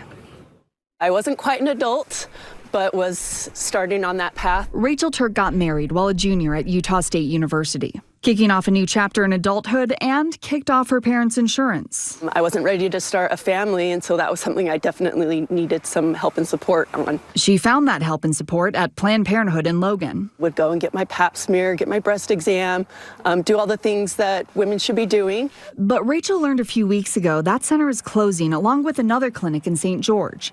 The reason? The Trump administration put a freeze on $2.8 million in funding to Planned Parenthood of Utah, money they receive each year through Title X family planning, which does not cover abortions. So the thing that people will lose is quick access to high-quality, low-cost care. Interim President Shireen Ghorbani says they were Utah's only recipient of Title X funds. And that is to pay for STI testing and treatment, birth control, cancer screening, basic healthcare services that many Utahns have relied on for decades in this state. She says the Logan Clinic served over 1,600 patients last year. St. George, more than 2,800. And she says they'll have to raise fees on their sliding scale at the 6 centers still open. It's been... So yeah, thousands of women in Utah are going to lose their expected access to Planned Parenthood. None of those funds would have been used for abortions, specifically used for other health care related issues due to the restrictions on funding, thanks to Republicans already. And now those the rest of the funds that would have been used to help insure women such as this who needed it for prenatal and other sorts of care for this is just cruelty for the point of cruelty.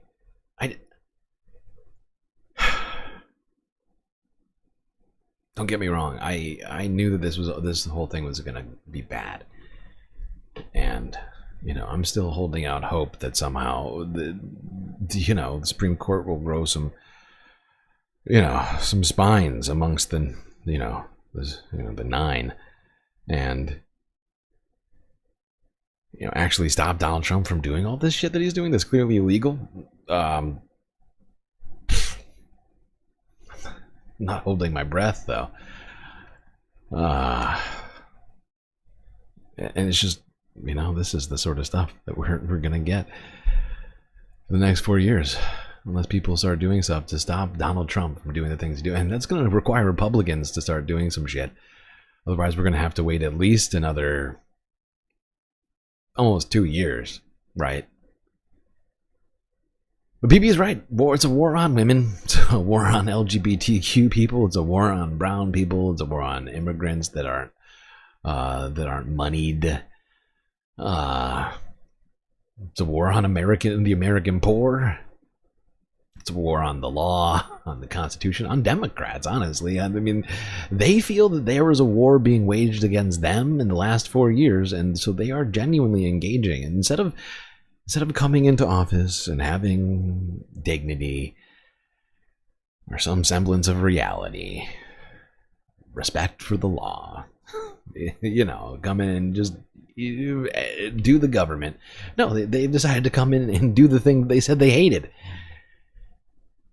Genuine lawfare against everyone they don't like. Everything that represents whatever it is. I mean, it's just a horrifying state of affairs. Not enough is being done. Not enough is being done to stop this. There's going to be genuine negative outcomes for every single one of these things that is happening.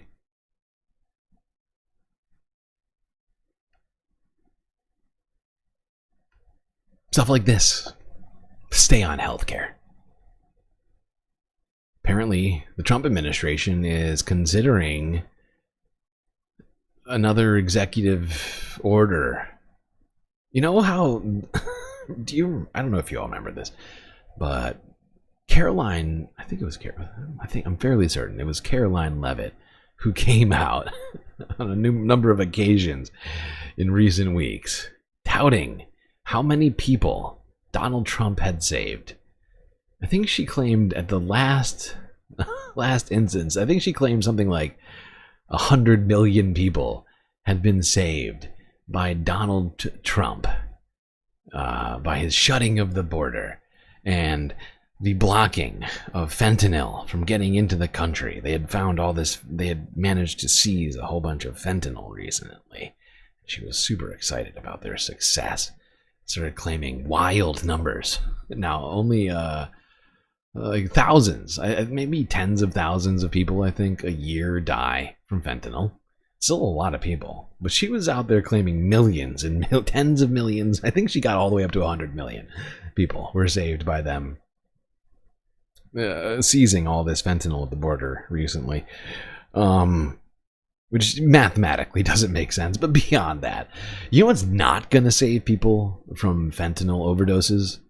Cutting access to fucking naloxone, which is apparently something the Trump administration is genuinely considering doing.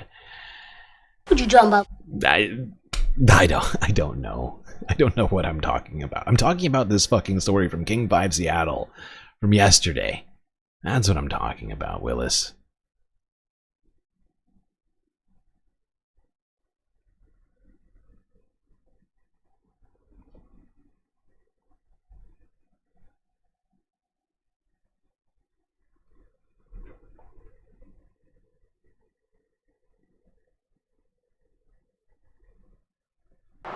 Folks, may I have your attention, please?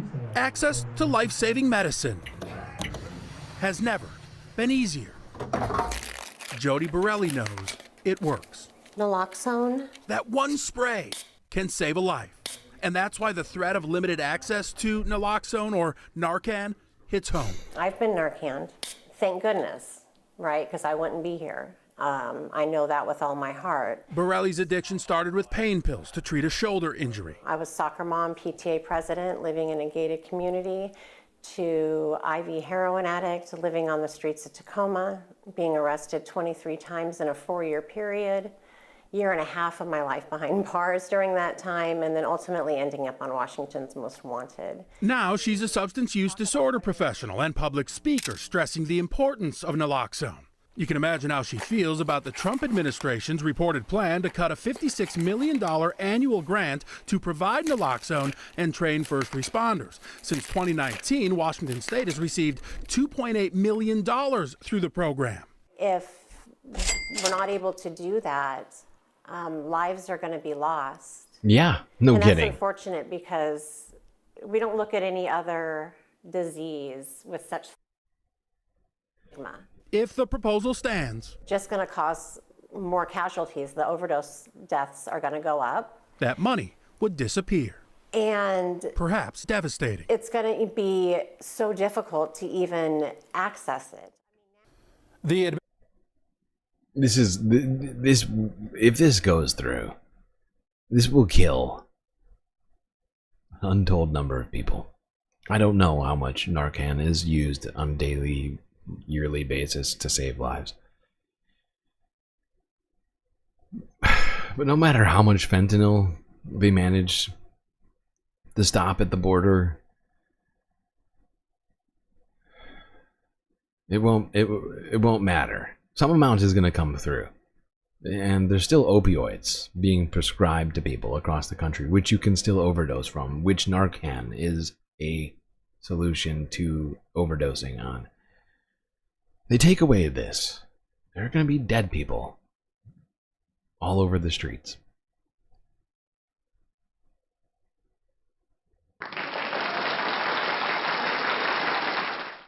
I don't know what you're clapping for, Joe, but thank you. Thank you for the applause.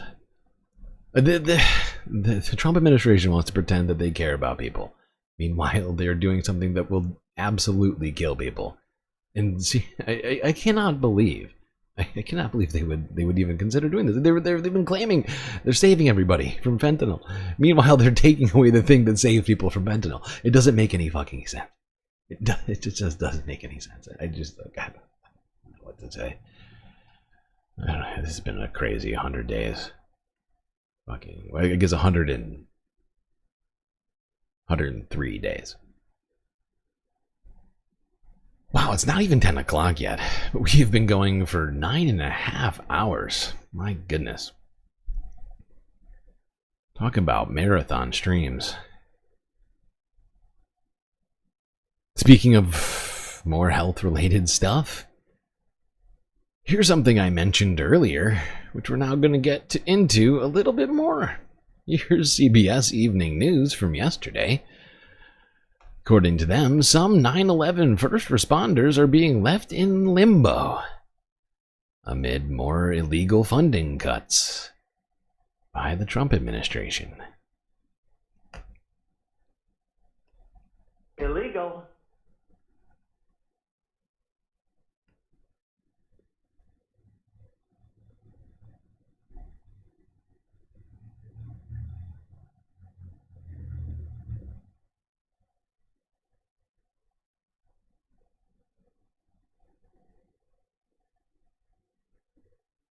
Frustration is growing for some 9/11 survivors and first responders who have been frozen out of access to life-saving health care due to Trump administration funding cuts. Here to explain is CBS's Bradley Blackburn, who's been following the developments all day. What do we know now? What's the status of this now, Brad? Well, John, this is the second time since DOGE cuts started that this World Trade Center health program has been in the crosshairs. So back in February, multiple jobs were eliminated, and then after a public outcry, HHS said they would be reinstated.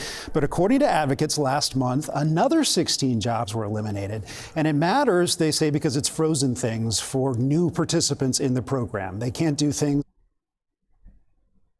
This administration continues to claim that they care about firefighters and police officers and the military. Just going to point something out to people if you're not aware of this 9/11 lore. Police, firefighters, and military were all first responders to 9/11. Full stop. Meanwhile, they're actively doing stuff that's going to cause some of them to die or have severely adverse health outcomes that could have been prevented. Like enroll in new benefits, they can't certify certain 9/11 related health conditions, and in some cases they can't get approval for necessary treatments, including chemotherapy. And again, this is getting a lot of attention, and there is some reason to hope. Tonight I spoke with the FDNY, and they said they're hearing from Washington that approvals and certifications could begin again as early as tomorrow. Let's hope so. But in the meantime, delay, freezing, what does that do in terms, what's the impact of that? Yeah, there are people in every state across the country that are in this program, more than 142,000 enrollees, and they add another 800 every month. The vast majority of those people do have a certified 9/11 related health condition. And this is frustrating for advocates because they fought for this program. It was approved by Congress. It was supposed to be funded all the way through 2090. Here they are still fighting, and they're worried that this back and forth, these delays could ultimately cost lives. Yeah, I imagine some viewers are like, wait, didn't we already have this conversation? It's been 24 years. You mentioned 800 new enrollees. Why does that happen 24 years later? Yeah, I've met some of the participants in this program, and oftentimes they don't think to enroll until after they're diagnosed with a serious condition. Yeah, no kidding. For fuck's sake.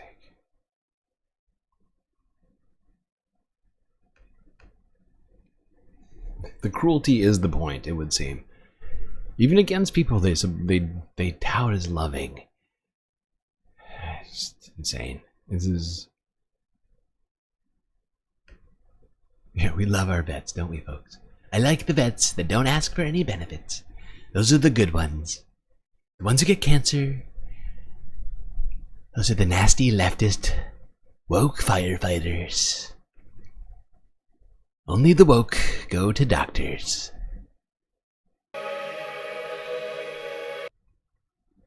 Second. Great job, Joe. Great job. Whew. Oh, wow. Joel stealing second and third. Illegal. Well, there's no one to stop you. Somebody else could have done it on Twitch, and they didn't. Okay. It is hot.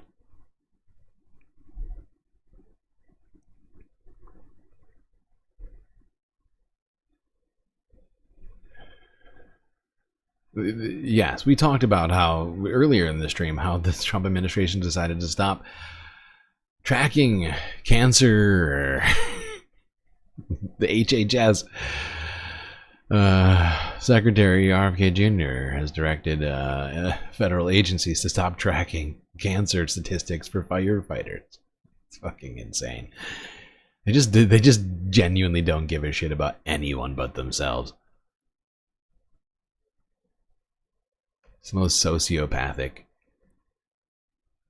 administration I think we've had in modern history.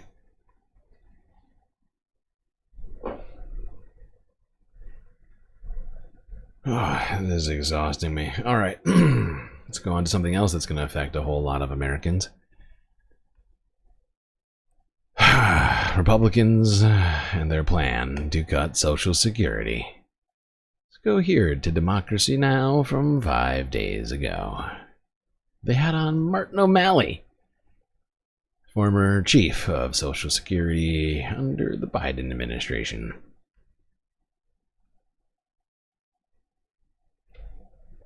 Oh, I'm running out of tea over here. That's going to be a problem. This is Democracy Now!, democracynow.org, the War and Peace Report. I'm Amy Goodman. Our next guest, former Social Security Commissioner Martin O'Malley, is warning Social Security recipients could soon see their benefits interrupted or delayed. In a recent interview, O'Malley said moves by the Trump administration to cut costs at the Social Security Administration could, quote, crater the agency and lead to a system collapse. The Washington Post recently reported a flood of cuts pushed by the richest man in the world, Elon Musk, and DOGE are already leading the Social Security system to breaking down. The Post reports in March, Social Security website crashed 4 times in a 10-day span, blocking millions of retirees and disabled Americans from logging into their online accounts. Phone lines have also been overwhelmed due to staffing cuts. According to the group Social Security Works, around half of all seniors rely on Social Security for most of their income, while 25% of seniors rely on it for virtually all of their income. The average annual payout to these seniors is just $20,000 a year.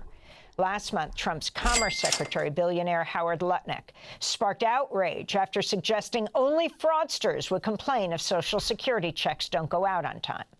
What'd you drum up? Let's say Social Security didn't send out their checks this month. My mother-in-law, who's 94, she wouldn't call and complain. Yeah, she'd call you she'd and think say, something hey, got messed up. billionaire That's what Howard they do next Lutnick, give me some money. A fraudster always makes the loudest noise, screaming and yelling and complaining. Bullshit. No evidence Trump for that. advisor Elon Musk recently described Social Security as a Ponzi scheme during an interview with Joe Rogan. Well, I mean, the government's one big pyramid scheme, if you ask me. Yeah, well, you can tell me better than anybody. Social Security is the biggest Ponzi scheme of all time. Elon Musk's attacks on Social Security come as the Trump administration's moving to cut off benefits to more than 6,000 immigrants who'd lawfully obtained Social Security numbers were paying into the system for years. The administration's doing this by falsely labeling them as dead to cut off their benefits. We're joined now by Martin O'Malley, who served as Social Security Commissioner under President Biden. He's also the former governor of Maryland and the former mayor of Baltimore. It's great to have you with us, Governor O'Malley, Commissioner O'Malley. If you can start off by explaining why you say that you think the Social Security system in this country is on the brink.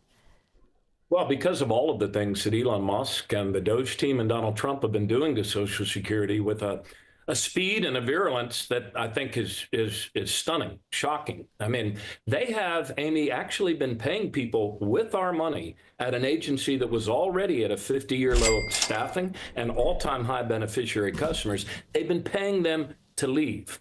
They have created a hostile work environment. They have engaged in wholesale, firing entire offices and divisions. They have driven out almost by now 10,000 people out of the agency. They say 7,000. It's going to go down to 10,000. And part of that is a 50% reduction in the people that keep the IT systems going.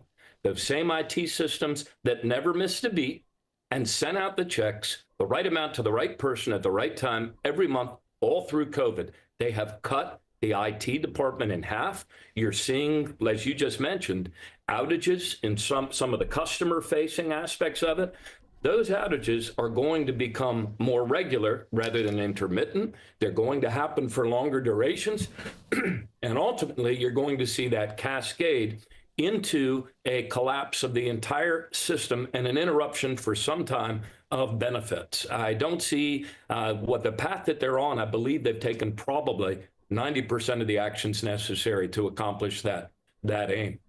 So can you explain this master death list and putting 6,000 people who've paid into Social Security on the list that says they are dead? We're talking about immigrants and where this master list goes?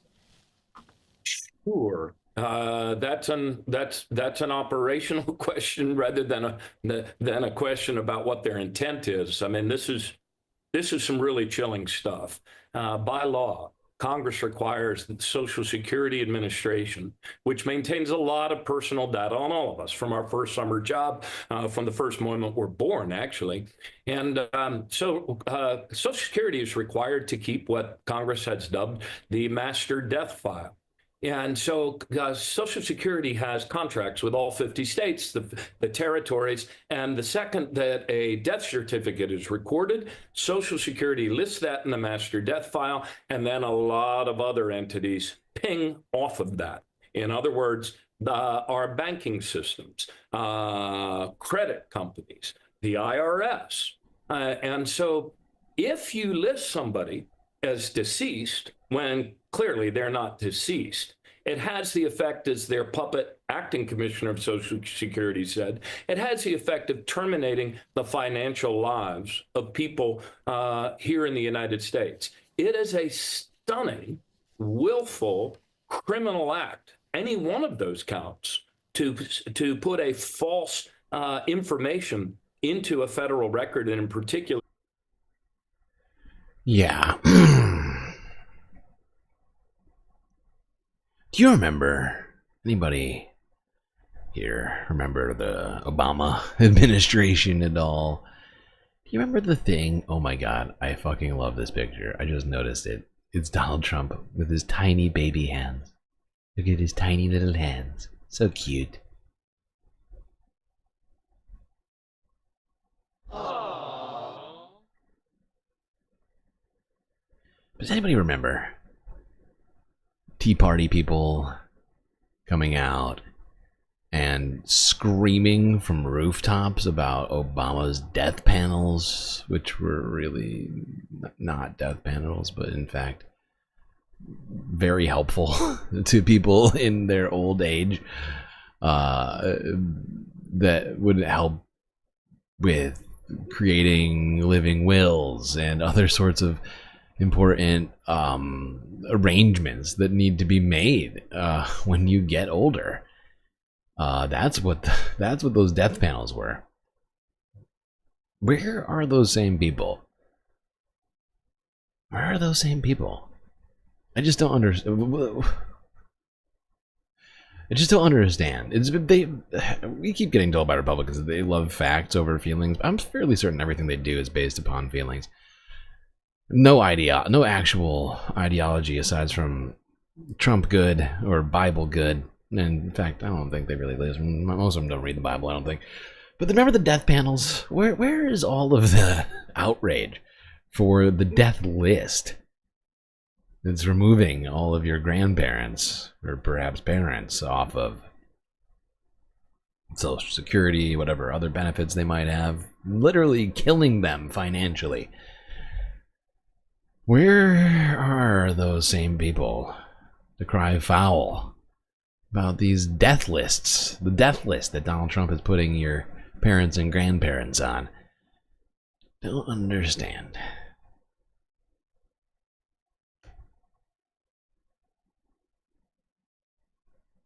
Oh, boy. This should genuinely horrify people. Getting taken off that death list is certainly harder than being put onto it, if I'm not mistaken. And that's gonna be hard for some people who maybe don't have access to the internet, or perhaps have health problems that would make it more difficult for them to go in to the offices that are now understaffed and in some cases closing across the country.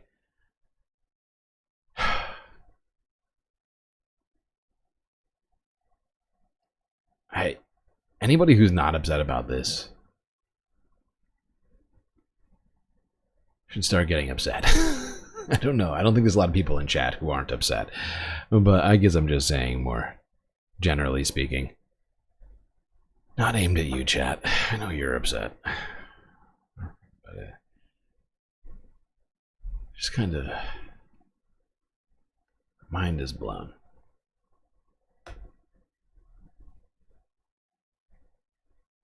Alright, how are we doing on time right now? 9.5 hours in. Oh. Don't worry, I'm not fading yet. Still okay.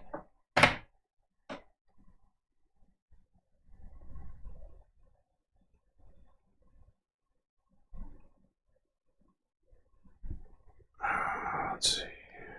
What's next? Speaking of another dead person, a real dead person this time, instead of a fake DOGE dead person, let's talk about Jeffrey Epstein. Caroline Leavitt was asked for an update on the Jeffrey Epstein files. Let's see what she had to say.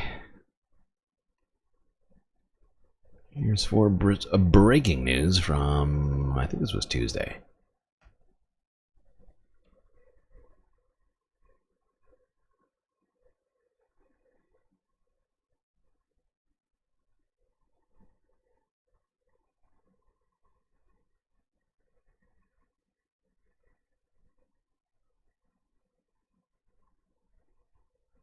Rogan, go ahead.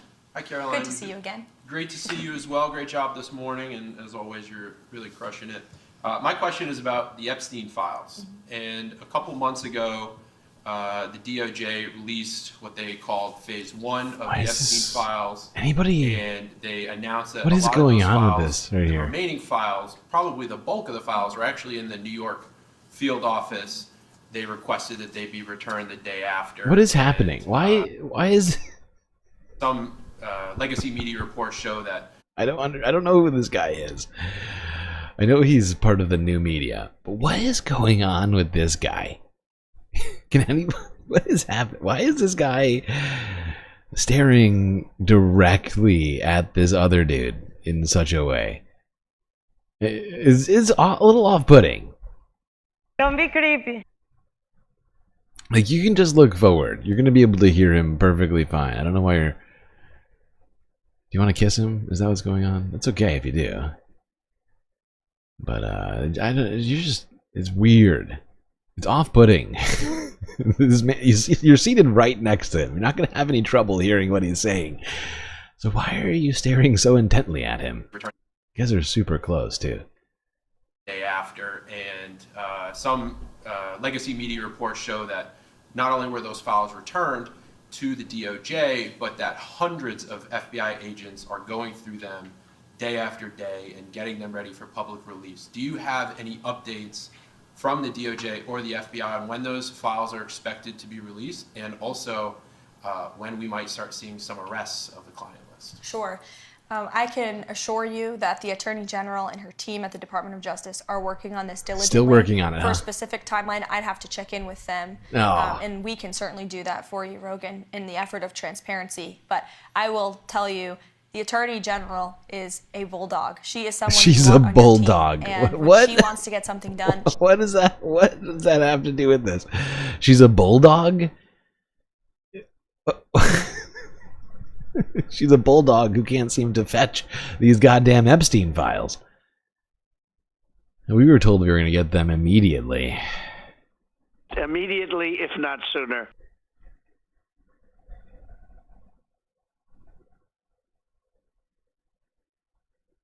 You think he's trying to? You think he was trying to mind control him? He was trying to like incept him with his thoughts. Okay, ask Caroline. Ask Caroline if she's going to give us an unredacted version of the Epstein files. No, you're not going to. But thankfully, you have Bulldog Pam Bondi out there who's struggling to fetch those files. She'll get it done. She'll get it done.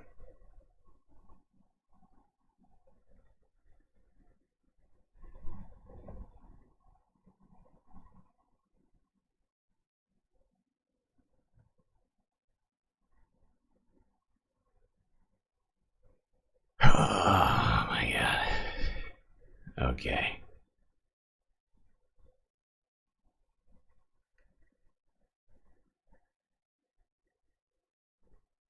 Well, Pam Bulldog Bondi is on the case. She's just too busy going after, you know, pro-Palestinian students and people who speak Spanish. I'm sure at some point she'll shift focus.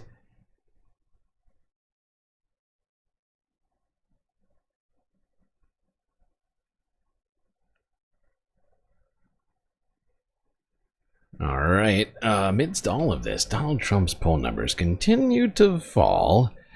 Speaker Mike Johnson was asked in the halls of Congress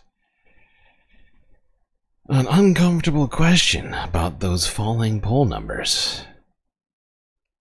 All right, little Mike, tell us.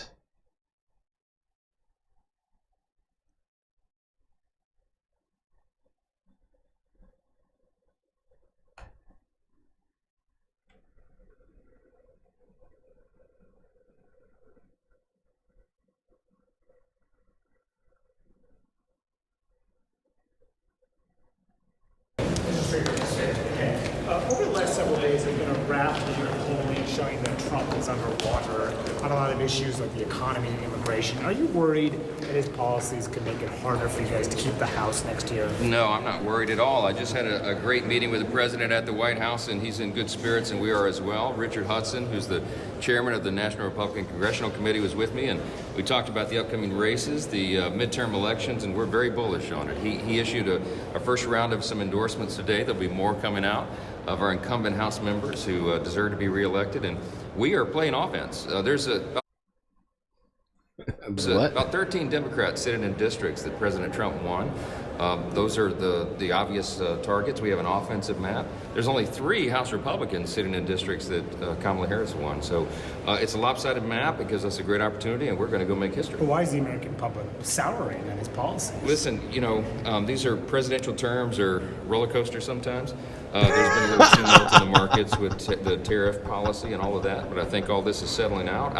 I was out speaking with donors and party faithful over the last week. So the poll numbers are down because poll numbers are a roller coaster. And this is all going They're always changing. This next few weeks is going to be critical. We're working on the big, beautiful bill, the reconciliation bill. A lot of work's gone into this already. You know, we've been working on it for over a year. The reason why the poll numbers are souring is because you're still working on that big, beautiful bill. Fantastic. But yeah, the roller coaster of polls. It's just it's like the tide. It goes in, it comes in, and it goes out. You know, sometimes they're down, sometimes they're up. Okay, Mike, if you say so. I'm sure it's untethered from all the things Trump's doing.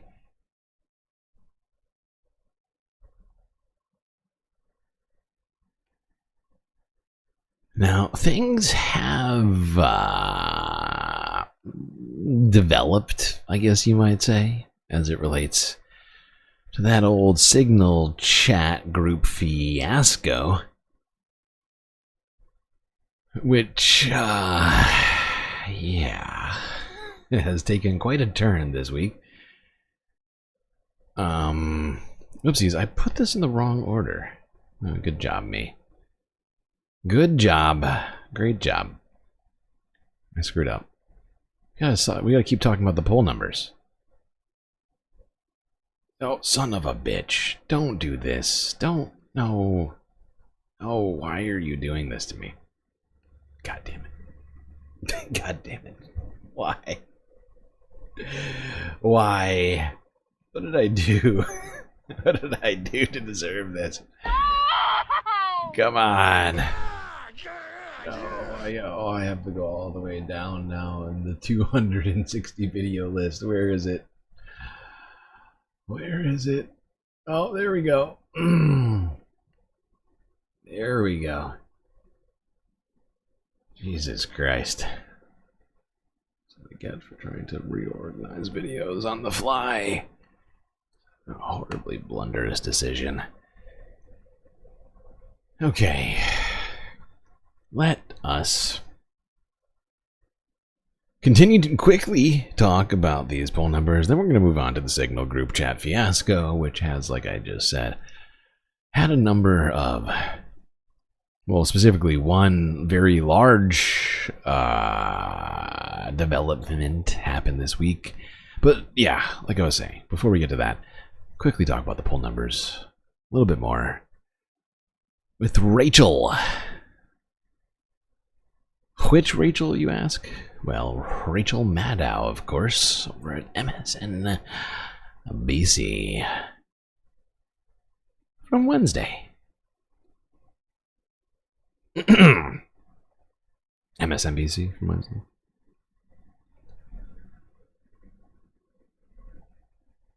There we go. I don't know why Safari is loading so slow today.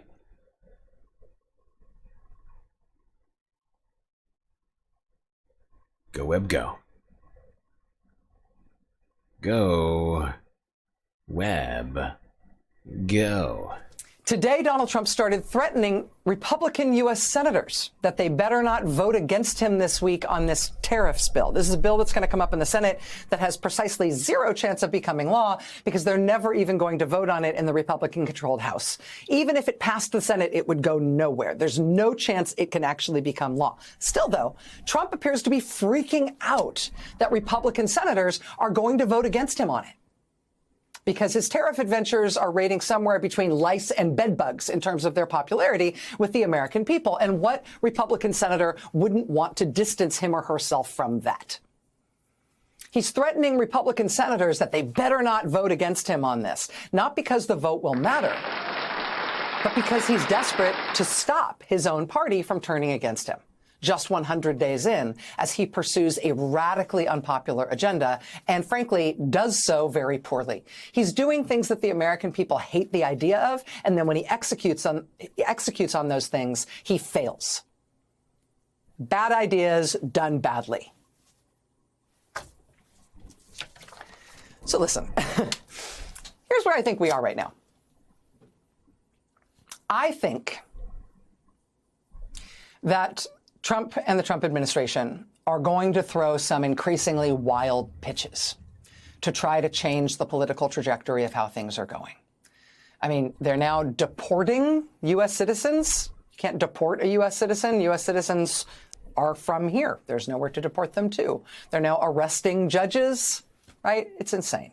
I think that we should expect some wild pitches, some truly reckless actions to try to change the trajectory of how things are going, to try to make it seem like this is a new game. I think because of that instinct in Trump, we should expect that there are going to be some things ahead that are markedly more horrible than even what they have done already.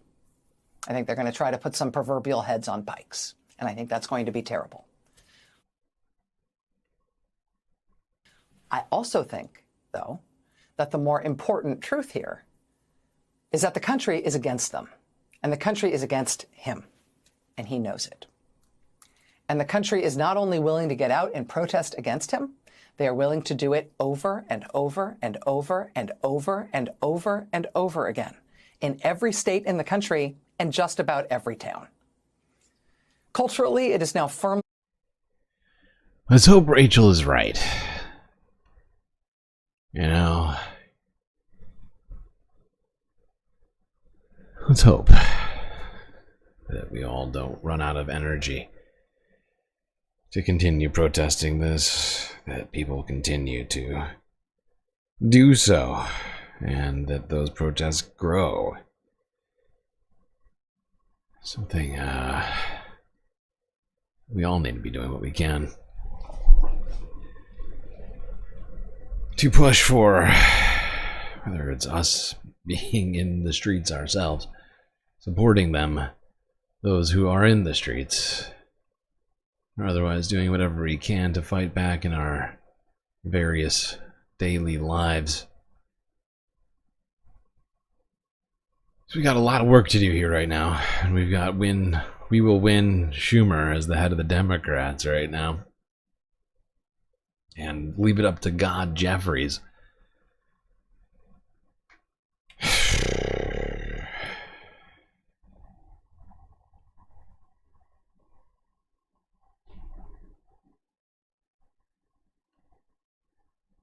Alright, on to the Signal group chat fiasco. One GOP lawmaker came out and had some negative things to say about Pete Hegseth. What? Could the great Pete Hegseth, you dare cross him? Illegal. I heard someone told me he was a great patriot.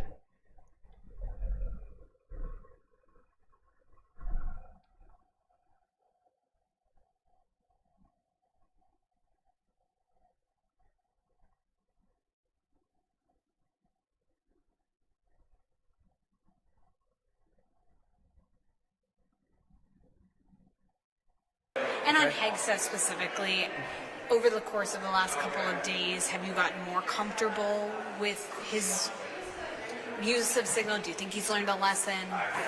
You would hope if he said he learned a lesson. I haven't heard that. All I've heard is him defend it or put blame on other people. And I commanded 5 times. When you make a mistake, you take responsibility. But as far as I could tell, it's like a week old, and I don't know that, I'm not sure I'm going to be able to persuade him that that's the right thing to do, but I think it hurt him. I heard all over our district. They know I'm speaking the truth. You can't put classified. Yeah, wow. Shocking. It actually is a little shocking that a Republican would come out and criticize the Secretary of Defense. I mean, he's not wrong. He's not wrong. It's one of those instances, one of those shocking instances where I actually do agree with him, with a Republican House member. But yeah, it is not a adequate medium with which to disseminate classified information. I do love how it took a second Signal group chat to come out for people to even consider on the Republican side criticizing all of this. I just found it hilarious. One is fine, but 2? Fool me once. Shame on you. Fool me twice. Anyway, let's go on. Because that's not the only development that has occurred in this Signal group fiasco. This week, a Republican coming out criticizing Secretary Pete.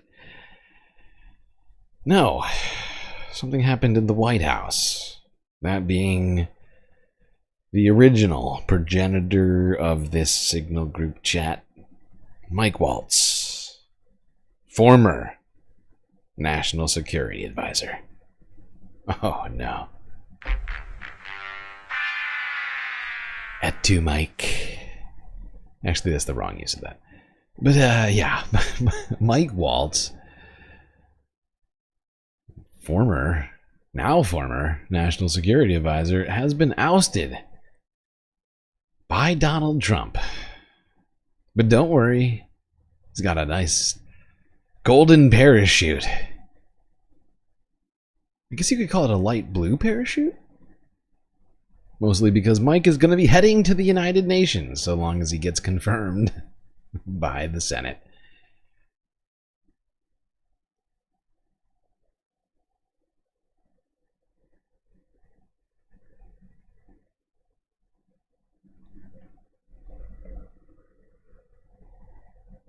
Tracking some breaking news just into CNN concerning President Trump's national security advisor, Mike Waltz. Let's get straight to Jeff Zeleny at the White House. So just a few hours ago, Jeff, we learned that Mike Waltz was going to be departing the administration, and now we've learned that he's going to be tapped to fill a role that Trump has yet to since taking office the second time. Boris, very interesting, and we can headline this under a soft landing, if you will. The president just announcing a few moments ago on Truth Social, his social media platform, that he does intend to nominate Mike Waltz to be the next ambassador to the United Nations. Let's read this together here. He said, "I'm pleased to announce that I will be nominating shut up. Mike This is Waltz my to be the job, next okay? US You ambassador can't even to do the a UN. Donald Trump impression From his time for in your uniform life. on the battlefield, in Congress, and as my national security advisor." You're doing a terrible job. I am pleased to announce that I will be nominating Mike Waltz to be the next United States ambassador to the United Nations. From his time in uniform on the battlefield, in Congress, and as my national security advisor, Mike Waltz has worked hard to put our nation's interests first.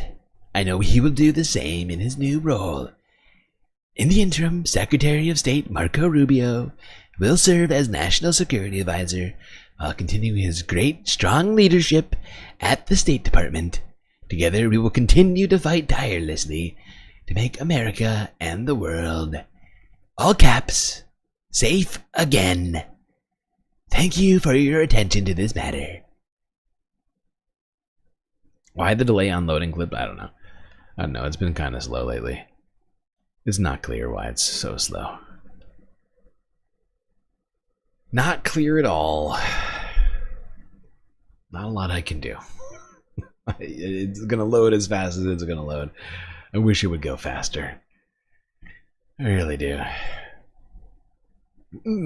But I found this one to be fascinating because not only is Marco Rubio, the current Secretary of State, pretty hands-on job, if you ask me, and is now going to be the new national security advisor. Also pretty a big position to hold.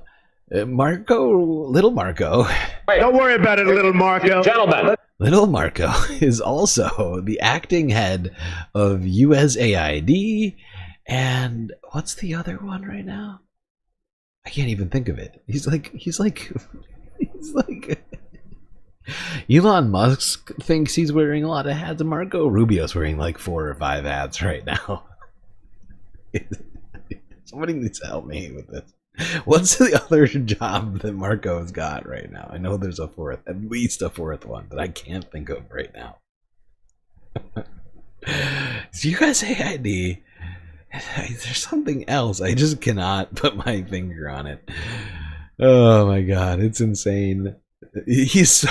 People just don't get how meritorious and competent little Marco actually is. The guy can do anything. Some people tell me, sir, you think Elon's smart? Oh, that little Marco, he can do anything. All right, 24 hours in a day? No, for Marco, it's like 72. The man can get it done.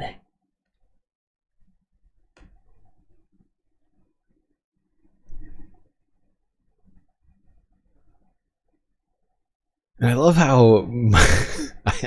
how he's been put out to pasture, like, you know, because the fact is Donald Trump doesn't respect the United Nations, right? He has come out and blasted the UN like half a dozen times, at least in this particular 104 days or whatever we've had of Trump so far.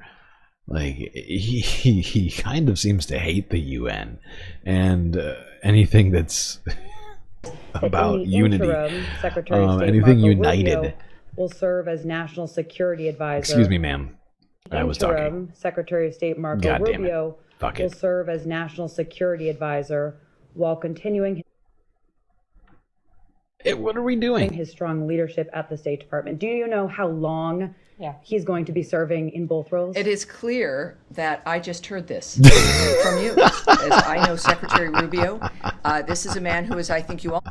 Well, you made it clear just now. Oh, poor Pam. Or Tammy Bruce? What's her? Pam Bruce? I can't remember her name. I think it's Tammy. It's Tammy Bruce, right? Somebody help me. Jesus Christ. I love that, though. How she's like, it is obvious that I am just learning this right now. Is it? I mean, you certainly did make it obvious to us with that comment. I love the coordination happening at the Trump White House. The number two at the Secretary of the number two at the Department of State, the State Department, had no idea that her boss was taking on a fourth job. Nobody even thought for a moment to tell Tammy ahead of time. I love that.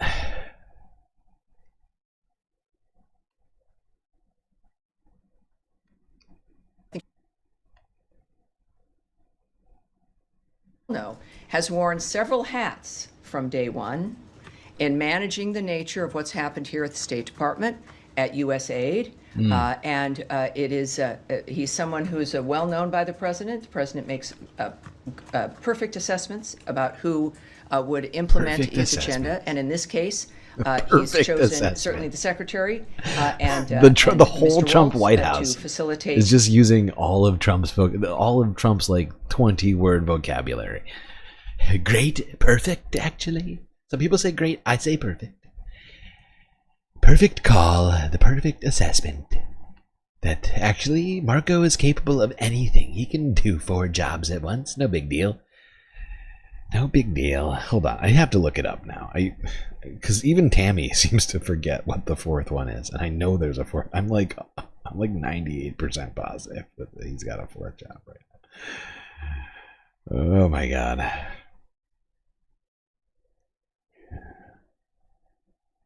Oh, that's right. He's also the archivist. He's the national archivist because Donald Trump decided to make the National Archive a political branch rather than a completely nonpartisan record keeper.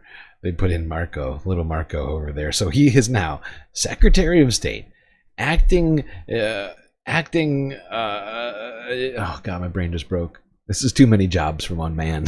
This is way too many big, important jobs for one man. Oh my God. Secretary of State, National Security Advisor, head of USAID, and the archivist. For how can that? Nobody can do that. Nobody. I don't care. And I mean, nobody is claiming that Marco is a genius. Literally, no one has ever claimed that Marco Rubio is some sort of, stable genius ever. Even Marco, which actually might be. Alright, I'm not gonna finish that sentence, but holy shit, there is no way that Marco Rubio has the ability to compartmentalize and delegate 4 different governmental agencies at once. There's literally no way. This man has got too many hats. You might want to wear one at a time. Jesus Christ. This is wild. And then the thing that mystifies me even more is the fact they decided to keep Mike Waltz around. I don't understand this move. I think it could be to avoid actually, what's the word? Admitting that they made a mistake. But I love that the guy... I wonder how Elise Stefanik feels right now. We should call her. We should call Elise right now. See how she's doing over there amidst all of this. Like, it is fucking hilarious. She's gotta be like... Do you remember how angry she was at that appearance she made? Was it on CNN? I think it was CNN where she came out to tell about how she was going back to local state government in New York. I wonder how she must be screaming. I'll bet her neighbors are like, what the fuck is going on over there? Like, she's got to be like... She lost her job And she's now going to be, I mean, in theory, she is going to be replaced by the guy who created the Signal group chat fiasco. She's got to be beside herself with anger.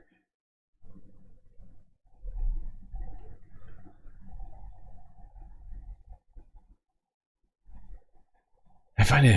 I think it'll be really interesting to see. I actually cannot wait for the Senate confirmation hearing for Mike Waltz as new UN ambassador, because we'll have to watch Republicans basically go like down the line and decide not to ask Mike Waltz about his decision to conduct national security business over Signal, or his completely blunderous mistake allowing Atlantic reporter Jeffrey Goldberg I made a huge tiny mistake into that chat. I'm kind of stoked to watch that. That should be fascinating. The people who supposedly care a shit ton about national security and all this other stuff, should be fun to watch them have to confirm a man who they already confirmed one time for a job that he just completely just screwed up. Oh, wow. That should be some fascinating watching. All right, let's go to CBS News. See what the folks over there think about how Marco is going to do as the new multi-pronged Trump administration. Like, he's basically doing all of the jobs now. It's pretty great.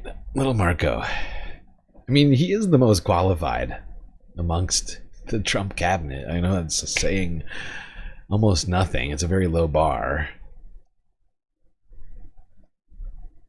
Let's now bring in John Alterman. He's the Senior Vice President of CSIS, that's the Center for Strategic and International Studies, as well as the Director of its Middle East program. Good morning. What exactly, just for our viewers, just reset this, what exactly do national security advisors do? Oh, and shit. how did Mike Waltz bungle it?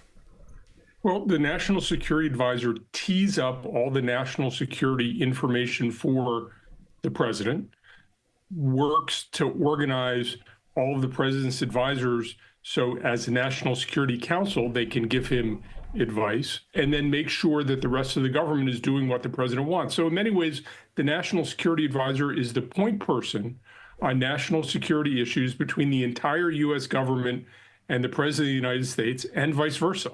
And it seems as though that person is really the glue between the president and the government and the executive branch that will execute strategy. Secretary of State Marco Rubio will serve as interim national security advisor.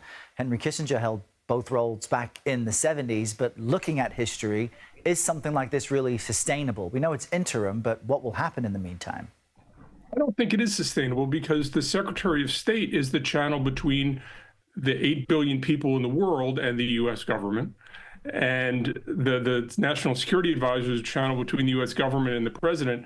And I think there's just too much information to keep track of every day. These are both 70 or 80 hour a week jobs. And to keep all the information straight, to have people who work for you know what the boss wants, becomes tremendously difficult. Yeah, no kidding. And you're forgetting his other two jobs. Head of USAID and National Archivist. I mean, it is insane.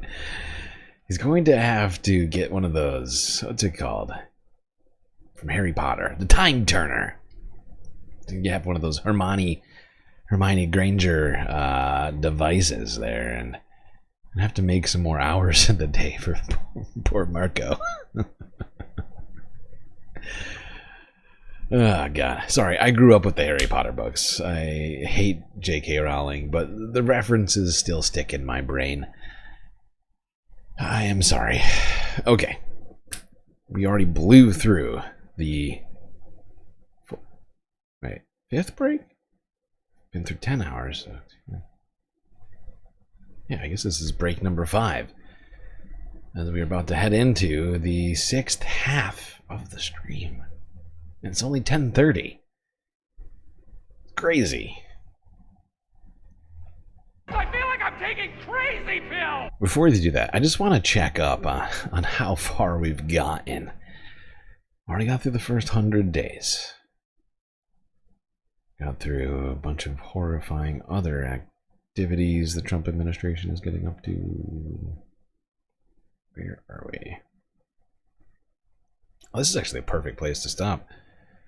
Wow, if I don't say so myself. Oh, good. We're only on... Don't worry, chat. There's plenty more content. Because we are only on video 120 out of 259 videos. Wow. So we're like nearly halfway through the stream.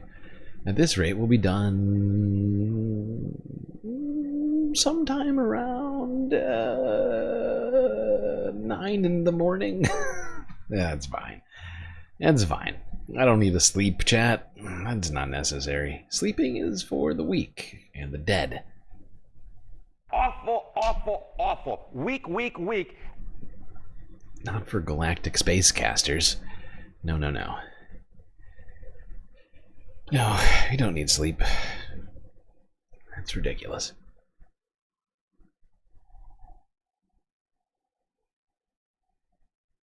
You think I should eat something? I too think I should eat something. I too think I should eat them, but I'm sort of running out of food on the space station, not gonna lie, with bills for May. Having, well, mostly just been paid in the last few days, my funds are quite low for actually buying food with money.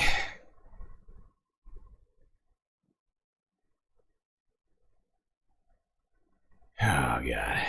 All right. Quick space break. And we'll be right back with more galactic content for all of you. But first, these space messages.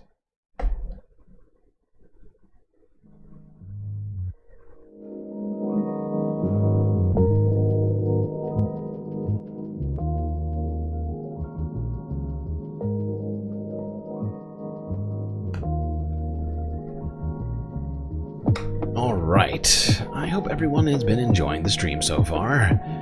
If you haven't already, hit the like button and don't forget to subscribe. While you're at it, you might also want to make sure you hit that bell icon, otherwise you might miss one of these spacecasts, which would be terrible. I don't know how you could live with it. Do also consider contributing to the Galactic News Network, as we are completely funded by viewers such as yourself. So many great ways, of course, for you to show your support. YouTube, Super Chats, Super Stickers, and memberships. Twitch with the bits, the subscriptions, and the on-screen celebrations. Got Cash App and PayPal if you'd prefer all of your money go to funding the stream. But of course, the best way to get the most space benefits for your dollars is to become a patron on Patreon. Only $3 a month will get you an avatar, a shout out, and much, much more. So make your decision. With all the myriad choices you have in front of you. Anyway, chat, enjoy this break. Grab yourselves a drink, maybe a snack, maybe shake some limbs off, and I will be right back.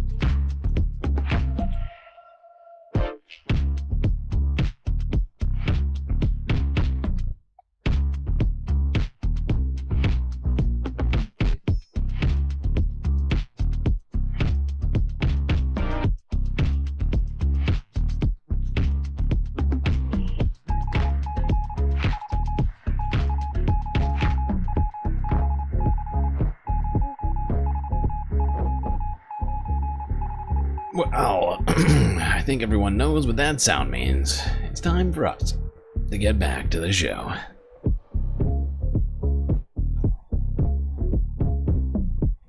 And we still got basically an entire show left to do. Since today's stream was to make up for, I don't know, like 5+ streams that we didn't do. Or at least 2 or 3. Ay, ay, ay. It's been a long stream. See a lot of marathon watchers in here right now who have been hanging around this chat all day.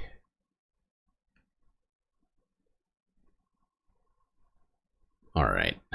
Now, let's talk about Democrats a little bit, what they've been up to. Hey, hey, hey.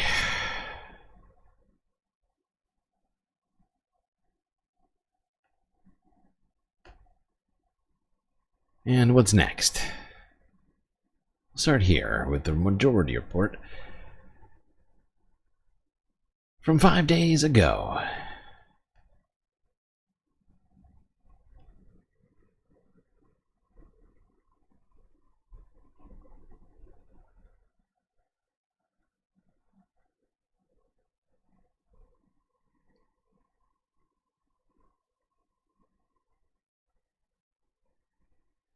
Should we play this clip from Chuck Schumer, or we'll wait for... Do you want to do it in the fun app, or you want to do it now? Let's do it. Now? I know, this is too fun. It's Friday. Come on. Come on! Can't delay the Chuck Schumer gratification. Yeah, this is it. Not gonna do it. Wouldn't be. We're gonna be very aroused. Folks are gonna get aroused with this clip, and I'm putting you on notice right now. One thing you should know going into this: I don't know if they're still roommates in Washington D.C., but Durbin and Schumer were roommates, literally, in D.C. Yeah. You know. Maybe they're doing like a bunk situation. I don't know if they had bunk beds or, you know, it was more like The Odd Couple. When they first came to DC, they were roommates, and there was some talk that like they may have been rivals to follow Harry Reid on some level. Dick Durbin has announced his retirement. Now, I think Durbin is a little bit older than Chuck Schumer. He is, yeah. But this is a big one because he was one of the 10 that voted for the dirty continuing resolution, right? Durbin was one of those 10. Can we just double check and fact check that, Russ? If that voted with Schumer to keep the government open. But and everybody there was not up for re-election in 2026 or retiring like he in New Hampshire, and now Durbin formally announced it. But it was speculated because he's literally 80 years old. And here is Chuck Schumer asked if, dude, now that you have no roommate, what are you doing? And I think it's time for me to pass the torch on to another candidate.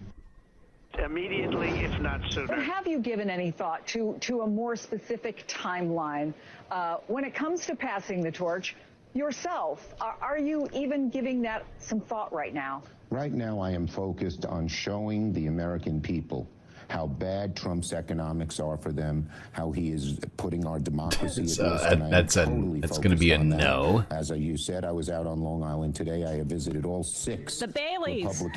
6 of the 7 Republican congressional districts, talking about tariffs, talking about the economy, talking about how bad cutting Medicaid would be, particularly in our rural areas. That's my focus.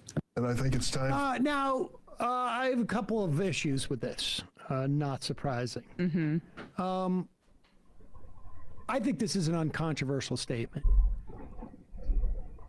The question of anti-Semitism has been the biggest fig leaf and cover and mechanism for the most authoritarian, to this date, authoritarian machinations by the Trump administration.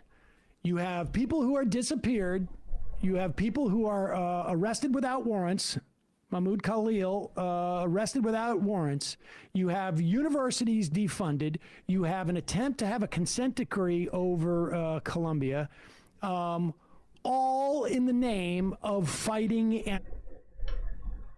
Sorry, I got distracted by member highlight chats. Soul Life suggesting people with a burner account use it for more likes. Are we close to 100 now? Siri's also using their membership highlight message to reiterate what Soul Life said. You're all very funny. Determined to get those likes up.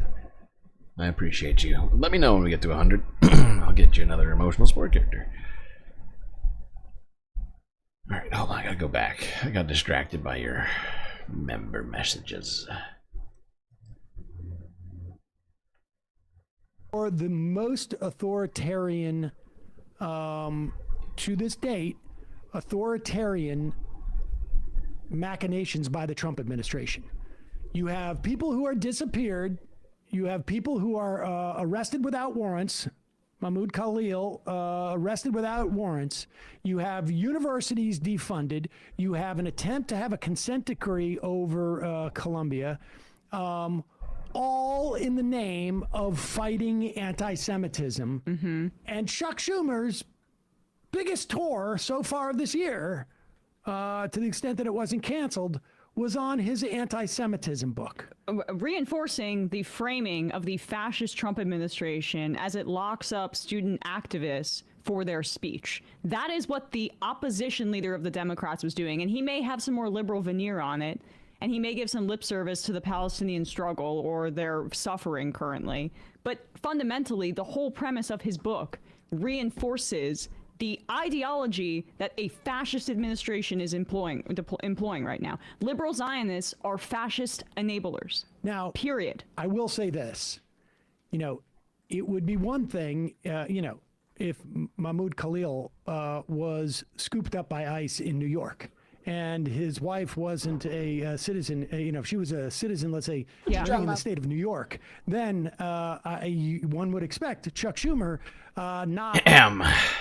Ed Markey from Massachusetts or other politicians going and speaking out and trying to visit with him and whatnot. Five Democrats. Yeah. It turns out, though, Oh. Khalil was arrested in New York. I mean, no. So he's out on Long Island explaining to people how the tariffs are going to hurt. Oh, God. It's true. He was arrested in New York, the state which Chuck Schumer is supposedly a senator of. Guy needs a fucking spine implant. Swear to God. Morbid Oslo using your 2-month membership. Okay, you people are hilarious, okay? I love you, Space Fams. You really are great. You really are great. And sure, I might be a little bit biased, but that doesn't mean I can't be objective about it. You're all great and funny. Soul Life and series are always right. It's like a memberception, member highlight deception happening right now. According to Mo and Up, we have 100 likes now? Oh boy. Maria Luna, random chat. This is not a burner account. The way you say that makes me think it is a burner account, but I'm going to pretend like it isn't. Good to have you, Maria. I don't believe I've ever seen you in this chat. 101 likes. Wow, that's a lot of likes. Alright, I'll get you another emotional support character. Let me just finish this video. Down. Yeah. Which... Actually, I just realized. The idea that you... I just realized that basically all that was needed to be said about that has been said. Hey, Chuck Schumer, awful and weak. Awful, awful, awful. Weak, weak, weak. He's enabling, like Emma said, the fascist agenda of Donald Trump. If he ever had a spine, that spine has been surgically removed from him at some point. And I don't know what year I want to say it started, but certainly this year, anything that was in there previously is dissipated. That was just sort of a gelatinous undignified blob that's doing nothing to help Americans, certainly not the people he's supposed to be representing, you know, New Yorkers. Ay. All right.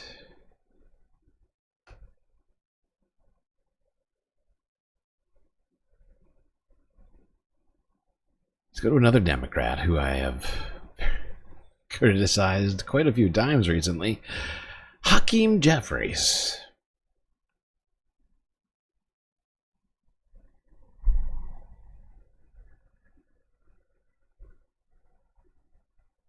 Let's see what he had to say about this, not the exact issue we're talking about, but a very much a parallel issue.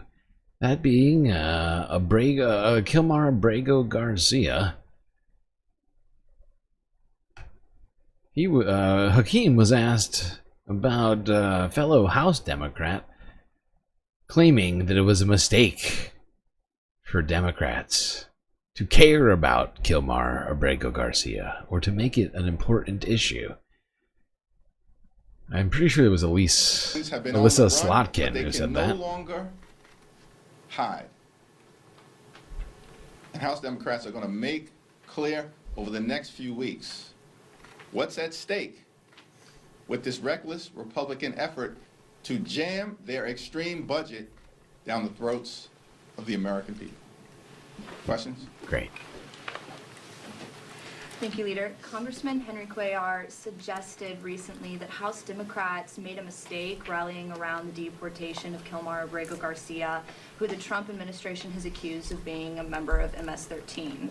What is your reaction to the congressman's statement, and would you encourage any other House Democrats to go to El Salvador to protest against the detention of Abrego Garcia? Our reaction is that Donald Trump has the lowest Oh my God, this dude is pathetic. any president That is pathetic, in modern Hakeem. American history. You're a fucking loser. Thank you. Fuck yourself. That is pathetic. This man is a coward. Awful. You are an elected representative. And you are... That wasn't even a political answer. It was just a non-answer. He's like, well, do I think the Democrats should make this issue an important part of their politics right now? Hakeem Jeffries' answer: Donald Trump is doing terrible right now. People hate him. Unwilling to even kind of take a stand, take a side on this matter. Just doesn't give a shit. Not a single fuck given by Hakeem Jeffries. Still leaving everything up to God. How's that going, Hakeem? You think you're going to be able to keep that seat? Thank you, Leader. Congressman Thandar introduced 7 articles of impeachment today against President Trump. Given that Dems are out with messaging on other fronts, is introducing articles of impeachment an effective way of messaging, given that the numbers are just not on your side right now in the House? Haven't talked to him about it. Sam just stole my impeachment question, but Same answer. I will. Same answer. I'll follow up. If leadership is not supporting those efforts, are you I'm a game. I'm hilarious. encouraging? I'm hilarious. I ain't got no answers for nothing right now. Fuck you, Hakeem. All right, buddy. You're really bugging me. You're really bugging me right now. This dude doesn't have shit. 2 of the most important political questions right now on the table. Kilmar Abrego Garcia and the deportation of people on American soil not being afforded due process, and the impeachment of the man facilitating it all. And Hakeem's got nothing. He's got fuck all. He's got fuck all.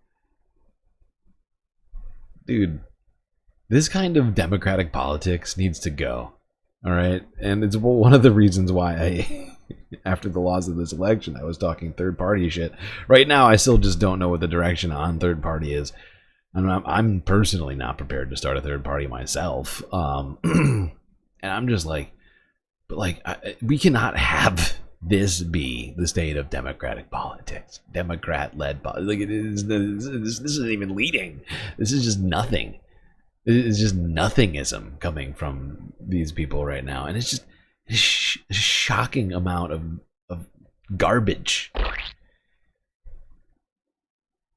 Oh my god. Oh shit, I almost forgot about your emotional support character. And that's illegal. Illegal. How rude. Okay, don't worry. Don't worry. Bringing you your emotional support for the next video.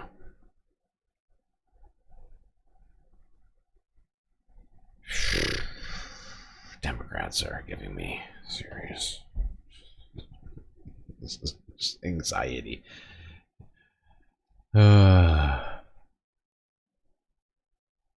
Okay. Let's see. Let's go back to that University of Alabama speech Donald Trump gave. This was his response to the new impeachment attempts against him.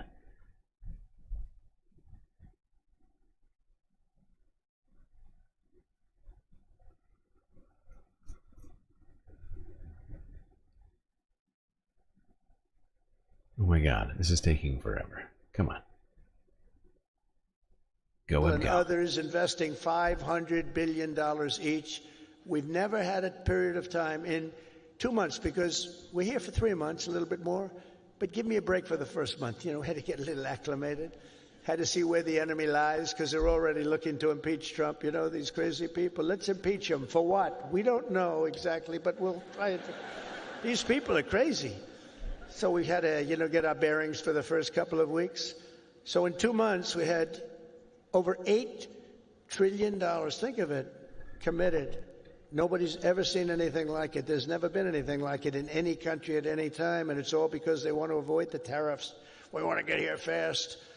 And I said, you know, a number of times, tariff is the most beautiful word in the world, and I got absolutely decimated by the fake news. They said, what about love? What about your wife? What about your parents? What about religion and God? So I said, all right, it's the 5th nicest word I've ever seen. And since I've done that, I've been in good shape. Nobody's bothered me. They've been very nice. So it's the 5th most beautiful word I've ever heard. But it's making us very rich, and you'll be seeing the results pretty soon, sooner than most people think, because that's what other countries... There we go. There we go.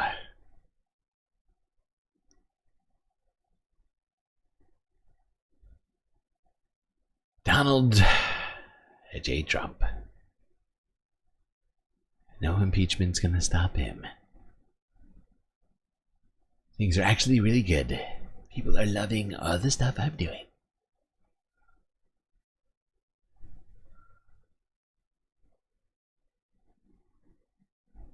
I love how this next generation is being fed garbage by our president.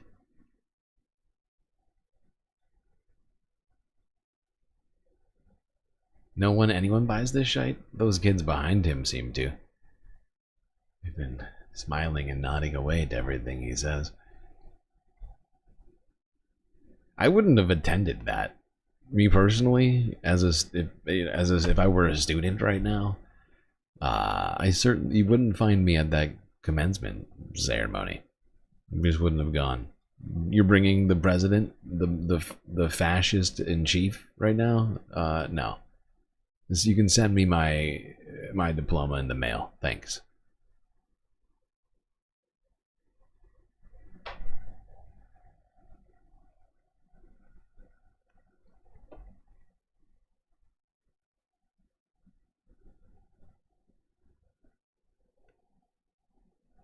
All right. Back to talking more about what Democrats and Democrat-adjacent individuals are getting up to. Let's go to see what Bernie Sanders had to say on CNN on, I think this was Thursday.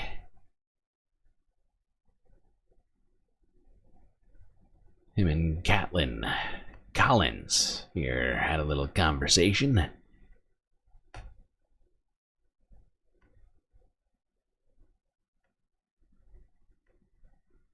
out talking to Americans. Do you think that they're prepared in the way that President Trump says they should be today? No. Look, Caitlin, I think one of the great political crises we face is we really don't appreciate the pain that ordinary people are feeling. You are living ostensibly in the richest country in the history of the world. 60% of people are living paycheck to paycheck, living under extraordinary stress, trying to put food on the table, pay their rent, worried what happens if their landlord raises the rent, worried what happens if somebody gets sick and they can't afford to go to the doctor. That is the reality in the richest country on earth for 60% of our people. Not to mention that we have the highest rate of childhood poverty of almost any major country, and too many of our seniors are living in poverty. That is the economic reality. And it's a reality that Trump is in the process of making even worse. So when I go around the country, what I'm trying to do is rally the American people to say, yes, of course, we've got to stand up to the horrific policies of Trump. But in addition to that, we need a political movement which is going to stand with the working class of this country and take on the oligarchs and create an economy that works for all of us, not just Elon Musk and his friends. So you're saying they don't have the breathing room that the White House seems to be saying, you got to give us a little They grace don't. here. They really don't. And, you know, it's a bit arrogant to say, well, kids may have a smaller number of toys and the price may go up a little bit. I think billionaires like Trump and Musk do not have a clue Follow the rich about white man. what it means for a working class family trying to buy presents for the kids or to take care of the basic necessities of life. I think it's an incredible arrogance and ignorance on the part of these people who have so much wealth and so much money. It is a pretty striking scene to see the president surrounded by many billionaires who are in that room that make up his cabinet, telling kids that the shelves may be emptier and they may not get as many toys. Well, you only have to pay a few bucks more, really. Well, for Trump, it doesn't matter. He's a billionaire. But if you are struggling to take care of your family, that few bucks buying toys or the increased price of groceries or the increased rent that you may be paying or the increased cost for an automobile that you may want to buy, yeah, that's a very big deal. I don't think the billionaire guys have a clue about what that's about. He says President Biden is to blame for the last quarter of non-economic growth. It kind of went in reverse, and that he might be to blame for the current quarter. At what point do you think the president is responsible for Never. GDP? Never. He's never responsible for anything. It's always somebody else's fault. That's his modus operandi. He's always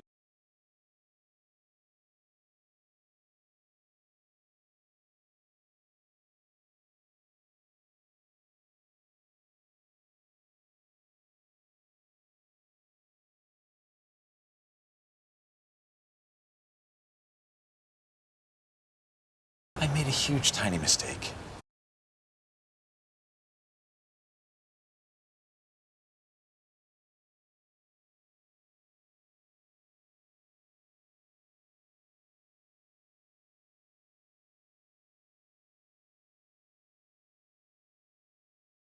When I go into the dry cleaner, that dry cleaning place becomes holy.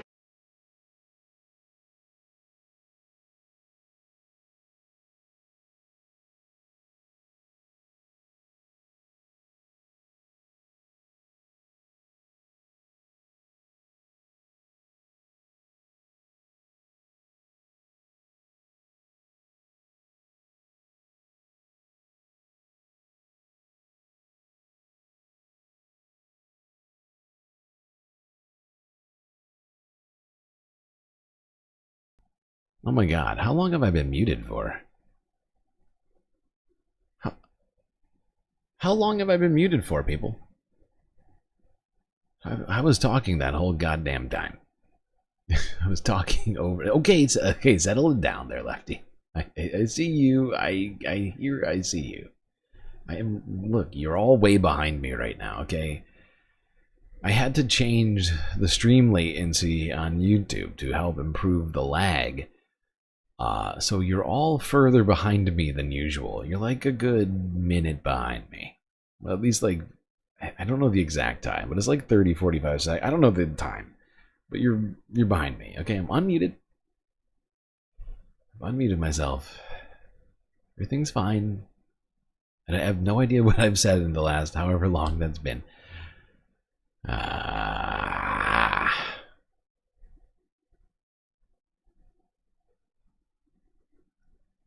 No, my mic didn't give out. We're fine. Everything is fine. Look, everybody settle down. Okay, I can see you.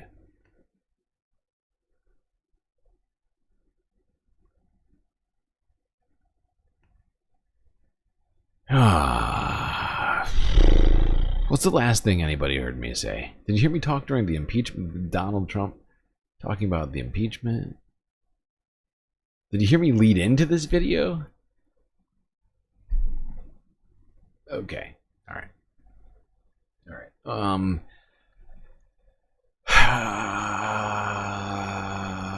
What was I saying? I totally lost my train of thought. Realizing I was muted. What was I just saying? I was saying something. Oh, I was saying someone very generously just sent me a Cash App. I really appreciate you trying to make sure I have food to eat over here. I won't say who it is. I don't ever say who Cash Apps. I feel like that's more of a private thing. You know, if you feel like taking credit for it, no problem. But yeah, I really appreciate you. Also, Bernie, killing it. I don't know what I was saying about that. That I don't even even kind of remember what I was saying. Not even slightly. Blaming somebody else and takes no responsibility for anything. I can tell you this. Do you think if it was good, though, that he would take credit for it? Of course, you got to take credit for what you do. And one of the things that's happening and what's rattling the entire global economy, not just our economy, is this arbitrary trade war that he has started, the arbitrary tariffs that he has imposed on countries all over the world. I mean, I'll give you an example of what he has managed to accomplish. Canada is a longtime ally and friend of the United States. I live 50 miles away from the Canadian border in Burlington, Vermont. Trump supported the conservative candidate there, and these guys were ahead by 24 points 2 months ago. Trump's support managed to cause them to lose the election. And all over the world, people are responding to this Trumpism, and I think it's going to have a negative impact, thank God, on right-wing extremism all over the world. Because people are saying, if this is what right-wing extremism is about, we don't want it. Well, I mean, Canadians have been so upset with the president's tariffs and also how he's talked about making Canada the 51st state. In terms of the trade war that he's carrying out, you know, you have appeared with people like Sean Fain, who's the president of the UAW, that you two were together at an event in 2023. I think we have a picture of that. Fain has been praising the president and his auto tariffs. He's been on this program saying he likes that. Obviously, he was someone who was a supporter of Vice President Harris's. Then there were exemptions that happened this week for those U.S. automakers. When someone like that comes out and praises the president and then he goes back on this to give them a temporary relief, as he called it, I wonder what you would say to someone like Sean Fain about that. Well, look, let me say a word. Tariffs unto themselves are not necessarily bad. I helped lead the effort against permanent normal trade relations with China, that trade agreement, and with NAFTA, the Canadian-Mexican trade agreement, because those were agreements written by corporate America, and the goal was to allow corporations to lay off workers in America, shut down factories here, and move to poor countries around the world where people were making pennies an hour. So selective utilization of tariffs to protect American workers and American industry is a good thing. But that is very different than coming up with some crazy proposal based on nothing that anyone can understand, imposing arbitrary tariffs on virtually every country on earth. That is kind of off the charts. If the president's policies continue as they are and the economic data that we're seeing, do you think the U.S. is going to go into a recession? Look, I fear that immediately, it might, if not sooner. And I would hope very much that my colleagues in the Democratic Party begin to bring forth an agenda that speaks to the needs of working families. I think that yes, they certainly need to do that, don't they? Honestly, I've been Caitlin's growing on me. I feel like, you know, I was very skeptical about Caitlin at one point. I feel like she's starting to win me over.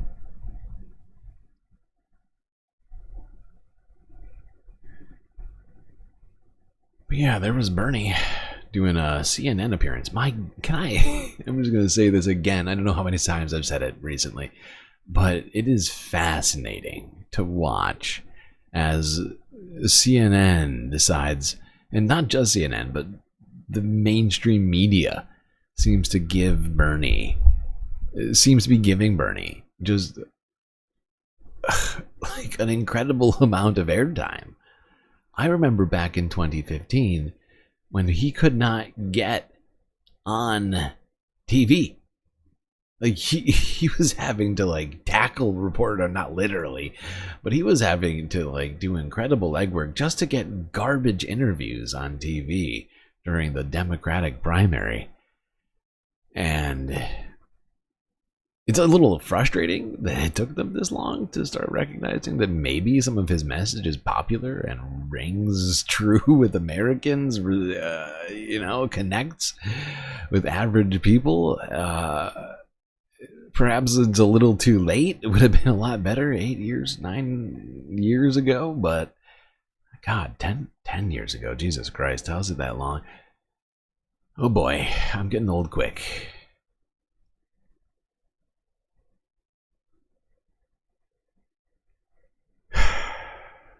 It just, you know, it is nice to at least see Bernie's message getting out to a larger audience, regardless of what I might think about the ramifications of that decision back a whole decade ago.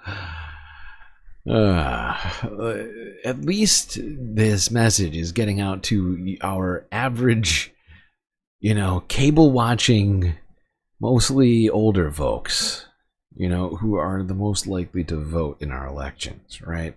That's the thing about it. Like, I'm a pragmatic person, okay? I'm trying to make things better, genuinely, regardless of, you know, my inability to do a whole lot.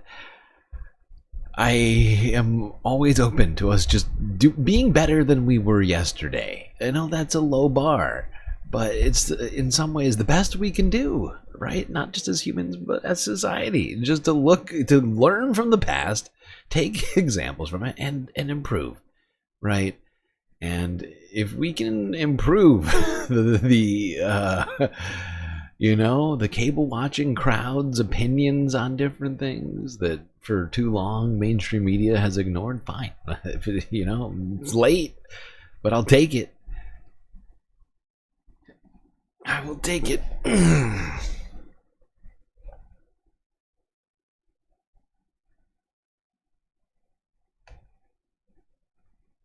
All right. Speaking of Bernie Sanders, let's go to the Mayday rallies, which occurred on Thursday. Started off here from the AP. Mayday rallies were taking place across the nation, actually across the globe. We're going to stay with the United States here. I was going to say in the first half, in the sixth half. It's been all America all day, people. Don't worry. We are getting closer to the end of American news for now. Ish, kind of. Close, relatively speaking. Getting closer.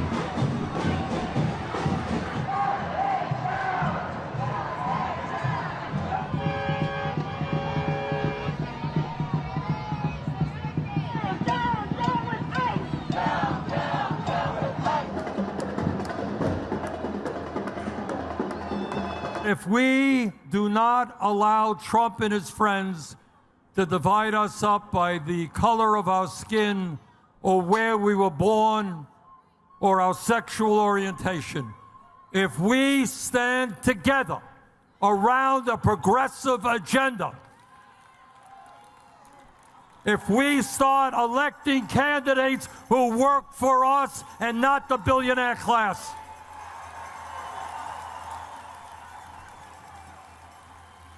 if we think big and not small, brothers and sisters, there is nothing we cannot accomplish. Let's go out, let's do it, let's transform the country. Hell yeah, Bernie. Hell yeah. Hell yeah, America, for getting out on Mayday. Now let's go from West Coast to East Coast and check out some of the different Mayday rallies which happened, starting with King 5 Seattle.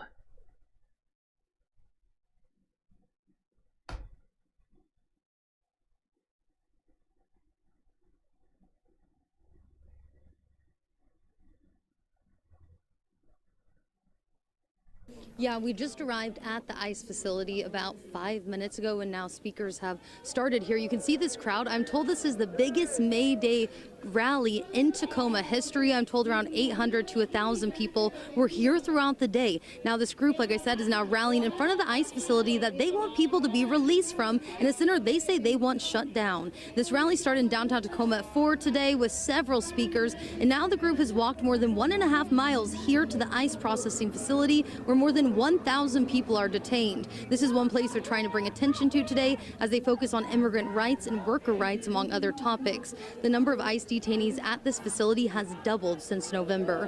One person detained here right now is UW lab technician and green card holder Llewellyn Dixon. Dixon's lived in the U.S. for 50 years and had a misdemeanor bank embezzlement charge in 2001. Her family spoke today at the rally, and an organization working with her family as she's detained spoke with us today. This story isn't just her story just alone. It's a reality of a lot of migrants and a lot of families whose families are getting separated and put in this detention center and then also deported. And like I said, this rally and march has been going on for about 2.5 hours now, and now they have speakers here outside the ICE facility. And I'm told again that this is the biggest May Day rally in Tacoma history. In Tacoma, Connor Board, King 5 News. Arguably the greatest work of nonfiction of the 20th century. Great job, Tacoma, coming out in record numbers. Truly impressive. Let's go south to the Bay Area, where activists were marching, starting with Cron 4.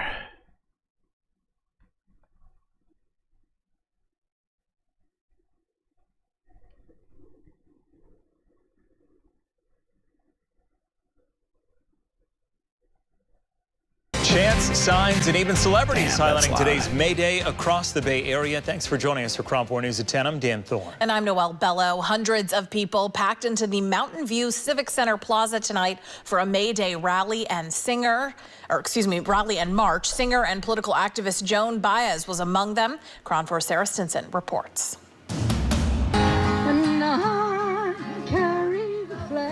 Folk singer and political activist Joan Baez leading the crowd at a May Day rally Thursday night.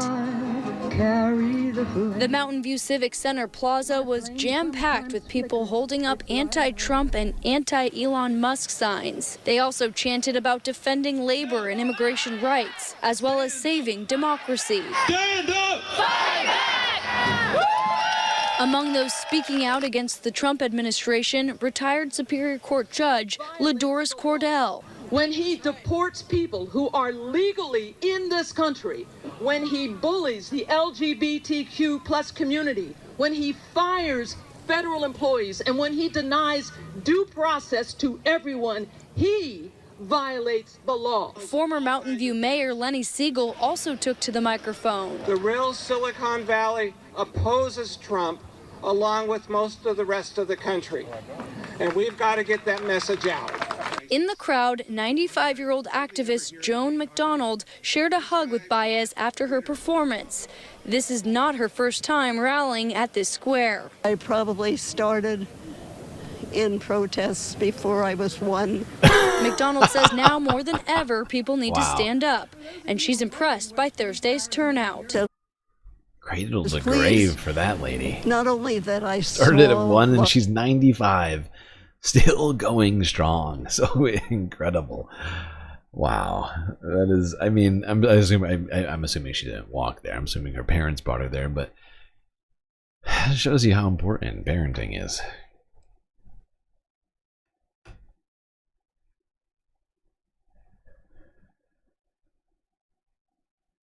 Pretty incredible when you think about it. 95 years of activism. Something I certainly cannot tout. Not even close. I would have to. Yeah, still though. Truly appreciate people such as that. Alright, staying in the Bay Area. Let's go to NBC Bay Area. That's right, we have arrived at the Mayday portion of this stream. What else do we have after Mayday? I think it's economics and then Canada. We're almost out. We're almost out of the we're almost out of the American woods, people. Almost there.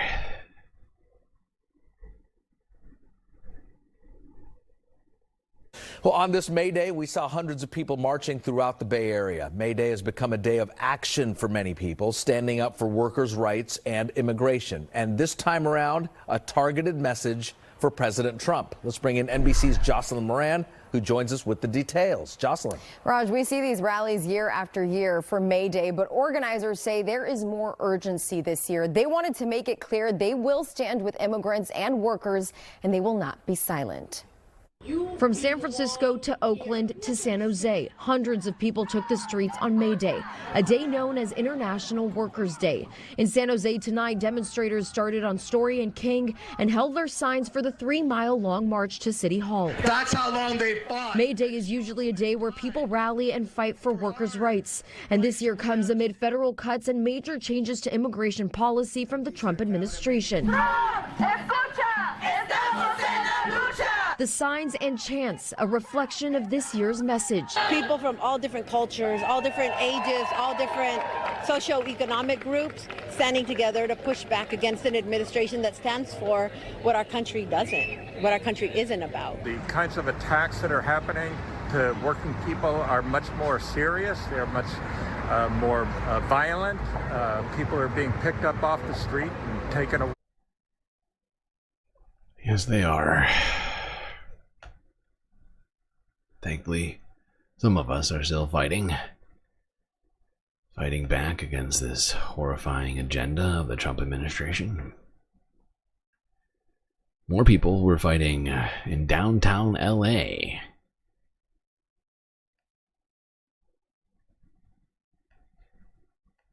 Here's a view of that from above.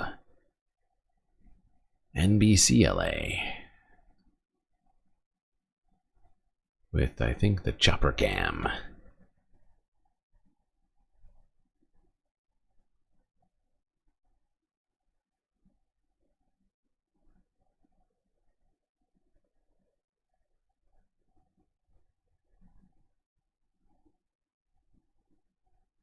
Okay, what are we doing here?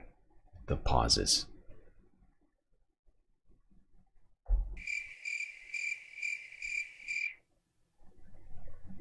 Look at all the people. Thousands and thousands and thousands more people took over the streets of LA.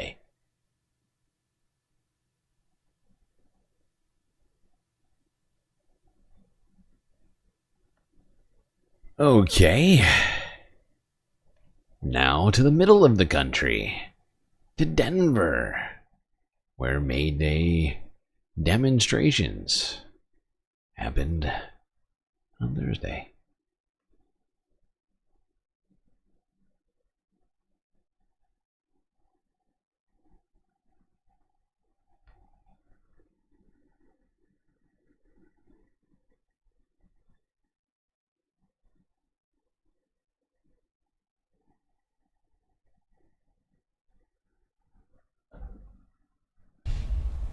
protests are being held across the globe today. May 1st, also known as Mayday, is International Workers' Day as well. It's often a day for protests for workers' rights and civil liberties. Rallies and events were held worldwide in cities like Lima, Peru, New York City, Athens, Greece, and Tokyo, Japan. Here in Denver, a large group of protesters gathered at the state capitol, taking aim at President Trump and his administration's policies. So we went out there to hear what they had to say. Denver 7's Colette Bordelon shares their message to the White House. Marching through the streets of downtown Denver is a microcosm of a movement seen throughout the country on Thursday. May 1st is a national day that we feel protected. We all there. We all speaking for ourselves. It's May Day, otherwise known as International Workers' Day. Remember the fight that workers have struggled for to gain labor wins like the 8-hour workday and weekends? This year felt different than years past for organizers of this protest. Workers' rights are deeply under attack right now, and we're seeing that through workers' rights include DEI programs, workers' rights include immigrants' rights, workers' rights include public education, and our federal employees having jobs. I mean, we cannot continue living like this. That's right. We can't continue living like this. And that's right. Workers' rights are also civil rights, are also immigrants' rights. Or a host of other number of rights are all intersect. All right. Oh, I just said one of those illegal words again. Intersect. Uh-oh. Illegal. I'm sorry, chat. I think I'm gonna get sent to the gulags.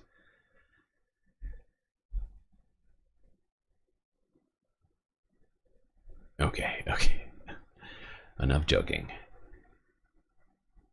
Oh, the 4th. Oh my god. I can't believe it's already. I can't believe it's already May the 4th. Oh, son of a bitch. This is what I get. Well, I don't know if it's my fault. But this is what happens when I spend all week trying to fix the stream. May 4th, an incredibly important galactic holiday, is literally upon us. Already, much of the world living in May 4th, while some of us are still in May 3rd. Sunday Fun Day is going to be a combination Sunday Fun Day, May the 4th stream. Holy shit. I'm not even partly prepared for that, and I've got an entire stream to do still. Well, half a stream, half of a marathon stream. All right, let's go north from Denver to Detroit, Michigan, where more demonstrators rallied, just like they were doing across the entire country. Here's Click on Detroit, Local 4 WDIV.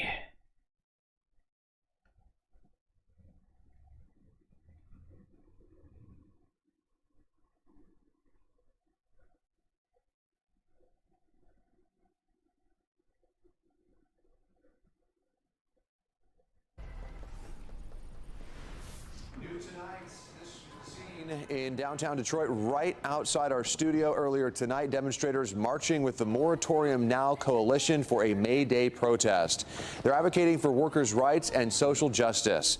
I saw the march firsthand as it passed right by our station. I caught up with one of the organizers, too, who says the group was speaking out against federal layoffs, talks about privatizing the post office, and the crackdown on illegal immigration.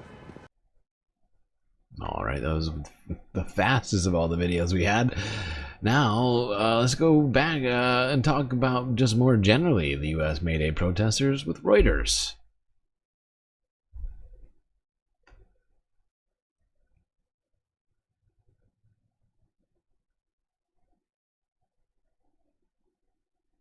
Streets around City Hall were shut down this afternoon as hundreds of people gathered for a massive May Day rally. Wait, what? CBS Philadelphia's Carrie Corrado was following the story for us tonight. How did I skip over this? Sorry, Philadelphia. A massive turnout at City Hall for a May Day rally and march. Local unions, immigrant groups, and activists led the event, and it was headlined by Vermont Senator Bernie Sanders and called for the workers, not the billionaires rally.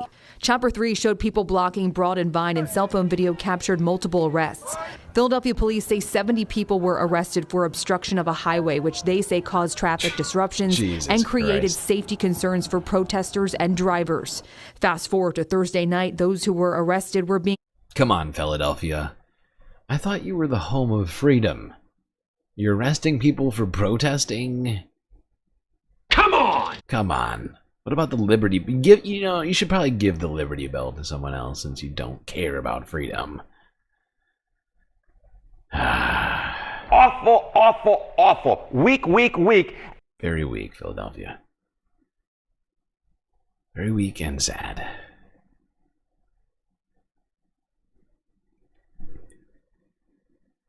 Maybe that's why I forgot. Because you arrested people for protesting at this supposed home of the Liberty Bell and all this other great stuff.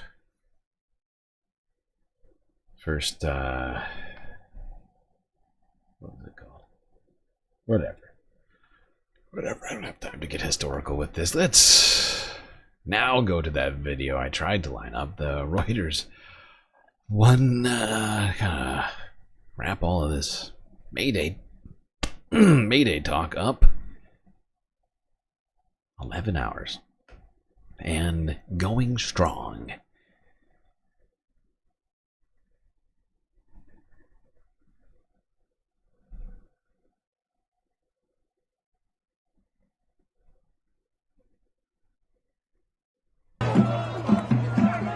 Thousands of people marched in the streets of major U.S. cities on Thursday, protesting on Mayday against U.S. President Donald Trump's immigration policies, targeting of lawyers and judges, and the power of wealthy decision makers. Organizers expected hundreds of thousands to turn out, hoping for the biggest Mayday protests in U.S. history.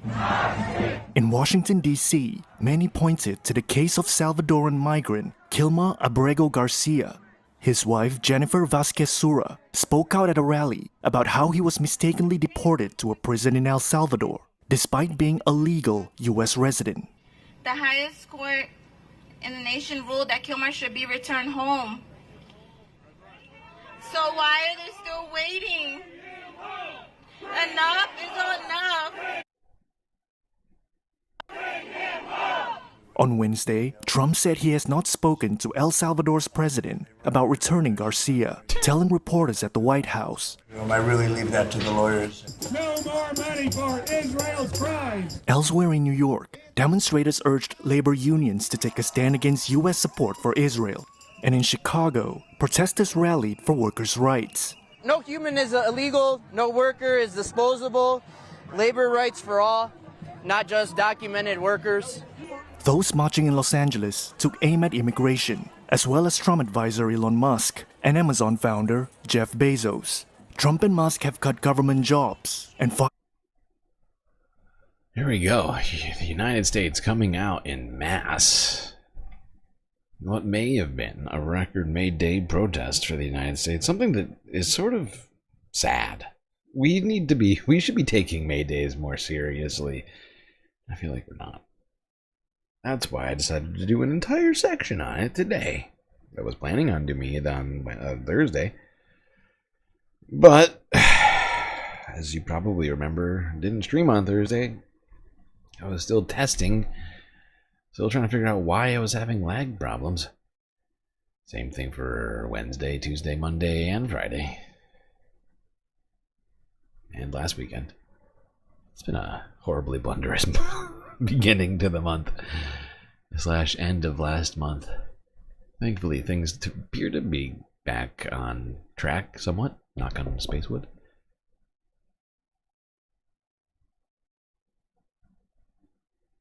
Vermin Supreme promises that every citizen will have a pony that matches them with barcode tattoos.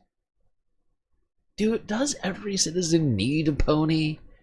I'm not sure that's sustainable.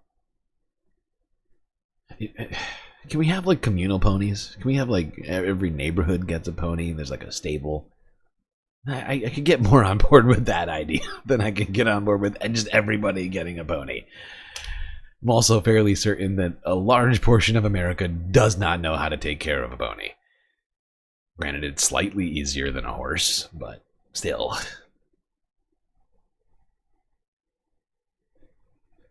And also, much of America does not have the space or yard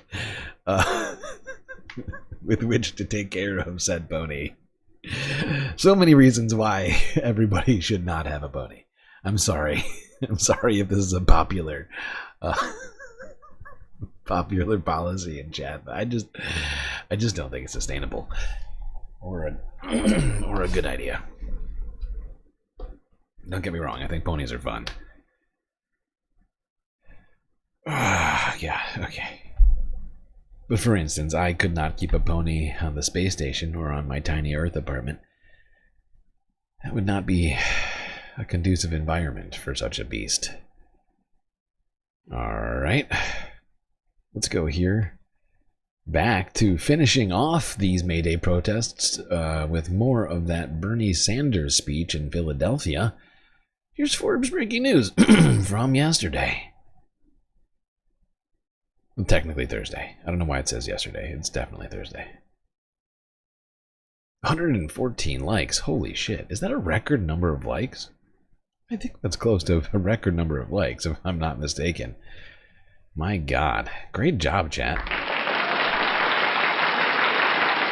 Great job. And you're certainly going to get the benefits of this emotional support, since we have a hell of a lot left to get through here. You roll for another one. Do we have that? I don't think we do. I don't think we do have that. Yeah, Violet, that's a good point. Do you really want to walk a pony every day? Yeah, because that's what you need to do. That's what you would need to do. You need to walk that pony every day. You need to brush that pony every day. You need to feed that pony every day. Do you got access to hay and or oats? Actually, not or. Do you have access to hay and oats? Full stop. Are you a farrier? Are you able to craft horseshoes for that pony? I will have a pony. Okay, fine. I will have a pony in space. Not on the space station, though. Okay? It would need to be on our moon colony. All right? When we create the moon commune in the future with luxury space communism, you know, hopefully we will be able to I mean, one would think that luxury space communism would come with a horse, but right now we're living under oligarchic space capitalism, and therefore not conducive to I don't know why we're getting into space ponies. I mean, it's an important conversation to have. I cannot fit a pony in here. All right, not gonna do it.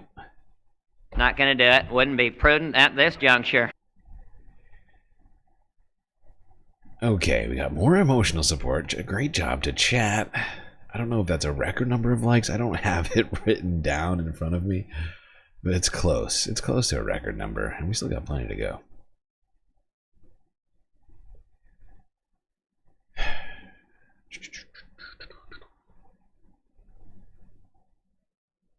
What was I gonna do? I had a plan. Ah, right. Bernie. Pennsylvania. Here we go. With the burn. That's hot. And let me tell you what else that is going on in our country today. Today, in the richest country in the history of the world, 60% of our people are living paycheck to paycheck. I grew up in a family that lived paycheck to paycheck. Many of you are living paycheck to paycheck. Millions of people should not and will not live paycheck to paycheck in the richest country in the history of the world. Today in America, one man, Elon Musk, owns more wealth than the bottom 52% of American households. Today in America, working class people live 7 years shorter lives than the rich.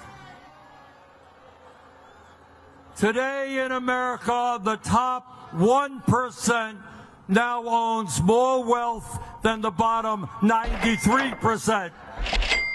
Help! Help! I'm being repressed! And CEOs make 350 times more than the average worker. Come on! And here is something that we don't talk about enough, and it tells us why the American people are furious.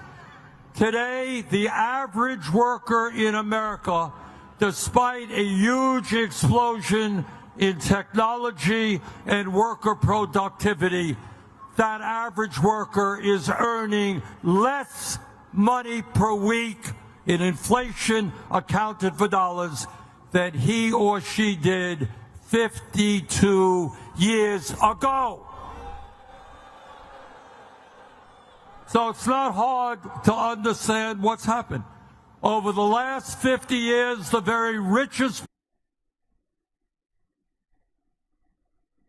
Okay, I just paused Bernie here because I wanted to say something. I wanted to point something out, a detail regarding the state of income inequality in the United States with an example of somebody who Bernie just mentioned, Elon Musk. Elon Musk, speaking of worker inequality as it relates to CEO pay, while on average CEOs are getting paid 350 times more than their average worker, Elon Musk, if you just go based upon this figure here, supposedly the average annual salary for, just generally speaking, Tesla employees, and I don't know if that counts for the CEO and others. I think the average for, like, say, a factory worker is going to be closer to like 60,000, 75,000. But let's just go with this number that I'm being told by Google right now, which is supposedly something like 100,000. I'm not sure that's true, but let's just give it that, okay? Let's just give them that much, just for the sake of argument. If the average Tesla worker makes $100,000 a year, and I think I'm being generous with that figure. Let me just show you the math on this, because Elon Musk last year had the board of his company Tesla approve a $56 billion pay package. So there's 560,000. It's 560 million. Then you add 1, 2, 3, 6, 9. Yes, this is $56 billion right here. That's how much Elon's pay package was approved by the stock board of Tesla. Elon Musk makes 560,000 times as much as the average worker at Tesla.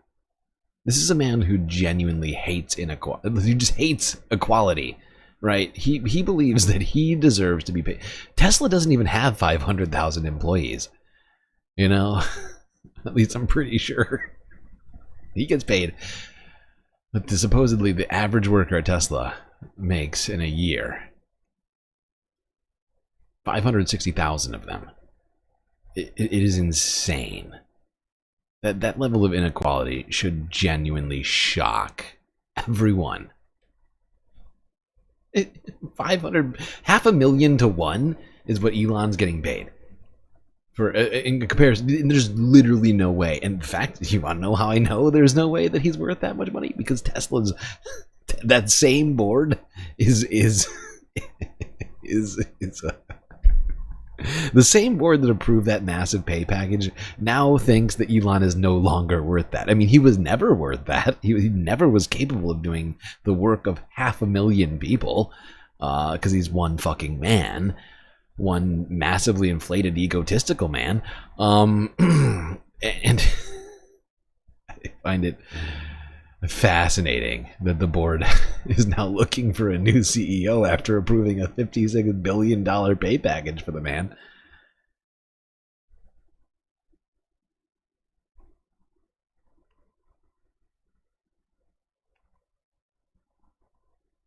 All right, now we're going to transition into some more talking, but before we leave Bernie Sanders, let's see what Bernie was up to earlier today in Pennsylvania. He was not just at the Mayday rally, he was holding an Oligarchy tour nearby in Bethlehem, Pennsylvania. Here's Bernie Sanders' YouTube channel from 7 hours ago. This was live during our stream. This is breaking news.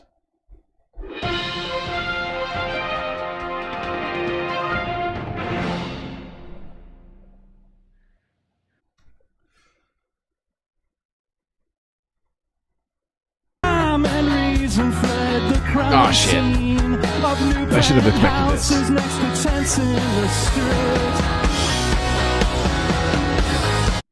I should have expected this. Of course there was lead up. This is a 2-hour-long video. Bernie didn't talk for 2 hours. He's got stamina, but 2 hours? Dude's in his mid-80s. There's 125. Yeah, exactly. Exactly. It's perverse. It is perverse.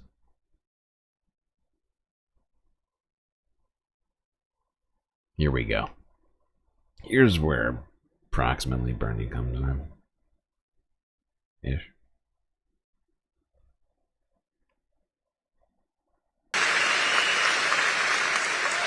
Well, we got to take on the villains.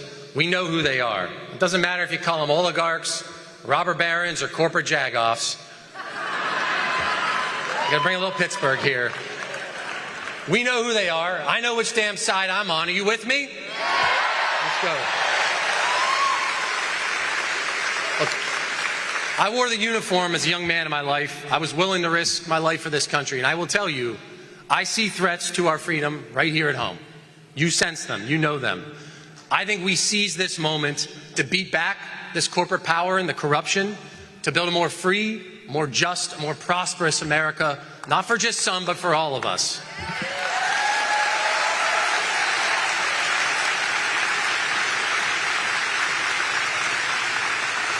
And the fight that we're in, it's a righteous one. It's a fight that we gotta win. Now, there's someone here today who's been waging that righteous fight for a long time. The guy you guys came here to see. The oligarchs hate him. Oh, they really hate him. That tells you something. So I am proud to introduce a guy who doesn't need much of an introduction. Senator from Vermont, Bernie Sanders.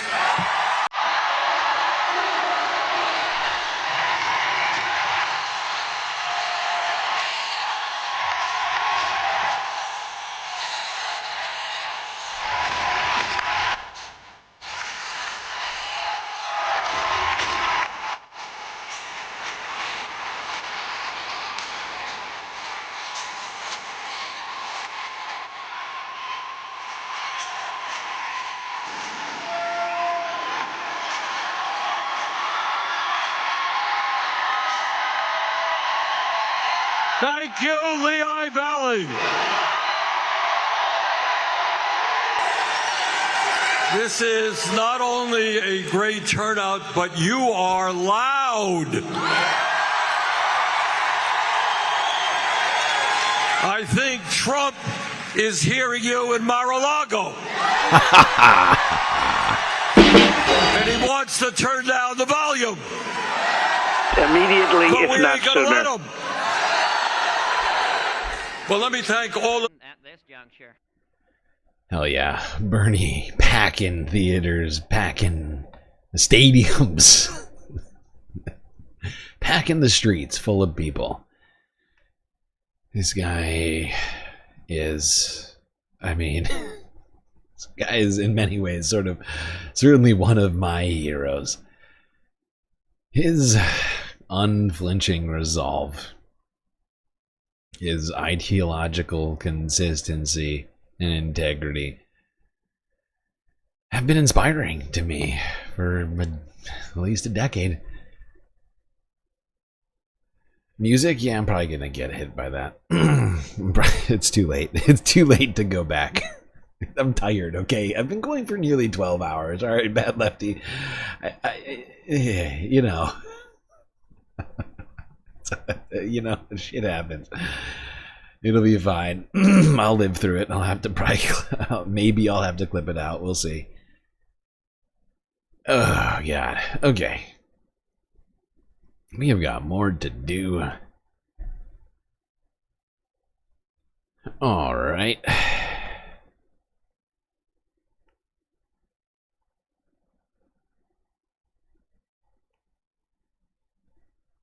Let's go here to Forbes breaking news. If you missed this, technically we heard a piece of this earlier. Stephen Miller at the White House came at one Democrat from Chicago.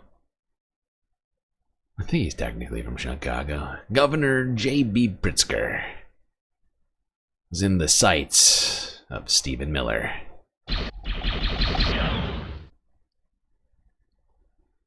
What did Stephen Miller have to say?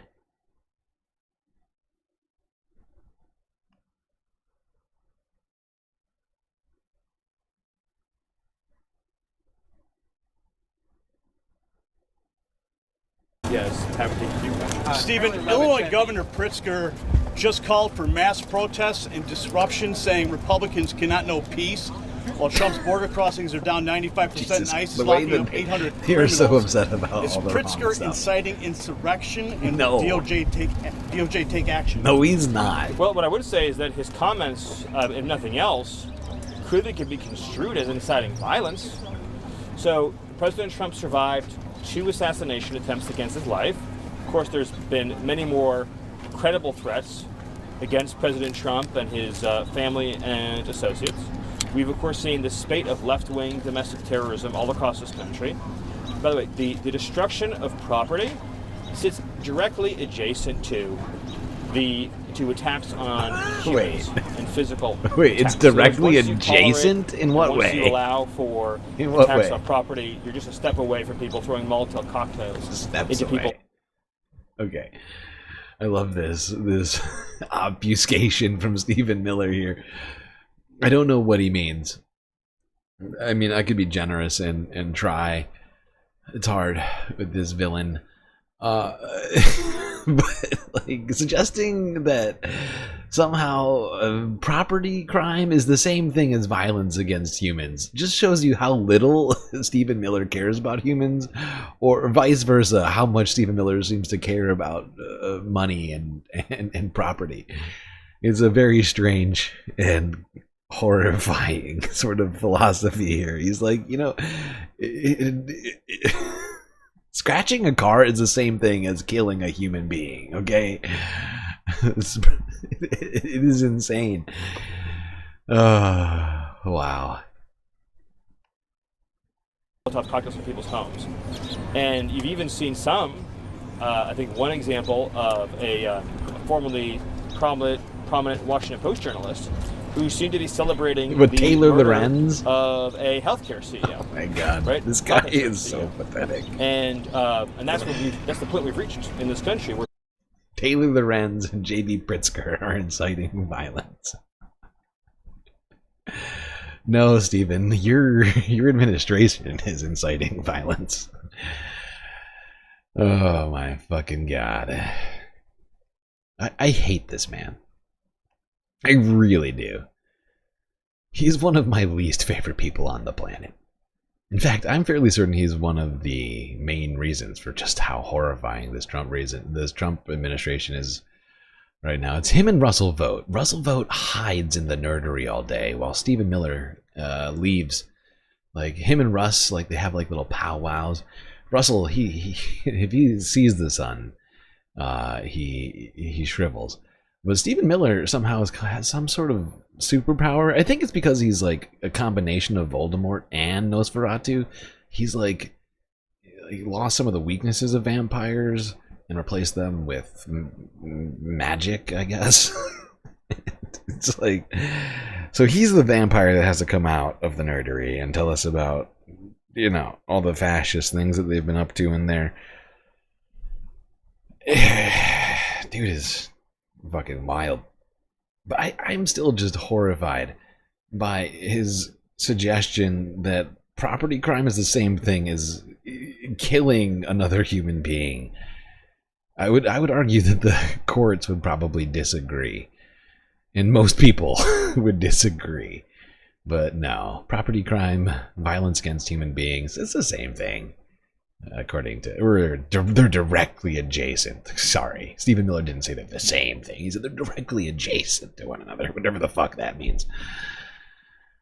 Speaking of Luigi, there was a rally outside of Luigi Mangioni's arraignment earlier this week. I think it was on Tuesday or Monday. I think it was Tuesday. I could be wrong on that. Let's go to the good liars who were on the streets, pounding the pavement, trying to get us exclusive footage of the vibes outside of that very arraignment. To the good liars. Immediately, if not sooner.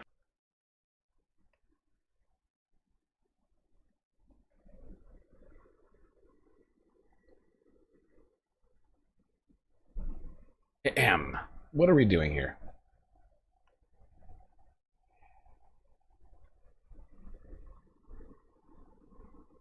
It's called Deep Fried Luigi. It's by Scott. How do you say your last name? Lobedo. Deep Fried Luigi by Scott Lobedo. And it looks like it's Luigi.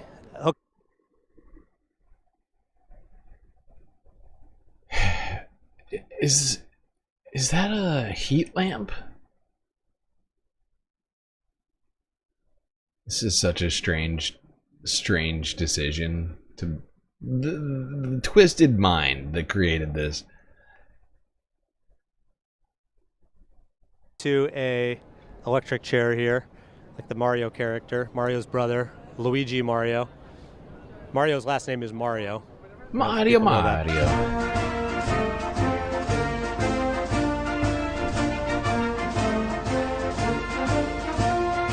We're here outside the United States Courthouse in downtown Manhattan, where Luigi Mangione is set for an arraignment today, federal charges. There's a small group of people here supporting Luigi, and there's also somebody with an electric chair who is not supporting him. This one says not guilty, and I'm here today because Luigi's rights are being trampled. Illegal. He is entitled to a fair trial. And I think we're seeing a much broader scope of people's rights being trampled. Are you guys security here for this guy? Why are you guys here? I don't know. I'm not sure. Why are these guys I got here? no security. Okay. All right. Scott, do you want to tell us what about your artwork here? Yeah, it's a representational piece, obviously. It's representational. We are here in America. It's metaphorical, don't you see? It's a metaphor. Oh, this guy is so fucking weird.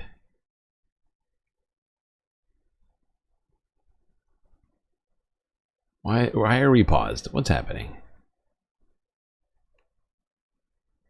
Has the galactic internet been shut off?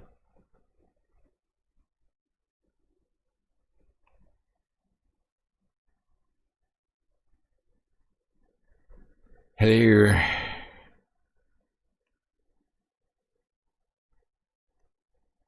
What in the fuck? What is happening? We are here in America, and I like to say the pussification of this nation. Jesus that Christ.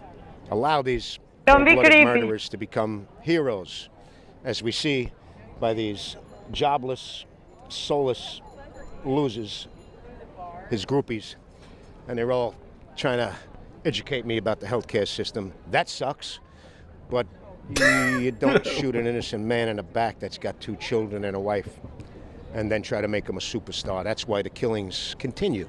What could it? What? 25. The killings continue. About 1,000 what is he cameras talking looking at the spot about? right now? What the fuck is this idiot talking about right now? The killings, they continue. What killings are you talking about? What the fuck killings are you talking? The CEO killings, all the CEO killings we've been hearing about every single goddamn day. Wait, has there even been a single instance of another CEO being attacked since this happened? Oh wait, you're telling me no, there hasn't been? And Scott's just making shit up, pulling it out of his ass? Oh, okay, never mind. Sorry for trying to fact check it. There's probably about 1,000 cameras looking at this spot right now. We know he did it. We gotta wait 6-10 years for a conviction or a death penalty. He's guilty. 6 days. Take that pussy out, put him in a fucking electric chair and fry him. Wow. Put him in a pink tutu. You seem Put tough. some old lady clown like makeup on him. Humiliate him. So these other young punks that are thinking of doing the same thing. These other young think punks twice. out there. It's common sense. And the pussification of America, what does that mean? Yeah, that's a good question. What does that mean? That we become pussies, that we allow Jesus this to happen. Christ. We don't punish criminals because everybody's so delicate and oversensitive. Oh, so Not only with this, sensitive. it's across the whole board. Pam Bondi declaring that they were going for Is the that death Jeff penalty Goldblum? before God charges were damn even it. No, filed that is was not Jeff incredibly Goldblum. For the love of God.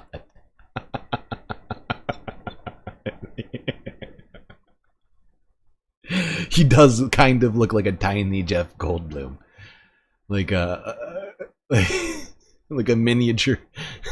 There's some similarities. I'll give it to you. It's not a 1-to-1, but certainly it's not a scale replica. God damn it. I never would have thought. I never would have made that connection. Oh my God. This guy is such a fucking weirdo.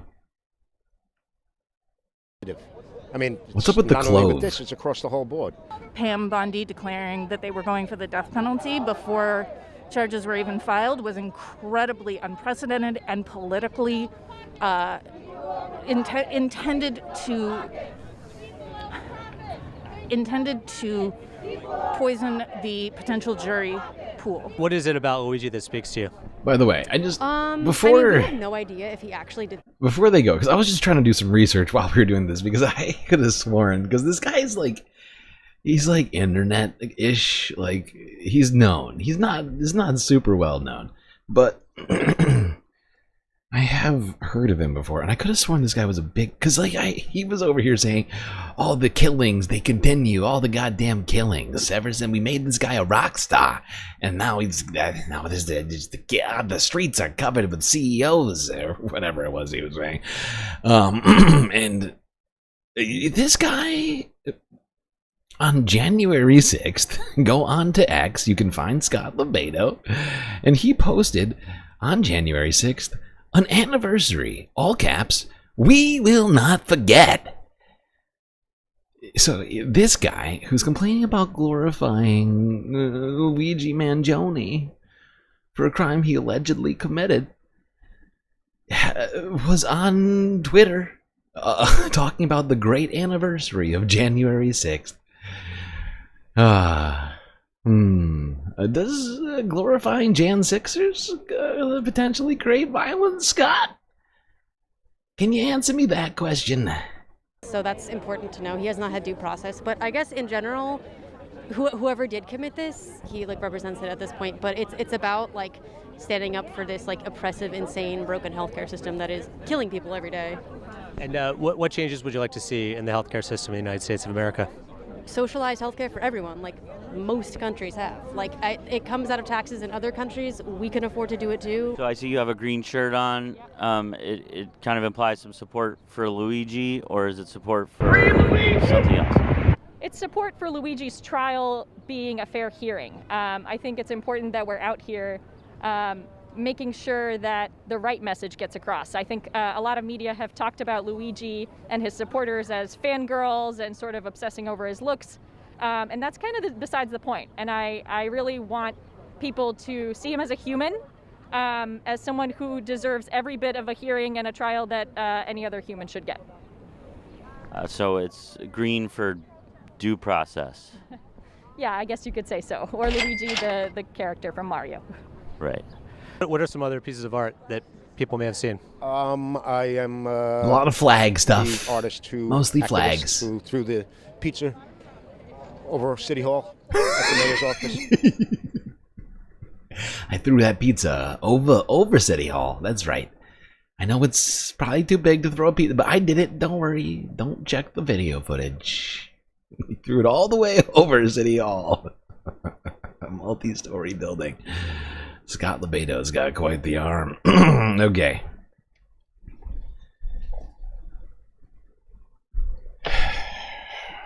Alright, let's keep it going. Now, people, a lot of young people have gravitated to Luigi Mangione. Donald Trump, though, had a message for young people at that commencement address at the University of Alabama. Boy, oh boy. This one's fucking wild. A lot of advice for the youth Donald Trump had. Didn't all make a ton of sense. Unless you're a billionaire. Then I guess some of it definitely made sense.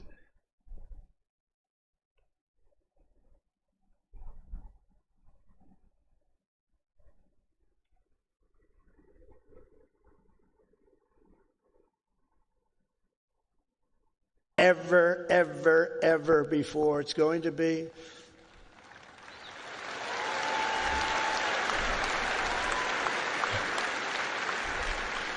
As you embark on this great adventure, let me share some of the biggest lessons I've learned from a lifetime spent building dreams and beating the odds. I beat a lot of odds.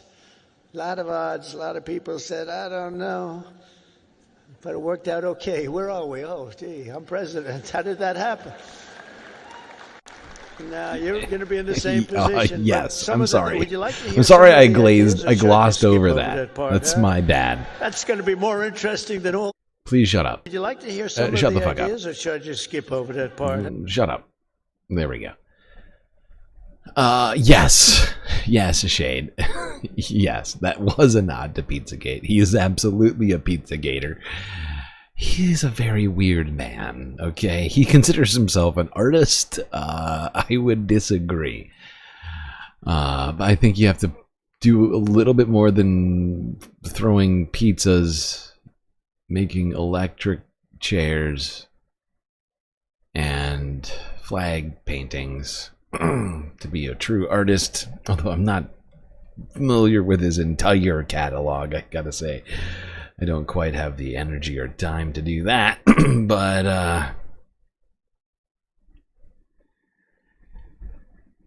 yeah, that was absolutely a reference to Pizzagate. He threw it over Town Hall. This Town Hall refused to deal with the horrifying pizza. Hillary Clinton. I'm sorry, I'm done. Let's go back to this nonsense. The same position, but some of the. Would you like to hear some of the ideas? Or should I've I got just some great skip over ideas. That part, huh? That's going to be more interesting than all the other stuff, which was slightly political, right? Oh, by the way, I listened. I listened to most of this speech. First, if you're here today and think. I listened to most of this speech, and he's right. He took the opportunity. Like, these kids here just got done graduating college. It's a big moment in their life. And Donald Trump took most of this time. Like, and this was an incredibly long commencement address. I think it was over an hour, if I recall correctly. He sat here talking these kids' ears off. All they want to do is go get drunk and whatever else, celebrate with their family. Donald Trump stood here for well over an hour and just sort of just lied blatantly, prevaricated, obfuscated, all the bad adverbs, all the bad verbs. He basically just sat around basically doing like a political rally for himself, and then spent like a tiny portion of that time giving these kids. And now I don't know if Donald Trump giving life advice to kids is better than him doing a political speech.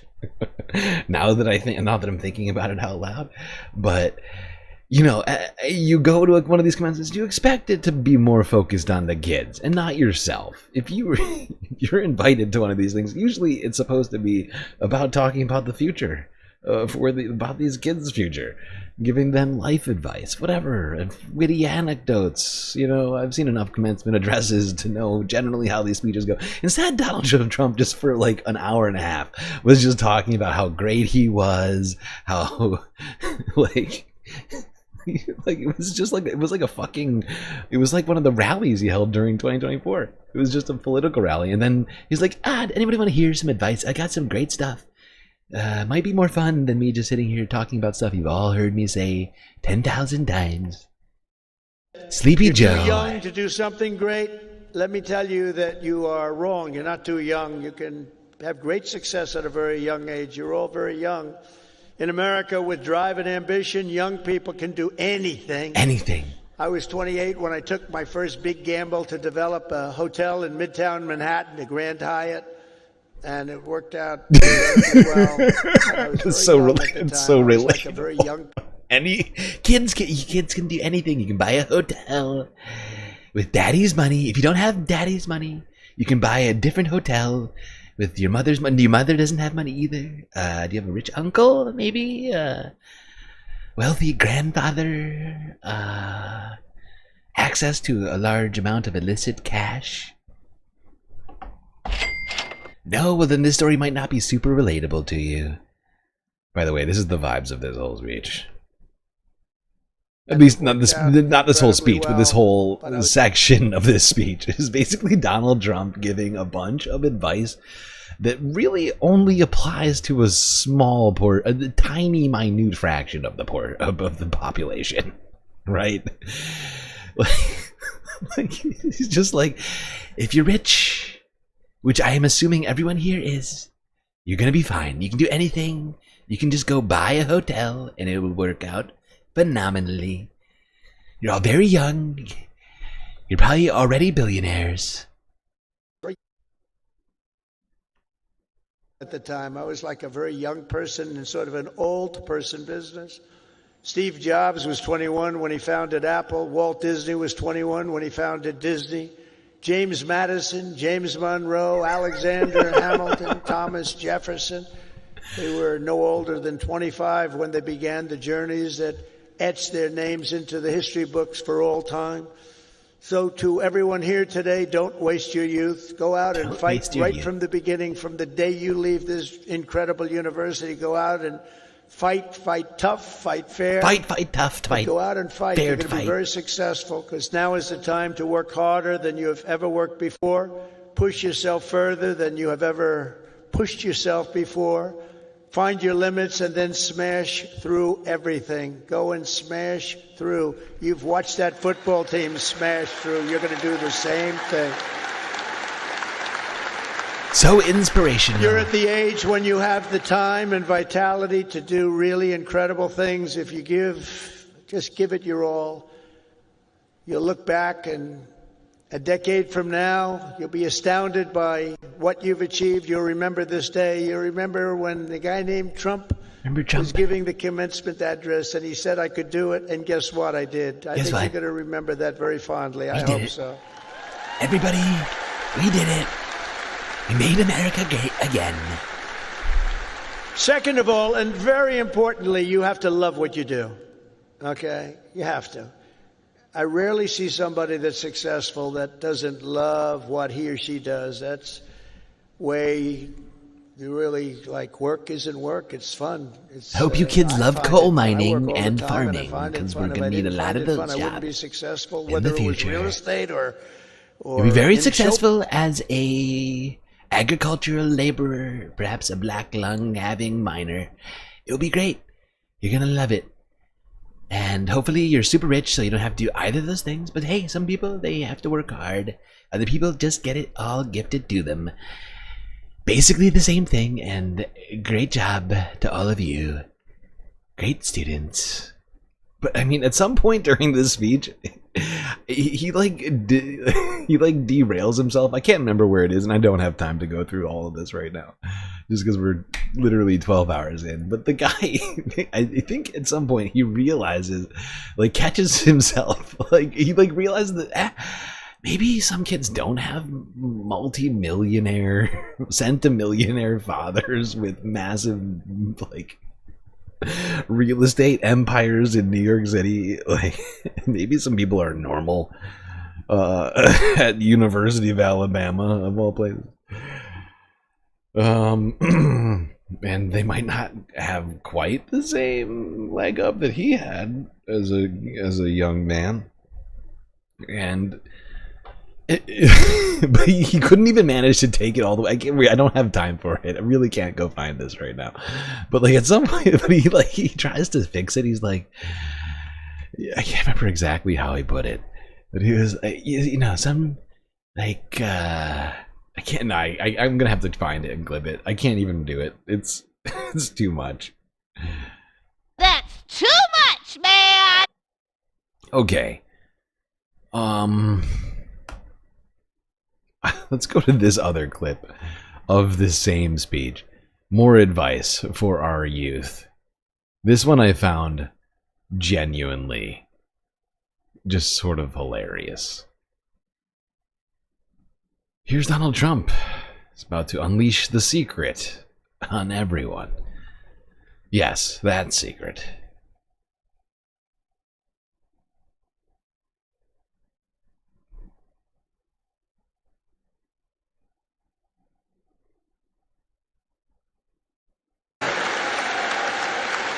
Thank you very much. Everybody should believe in the American dream. It's real, it's there, and it's right before you. We're coming back to the American